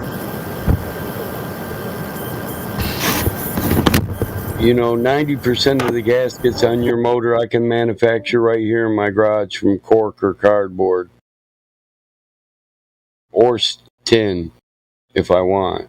I can make tin gaskets. Just use a hell of a lot of Permatex.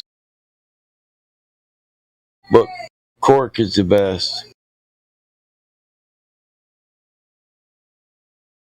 I can make a gasket kit for a motor.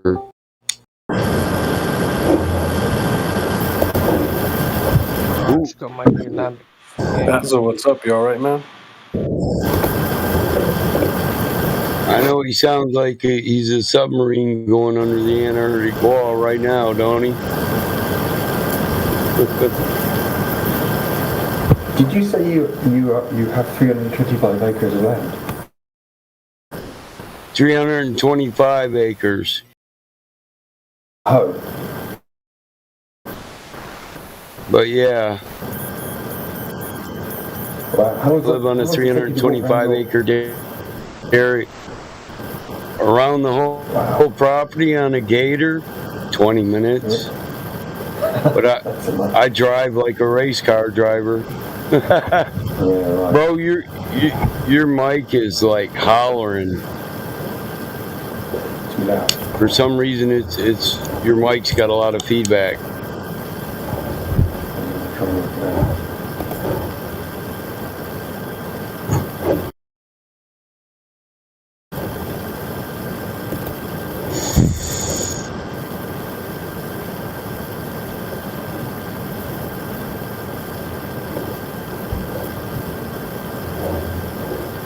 Yeah, Pazza, load up the YouTube stream and listen to how your mic is sounding right now. You gotta fix that. I know. It's ass. Dick. Oh, damn it, Dick. Dick Dickinson left and he was a new guy. Didn't even have VC verified. There's also Deepak. I already wanted to say something. Sorry? What's up? Somebody mentioned my name. Yeah, he was wondering if you wanted to join the conversation or you had any questions. Oh, Anything to add? No, you guys are talking about something that I have no background in or experience of. You guys were talking about engine. I think someone. Oh, was saying that automotive. they own. Yeah, they own like. They're a mechanic, like they're freelance mechanic, or they own their own. You know, they exchange, repair cars and car parts. I'm licensed mechanic, diesel mechanic, automotive mechanic, and performance drivetrain. Also a licensed welder and fabricator and plumber. Bro, yeah, that's impressive. You're able to train yourself to do all that. But no, I didn't train myself. I grew up in a family that had a lot of skills. My uncle taught me plumbing. My dad taught me automotive. It's impressive that you learned that kind of fishing. Oh, yeah. Like, I grew up in an era when a man didn't own a house unless he could roof, plumb, frame, wall, drywall. You didn't own a house. You didn't buy a house until you could maintain it. You didn't own a car until you could maintain it. So that's the thing. A lot of men aren't mechanically literate and visually, spatially literate. Yeah, and then in the 70s, the average man could do his own automotive repairs, his own plumbing repairs, his own roofing, electrical. But I wish I'd grown up in that sort of household. But no. And they say we're. Go on, finish what. People had more skills in the 70s than the average person does today. Well, yes, as far as like mechanics, repair is concerned, that's goes without question, really. Especially here in our little island of the UK, that is. Oh yeah. There's a lot more variability in specific states.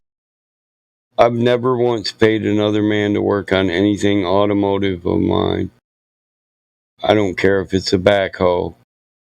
I do pay mechanics to work at my repair shop, but not to work on, my specific stuff. The farm equipment, I maintain all that by myself, but the fleet, I got too many trucks. I have to pay mechanics to help me. Yeah, that makes Otherwise, me, I don't know any of that. Or just Otherwise, that'd be the only life I have. Repairing fleet vehicles and heavy equipment. That's all I'd ever do.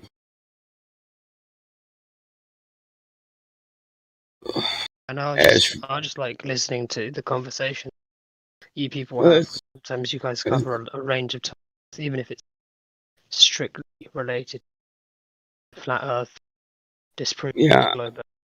I know a lot of other. You ain't got to explain yourself to me. A lot of other mods are dickheads. I'm not. I'm perfectly fine with people who just want to listen. No, or do other mods suspect that? No, other mods would be like, "Oh no, what do you think about the shape of Earth?" And they'd want to force you into debate right now. But I'd rather debate people who come prepared. Yeah, I'm talking shit about Brad. Hakanu Matuha. That nigga make you debate. I prefer to debate people who come prepared for a debate, or just have a civil conversation with people who come to talk. You gotta meet people. I'm here humbly. Hakuna Matata. Oh, my bad. Yeah, I'm here humbly. I'm here as a learner, as someone with an open mind. Yeah, I just believe you gotta meet people where they're at if you want to reach them. Right? I mean, Rafiki was the type of monkey to, come up behind you and pull a prank on you. He's always, cutting up and shit. Definitely in touch with his inner child, but I think, sometimes you can't be Peter Pan syndrome and be a little boy forever. Sometimes you got to man up and go back to your pride and,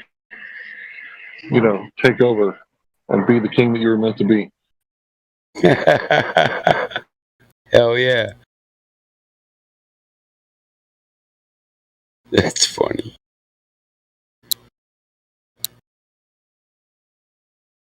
It's almost as funny as I didn't know what that spelled Hakuna Matata.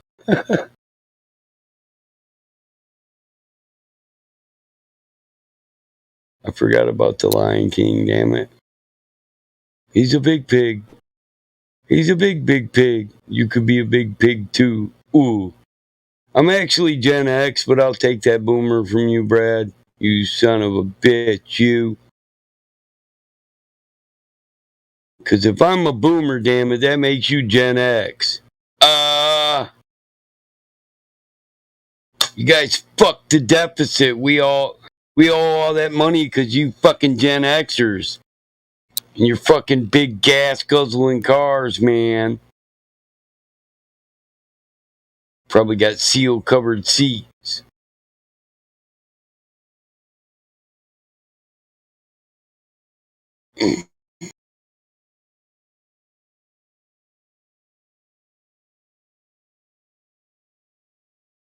Oh, Lulu's here. Look, we got a special guest with her 300 rolls. Why you always got so many rolls, Lou? What the hell? Tell Brad to quit fucking with you. Tell Brad and Chris to back off, man. Let's see how many rolls did Brad got. Not enough.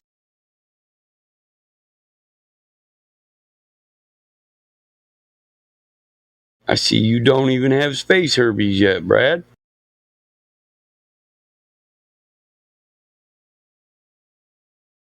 Or Space Turd. That's not very ravenous. Right, exactly. See, I thought it would be more ravenous if you had Space Herbies and you was a Space Turd with Space Influenza. And a wanker to boot.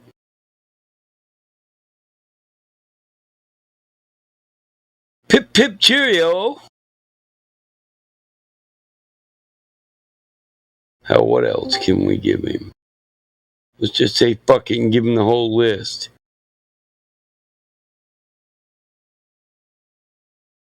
Hey, what do you call a guy with a hair on his teeth?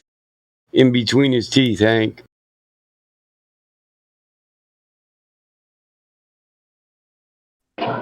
Holy diver? No, a gladiator.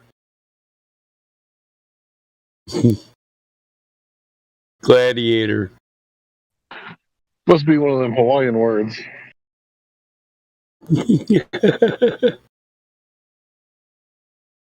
Yeah. You gotta crack it like a coconut. Well, once it's open, you can drink the milk. Oh my.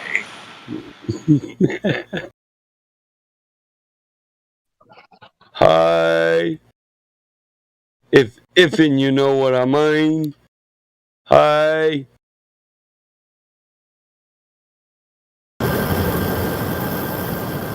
Wow, that was damn it, buddy. Man, his microphone sounds like a fucking like a 60s car with no insulation rolling down the roadway on bald tires with 2 nails in the back tires.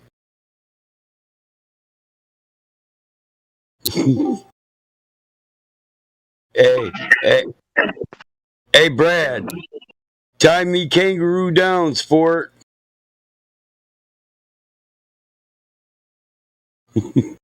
Tie me roo down, bro. Me wallabies. It's a vicious breed, yo. Tie me roo down, sport. Oh, I didn't speak Spanish, or I'd have said chinga tu madre, benche punto marican. But I said tie me roo down. Me wallaby, mate. Tie me wallabies down, mate. English, motherfucker, do you speak it? Boy, you got a shitload of roads. Do you have Glovers again? Well, what's that code for robot, Hank? 10.8? 1080? Hey, Alien Zoo. What's up?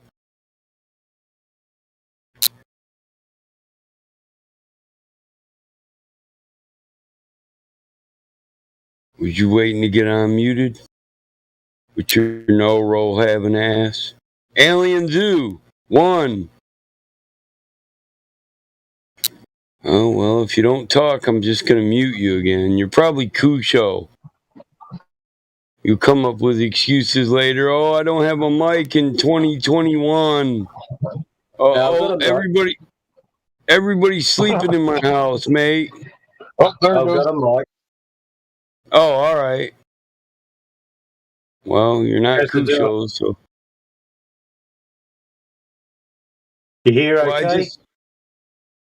Yeah, I can hear you fine. I just wanted to give you the VC verified role so you can talk if you want to, but I can't do that until I hear you talk. So, Yeah, I can understand that.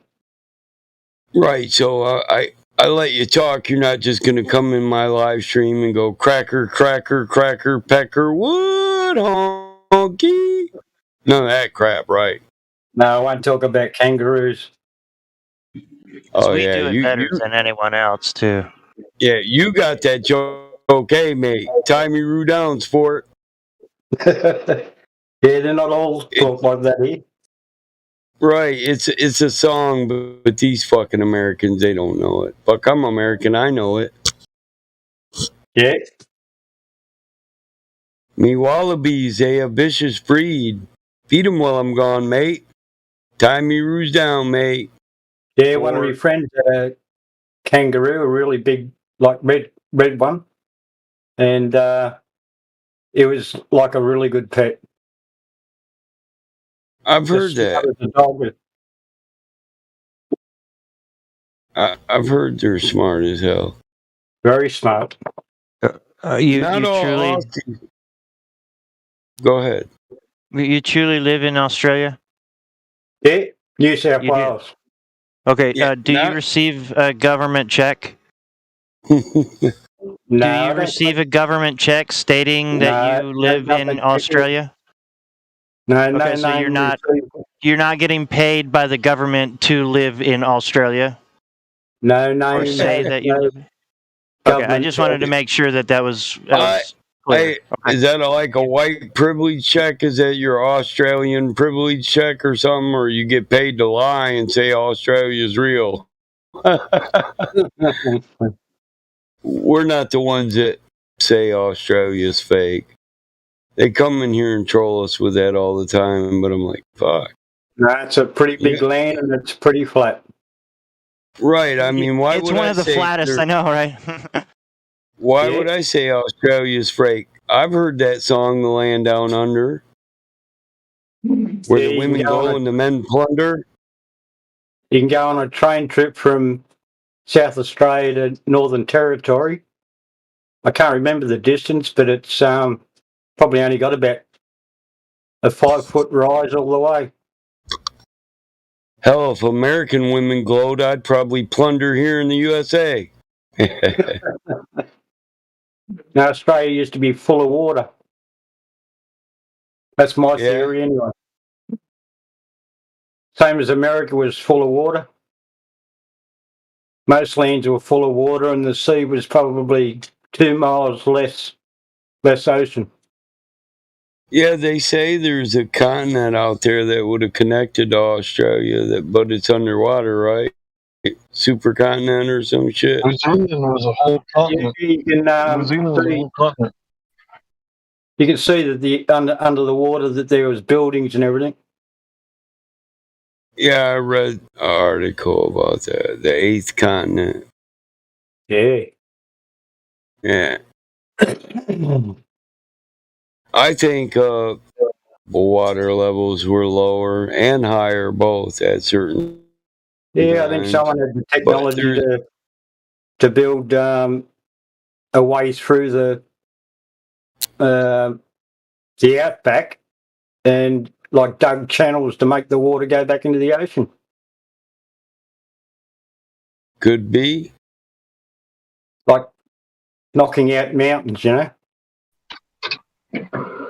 I know for a fact Texas was underwater at one time. When I was a kid, I used to collect all the fossils, right, that I could find. And, yeah, it's real easy. Full of fossils.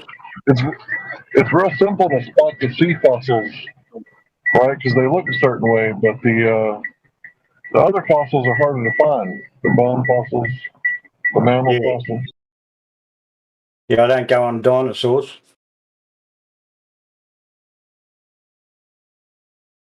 You got a lot of dinosaur sites here in Australia, but I don't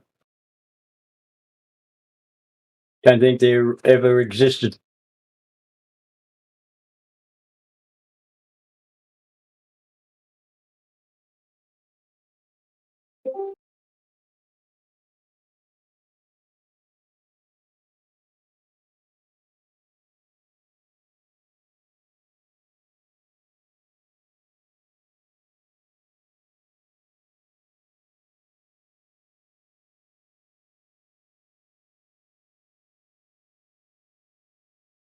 Anyone in? Yep, they're here. Yeah, I know a few people in the channel that were on Poncho Pete's channel when it was going flat Earth. Oh, you've been around for a while, bro. Do you remember me? Hank, were you on there, were you? I made a few visits. I wasn't a Yeah, I know Dave Hinkle was on there and like Devin Mock and Jibby Jedi. Yeah, that's right. I can remember a few. I know Becky was on there too. I remember Becky. He was a classic poncho. Very entertaining. Even with his guitar. I remember one night, Poncho was on air with a black guy from Cuba, and he made a blow-up doll of the black guy with the biggest knee knocker you had ever seen. All right. Poncho was a clown. He started, at the end, he thought every bloke was a woman. Well, I mean, I hope. You're saying he's a woman, that one. Yeah, if he's a bloke and he's saying every bloke is a woman, then yeah. Then according he to that was. logic, he's a woman. Oh, there's, pretty much proof. Some of them had Adam's apples and that, so it's hard to deny that. Don't know too many women that have got Adam's apples.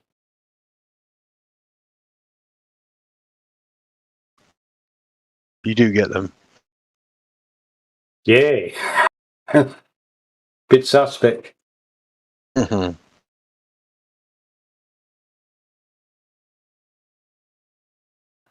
Well, hormone imbalance as they're growing up can cause stuff like that. And Exactly. diet can cause hormone imbalance, so... Yeah, unfortunately, it's too much indoctrination, that children are learning too much sexual knowledge at a too early an age. Should never be teaching them that at, a young age. Like we used to learn it, just at school, basically, not off our parents or teachers.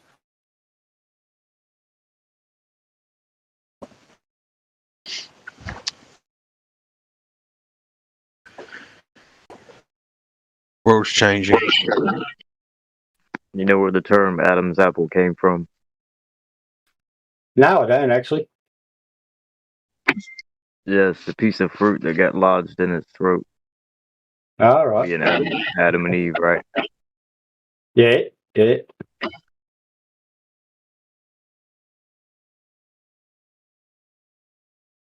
he choke?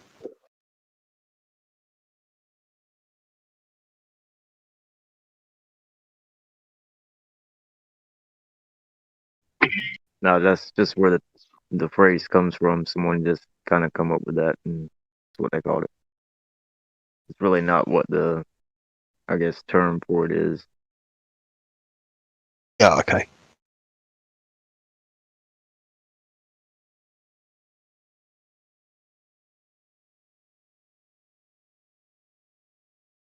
Yeah, it's a damn shame.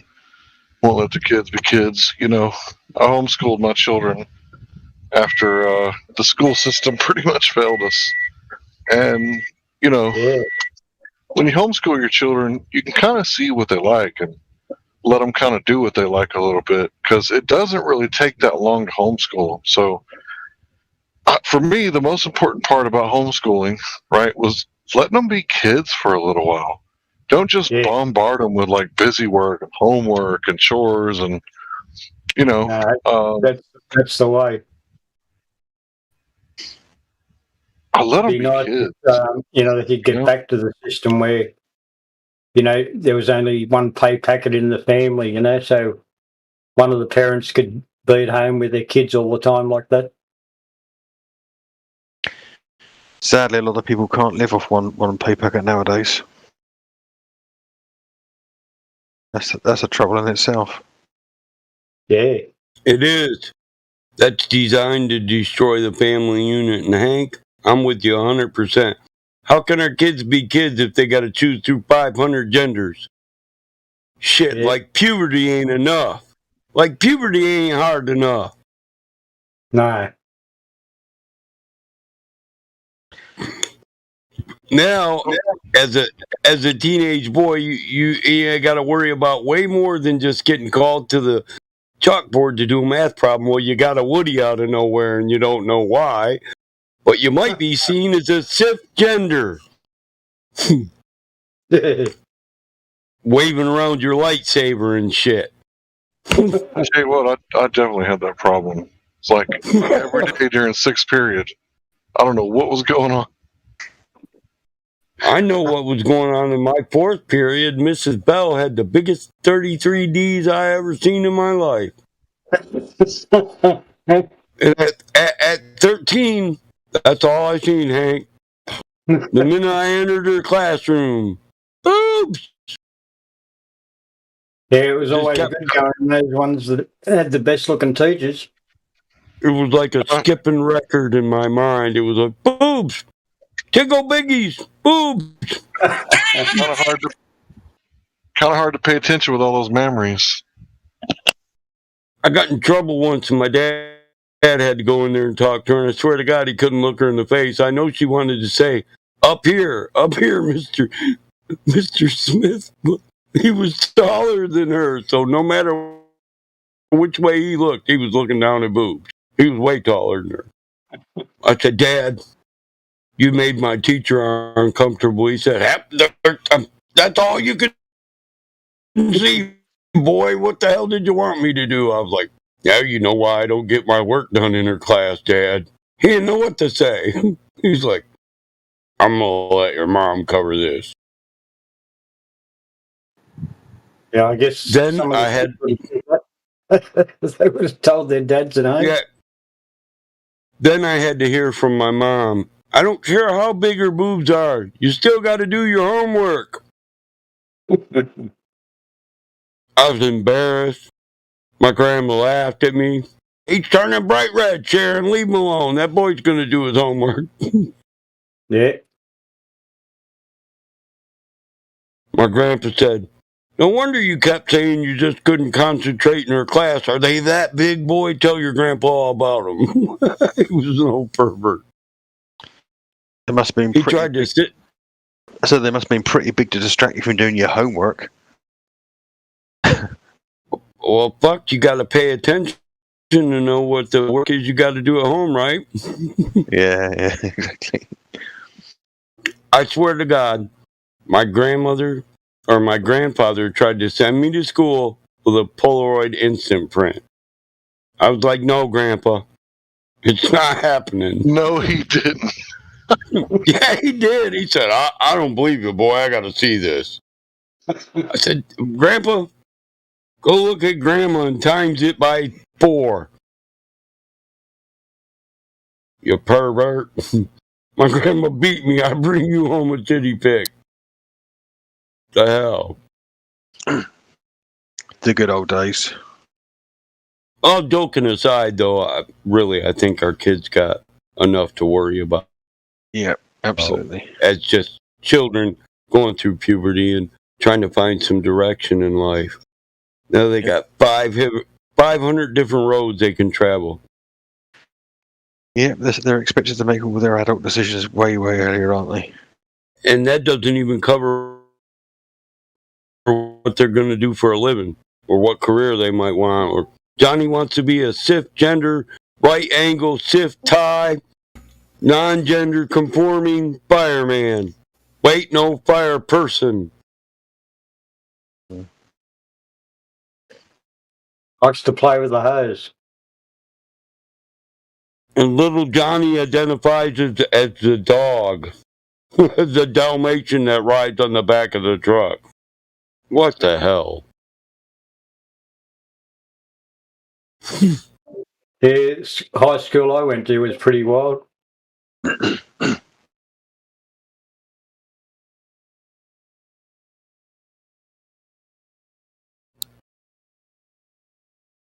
Had some of the students doing the teachers, you know. Yeah, I made sure that I had like a country house with a big yard so we could have pets and like everything the kids are supposed to have growing up. And I think I nailed it up until like we moved to town and they got the internet. I think that's where I messed up. Yeah, because we didn't have internet out there in the country. So we got to like choose what DVDs they could watch because they couldn't watch just whatever. Yeah. Right you are. The internet for the World Wide Web started. Oh my God. Yeah, my children didn't have the internet until they were 14 and 11, I think. Yeah, well, the first internet was IRC. Internet Relay Chat. Yep. Damn, if he ain't right. There used to be lots of hackers, you know, that's where most people would get their games. StickyCheese.com. Chuck E. Cheese? Is that what you said? No, StickyKeys.com. It was like one. You know what the first data was that was transferred over the internet? So it's porn. Pornographic? Yeah, it was a pornographic image. Oh my gosh. What a fucking depravity. What a depraved start. I don't know. That's why I wanted my computer. Woohoo! Oh my god. Till my mom walked in and said, "Oh my God, what is that?" and unplugged the whole system. What's that? It was a glitch, Mom. Glitched out. It was a pop-up. I didn't download that. It just came on. I don't know what I pushed. I'm still learning. He could call it yeah, well it's a form of mic. They could call it They call it a pop-up for a reason. Did you use having television there? No, we didn't do cable like most of my life. No, An appeal. Okay, Vile Dom. There is an appeal option, but you'd be like the 1 millionth customer in line. For all our representatives are busy right now destroying the globe. We have a butthurt report if you want to fill that out and file it. It might bump you up a couple in line. No, I'm the joking. television was the games machine. Give me a second, Vile. I'll get back with you. Oh yeah, my house, my kids grew up with an arcade. We had everything but Xbox. Oh yeah, that's I tried to get them into video games. They didn't get on the the moral degenerate internet. Yeah, one of the best was the Amiga 500, I reckon.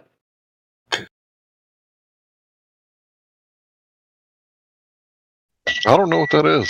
It's like you guys wrote. It was one of the first games machines that had all the equipment.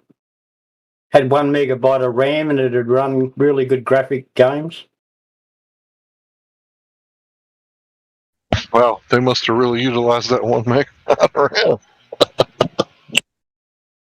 Yeah, well, it's surprising the amount of graphics they got out of a 1 megabyte machine, you know. What the hell?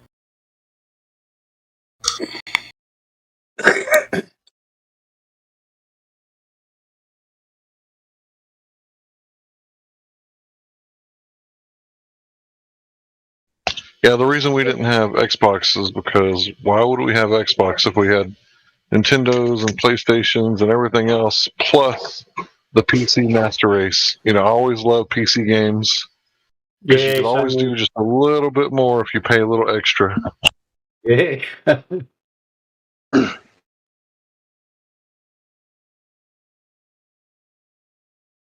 Yeah, I just beta tested Battlefield 2042.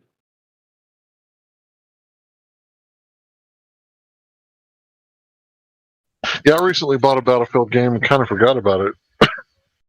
I didn't even play it all the way through. All right. This is funny. This dude messaged me on a new alt wanting an on ban, and the first thing I see of his name is he's already been on banned by the XKJT Justin mod support team. He's already on ban. Justin support team. Oh my god. Kessler syndrome. Oh, that's hilarious, dude. Look, that's my boy Justin. Well, that's what this. It's still funny. You gotta admit. I know. A chance. I ban him and then It I is. take him back. And It is funny, but yeah, you already unbanned him, bro. That's the first mention I see. The very last mention of his name is that the bot unbanned him. Logged to unban.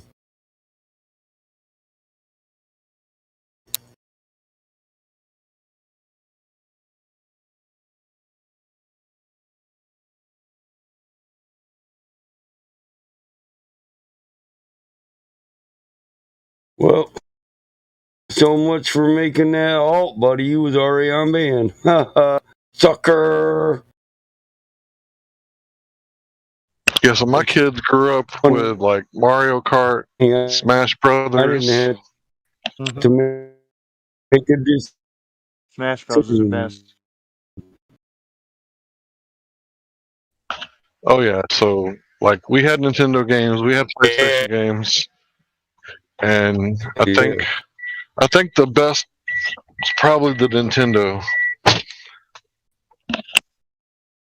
Yeah, they should bring back pinballs.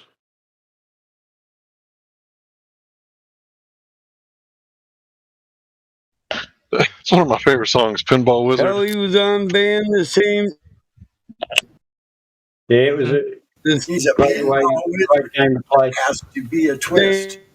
The Pinball Wizard has such a special wrist.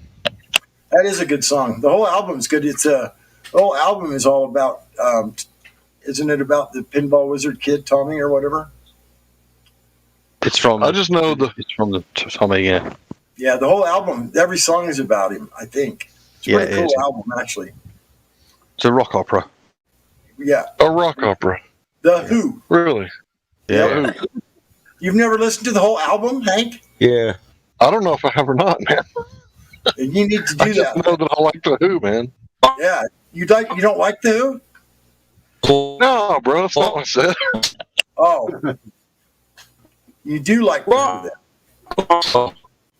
Yeah, I said it's one of my favorite songs because it's like such a bizarre thing to sing about a deaf, dumb, and blind kid. You're a robot, Michael.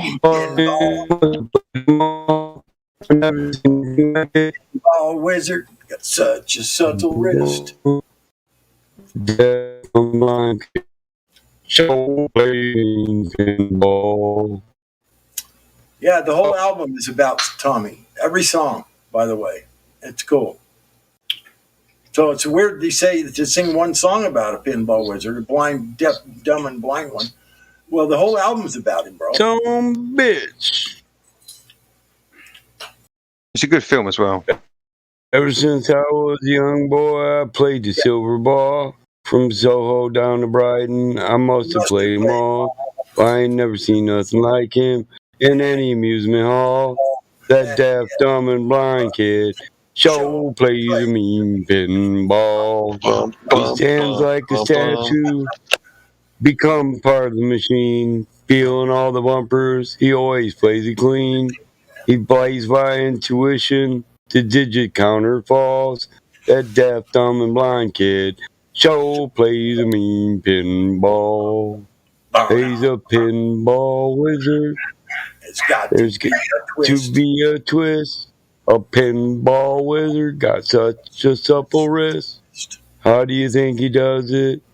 I don't know what makes him so good. Ain't got no distractions. Can't hear no buzzers, bells. Don't see no lights of fashion. Plays by sense of smell. Always gets replay. Never seen him fall. That deaf, dumb, and blind kid sure plays a mean pinball. Very good, very good. And what's that other Who song? Meet the new boss, same as the old boss. What's that? The other Who song, it says, meet the new boss, same as the old boss. I believe he's talking about politicians. Yeah, Don't Be Fooled Again is a good one too. Yeah, that's it. Can't be fooled again. Won't be fooled again. Right. Quadrophenia is good as well. Yeah, I see. Is it one of those fighting in the streets with our children at our feet? Yeah. And the morals that they worship will be gone. And the men who spurred on us sit in judgment of all their wrongs. They decided and the shotgun sings a song. I'll tip my hat to the Constitution, take a bow for new revolution. Smile and grin at the change all around. Pick up my guitar and play. Just like yesterday.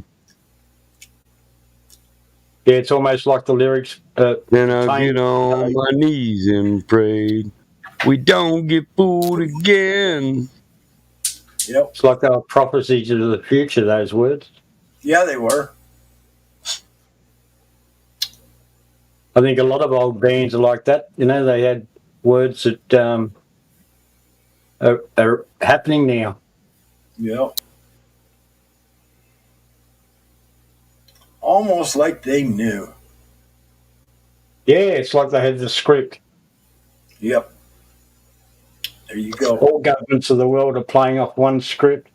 Yep. It sure seems that way, doesn't it? After it's all been said and done, it's like, Yeah, they're all one. What's going on here? Yeah, it's the same old bullshit. Yep. Yeah. What the fuck is It's just a replay of yesterday. Yep. And the record's going to keep skipping until we play that Revolution song. Yeah, that's why I like Woodstock so much. That was brilliant. Like them poor girls sing, "What's going on?" The hippie Poured on days. blunts. I know what you're talking about. Yeah. Yeah.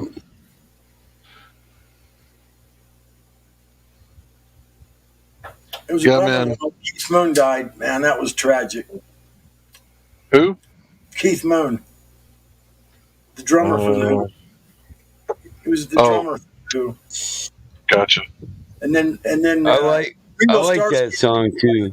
25 years and my life is still trying to get a great big hill of a hope for a destination. I realized quickly when I knew I should that the world was made up of this brotherhood of man. For whatever that means. And so I cry sometimes when I'm lying in bed just to get it all out what's in my head, and I'm feeling a little peculiar. So I wake in the morning and I step outside and I take a deep breath and I get real high and I scream from the top of my lungs, what's going on? Very therapeutic, that is. Yeah. I said,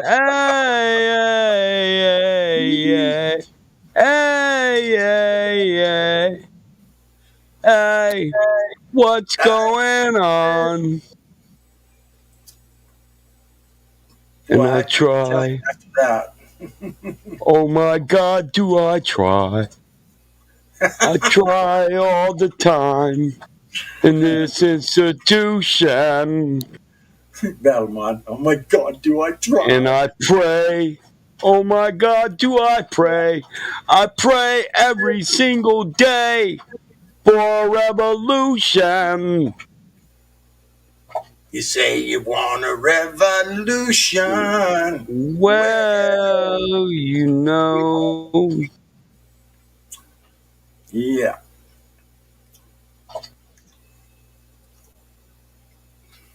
We all want to rule the world. Oh, fuck, why are you running that every time? How does that feel? It feels great. Fucking bad. Keep doing it. I don't know. You fucking laugh. We all want to change the world. You tell me that it's evolution. Well, you know. We all want to change the world. That meme, man. What meme? I missed it. It's on the feed, the dog at the piano. it's the bow ties gets me.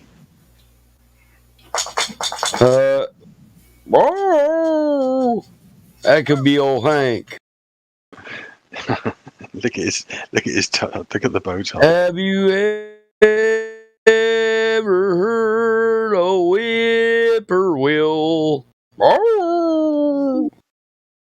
Hank Williams, he sounds like old Dog Bellerin. Who sounds too blue to cry? like me. He's lost his will to live. I'm so lonesome I could die. He does, doesn't he? Hank sounds like an old hound dog bellowing. Oh. Like Blackfoot Tomcatting. You ever heard that album? No, Blackfoot Tomcat. No, I ain't never heard no shit like that. Yeah, it's some old hillbilly shit.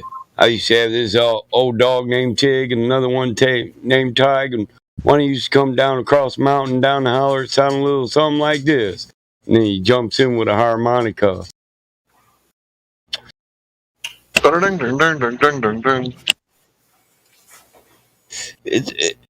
It's pretty good music. You should check it out sometime. That was Deliverance. Like, I don't know if you guys know, but there's this thing called bluegrass. And to me, bluegrass is when the people in the mountains, they don't realize that they're playing metal, but they're playing metal. There's just no distortion and no screaming or anything. But by God, that's metal if I ever heard it. Yeah. Dueling banjos. Dueling banjos. Yeah, that kid had some weird parents. Brothers and sisters. He could play one hell of a banjo, though. By God, I'll tell you what. That fat boy, that fat boy squealing like a pig. He didn't like the sound of that banjo, though. I'm telling you what. Oh yeah, it was definitely famous. They played that on the radio over. You're gonna talk about bluegrass. What you know about them soggy bottom boys? Inconstant sorrow. Or the Dead South. The Dead South. My favorite song is when they're digging the grave at the end of the movie. Good company. After they shot him with the arrow. Lonesome Valley, you got to go. Nobody can go there for you. Hey, Up Shit's Creek made me like that song by what's his gay name? A little more than I had before. Do you really want to hurt me? Yes, we really want to hurt you. Yes, we really want to make you cry. Who is that? Oh, Boy George. Oh, Culture Club. Boy George. Yeah. Oh my boy. Come on, chameleon. Yeah, that song still doesn't make sense to me. I don't know what the fuck a Karma Chameleon is. That doesn't make any sense. It's a gay boy dressed like a girl. Is that what that is? It's a chameleon. See, Carl came and changed his name to Carmeleon and then sang as Boy George. Maybe that's why I didn't understand any of it. All I know is it's a homosexual song and I just don't touch it. And I don't care if they think I gotta accept them as they are. No, I don't. Remember that tiptoe through the tulips? Who sings that? Tippy toe through the tulips? Yeah, you got me. Through the tulips. You never heard that? Fuck, it was a hit all over the radio. Tiptoe through the window. Through the window. Fuck.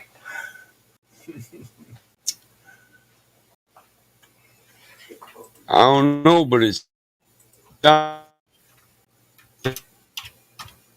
like it's happier than a fairy in a field flicks. I mean, tippy toe through the tulips. That sounds interesting. Yeah, it was sung by Tiny Tim. Tiny Tim, tiptoe through the tulips. You look like by the window. That's where Timmy will be. Oh yeah, I remember now. By the window, that's where I'll be. Yeah. What are you doing, Milo?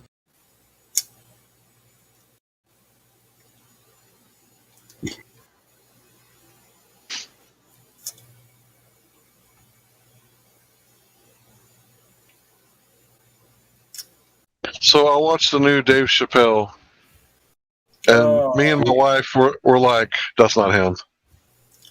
And no, really? I mean, I think it's just a lookalike. Nothing else needs said, but yeah, kind of like Eminem. That sure the fuck ain't Slim Shady. I don't know who the fuck it is, but that ain't Slim Shady. It's kind of like 3/4 of the way through the stand-up comedy, he kind of fell out of character. Like he got tired of holding it.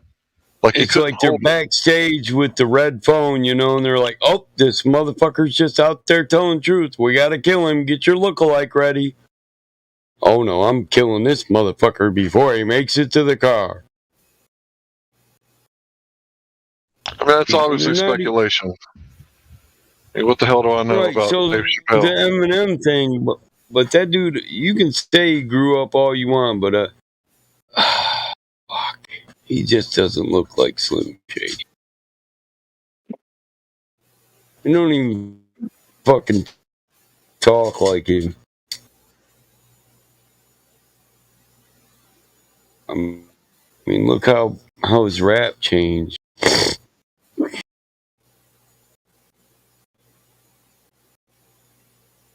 Yeah, I mean, at this point, if they can make Jordan Peterson sing Rap Gods or Rap God or whatever, then what can they not do at this point? I mean, Freddie Mercury just did like some live tours, like within the past 5 years, something like that. He's been dead for 20 years. I know. Yeah, well, that's because they've got all his voice recordings from the studio, and they've just basically augmented it with the hologram, haven't they? It's not really It's not really that I mean, difficult. look at this. This is supposed to be Slim fucking Shady. Like, really? Are you fucking serious? That ain't fucking Slim Shady. Do you know what Slim Shady truly looks like, though? Yeah, Eminem? Yeah. Fuck, I seen him in Detroit a few times as Slim Shady. Oh. And the guy on 8 Mile, now that's Slim Shady, just with his face filled in a little more weight on him. He was a skinny little punk.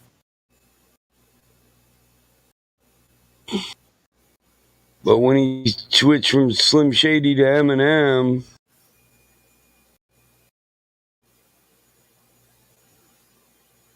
I'd much rather hear Slim Shady. Slim Shady, hotter than a set of twin babies and Mercedes-Benz with windows up to the temp goes up to the mid-80s. It's okay, go with him, Haley. Nowadays, everybody want to talk like they got something to say, but when they open their mouth, they move their lips. Just a bunch of gibberish, and everybody act like they forgot about Dre. That's supposed to be Eminem. The blonde-haired kid, that was Slim Shady.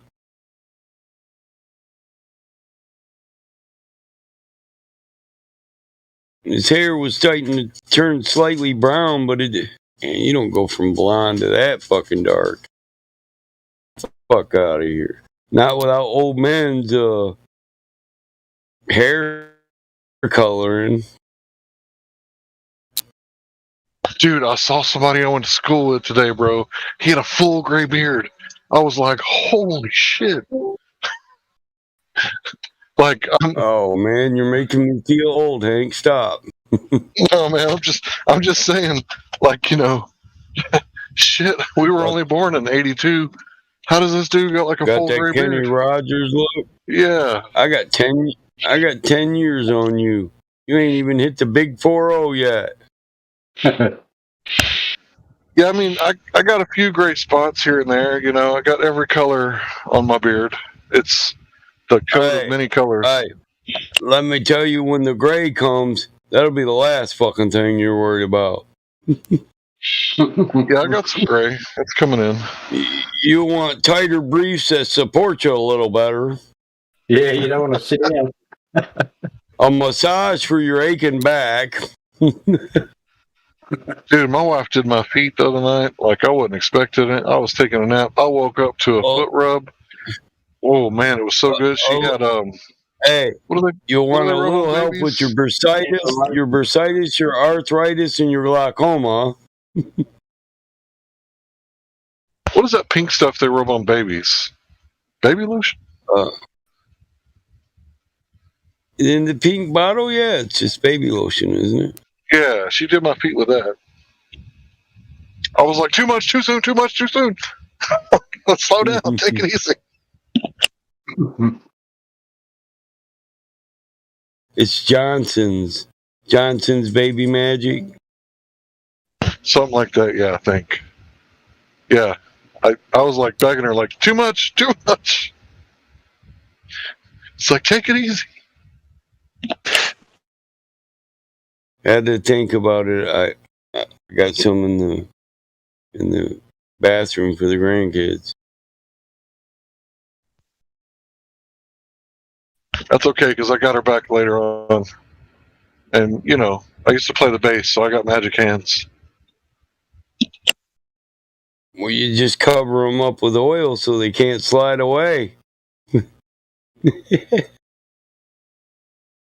Yeah, I'll be hitting them notes.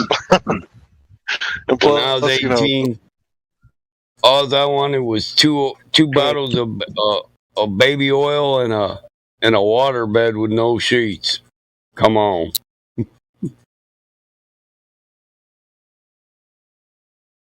Yeah, I used to have water beds growing up. I broke mine. I grew up with a waveless. Yeah, I had a waveless. Hold the phone. How does that work? How do you have a waveless waterbed? They got coils inside them. It's like an air mattress that you fill with water. It's got these little coils all through it, and it's not completely so it's got little waveless. like a muffler or like a silencer, right? Yeah, air pockets. So you can't have one to go from. Yeah, no, it's not perfectly waveless, but it's better than one that goes whoop whoop whoop whoop. It starts making that. Yeah, you know, you run off a waterbed if you do it right. Yeah. See, you put all that baby oil on there, and all you hear is.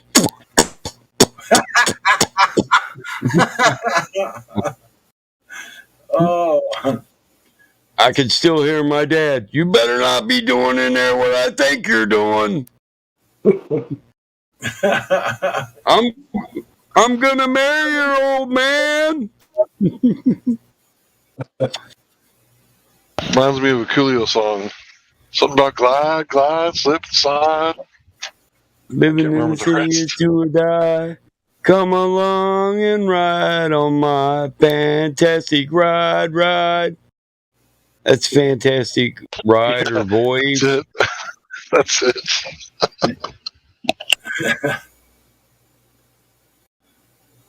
Boy, Battlebot's got it in the fucking memory for all them old classics, don't he? Yeah. Yeah, I like that didn't one. miss much, did he? No. Come on, y'all, let's take a ride. Don't say shit, just get inside. It's time to take your ass on another one kind of trip. Y'all can't have the hip hop if you don't have the hip. Grab your strap with the extra clip and close your eyes and hit the switch. We're going to take a place where everybody kick it. Yeah, that's the ticket. Ain't no bloodin', ain't no crippin', ain't no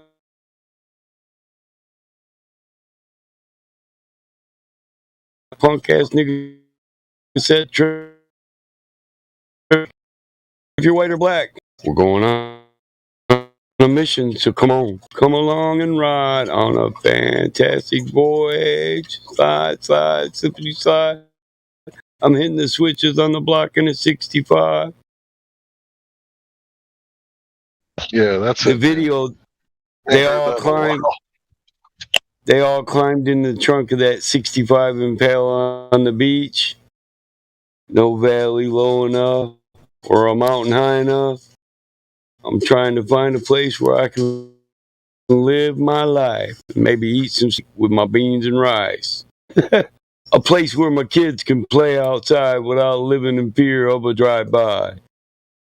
And even if I get away from the drive-by killers, I still don't gotta worry about them jealous niggas. I keep on searching and keep on looking, but you fools are the same from Watts to Brooklyn.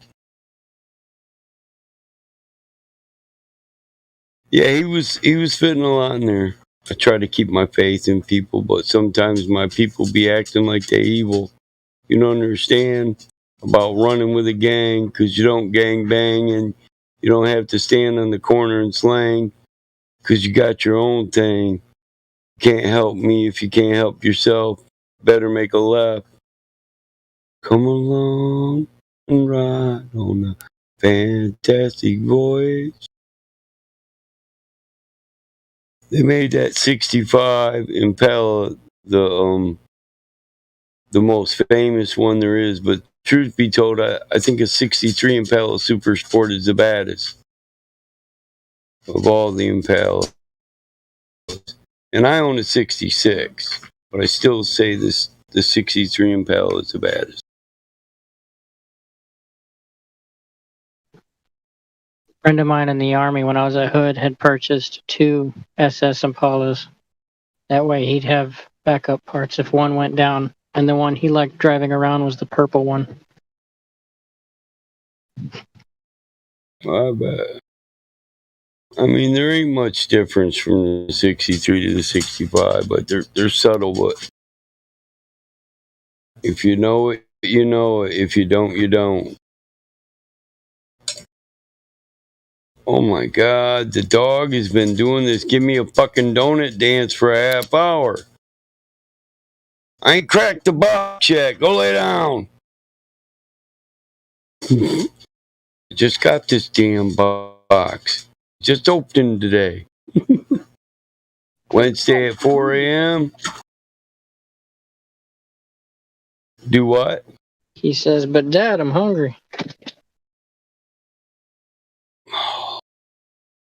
No, he's saying, bitch, I've been smelling your donuts since you brought them in the room this morning at 9. Now fucking give me one. I ain't giving him one yet. I ain't ate one. He gotta wait till I eat. He don't eat a donut till I eat one. I had too much sugar yesterday. He might hate me by the end of the day. I was thinking about ever since you started talking about waterbeds, man, I just had like a series of flashbacks. I love waterbeds. Like I did too, bro. My 'cause when neighbors you lay still down have and they're cool. Go ahead. My neighbors still have one, and when I go into their master bedroom, I'm just like, holy shit! It's a flashback to childhood. You know, where they have the mirror and the shelves behind it. I think my full wave headboard waterbed is the reason I fell in love with my wife. That girl I divorced a year ago. Should have kept that waterbed. Yeah, you can always get you another wife. Market's flooded. To work my hand. So,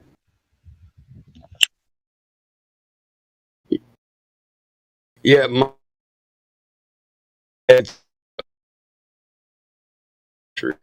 I got 12 motherfuckers I gotta buy shoes for next month. Like, damn.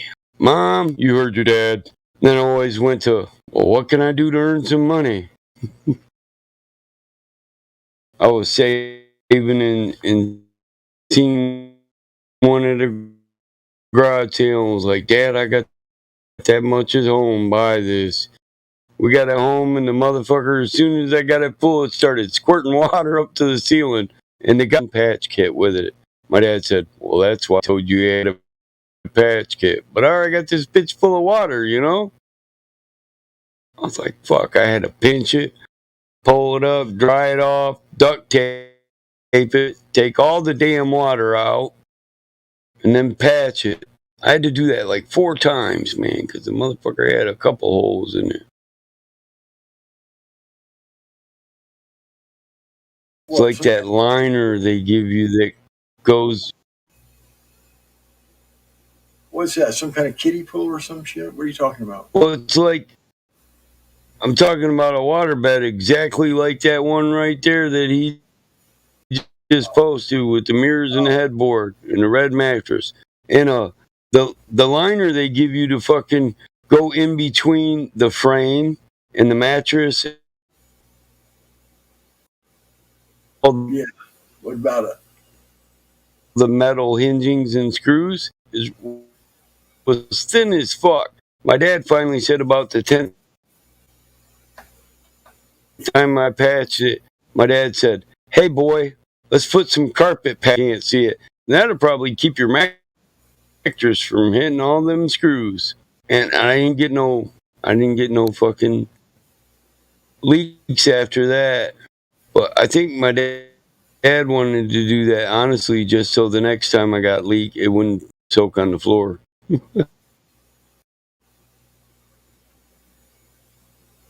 By the time we knew the waterbed had a leak, it was time to replace the ceiling downstairs again. You just didn't know it was getting low too quick unless it got me wet, you know? But I had one just like that. Exactly like that one right there. Red mattress and all. My waterbed was so awesome. It had like a grid underneath the board, and like all these drawers where I didn't need a dresser. So I had like drawers like on each side of it down at the bottom, and then I had a headboard where I could like put stuff on, kind of like a table. And man, I didn't really need anything else in my room. Like I had everything I needed: waterbed, TV. That's it. I liked the fact that it was heated. I always had electric blanket. So a heated waterbed and an electric blanket. But I found out that shit don't work too well together in case you get a leak. You get electrocuted. You wake up because your blanket starts doing that. Every time the heating element kicks in. I regret not fixing it because, you know, I kicked it and broke the bed. But how hard would it have been for me to get some new wood and, you know, just patch it up? Because I kicked the fuck out of it. You know, like when I was in it. Like Probably I stretched it not that too far. I stretched it too far. Mine didn't have drawers, but we'd go to Waterbed Paradise. So my brother got a super single waterbed, and his had drawers. I always wanted the one with drawers. I had the headboard, but I didn't have no drawers. Yeah, My dad was talking about I got so many leaks at my frame on the bottom, not the wood part, but the press board under that shit rotted out. And the bed like slammed on the floor one day. Just crushed it under it. Where you put 2 X's. Remember how cheap that shit was? Got these plastic things that clip the 4 boards together, and then you slide one board into another board and it creates an X. You set that in there and then you do it again. You got 2 X's. Well, that shit just crushed one day and I said, fuck it. I've had it with the thing. I should have built fucking bookshelves and put it on bookshelves. But I was just tired of every 3 weeks I come home, I got a leak, get the leaks repaired, and then the whole damn, you know, prop for the shit just crushes. It was just press board and it got wet way too many times. I don't remember getting all those leaks, man. Mine was like real thick rubber and it was like a really nice waterbed. And I think I was just like, I don't know what I was doing, but I kicked it and broke it and we were like, oh, let's just throw it away. I should have fixed that shit, man. My liner was ripped. Oh, that's a fat one. That looks like a waveless. The waveless ones were alright. The second one I got was a waveless, but I got that one I got out of the core. Have you ever tried to sleep on one that's just full like that red one, all so full, but you can't even, you just roll off of it? Oh yeah. I came home drunk and plopped down on one just like that and said, "Oh, bitch, quit, please quit moving." The smack noise that it makes when you do like the Superman. I was drunk and that motherfucker just. My brother got me drunk and it's just moving all over the place. Any movement you did, I was so drunk I felt it for 20 minutes. Woo woo woo woo woo woo. Yeah, so when you dive on your waterbed, like you start out like Superman, but midair you flip around like a cat, but you're not flipping on your feet, you're flipping on your back. And when you do that, like you back bust on the waterbed, it's quite a sensation. Yeah, it's like bam, like you just got hit. It's kind of nice. Yeah, it's like a back massage where that shit sits there and rolls as long as you ain't drunk. Yeah, I wasn't ever drunk, so I don't have that problem. Oh man, waterbed when you got it just right, not even the waveless ones, just the full flotation. Man, I thought those were some of the best sleeping for backs that there ever was. My back never hurt when I had that. Oh yeah, never. You know, I did a lot of farm work when I was a kid. Plus, change tractor tires and shit like that. Right now, I got a high-end mattress. Because I think like the one thing that you should like splurge on is like your sleeping conditions. So I got like a stupid amount of pillows. Fuck yeah. And like a really, really nice mattress. But I would trade it in for a waterbed right now. Like a real, 1990s, like thick ass rubber waterbed. I'd trade it in.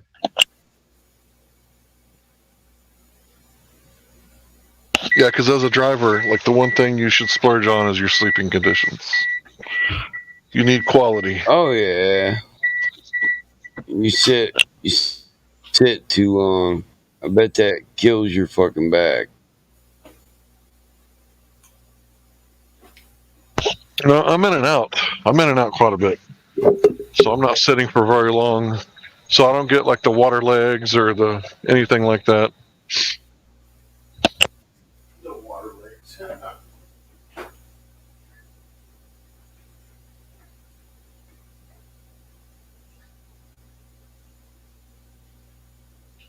Now I did get swollen feet when I was working with my brother, but we was flatbedding in like a F-350 diesel with like we did it for like 3 months over the summer one year, and we didn't spend one night in a hotel. So it was like every night I'm sleeping in the passenger seat, or actually it was every day, and at night I drove.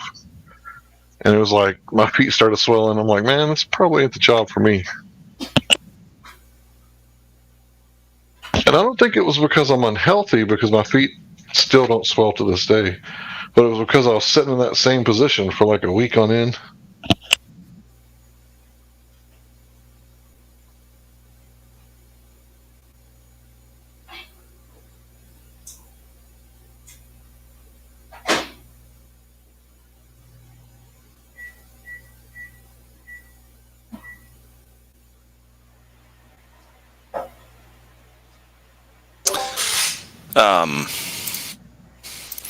I don't know if this is true or not, but the chat is blowing up about a certain member of our community not being with us anymore. Rob Skiba. Can anybody validate this? Something happened to Rob? I'm not sure. There's a guy in the chat, Shield Teal. The voice text, he's saying to us that Rob is no longer with us.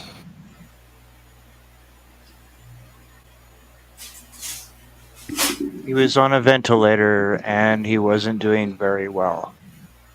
From what I've been hearing and what was posted in the admin chat, he was not looking good. By Blaze as well. Blaze has been talking in the admin chat. Yeah, I thought Robbie looked unhealthy for like the last year. Oh, I mean, he's tall, but he's been skinny as hell for the last year. Dark rings under his eyes.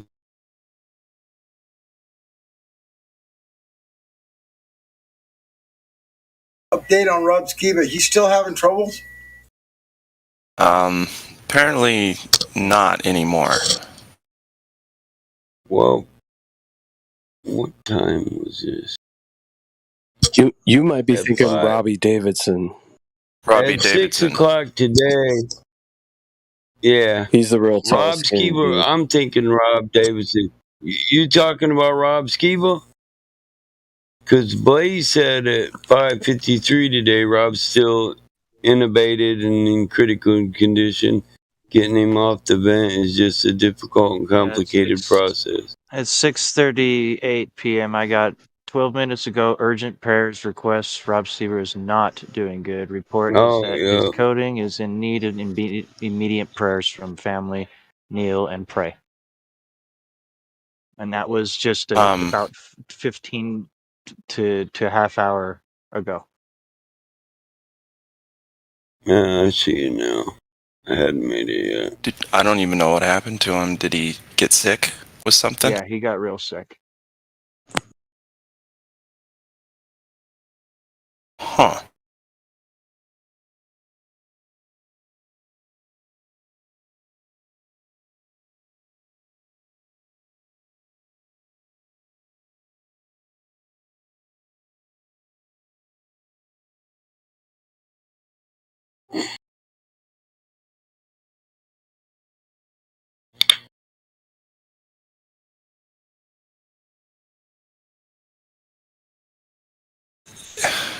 They spelled his name wrong in that video.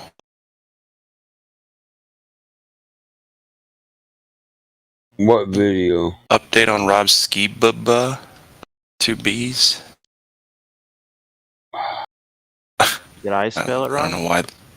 No, the YouTube person. Jessica Arellanes.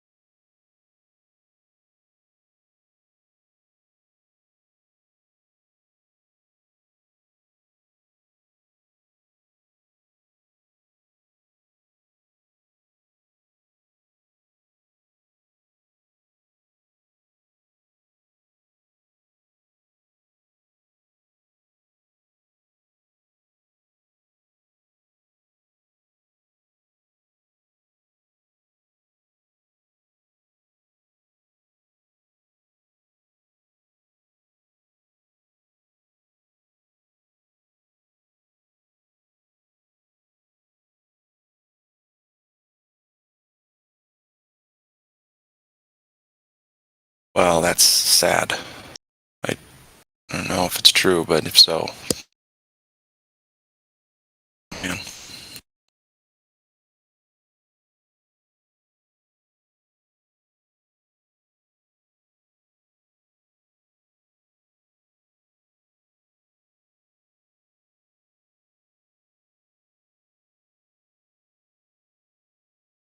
Where's that dude that's posting it?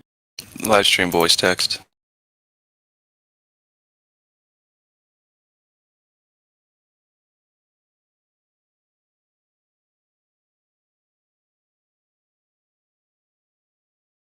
There's a live broadcast right now.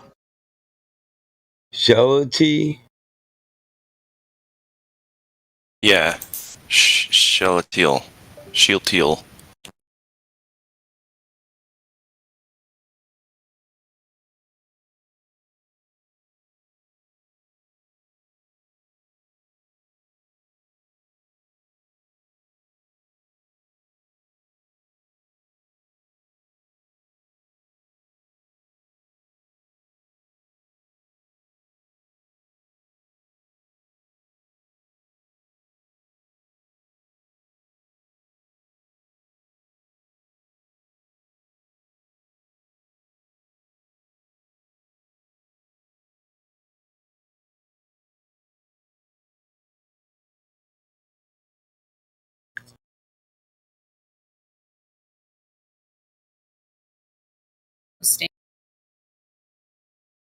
Sheila snuck us into a ground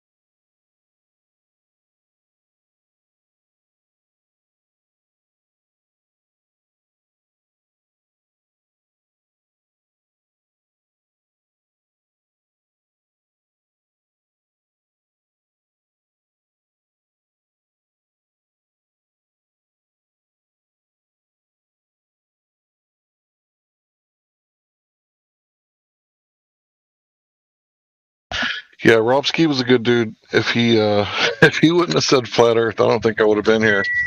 Because if it would have been just a random video popping up on my YouTube feed, like a lot of people talk about, I don't think I would have clicked on it. But because I had so much respect for Rob Skiba already, I had faith in the guy and his research that I clicked on the Flat Earth titled video and I watched it because of Rob, because I had so much respect for Rob.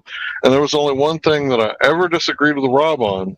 I'm not really going to mention it, but I mean, everything else, he was pretty spot on.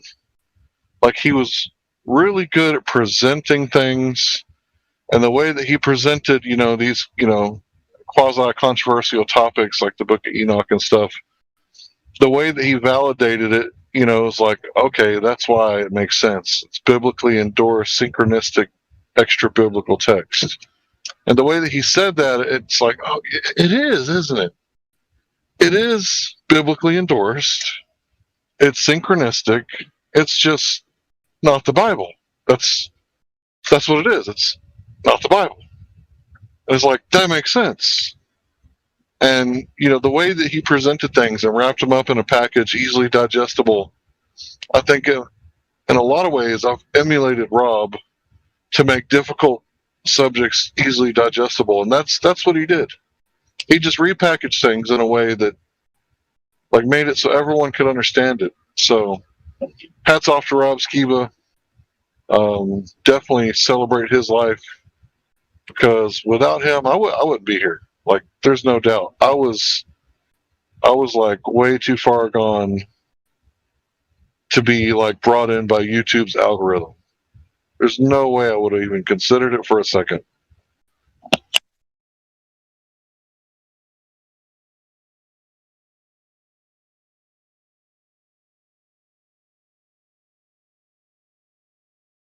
Yeah, I remember he was one of the first, if not the first. I'm not sure who was the first of Eric Dubay, Mark Sargent, and Rob. But yeah, for at least the first year or two, it was definitely following everything that Skiba put out.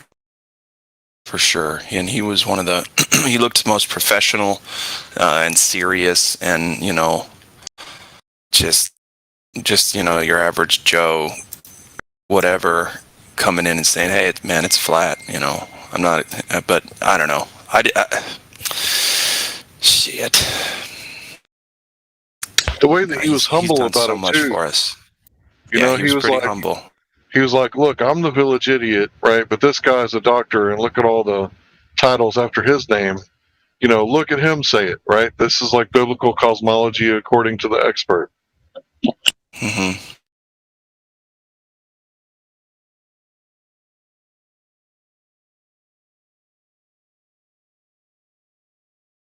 Yeah, he did a lot of work. A lot of good work. I keep telling you guys I'm a talented parrot. I really mean it. What? I'm a talented parrot. Like, I just copy other people's Oh, I thought you said parent. I'm like, no, I don't doubt that, but I don't know if I'm a talented parent. I mean, I did spank my kids when they were younger, so yeah, I think I screwed up for like 10 years. But that's how I was raised. Oh, I didn't know.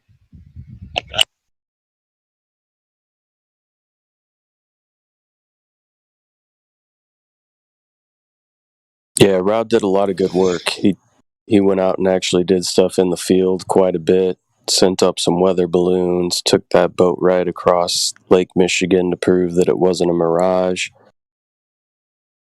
He got out there and actually did the damn thing. Right.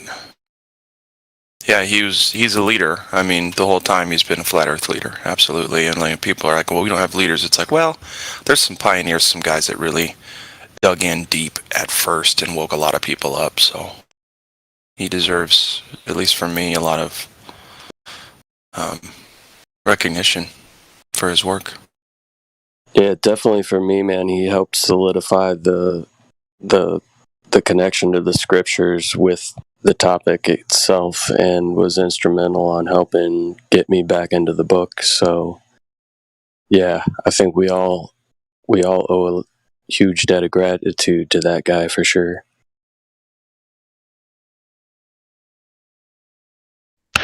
Yeah, so Rob, we got your seeds. We're going to be planting them for you if you're not doing it from here on out. We got you, bro. Absolutely right.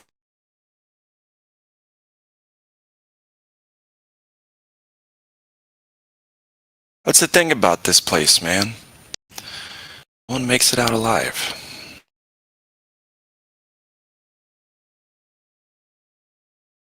He did a shitload for a lot of people, though. That's really good.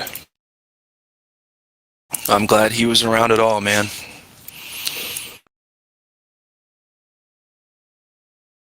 Yeah, I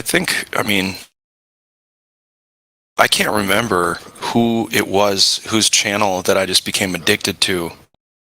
Between the three of those, Eric and Mark and Rob. But that's all I would do was watch their videos, follow their content, chat in their chats.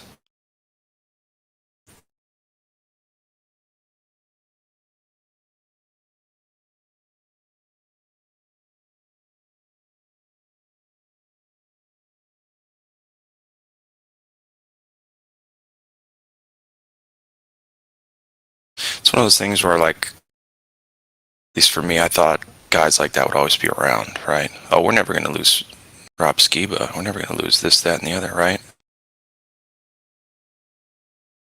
Like, it was just like an autopilot thing, Don't expect these things to happen. I didn't even know he was sick. Yeah, me neither. Yeah, I heard about him being sick a couple of weeks ago, and then he was hospitalized and on a ventilator or something, and I guess he didn't make it.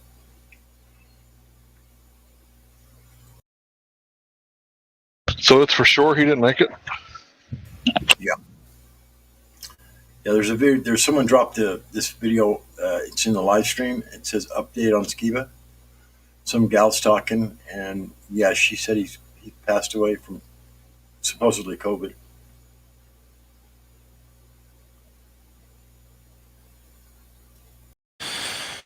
I have nothing to say about that part of the story. Yeah, I know. I only have that to say. Supposedly COVID. So.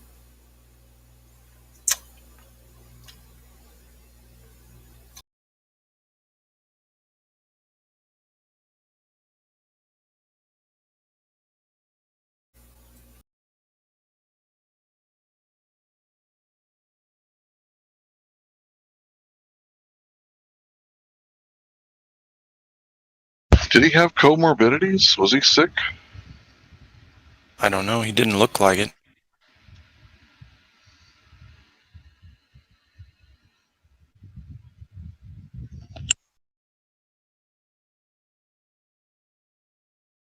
Yeah, I don't know enough to comment. I just know that's sad.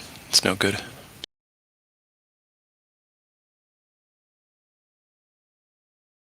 He sure did a good job, though, waking people up. Yeah, if anybody, brought in some harvest, it was Rob. So hell yeah. I'd imagine his afterlife insurance policy is going to kick in and he's going to be taken care of. Yeah.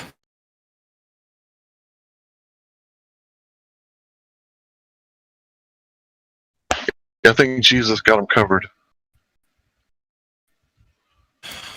That man, yeah. Mm-hmm. For sure.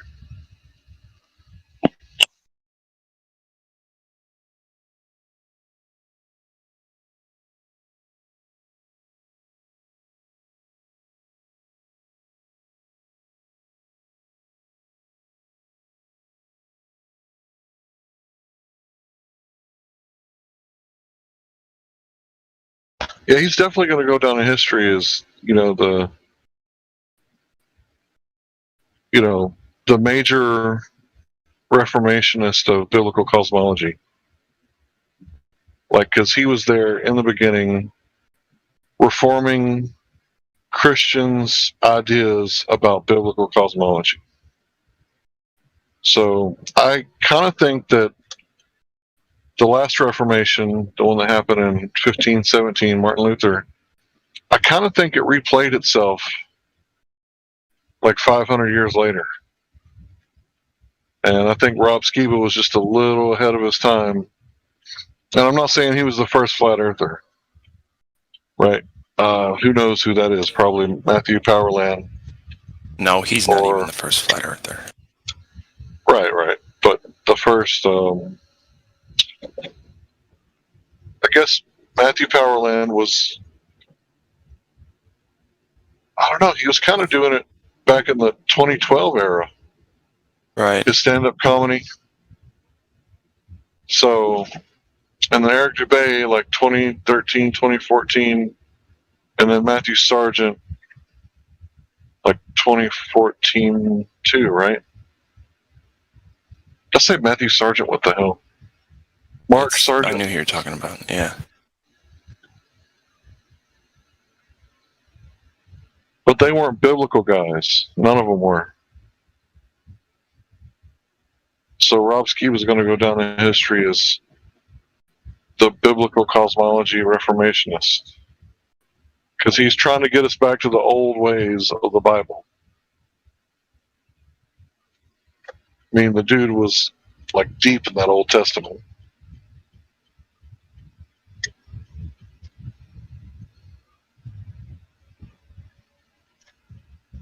He was certainly mad influential. I'm wondering how he got sick. I don't know, man. You know me, man. I smell fish everywhere. Yeah, I smell fish. Everybody signing up on an app. I don't think flat earthers should be signing up to no app. No, I agree with that too. I'm with you wholeheartedly, man. I don't think we should be on a list. Yeah, dude. The other day I was in a chat. Okay, so I took a vacation and I downloaded the app while I was on vacation a year and a half ago now, and I was in Wisconsin at the time. I downloaded it and used it for a little bit, and then I was like, whatever, and I deleted it.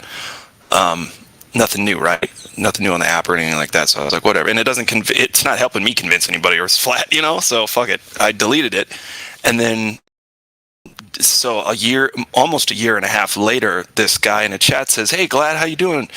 You still in Michigan?" And I was like, "What the fuck?" I had no idea who this dude was. No idea. And I was like, I'm not in Michigan. What are you talking about? He's like, "Oh, I saw your location from the Flat Earth app, Zodiac Clock app." And I was like, dude, I deleted that a year and a half ago. So yeah, like, you download it, they know where you are, whoever it is. You can, any Flat Earther or Globe Earther or anybody can get that app and then just kind of find you, at least your city. So that's, I don't know, I'm not doing it. Yeah, and as much personal information I've given out, it wouldn't be very hard to figure out who I was. Especially if you came to my city. Exactly, yeah, me too. Like, if you find my city, you find me. Yeah. Anyway. Yeah. Yeah, I don't think being on a list is a very smart idea. We're already on a list, doing what we're doing here, and it's not really that kind of list. You know what I mean? Right. It's still kind of out there, not really specific. List. Right. I don't think we should give our identity to civilians. Because not all of us, live in high security areas in a building with all kinds of security. Right. I mean, yeah, just take a look at the YouTube chat, dude. I don't want any of those people knowing where I'm at. Straight up.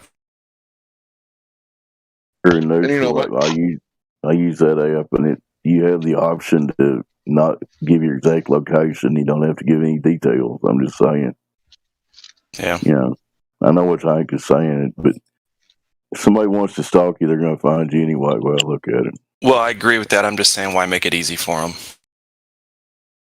Well, I didn't know that was true. So, yeah, I mean, you guys do what you want to do. I don't care, but man and enemy is pretty important to me.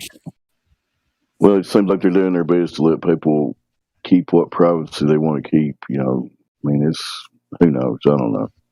I'll shut up. That's fair enough. No, that's all right. No, you're good, bro. I want to give my condolences for a great man, Rob Skiba, brother in truth. And I know he's in a better place now, so that's all I'll say. Yeah, don't be saying he's in heaven because he would correct you. No, I'm not. I'm in Abraham's bosom. Well, wherever he is, I feel confident that it's better than whatever this existence is. But you guys go ahead. Yeah, bro, he's definitely a good egg, for sure.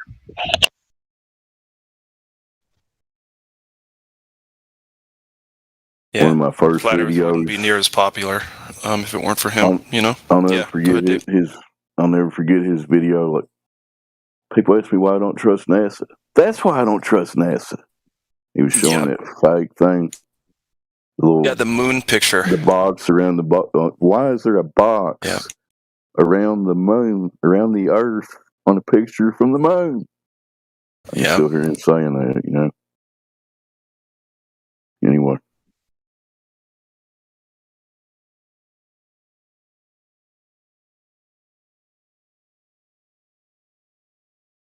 And in his honor, I posted his trip across Lake Michigan, which will go down in the history books for sure. What you're seeing here is a mirage. Well, Rob Stevens says, no, it ain't, buddy. It's right here in my camera the whole trip. What do you think now, buddy? Yeah, I mean, he did some stuff that, groundbreaking that can't be done again kind of deal. And that's, I don't know. He's a very valuable person. Yeah, I mean, I'm going to be citing Rob Skiba stuff, for the next however many years, because that dude had some good stuff. And the fact that you can see Chicago from Michigan, and then the fact that he took the boat trip over there, like, see, look, the whole time. And then as he gets like close to like Chicago, then he compares like the photographs, and then like he explains atmospheric lensing, and then why the buildings at the bottom are cut off. And like it all makes like perfect sense the way that he explains it. It's like, damn, like I can't defeat this guy in an argument. Like I can't, like if I were to take the globe position, like I can't. What am I going to do with that? No, he rode all the way there was with no a camera. debating him. Yeah, there's no debating Rob Skiba. Period. Well, like, what do you say to that? Hank? That begs the question: have you taken the globe position before, and did you win the argument? No. No, I didn't never really take the globe position. I always took the flat Earth position. Just messing with you. Yeah, so in 2015, my first video was challenging anybody, anywhere, anytime to flat Earth debate.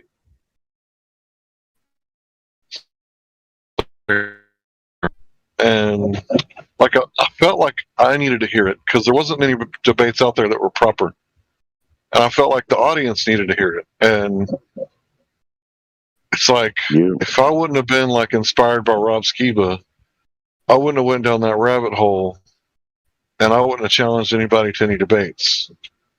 And I think the debates are the number one key to flat Earth, because once you hear the arguments on both sides, like proper, honest debate, like it's over.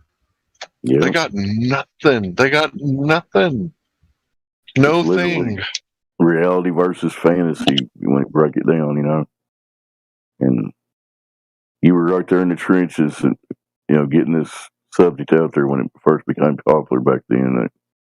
Hank Hill go down in the history books too. You were battling the rumpuses of the world and all those guys. But like you said, they got nothing. At the end of the day, they're defending a fantasy ball. So, yep, they're defending a cartoon. The real Earth is outside. Go check it out. All we can do is continue to wake people up in his name, everybody's name, right? In the name of humanity.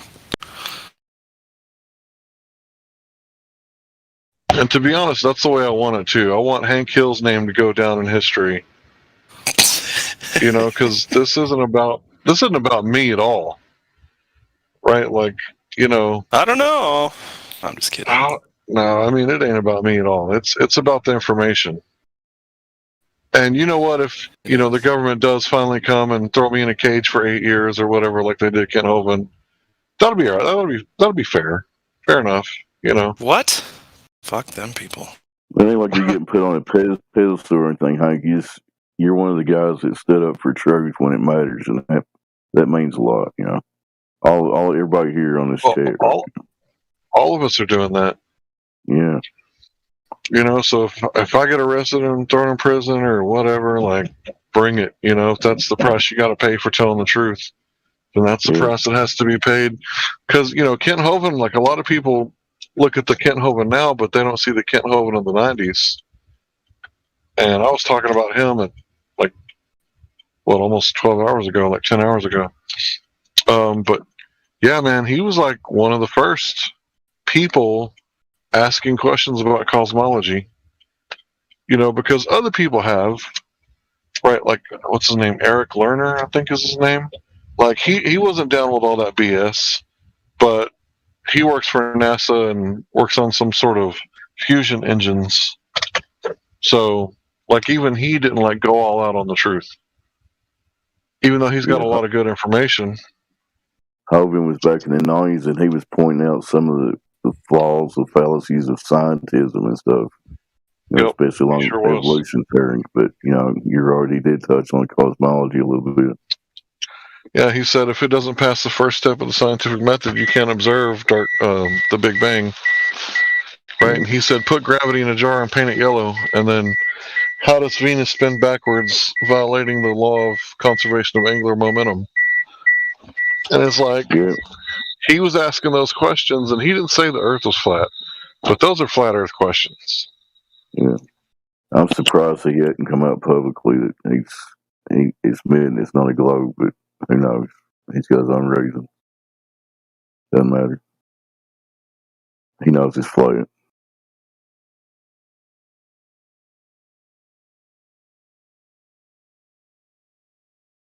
So I guess we got any new people right now. It's kind of like we had a proper silence. I just got here like 30 minutes ago. We lost one of our soldiers today. 51 years old, Rob Skibo, R.I.P. Far too young, man. We should play one of his videos for at least a few clips of it or something somebody wants to. It's a suggestion. All I see in here is crazy globe deniers. KJ, no, globe denier. Back to you, Hank Hill.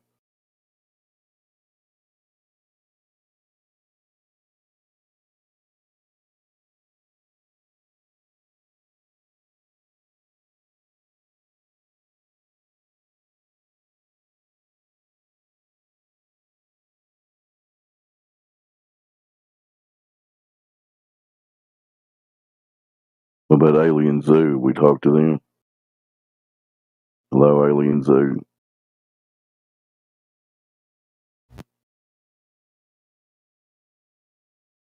Is my mic still on?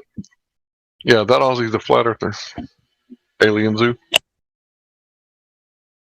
Oh. He comes from the land down under. Land over yonder. Where women glow and men plunder. Can't you hear the thunder? You better run. You better take cover. Men at Work, 1982. Wish I didn't know that. I'm a man at work, and I was born in 1982. Men Without Hats. Now that was a good band. The Safety Dance. Anyway, let's see if we're talking 80s. I'm gonna say Depeche Mode and Duran Duran. I like me some Duran Duran. I had some good memories with some girls in those days. Anyway.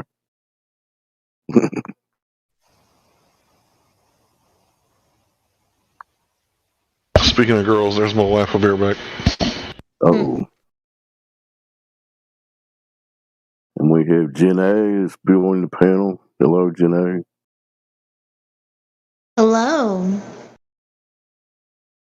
Have you heard the sad news this evening? You see in the chat. I did. It's a little bit hard to believe. Yeah. To be honest. We lost a true soldier tonight for sure.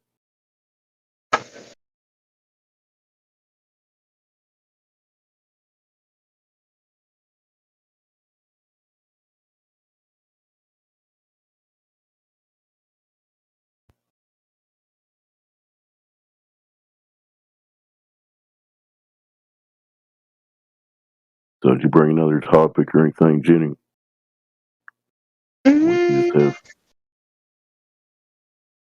We just been having silence when we have to hear, whatever.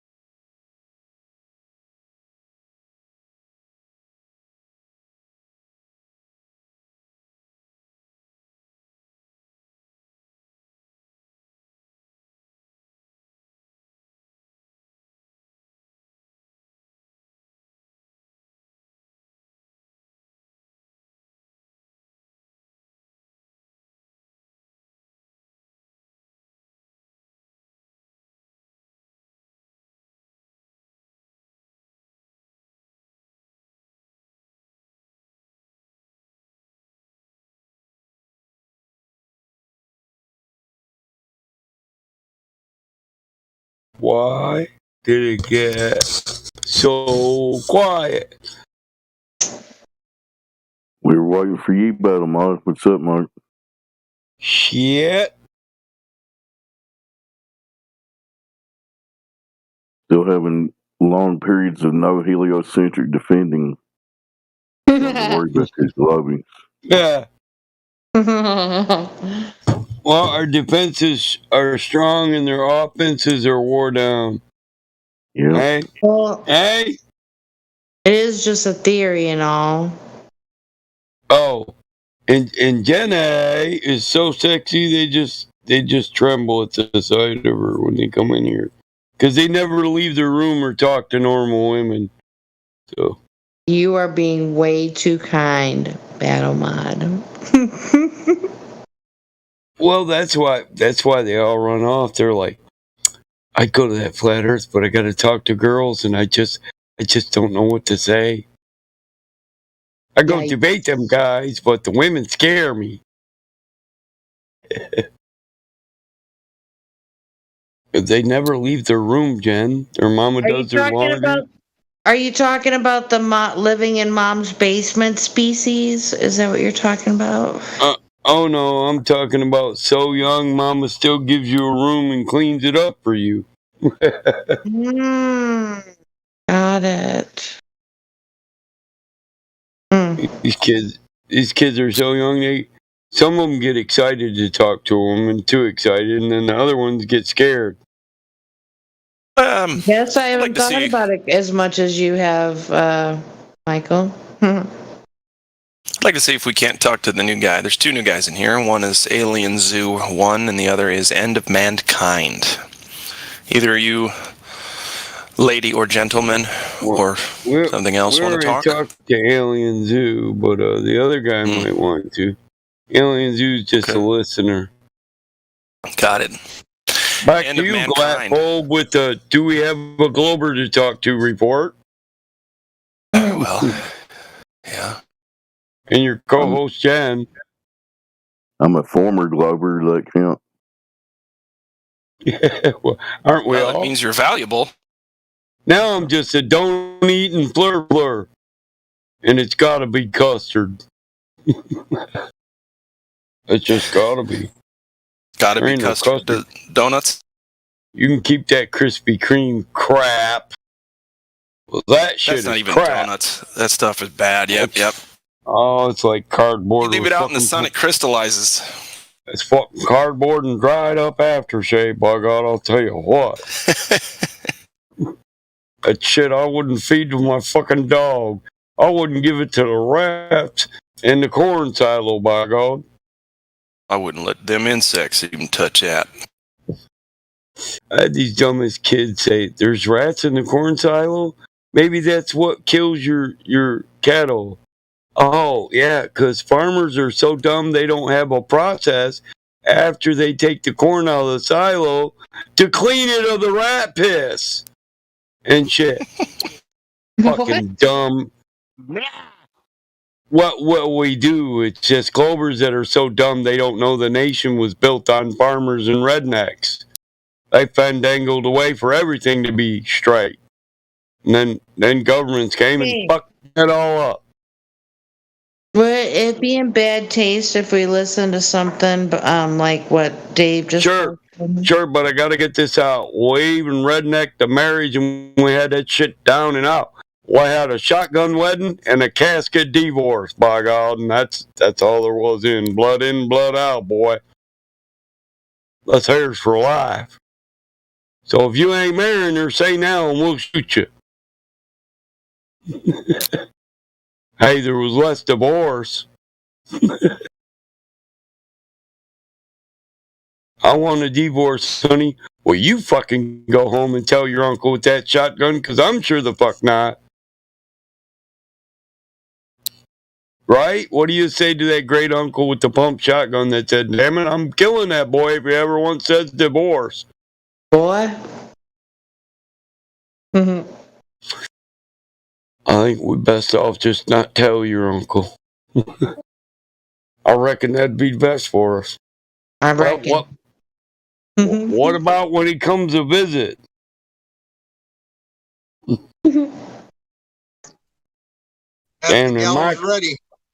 Damn, and Michael's picky. He gonna be around about every 30 days making sure we still married, huh?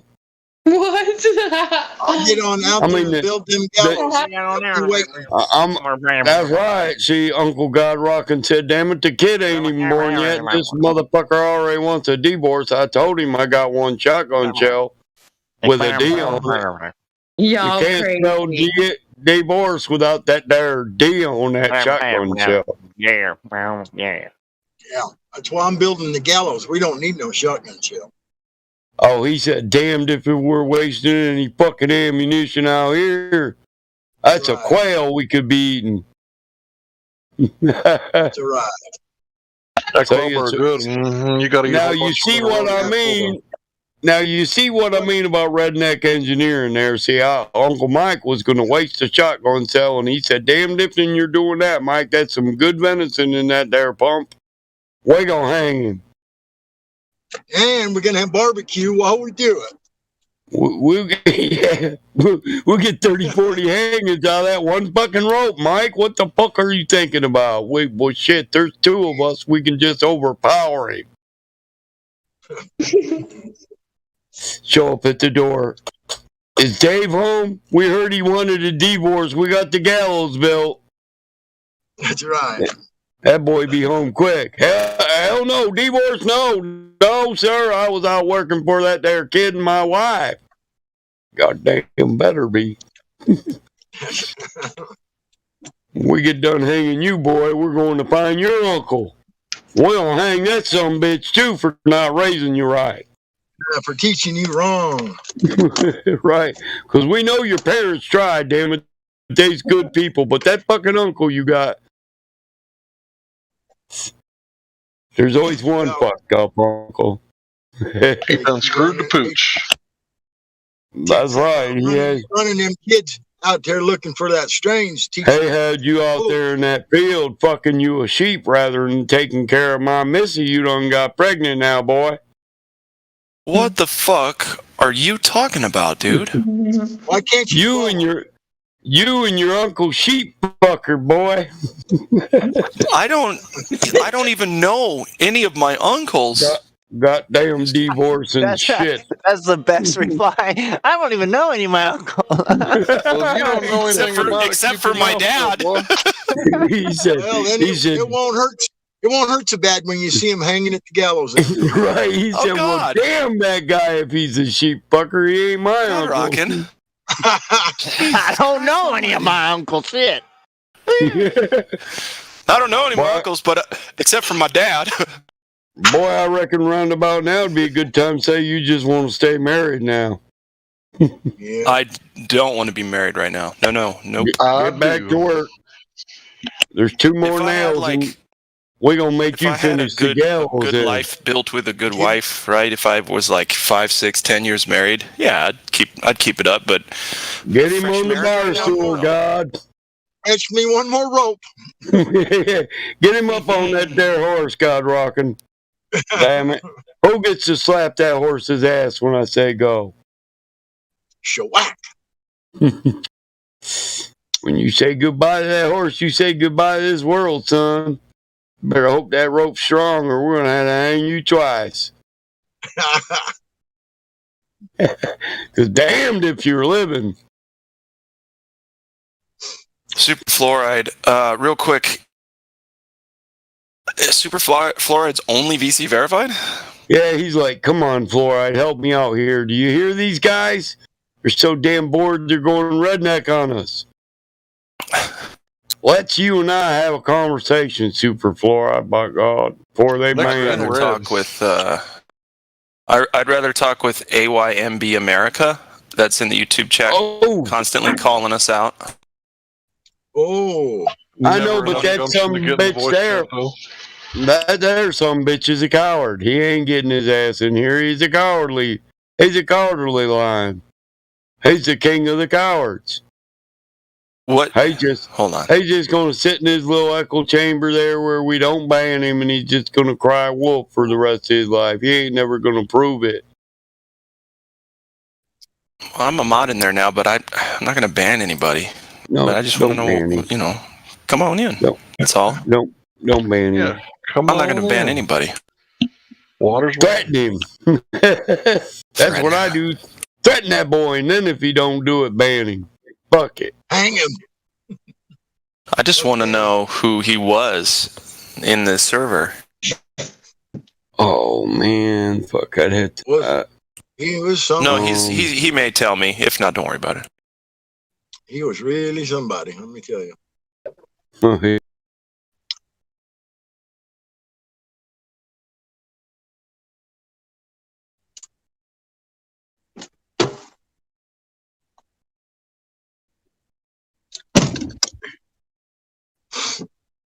Hey, Battle Mod, you're totally banned. Oh, he was so much of a somebody, I done forgot who the fuck we was talking about, and then made my Discord glitch. Yeah, banned you. You're banned. There's a Glover. We got Smurf here. What's up, Smurf? Smurf's not a Glover. Smurf! He is. He's a sacred Glover, aren't you, Smurf? Is it a Smurf or a Smurf? Smurf. Smurf it up now. Look flat from up here, dude. I said Smurfs can say flat, Michael. Uncle Mike, don't hang me. I'll marry that girl. Even if it's Johnny's kid, I'll marry her, I swear.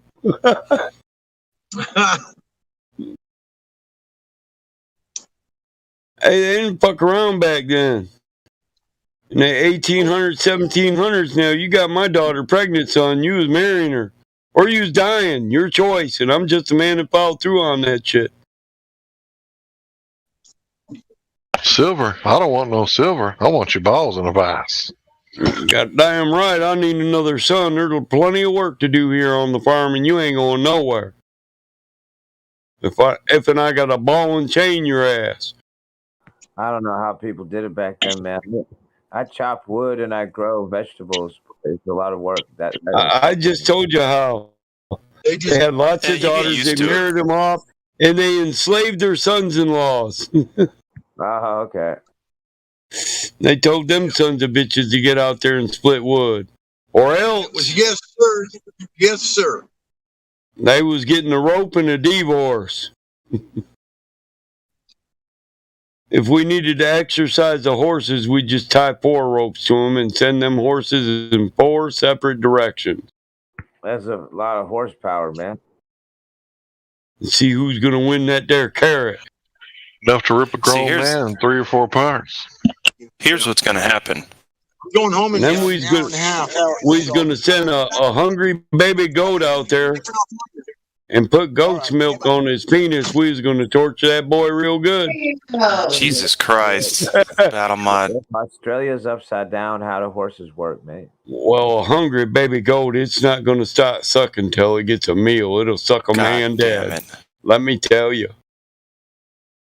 Don't make me go get a cow, motherfucker. We know how to torture a motherfucker around here. Get some of that honey. Put Mike, you been drinking? Dip them in the red ant pile. I smoked some weed, but I read a book one time where they tied this guy up to the horse's fence, and they went and got a calf, newborn, hadn't had its first meal yet. And they put some milk on this dude and told him to start talking. Told him to start talking, or they was going to let the cow go, and that motherfucker sang to the hills. He didn't want the hungry goat stretching his shit out. I was like, damn, that is fucked up. It was a fucked up book, let me tell you. By the end of it, it got good. But the beginning was real fucked up. Lots of people died. It was a cowboy and western series. I think I bought 5 books in a series for 50 cents at a garage sale. And I don't wait from this book. Yeah, I don't waste 50 cents, so I read the books. And you still got nightmares, dear. Oh, fuck. I'd have never thought of that shit if I hadn't read it in a book, dude. I was like, now that is some fucking torture. I'll tell you what, a newborn calf drink a couple gallons. And he don't care if he got to suck 5 hours, 10 hours to get it.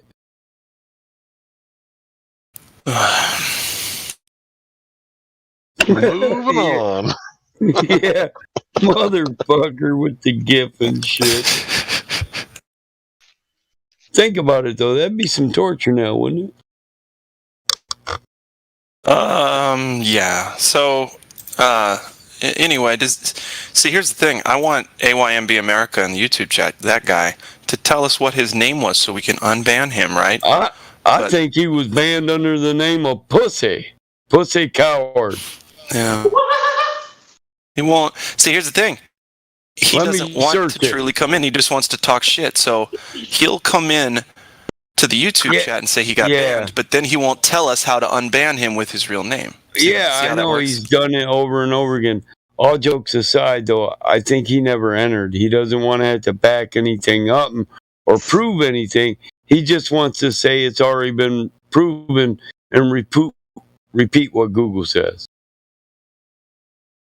Yep. That's what he wants to do. And it's, what is it, AMYO? So he's AMYB. He's probably Amy. He's probably a she. It's probably a girl named Amy. Shit. Amy B. She.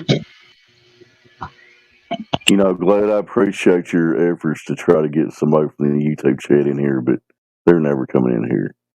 I know, but I love to just dig the knife. You know what I mean? Like, not only do they not have anything, stick it in sideways, twist it, and pull it up. Yeah. There you go. Yep, that's right. It'll never heal. Yeah, that's why in warfare we made it illegal to use a double-edged knife, like a dagger, because it makes a wound. It makes a wound that our medics can't stitch up.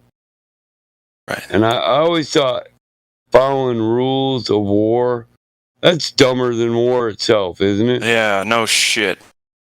No offense, but it's whatever to win, motherfucker. Fuck your rules. No shit, dude. Now, if I win the war, Who the hell is going to take me into a world court and make me police me on my war crimes? Surely not the fucking loser. He already got his ass whooped. The fuck's he got to say?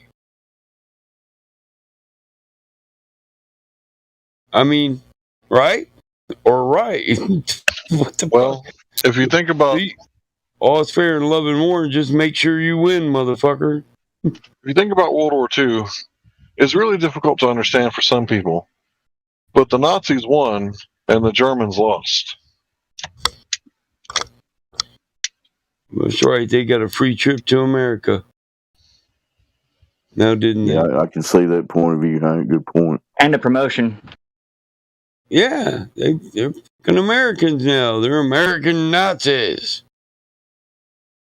Well, shit, they graduated to Jews in space, didn't they? Oops, did I say that?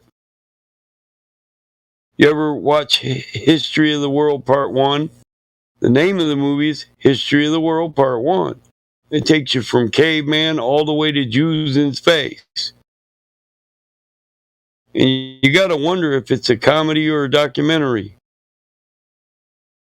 Life sure is a comedy. At least I gotta wonder. I don't know about everybody else, but I wonder because it shows all the sick, perverted games that kings and queens play, you know. Hey, dude, isn't space like the bottomless pit, man? Space?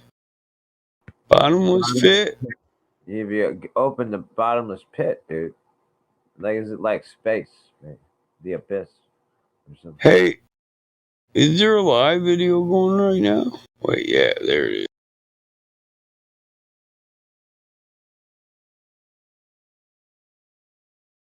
Oh, you're lucky I ain't got fucking mod. 'Cause I would just ban the coward. Are you talking about the? Are you talking about the AYMB guy, Battlemon? Yeah, because he said, and the cowards refused to unban me. No, bro, we done said we would unban you 1,000 times, but you're too much of a coward to say what's the name of the profile you're banned on. And I'm sure I could guess it, because there's only one person, and this is why I called him a coward and a pussy, because he called me a coward constantly. There's only one person over the last 6 years that came in here since the first time I banned them and called me a coward every time they come in. He's so insignificant, I forgot his damn name. But he had to remind me to unban him now, wouldn't he? Hey, have you guys heard of this Sky Ice, man? Yeah. Yeah. Blue.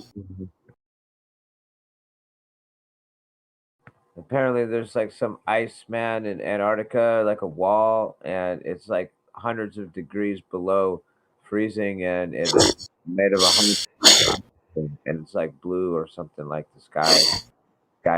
Or something. Yeah, Sky Ice. Yeah, Ice 12 or Ice 9. I think it's called Ice 9. Anybody got a citation for any of that? Hang on.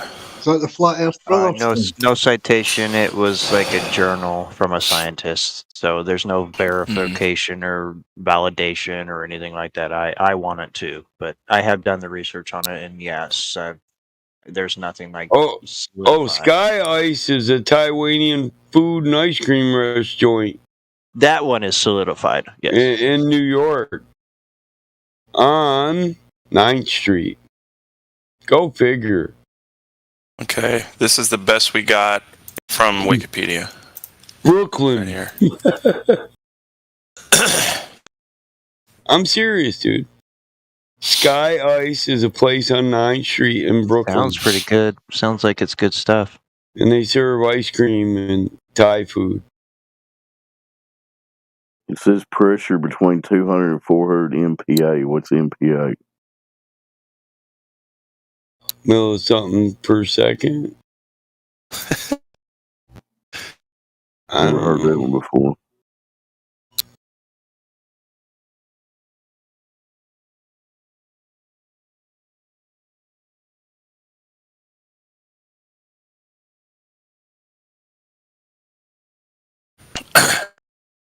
Megapascals.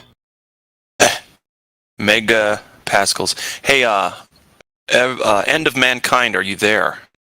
Yeah, well, a Pascal unit is the SI unit for pressure. So it's 1 megapascal, 1 MPa, 2 MPa, 3 MPa. Makes sense. Yeah. Which equals 100,000, a million pascals. 1 MPa equals 10 bars. So that's a SI unit for Pascal or pressure. Shit, I should have known that. What is that equation you just put in there, Justin? What's it got to do with anything? Sorry, what? What's that equation you just put in the chat? I'm just curious. Uh, that is an equation I just got from Noah. I think he's doing a math problem. Oh. I was thinking you got it telepathically from Noah, like Noah from the Ark, maybe. Is it really 69? Amy, bring your punk ass in here. Give me that name and I'll unban you. It really is 69. No way. I'm going to tell him that. Okay. It actually looks like it is 69. Somebody was trying to say hi to the end of mankind. Are they talking now? No, I'm just I trying swear to God, just ban that son of a bitch. He was smart not to give me a mod back. I'd have banned that sucker, unbanned him just so I could ban him again when he come back talking more shit. I promised Helio I wouldn't ban anybody. I did too, but you know, hey, I tell a lie every now and then. I'm human. I ain't never banned nobody off there. I would like that coward to get out of our live stream and come in and cash that check he writes with his mouth or her mouth or. This is strange. Prove. Like, why would you say that unless you had something to back it up with? Just, it's so pathetic. It's so fucking pathetic. All they need, for example, just a direct measurement of Earth curvature that we can verify and demonstrate for ourselves. And we'll shut up, or at least I will. I'll speak for myself. Yeah.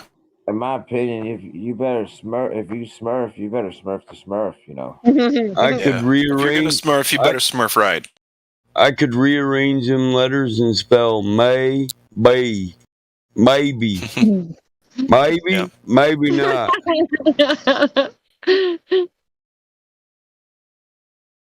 That's got to be like a mayfly, but you know that a mayfly only shoots.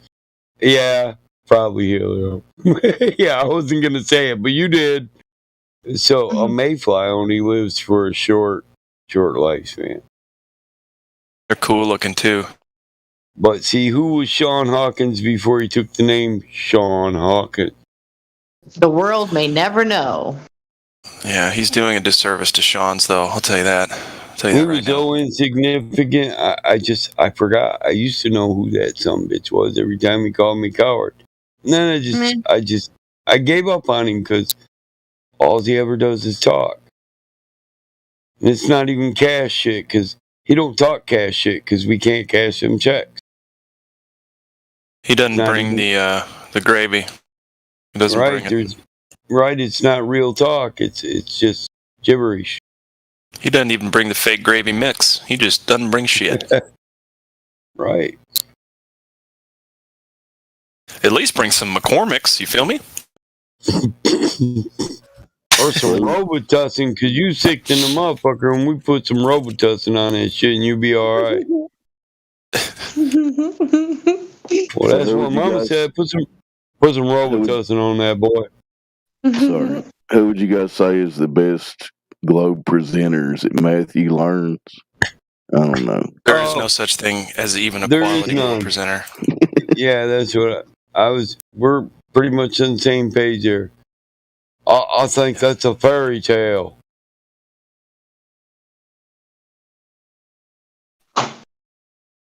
I mean, there are people who tell a good fairy tale, but they're obvious liars. I guess the ultimate glow presenter is like Neil deGrasse Tyson or somebody like that, right? We can hit him with all them innuendos they throw at us. Call him fake. Define best. He's not real. He doesn't exist, or God made him that dumb. That's the way God made him, just dumb. Yeah. It's like who's the best liar? Like, I don't care. Right. I don't really like the religious answers that, because I'd have said God made it perfect. And he just did dumb shit his whole life. He made himself dumb by choice. But, God don't make no junk. Right. So, I mean, he can try to blame it on God if he wants to, but we know he chose stupidity over intelligence and laziness over productivity. Hey, Mike, somebody out there's self-esteem is lower than his. And Neil deGrasse is going to boost him when they see him on TV. That motherfucker's self-esteem is so low, he got to look up to see a cricket's ass, so I don't know. I'm thinking he's the bottom of the barrel, son. I'm just saying he's awfully close, and there are people underneath him that look up and go, some bitch so far down there, he's looking up at a kernel of rice, just one.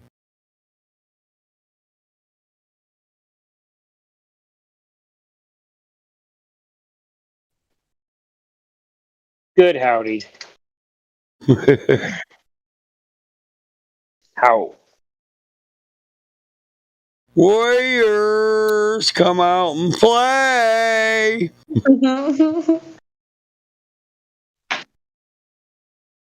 I just want to talk about gas pressure with the man. We gonna rumble. We want to rumble, boy. Be quiet. We're trying to start some shit here. God Rockin', you still got that rope? Hang that boy if he says another word, damn it. Or make him marry that ugly cousin you got. You said you want 9 wives. I got 3 in 1. What's up?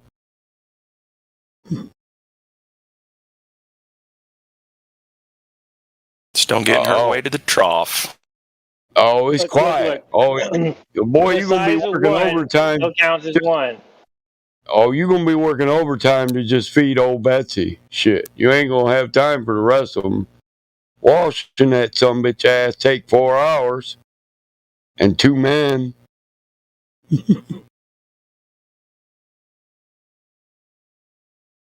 Once you get up on there, you had to roll over about 5 times to get back off. Look. Just because somebody decided for their afterlife they would become candles, that's not my bag, all right?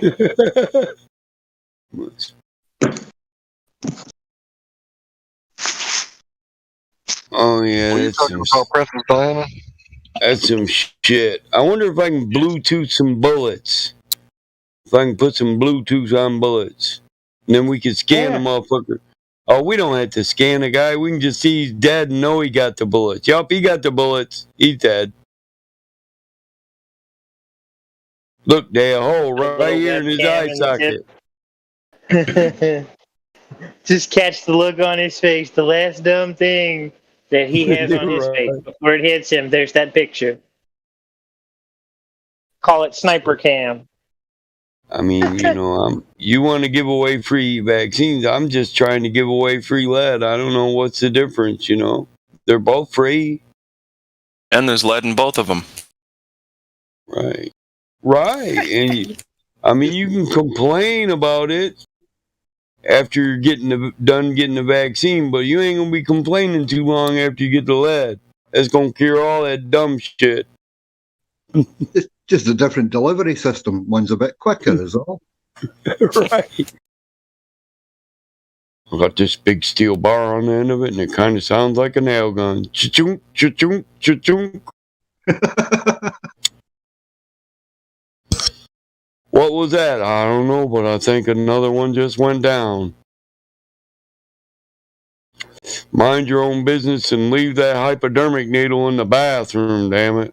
Don't fuck around and get somebody shot in here. Hey, I'm from an era where we said, everybody said, men have been shot for less. You know, and then they reminded you, some fucking cowboy once shot a man just for snoring. Snoring is really fucking annoying. I will say that. Yeah, I get it. Well, hell yeah. That'd be the first motherfucker I shoot a guy to in go. like the small part of his big toe for snoring, right? Just kind of put the gun. Then you right wake next up to his big well toe. rested. Then you wake up well rested and look around and see who else needs some. But that chicken sure ain't gonna like his nose.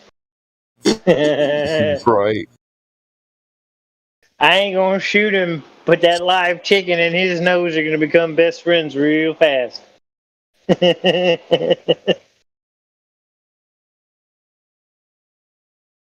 That's where you put the corn feed. And they say, "What's up?" You say, "A chicken's ass when he's eating." He knows. I just carry the chicken in his room and stick one piece of corn in his nose and just point to it and let it go. He'll quit snoring. Fuck, if it's all that, just walk up and sock the guy. When he wakes up, just stare at him funny.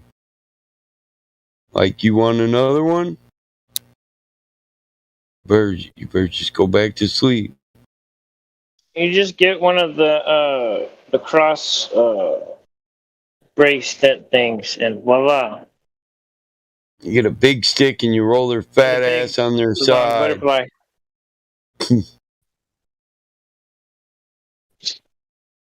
I said one time, we went deer hunting, I told my mom, my dad snores, it sucks. She laughed and said, just roll him on his side.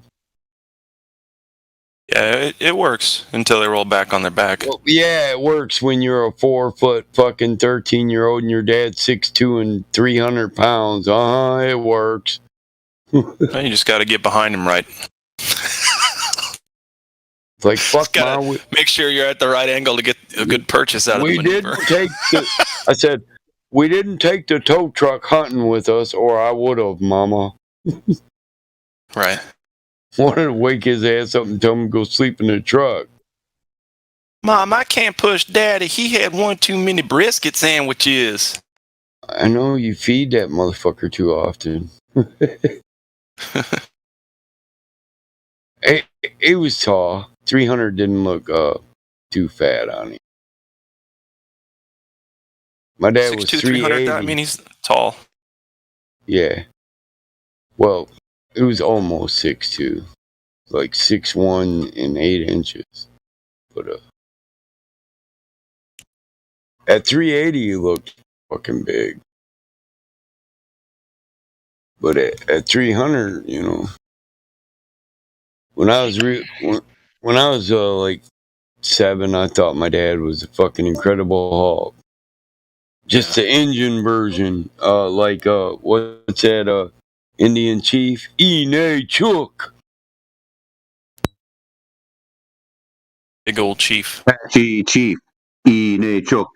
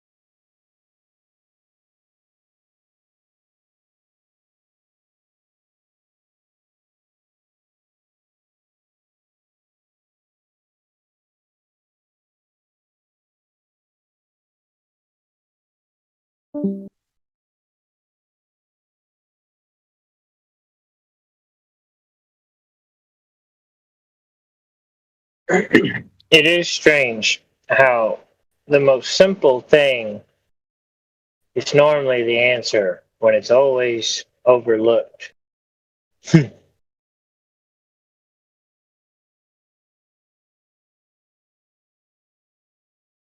That's why Malcolm had a straight blade razor.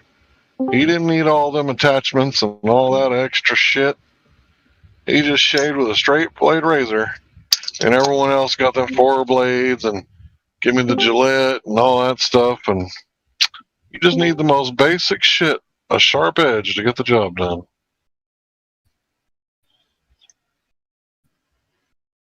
That's how I see it.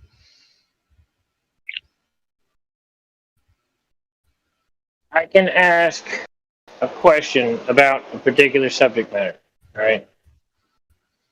A basic way to ask the question. Then I can come up with the secondary way to ask the question, something a bit deeper, something a bit more intelligent. I can do that again with that same question over and over and over and get a better question. Simplifying everything.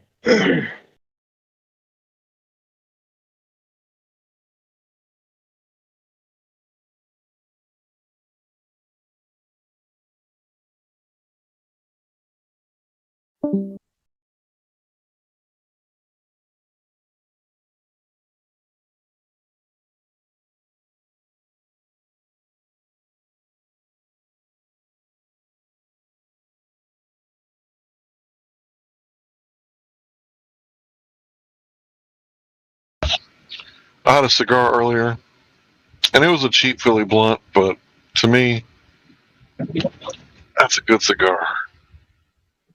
And I smoked maybe a third of it, maybe a fourth. And it was just like, man, that's so good, but it don't do nothing for you. No. I can just send you one of these little tins of these Tatianas. I don't know what Tatiana is, but she sounds mean. They're vanilla, but these are cigarillos. Yeah, Tatiana's got a cold black heart. No, man. The vanilla cigarillos, the vanilla classic Corona, and the Waking Dream. Oh, you're talking about them high-end cigars. Nah, dude. Well, I mean, shit. If anything upwards of $1.50, yeah. But these Tatianas were $1 a cigar. That don't sound too bad. But that's what happens when you buy a shit ton of them. Oh, I gotcha. Yeah, I'm not a regular smoker. Every once in a while, just kind of like, yeah, give me that. Yeah, I'm the same way. I hate smoking cigarettes. I'm glad I finally quit. However, pipes and cigars, I like. I don't have to do it all the time, but I do enjoy a good one. I only smoked one cigarette my whole life. And it was kind of in my late teens, like 19 probably. And I put it in my mouth and I lit it up and I started coughing. I kept smoking and my wife came around the corner. She's like, what the fuck are you doing? I said, I'm just seeing what the big deal is. Everybody acts like these are the greatest things ever. It's like, I don't see no fucking point. It don't get you high. It don't get you drunk. It don't make you feel good. All it does is makes your breath stink. And apparently it makes you have nerve problems. It's like, I'm nervous. I need a cigarette. Like, I don't know. There's the nicotine buzz. Most people don't generally have it after a certain point. Unless they've been without. Yeah. But I've probably smoked 30 or 40 cigars my whole life. And they're enjoyable, but it's not something that I would do every day. Well, it depends on if you want to get addicted or not. A lot of people have emptiness in their lives that they want to fill with something, and they don't even realize it. Subconsciously, they get an oral fixation and they start smoking or eating candy or whatever. Yeah, that's my thing. Food. Yeah, I ain't gonna lie. I could probably have some addiction conversations with you about food. Sure. Well, everybody could, man. Because there's like sushi, and then there's brisket, and there's everything in between. Oh man, yeah, I'm with you there. Yeah. I've definitely, No, I didn't definitely get gone from. Because here's what it is: when you quit drinking, you develop. Everyone does this. They go through a version of HALT, H-A-L-T, hungry, angry, lonely, tired. And there's a reason that hungry's first, because you just fucking eat, bro. Once you get past the night sweats and you can get a good night's sleep or two, you start to get so fucking hungry, and it just doesn't stop. And you can really gain some weight if you're not careful, especially if you quit smoking cigarettes at the time you quit drinking. Shit. Well, vegetarian sushi is just the shit, as far as I'm concerned. It is the shit. The shit? The shit. It is so good. I love. Why would you sushi. do that? Because, man, it's just like all these different flavors, and it's all vegetables, and it's rice, and it's sweet, and it's sour, and it's tangy, and it's spicy, and It sounds like you had somebody mix up a Mediterranean salad, roll it up in some rice, and ta-da! Yeah, I don't really like the raw fish or anything like that, but I'll eat some vegetarian sushi. Bro, sushi means roll. It's just I don't care what you call it. You can cook California it, or you roll. can do it. You can do it however you like. Specialty rolls are where I tell people to start, because if you start with the low end, especially if you go to the grocery store, start with it. Avocado, They're not all cucumber, and equal. red pepper. Go to a good sushi place and eat the raw fish. It's all good, man. Mm-hmm. White tuna, if you want It's okay something to eat raw fish. Yeah, if you want something mellow, white tuna, or they sometimes call it escalar, is great to get your feet wet in the raw fish department. If you want to, lots of times there's a Philadelphia, or sometimes called a bagel roll, which is smoked salmon with cream cheese. Another good way to get your foot in the door with that raw fish. Delicious. I don't know if Just I want my watch foot in the out. door. You want Japanese sushi, because Korean sushi might still be walking on the plate. Walking? You mean? Yeah. Yeah. You think I'm playing. You think I'm playing. I ain't eating nothing that's walking, bro. Mm-hmm. These are the fun differences. Have you ever had like ahi tuna as like an appetizer anywhere? I don't know. I don't think so. No. Dude, raw tuna is the only way to eat tuna. It's delicious. Dude, I love tuna, but I usually put like tuna salad, like put some little pieces of apple and onion in there.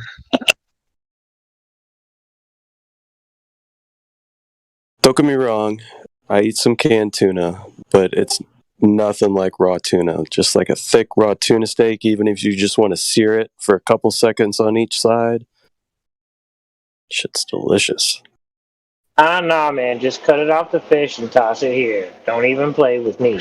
What about the mahi-mahi? Can you eat it raw too? I don't know if I've ever heard of raw mahi. Yeah, that's something that's probably always got to Hey guys. Sorry to interrupt. I just came back in, and so Justin posted a video, but it's 54 minutes. Yeah, I don't know. I mean, that's kind of nothing compared to conversations in here, I guess, you know. I was trying to see if we can like get to a part in the video, but I don't know how to do that. Me neither. This is this one right here. I'll show you. Hold on. The new bot don't know it. When you post the link, add at the very end at, and then the time frame. So the time frame should be 00:00:00. 54:30. 54:30. I know that for sure. Okay. And it's the Mirage. Here, I'm gonna post the little one, the refraction. This is actually I didn't actually know I was posting the atmospheric refraction one. This is actually Rob's video right here. This is a zoomed in video. The at 54:30. Mm-hmm. Yeah, 54:30.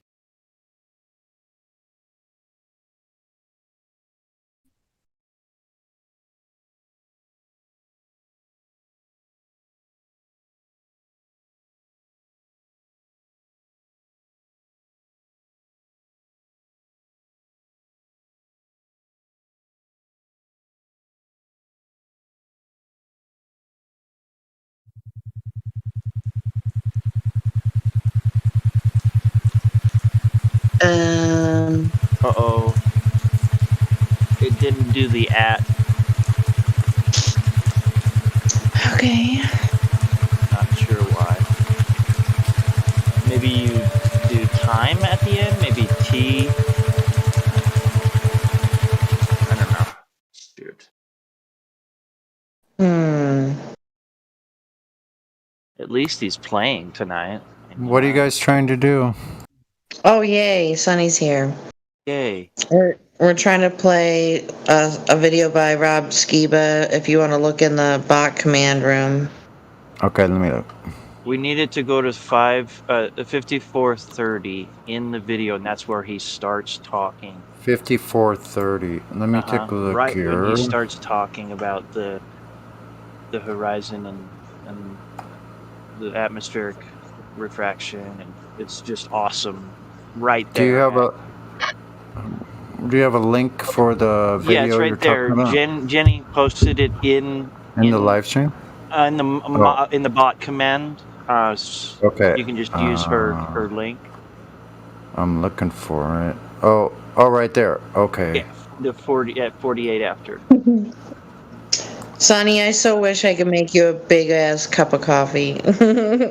Yeah, that's nice. You know what? I made some really nice tea. I go out and get herbs. I make my own tea from Goldenrod. Put some black pepper in it and some allspice.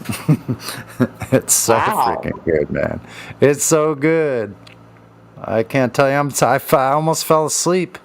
I got to do something. I'll go back on so I don't fall asleep. Let's see. Wait a minute. Now I know I just saw a command for.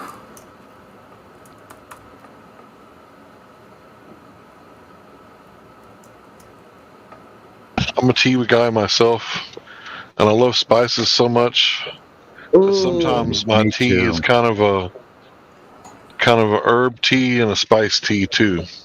That's what I do. That's what I started doing. You put cinnamon in it? You guys. Oh, I forgot the cinnamon. Oh, I got another cup. So, sorry. Go ahead. So if you guys know, I don't know if it's an off-brand or what, but it's called Stash. And it's for tea. And it's double spice chai. Oh, man. Oh, I bet that's great. Okay, so hold on. Here we go. Move track in the current queue to a different position. No, hold on. I'm getting there. Hold on. Oh, that sounds good. Skip to... that's shuffling the different links around in a queue. So we want to... search, maybe? Seek.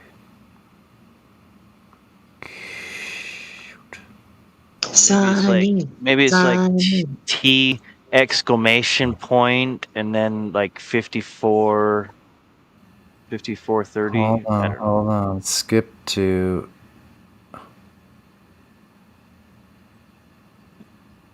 I think I just noticed something with your you shouldn't have put 54 up there. You should have put 00, then 54, then 30. Oh, yeah. Okay. So try that. Just You try want to that just real try quick. it out? Yeah, just try it real quick because I just noticed that. Because that's 54 days. Or 54 hours. Sorry, that's 54 hours. I see. Oh, yeah. Blind man. Aha. I don't know I if think the I at can. works. Just I'm not copy sure if your that thing at. and change the time. I'm not sure if that app works, but I'm looking at the commands. Hold on a second. Hey everyone, thanks for tuning into another episode of Ranking. Before we get into our show, I want to give a big shout out to our sponsor, Grammarly. As CEO of Jubilee Media, I have to do a lot of writing. It went right into something. I don't know what it went Something into. different. It's So hold 12. on. No, it went into 12:38. What the heck? What? What? How's that? What? How do you know it? Oh, how do you know it went to 12:38? It says it. It says like It's midnight 38. Oh Justin. no! What the heck? First impressions. You put first impressions. I don't know how that got in there. Justin, it's midnight 38. It's gone to. It thinks 00 is midnight. It's a 12. It's a 24-hour clock. Oh. So how do we go to that set position of the video? Okay, hold on. Let me try it. Oh, wait a minute. Where's Wait a the minute. link? I just want to try. All right, Spiral said if we just simply do it with the timestamp within the link, I would assume it should do it. So hold on. I'm going to try something.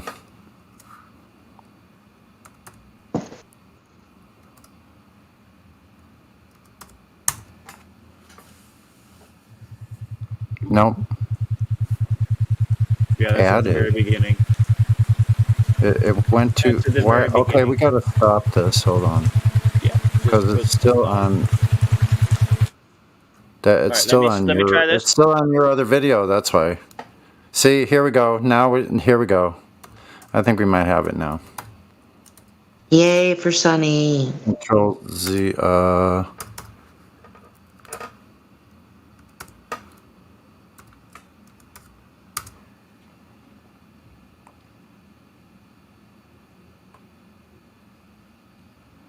It pulled it up, but it's. Oh. Hey guys, Rob Skiba here. So it's taken me a whole lot longer than I thought it would to get the extended version of the Chicago Skyline video done, mainly because I've had a whole lot of other stuff I've had to get done and been working. Okay, is that the wrong spot? That is the wrong spot. So 5430. He starts talking here. Let me just click. Like literally, I click on my link and it goes right straight to it. Really?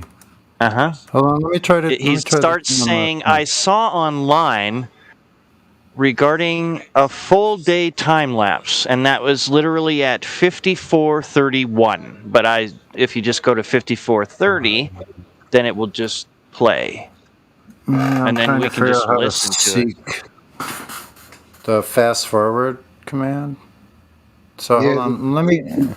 It's what the seek is, whatever the code.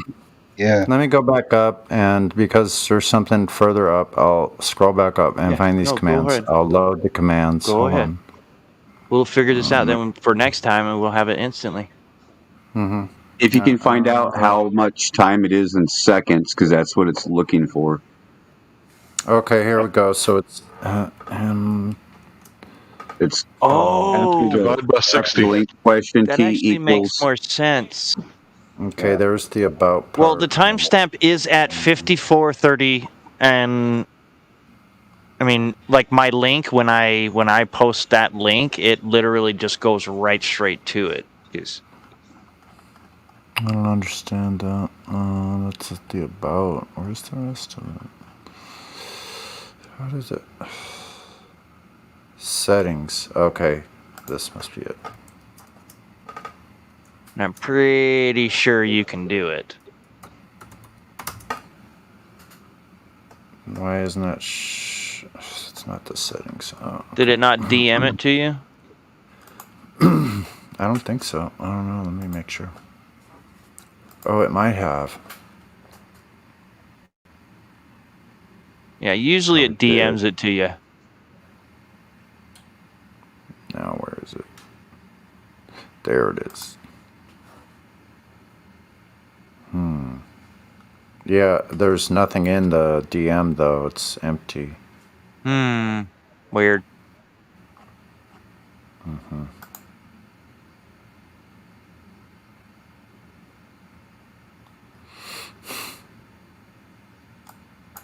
Trying to figure out how to display these settings like it was. Here we go. It's oh, here we go. Help. Duh. Last thing I would have ever thought. What did it do? Wait a second.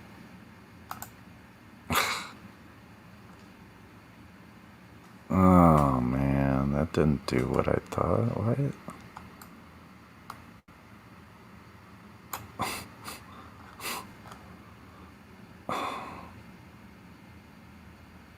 Do do do do do do do do do do. About didn't do what I saw. Commands.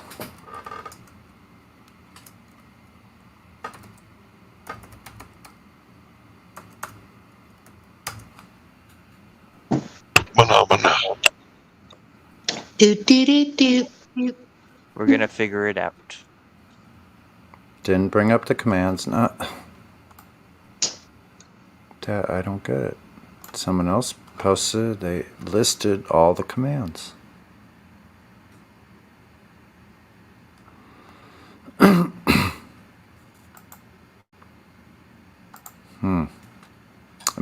It might take a mod to do it. No, you should have access, Sonny, because we've got DJ bot control, so. Doing a lot of other projects and traveling and doing conferences and stuff like that. I've still been plugging away at this, just a little bit here, a little bit there. But wow, the more I do, the more I realize. That I linked, that was just a sample video. That's. We can stand probably watching it or listening to it from there. But see, what you have to do is you have to go to the video. If you can give me the video on YouTube, I can go to it and then give you the link for it. Here. Because if it played that link at that specific time mark that I marked, then it would have been perfect. Yeah, I tried that as well. Yeah, that one right there is the full video. And you said at 57? 38? Hold on. 5430. 5430, yeah.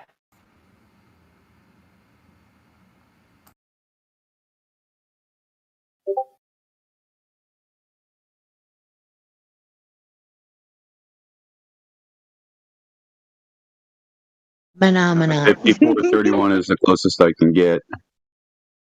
Start at time. Cool. Yeah. So go. Do it. Here, I'll do 37.7, or I'll do 32.70 instead of 32.71. That should take it back 1 second to be on that same time. Go zero like that.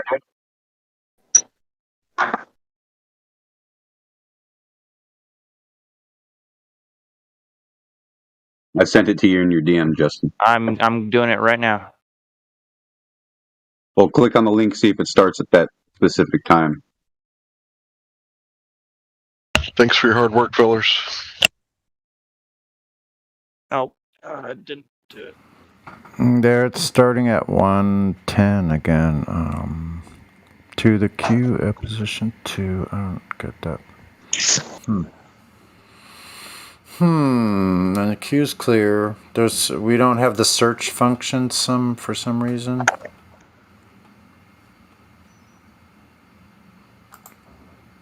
I can't even seem to list the commands. Your link does when I click it, but not when the bot does for some odd reason.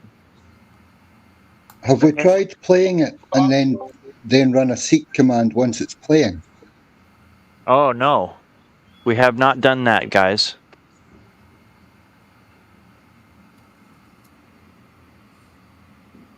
And we would need it to go to 3270, right? Yeah, so let's play it again, right?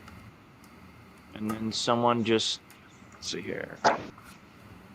30, what was the number? Seek? We'll Hey try guys, Rob Skiba here. So it's just taken me seek a whole lot longer than I 3270. thought it would to get the extended version of the Chicago Skyline video done, mainly because I've had a whole lot of other stuff I've had to get done and been Weird. working on a lot of other projects and traveling and doing. I paused it. Yeah. Yeah, you put 3270, you might need 32.70 or 0.32.70, I don't know. Yeah, see, I got that too, Mike, but You did seek and you need skip, right? Oh, no, that's never mind. That's skip track. Never mind. Skip yep. Yeah, no. Yeah, I think the decimal points for the timestamp, the dot, you need that code. I'll cut and paste all these commands because I can't seem to get them to display the commands. Somebody else did. I can't seem to display it like they did. I don't know why. So I'm just going to copy it. What's the? It's just like what Mike posted now, but it's longer. It has DJ commands too. So hold on, I'll post that in bot. I'll just post it further down. Gives two specific song. So there's that's what I've been looking for. You guys got to get this right in memory of Rob.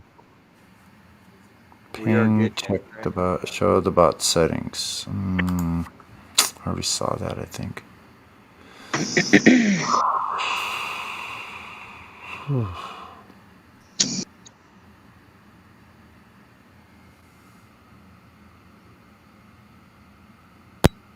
Move track.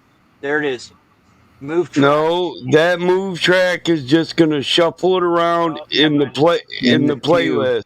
Yeah, in the PQ or the playlist. Yeah. Listen, there is no fast forward. There is no rewind. Just let it play. Amen. Okay. Yeah, I know. I just gave you a complete copy of all the commands, dude. There's no rewind. There's no fast forward. I said this for the last 5 minutes. I couldn't figure out what the hell the problem was, and my cat stepped on my headset and turned the mute on. Son of a bitch. That happens. That's the last time I give him some of my scrambled eggs. That little bastard. All right, here we go. Hey guys, Rob Skiba here. So it's taken me a whole lot longer than I thought it would to get the extended version of the Chicago Skyline video done, mainly because I've had a whole lot of other stuff I've had to get done and been working on a lot of other projects and traveling and doing conferences and stuff like that. I've still been plugging away at this, just a little bit here, a little bit there. But wow, the more I do, the more I realize there's more to be done, and the more I say, I realize there's more to be said. This video is already several hours long. I've been working on this for about 7 months now, and so a lot of what you're going to hear was actually recorded in 2016. I'm now picking the project back up again in 2017, and I've decided to just divide this up into multiple parts. That way I can at least get some of the content out as I finish it in durations of an hour or less. Now, I've already been releasing bits and pieces of this video in short chunks on YouTube, but this is the elaborated version from which those were derived. So this was going to be part 1, and I call it Refraction, Magnification, or Curvature. And it's going to deal with the issue of, are we looking at looming? Are we looking at atmospheric lensing? What is the deal with the Chicago skyline? So I'm going to use this video to sort of lay the groundwork for the videos that will follow. Again, all this is an elaboration on the Rob Skiba Proves the Chicago Skyline is Not a Mirage video, which was basically just a half-hour highlight video of the trip, just really giving a high-level view of what we did. the series I'm working on now is going to really elaborate on a whole lot of things and help to explain my ultimate conclusions after that trip. And we did that trip back in June of 2016, over the weekend. It was my birthday weekend, actually. Went out with Rick Hummer to go on Lake Michigan and determine whether or not the Chicago skyline, as viewed from the other side of Lake Michigan, was in fact a mirage or not. And that, of course, came as a result of seeing this news report in April of 2015. This is from Joshua Nowicki, and what you're seeing here is a mirage. We typically would not be able to see this from the Lake Michigan shore. We talked about this last night. Conditions are right on the lake that we're actually seeing a mirage of the Chicago skyline. Very interesting here. Here's what's happening. This is a good example of a superior mirage. So Joshua was on the Lake Michigan shore. He was looking towards the west, and Chicago's beyond the horizon. Should not be able to see it. However, with the right conditions, we have an inversion. We have cold air near the cold lake water and some relatively warmer air above it. This will bend the image of that skyline back towards the viewer. And so typically we would not be able to see this. This image would be viewable from much, much higher in the sky, up in space. But instead, we're able to see it on the Lake Michigan shore. Now, when I first saw that, I immediately, just looking at the picture, I'm like, there is no way that is a mirage. And Rick was saying, definitely not, that he's lived in that area his whole life, and he actually got in trouble in school for saying that he could see Chicago from the other side of Lake Michigan, and because that goes against what we're told about the ball. You can't see over the curve, you know. So because Joshua Nowicki was able to see the Chicago skyline from the state park that he was in, and by the way, he was at about, I believe the elevation was about 200 feet, and he was somewhere in the vicinity of about 53 miles away, according to the Channel 57 news report. And depending on where he was in the park, looking toward the west, he was looking on a heading of about 260 degrees to the west. We were not able to get that far north where that park was to charter a boat from that area. We were only able to charter a boat from a company that was further south in New Buffalo. But from where we were, looking on Google Earth, the distance that I saw on Google Earth was 46 miles.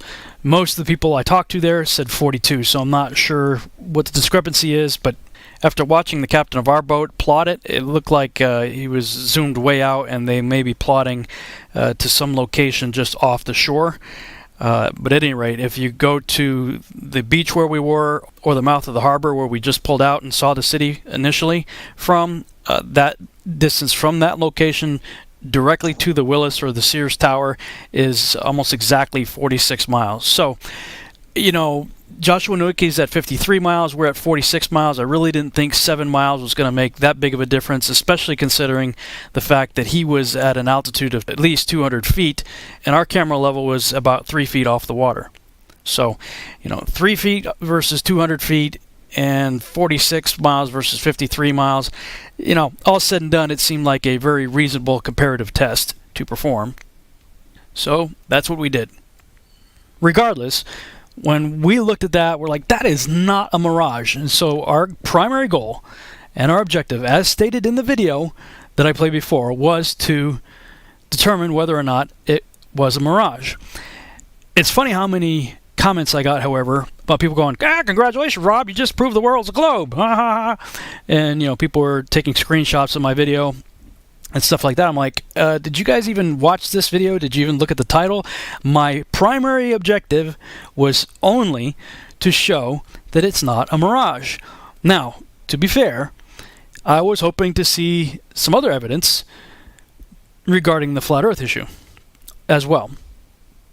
So this video will deal with both the mirage issue as well as the issue of globe versus flat. Now, I wasn't the only person who questioned the Chicago skyline picture, whether or not it was a mirage. Lots of other people out there in the internet community looked at that and said, that's a bunch of garbage. You know, that is not a mirage. And one of them was a guy named Rich from the YouTube channel Mr. Thrive and Survive. And I'm just going to play a clip here from a video he did after he saw my highlight video of the Chicago skyline.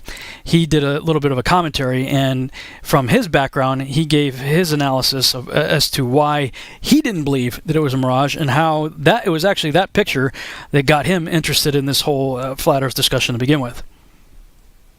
Rob Skiba recently, I'm sure with his own money and with the money of a friend of his, went and flew to the Lake Michigan area, and on their own time and money, and went out to debunk this right here, which is what got me into flat Earth in the first place. This picture right here of the Chicago skyline, and the mainstream media's lame expression that this was, or contention I should say, that this was a superior mirage. And most of you guys know my history as a weatherman and different things like that. I've taken thousands of at-sea observations and know what a superior mirage looks like, know what it does not look like. And there wasn't one aspect, not only visually, that was a superior mirage in that photograph, but the atmospheric conditions absolutely were not correct for a superior mirage, and also for the depth of the projection of that mirage. For it to be a mirage and be projected like that would be in the magnitude of a 5,000 foot deep, roughly. Okay, I'm going to show it. The inverted image must first be lifted 2,400 feet and then inverted. This is how it would work, guys. And then I'm going to show you how they showed this, but didn't show you the height because they showed how ridiculous it was. So after it's inverted, this is what the superior mirage would look like. This upside down thing here at 4,800 feet. But no, that is not what we saw, is it? No, we saw it rectified up. So to rectify it up, you have to add another 2,400 feet to get to look the way it did on the surface. Not to mention the water line also had to go all the way up there with it as well. So we got 5,200 feet here. That'd be the world's deepest inversion from the surface I'd ever seen. Now, just to show you that the weatherman did that, let's take a look at that. Okay, I've inserted the image of the weatherman. Now let me do this a little bit slower. Okay, let's take this down. So here we have the original from the shore looking out, if it wasn't a mirage, correct? This is what we know to be the truth. You would have to invert it, which is exactly what he shows here. He shows a ship right up, right side up, then it goes upside down, then you got to flip it up again just like I did, and then you got to raise it up one more time just like I did, because it has to be put right back up again. See, what they're not showing you is the ridiculous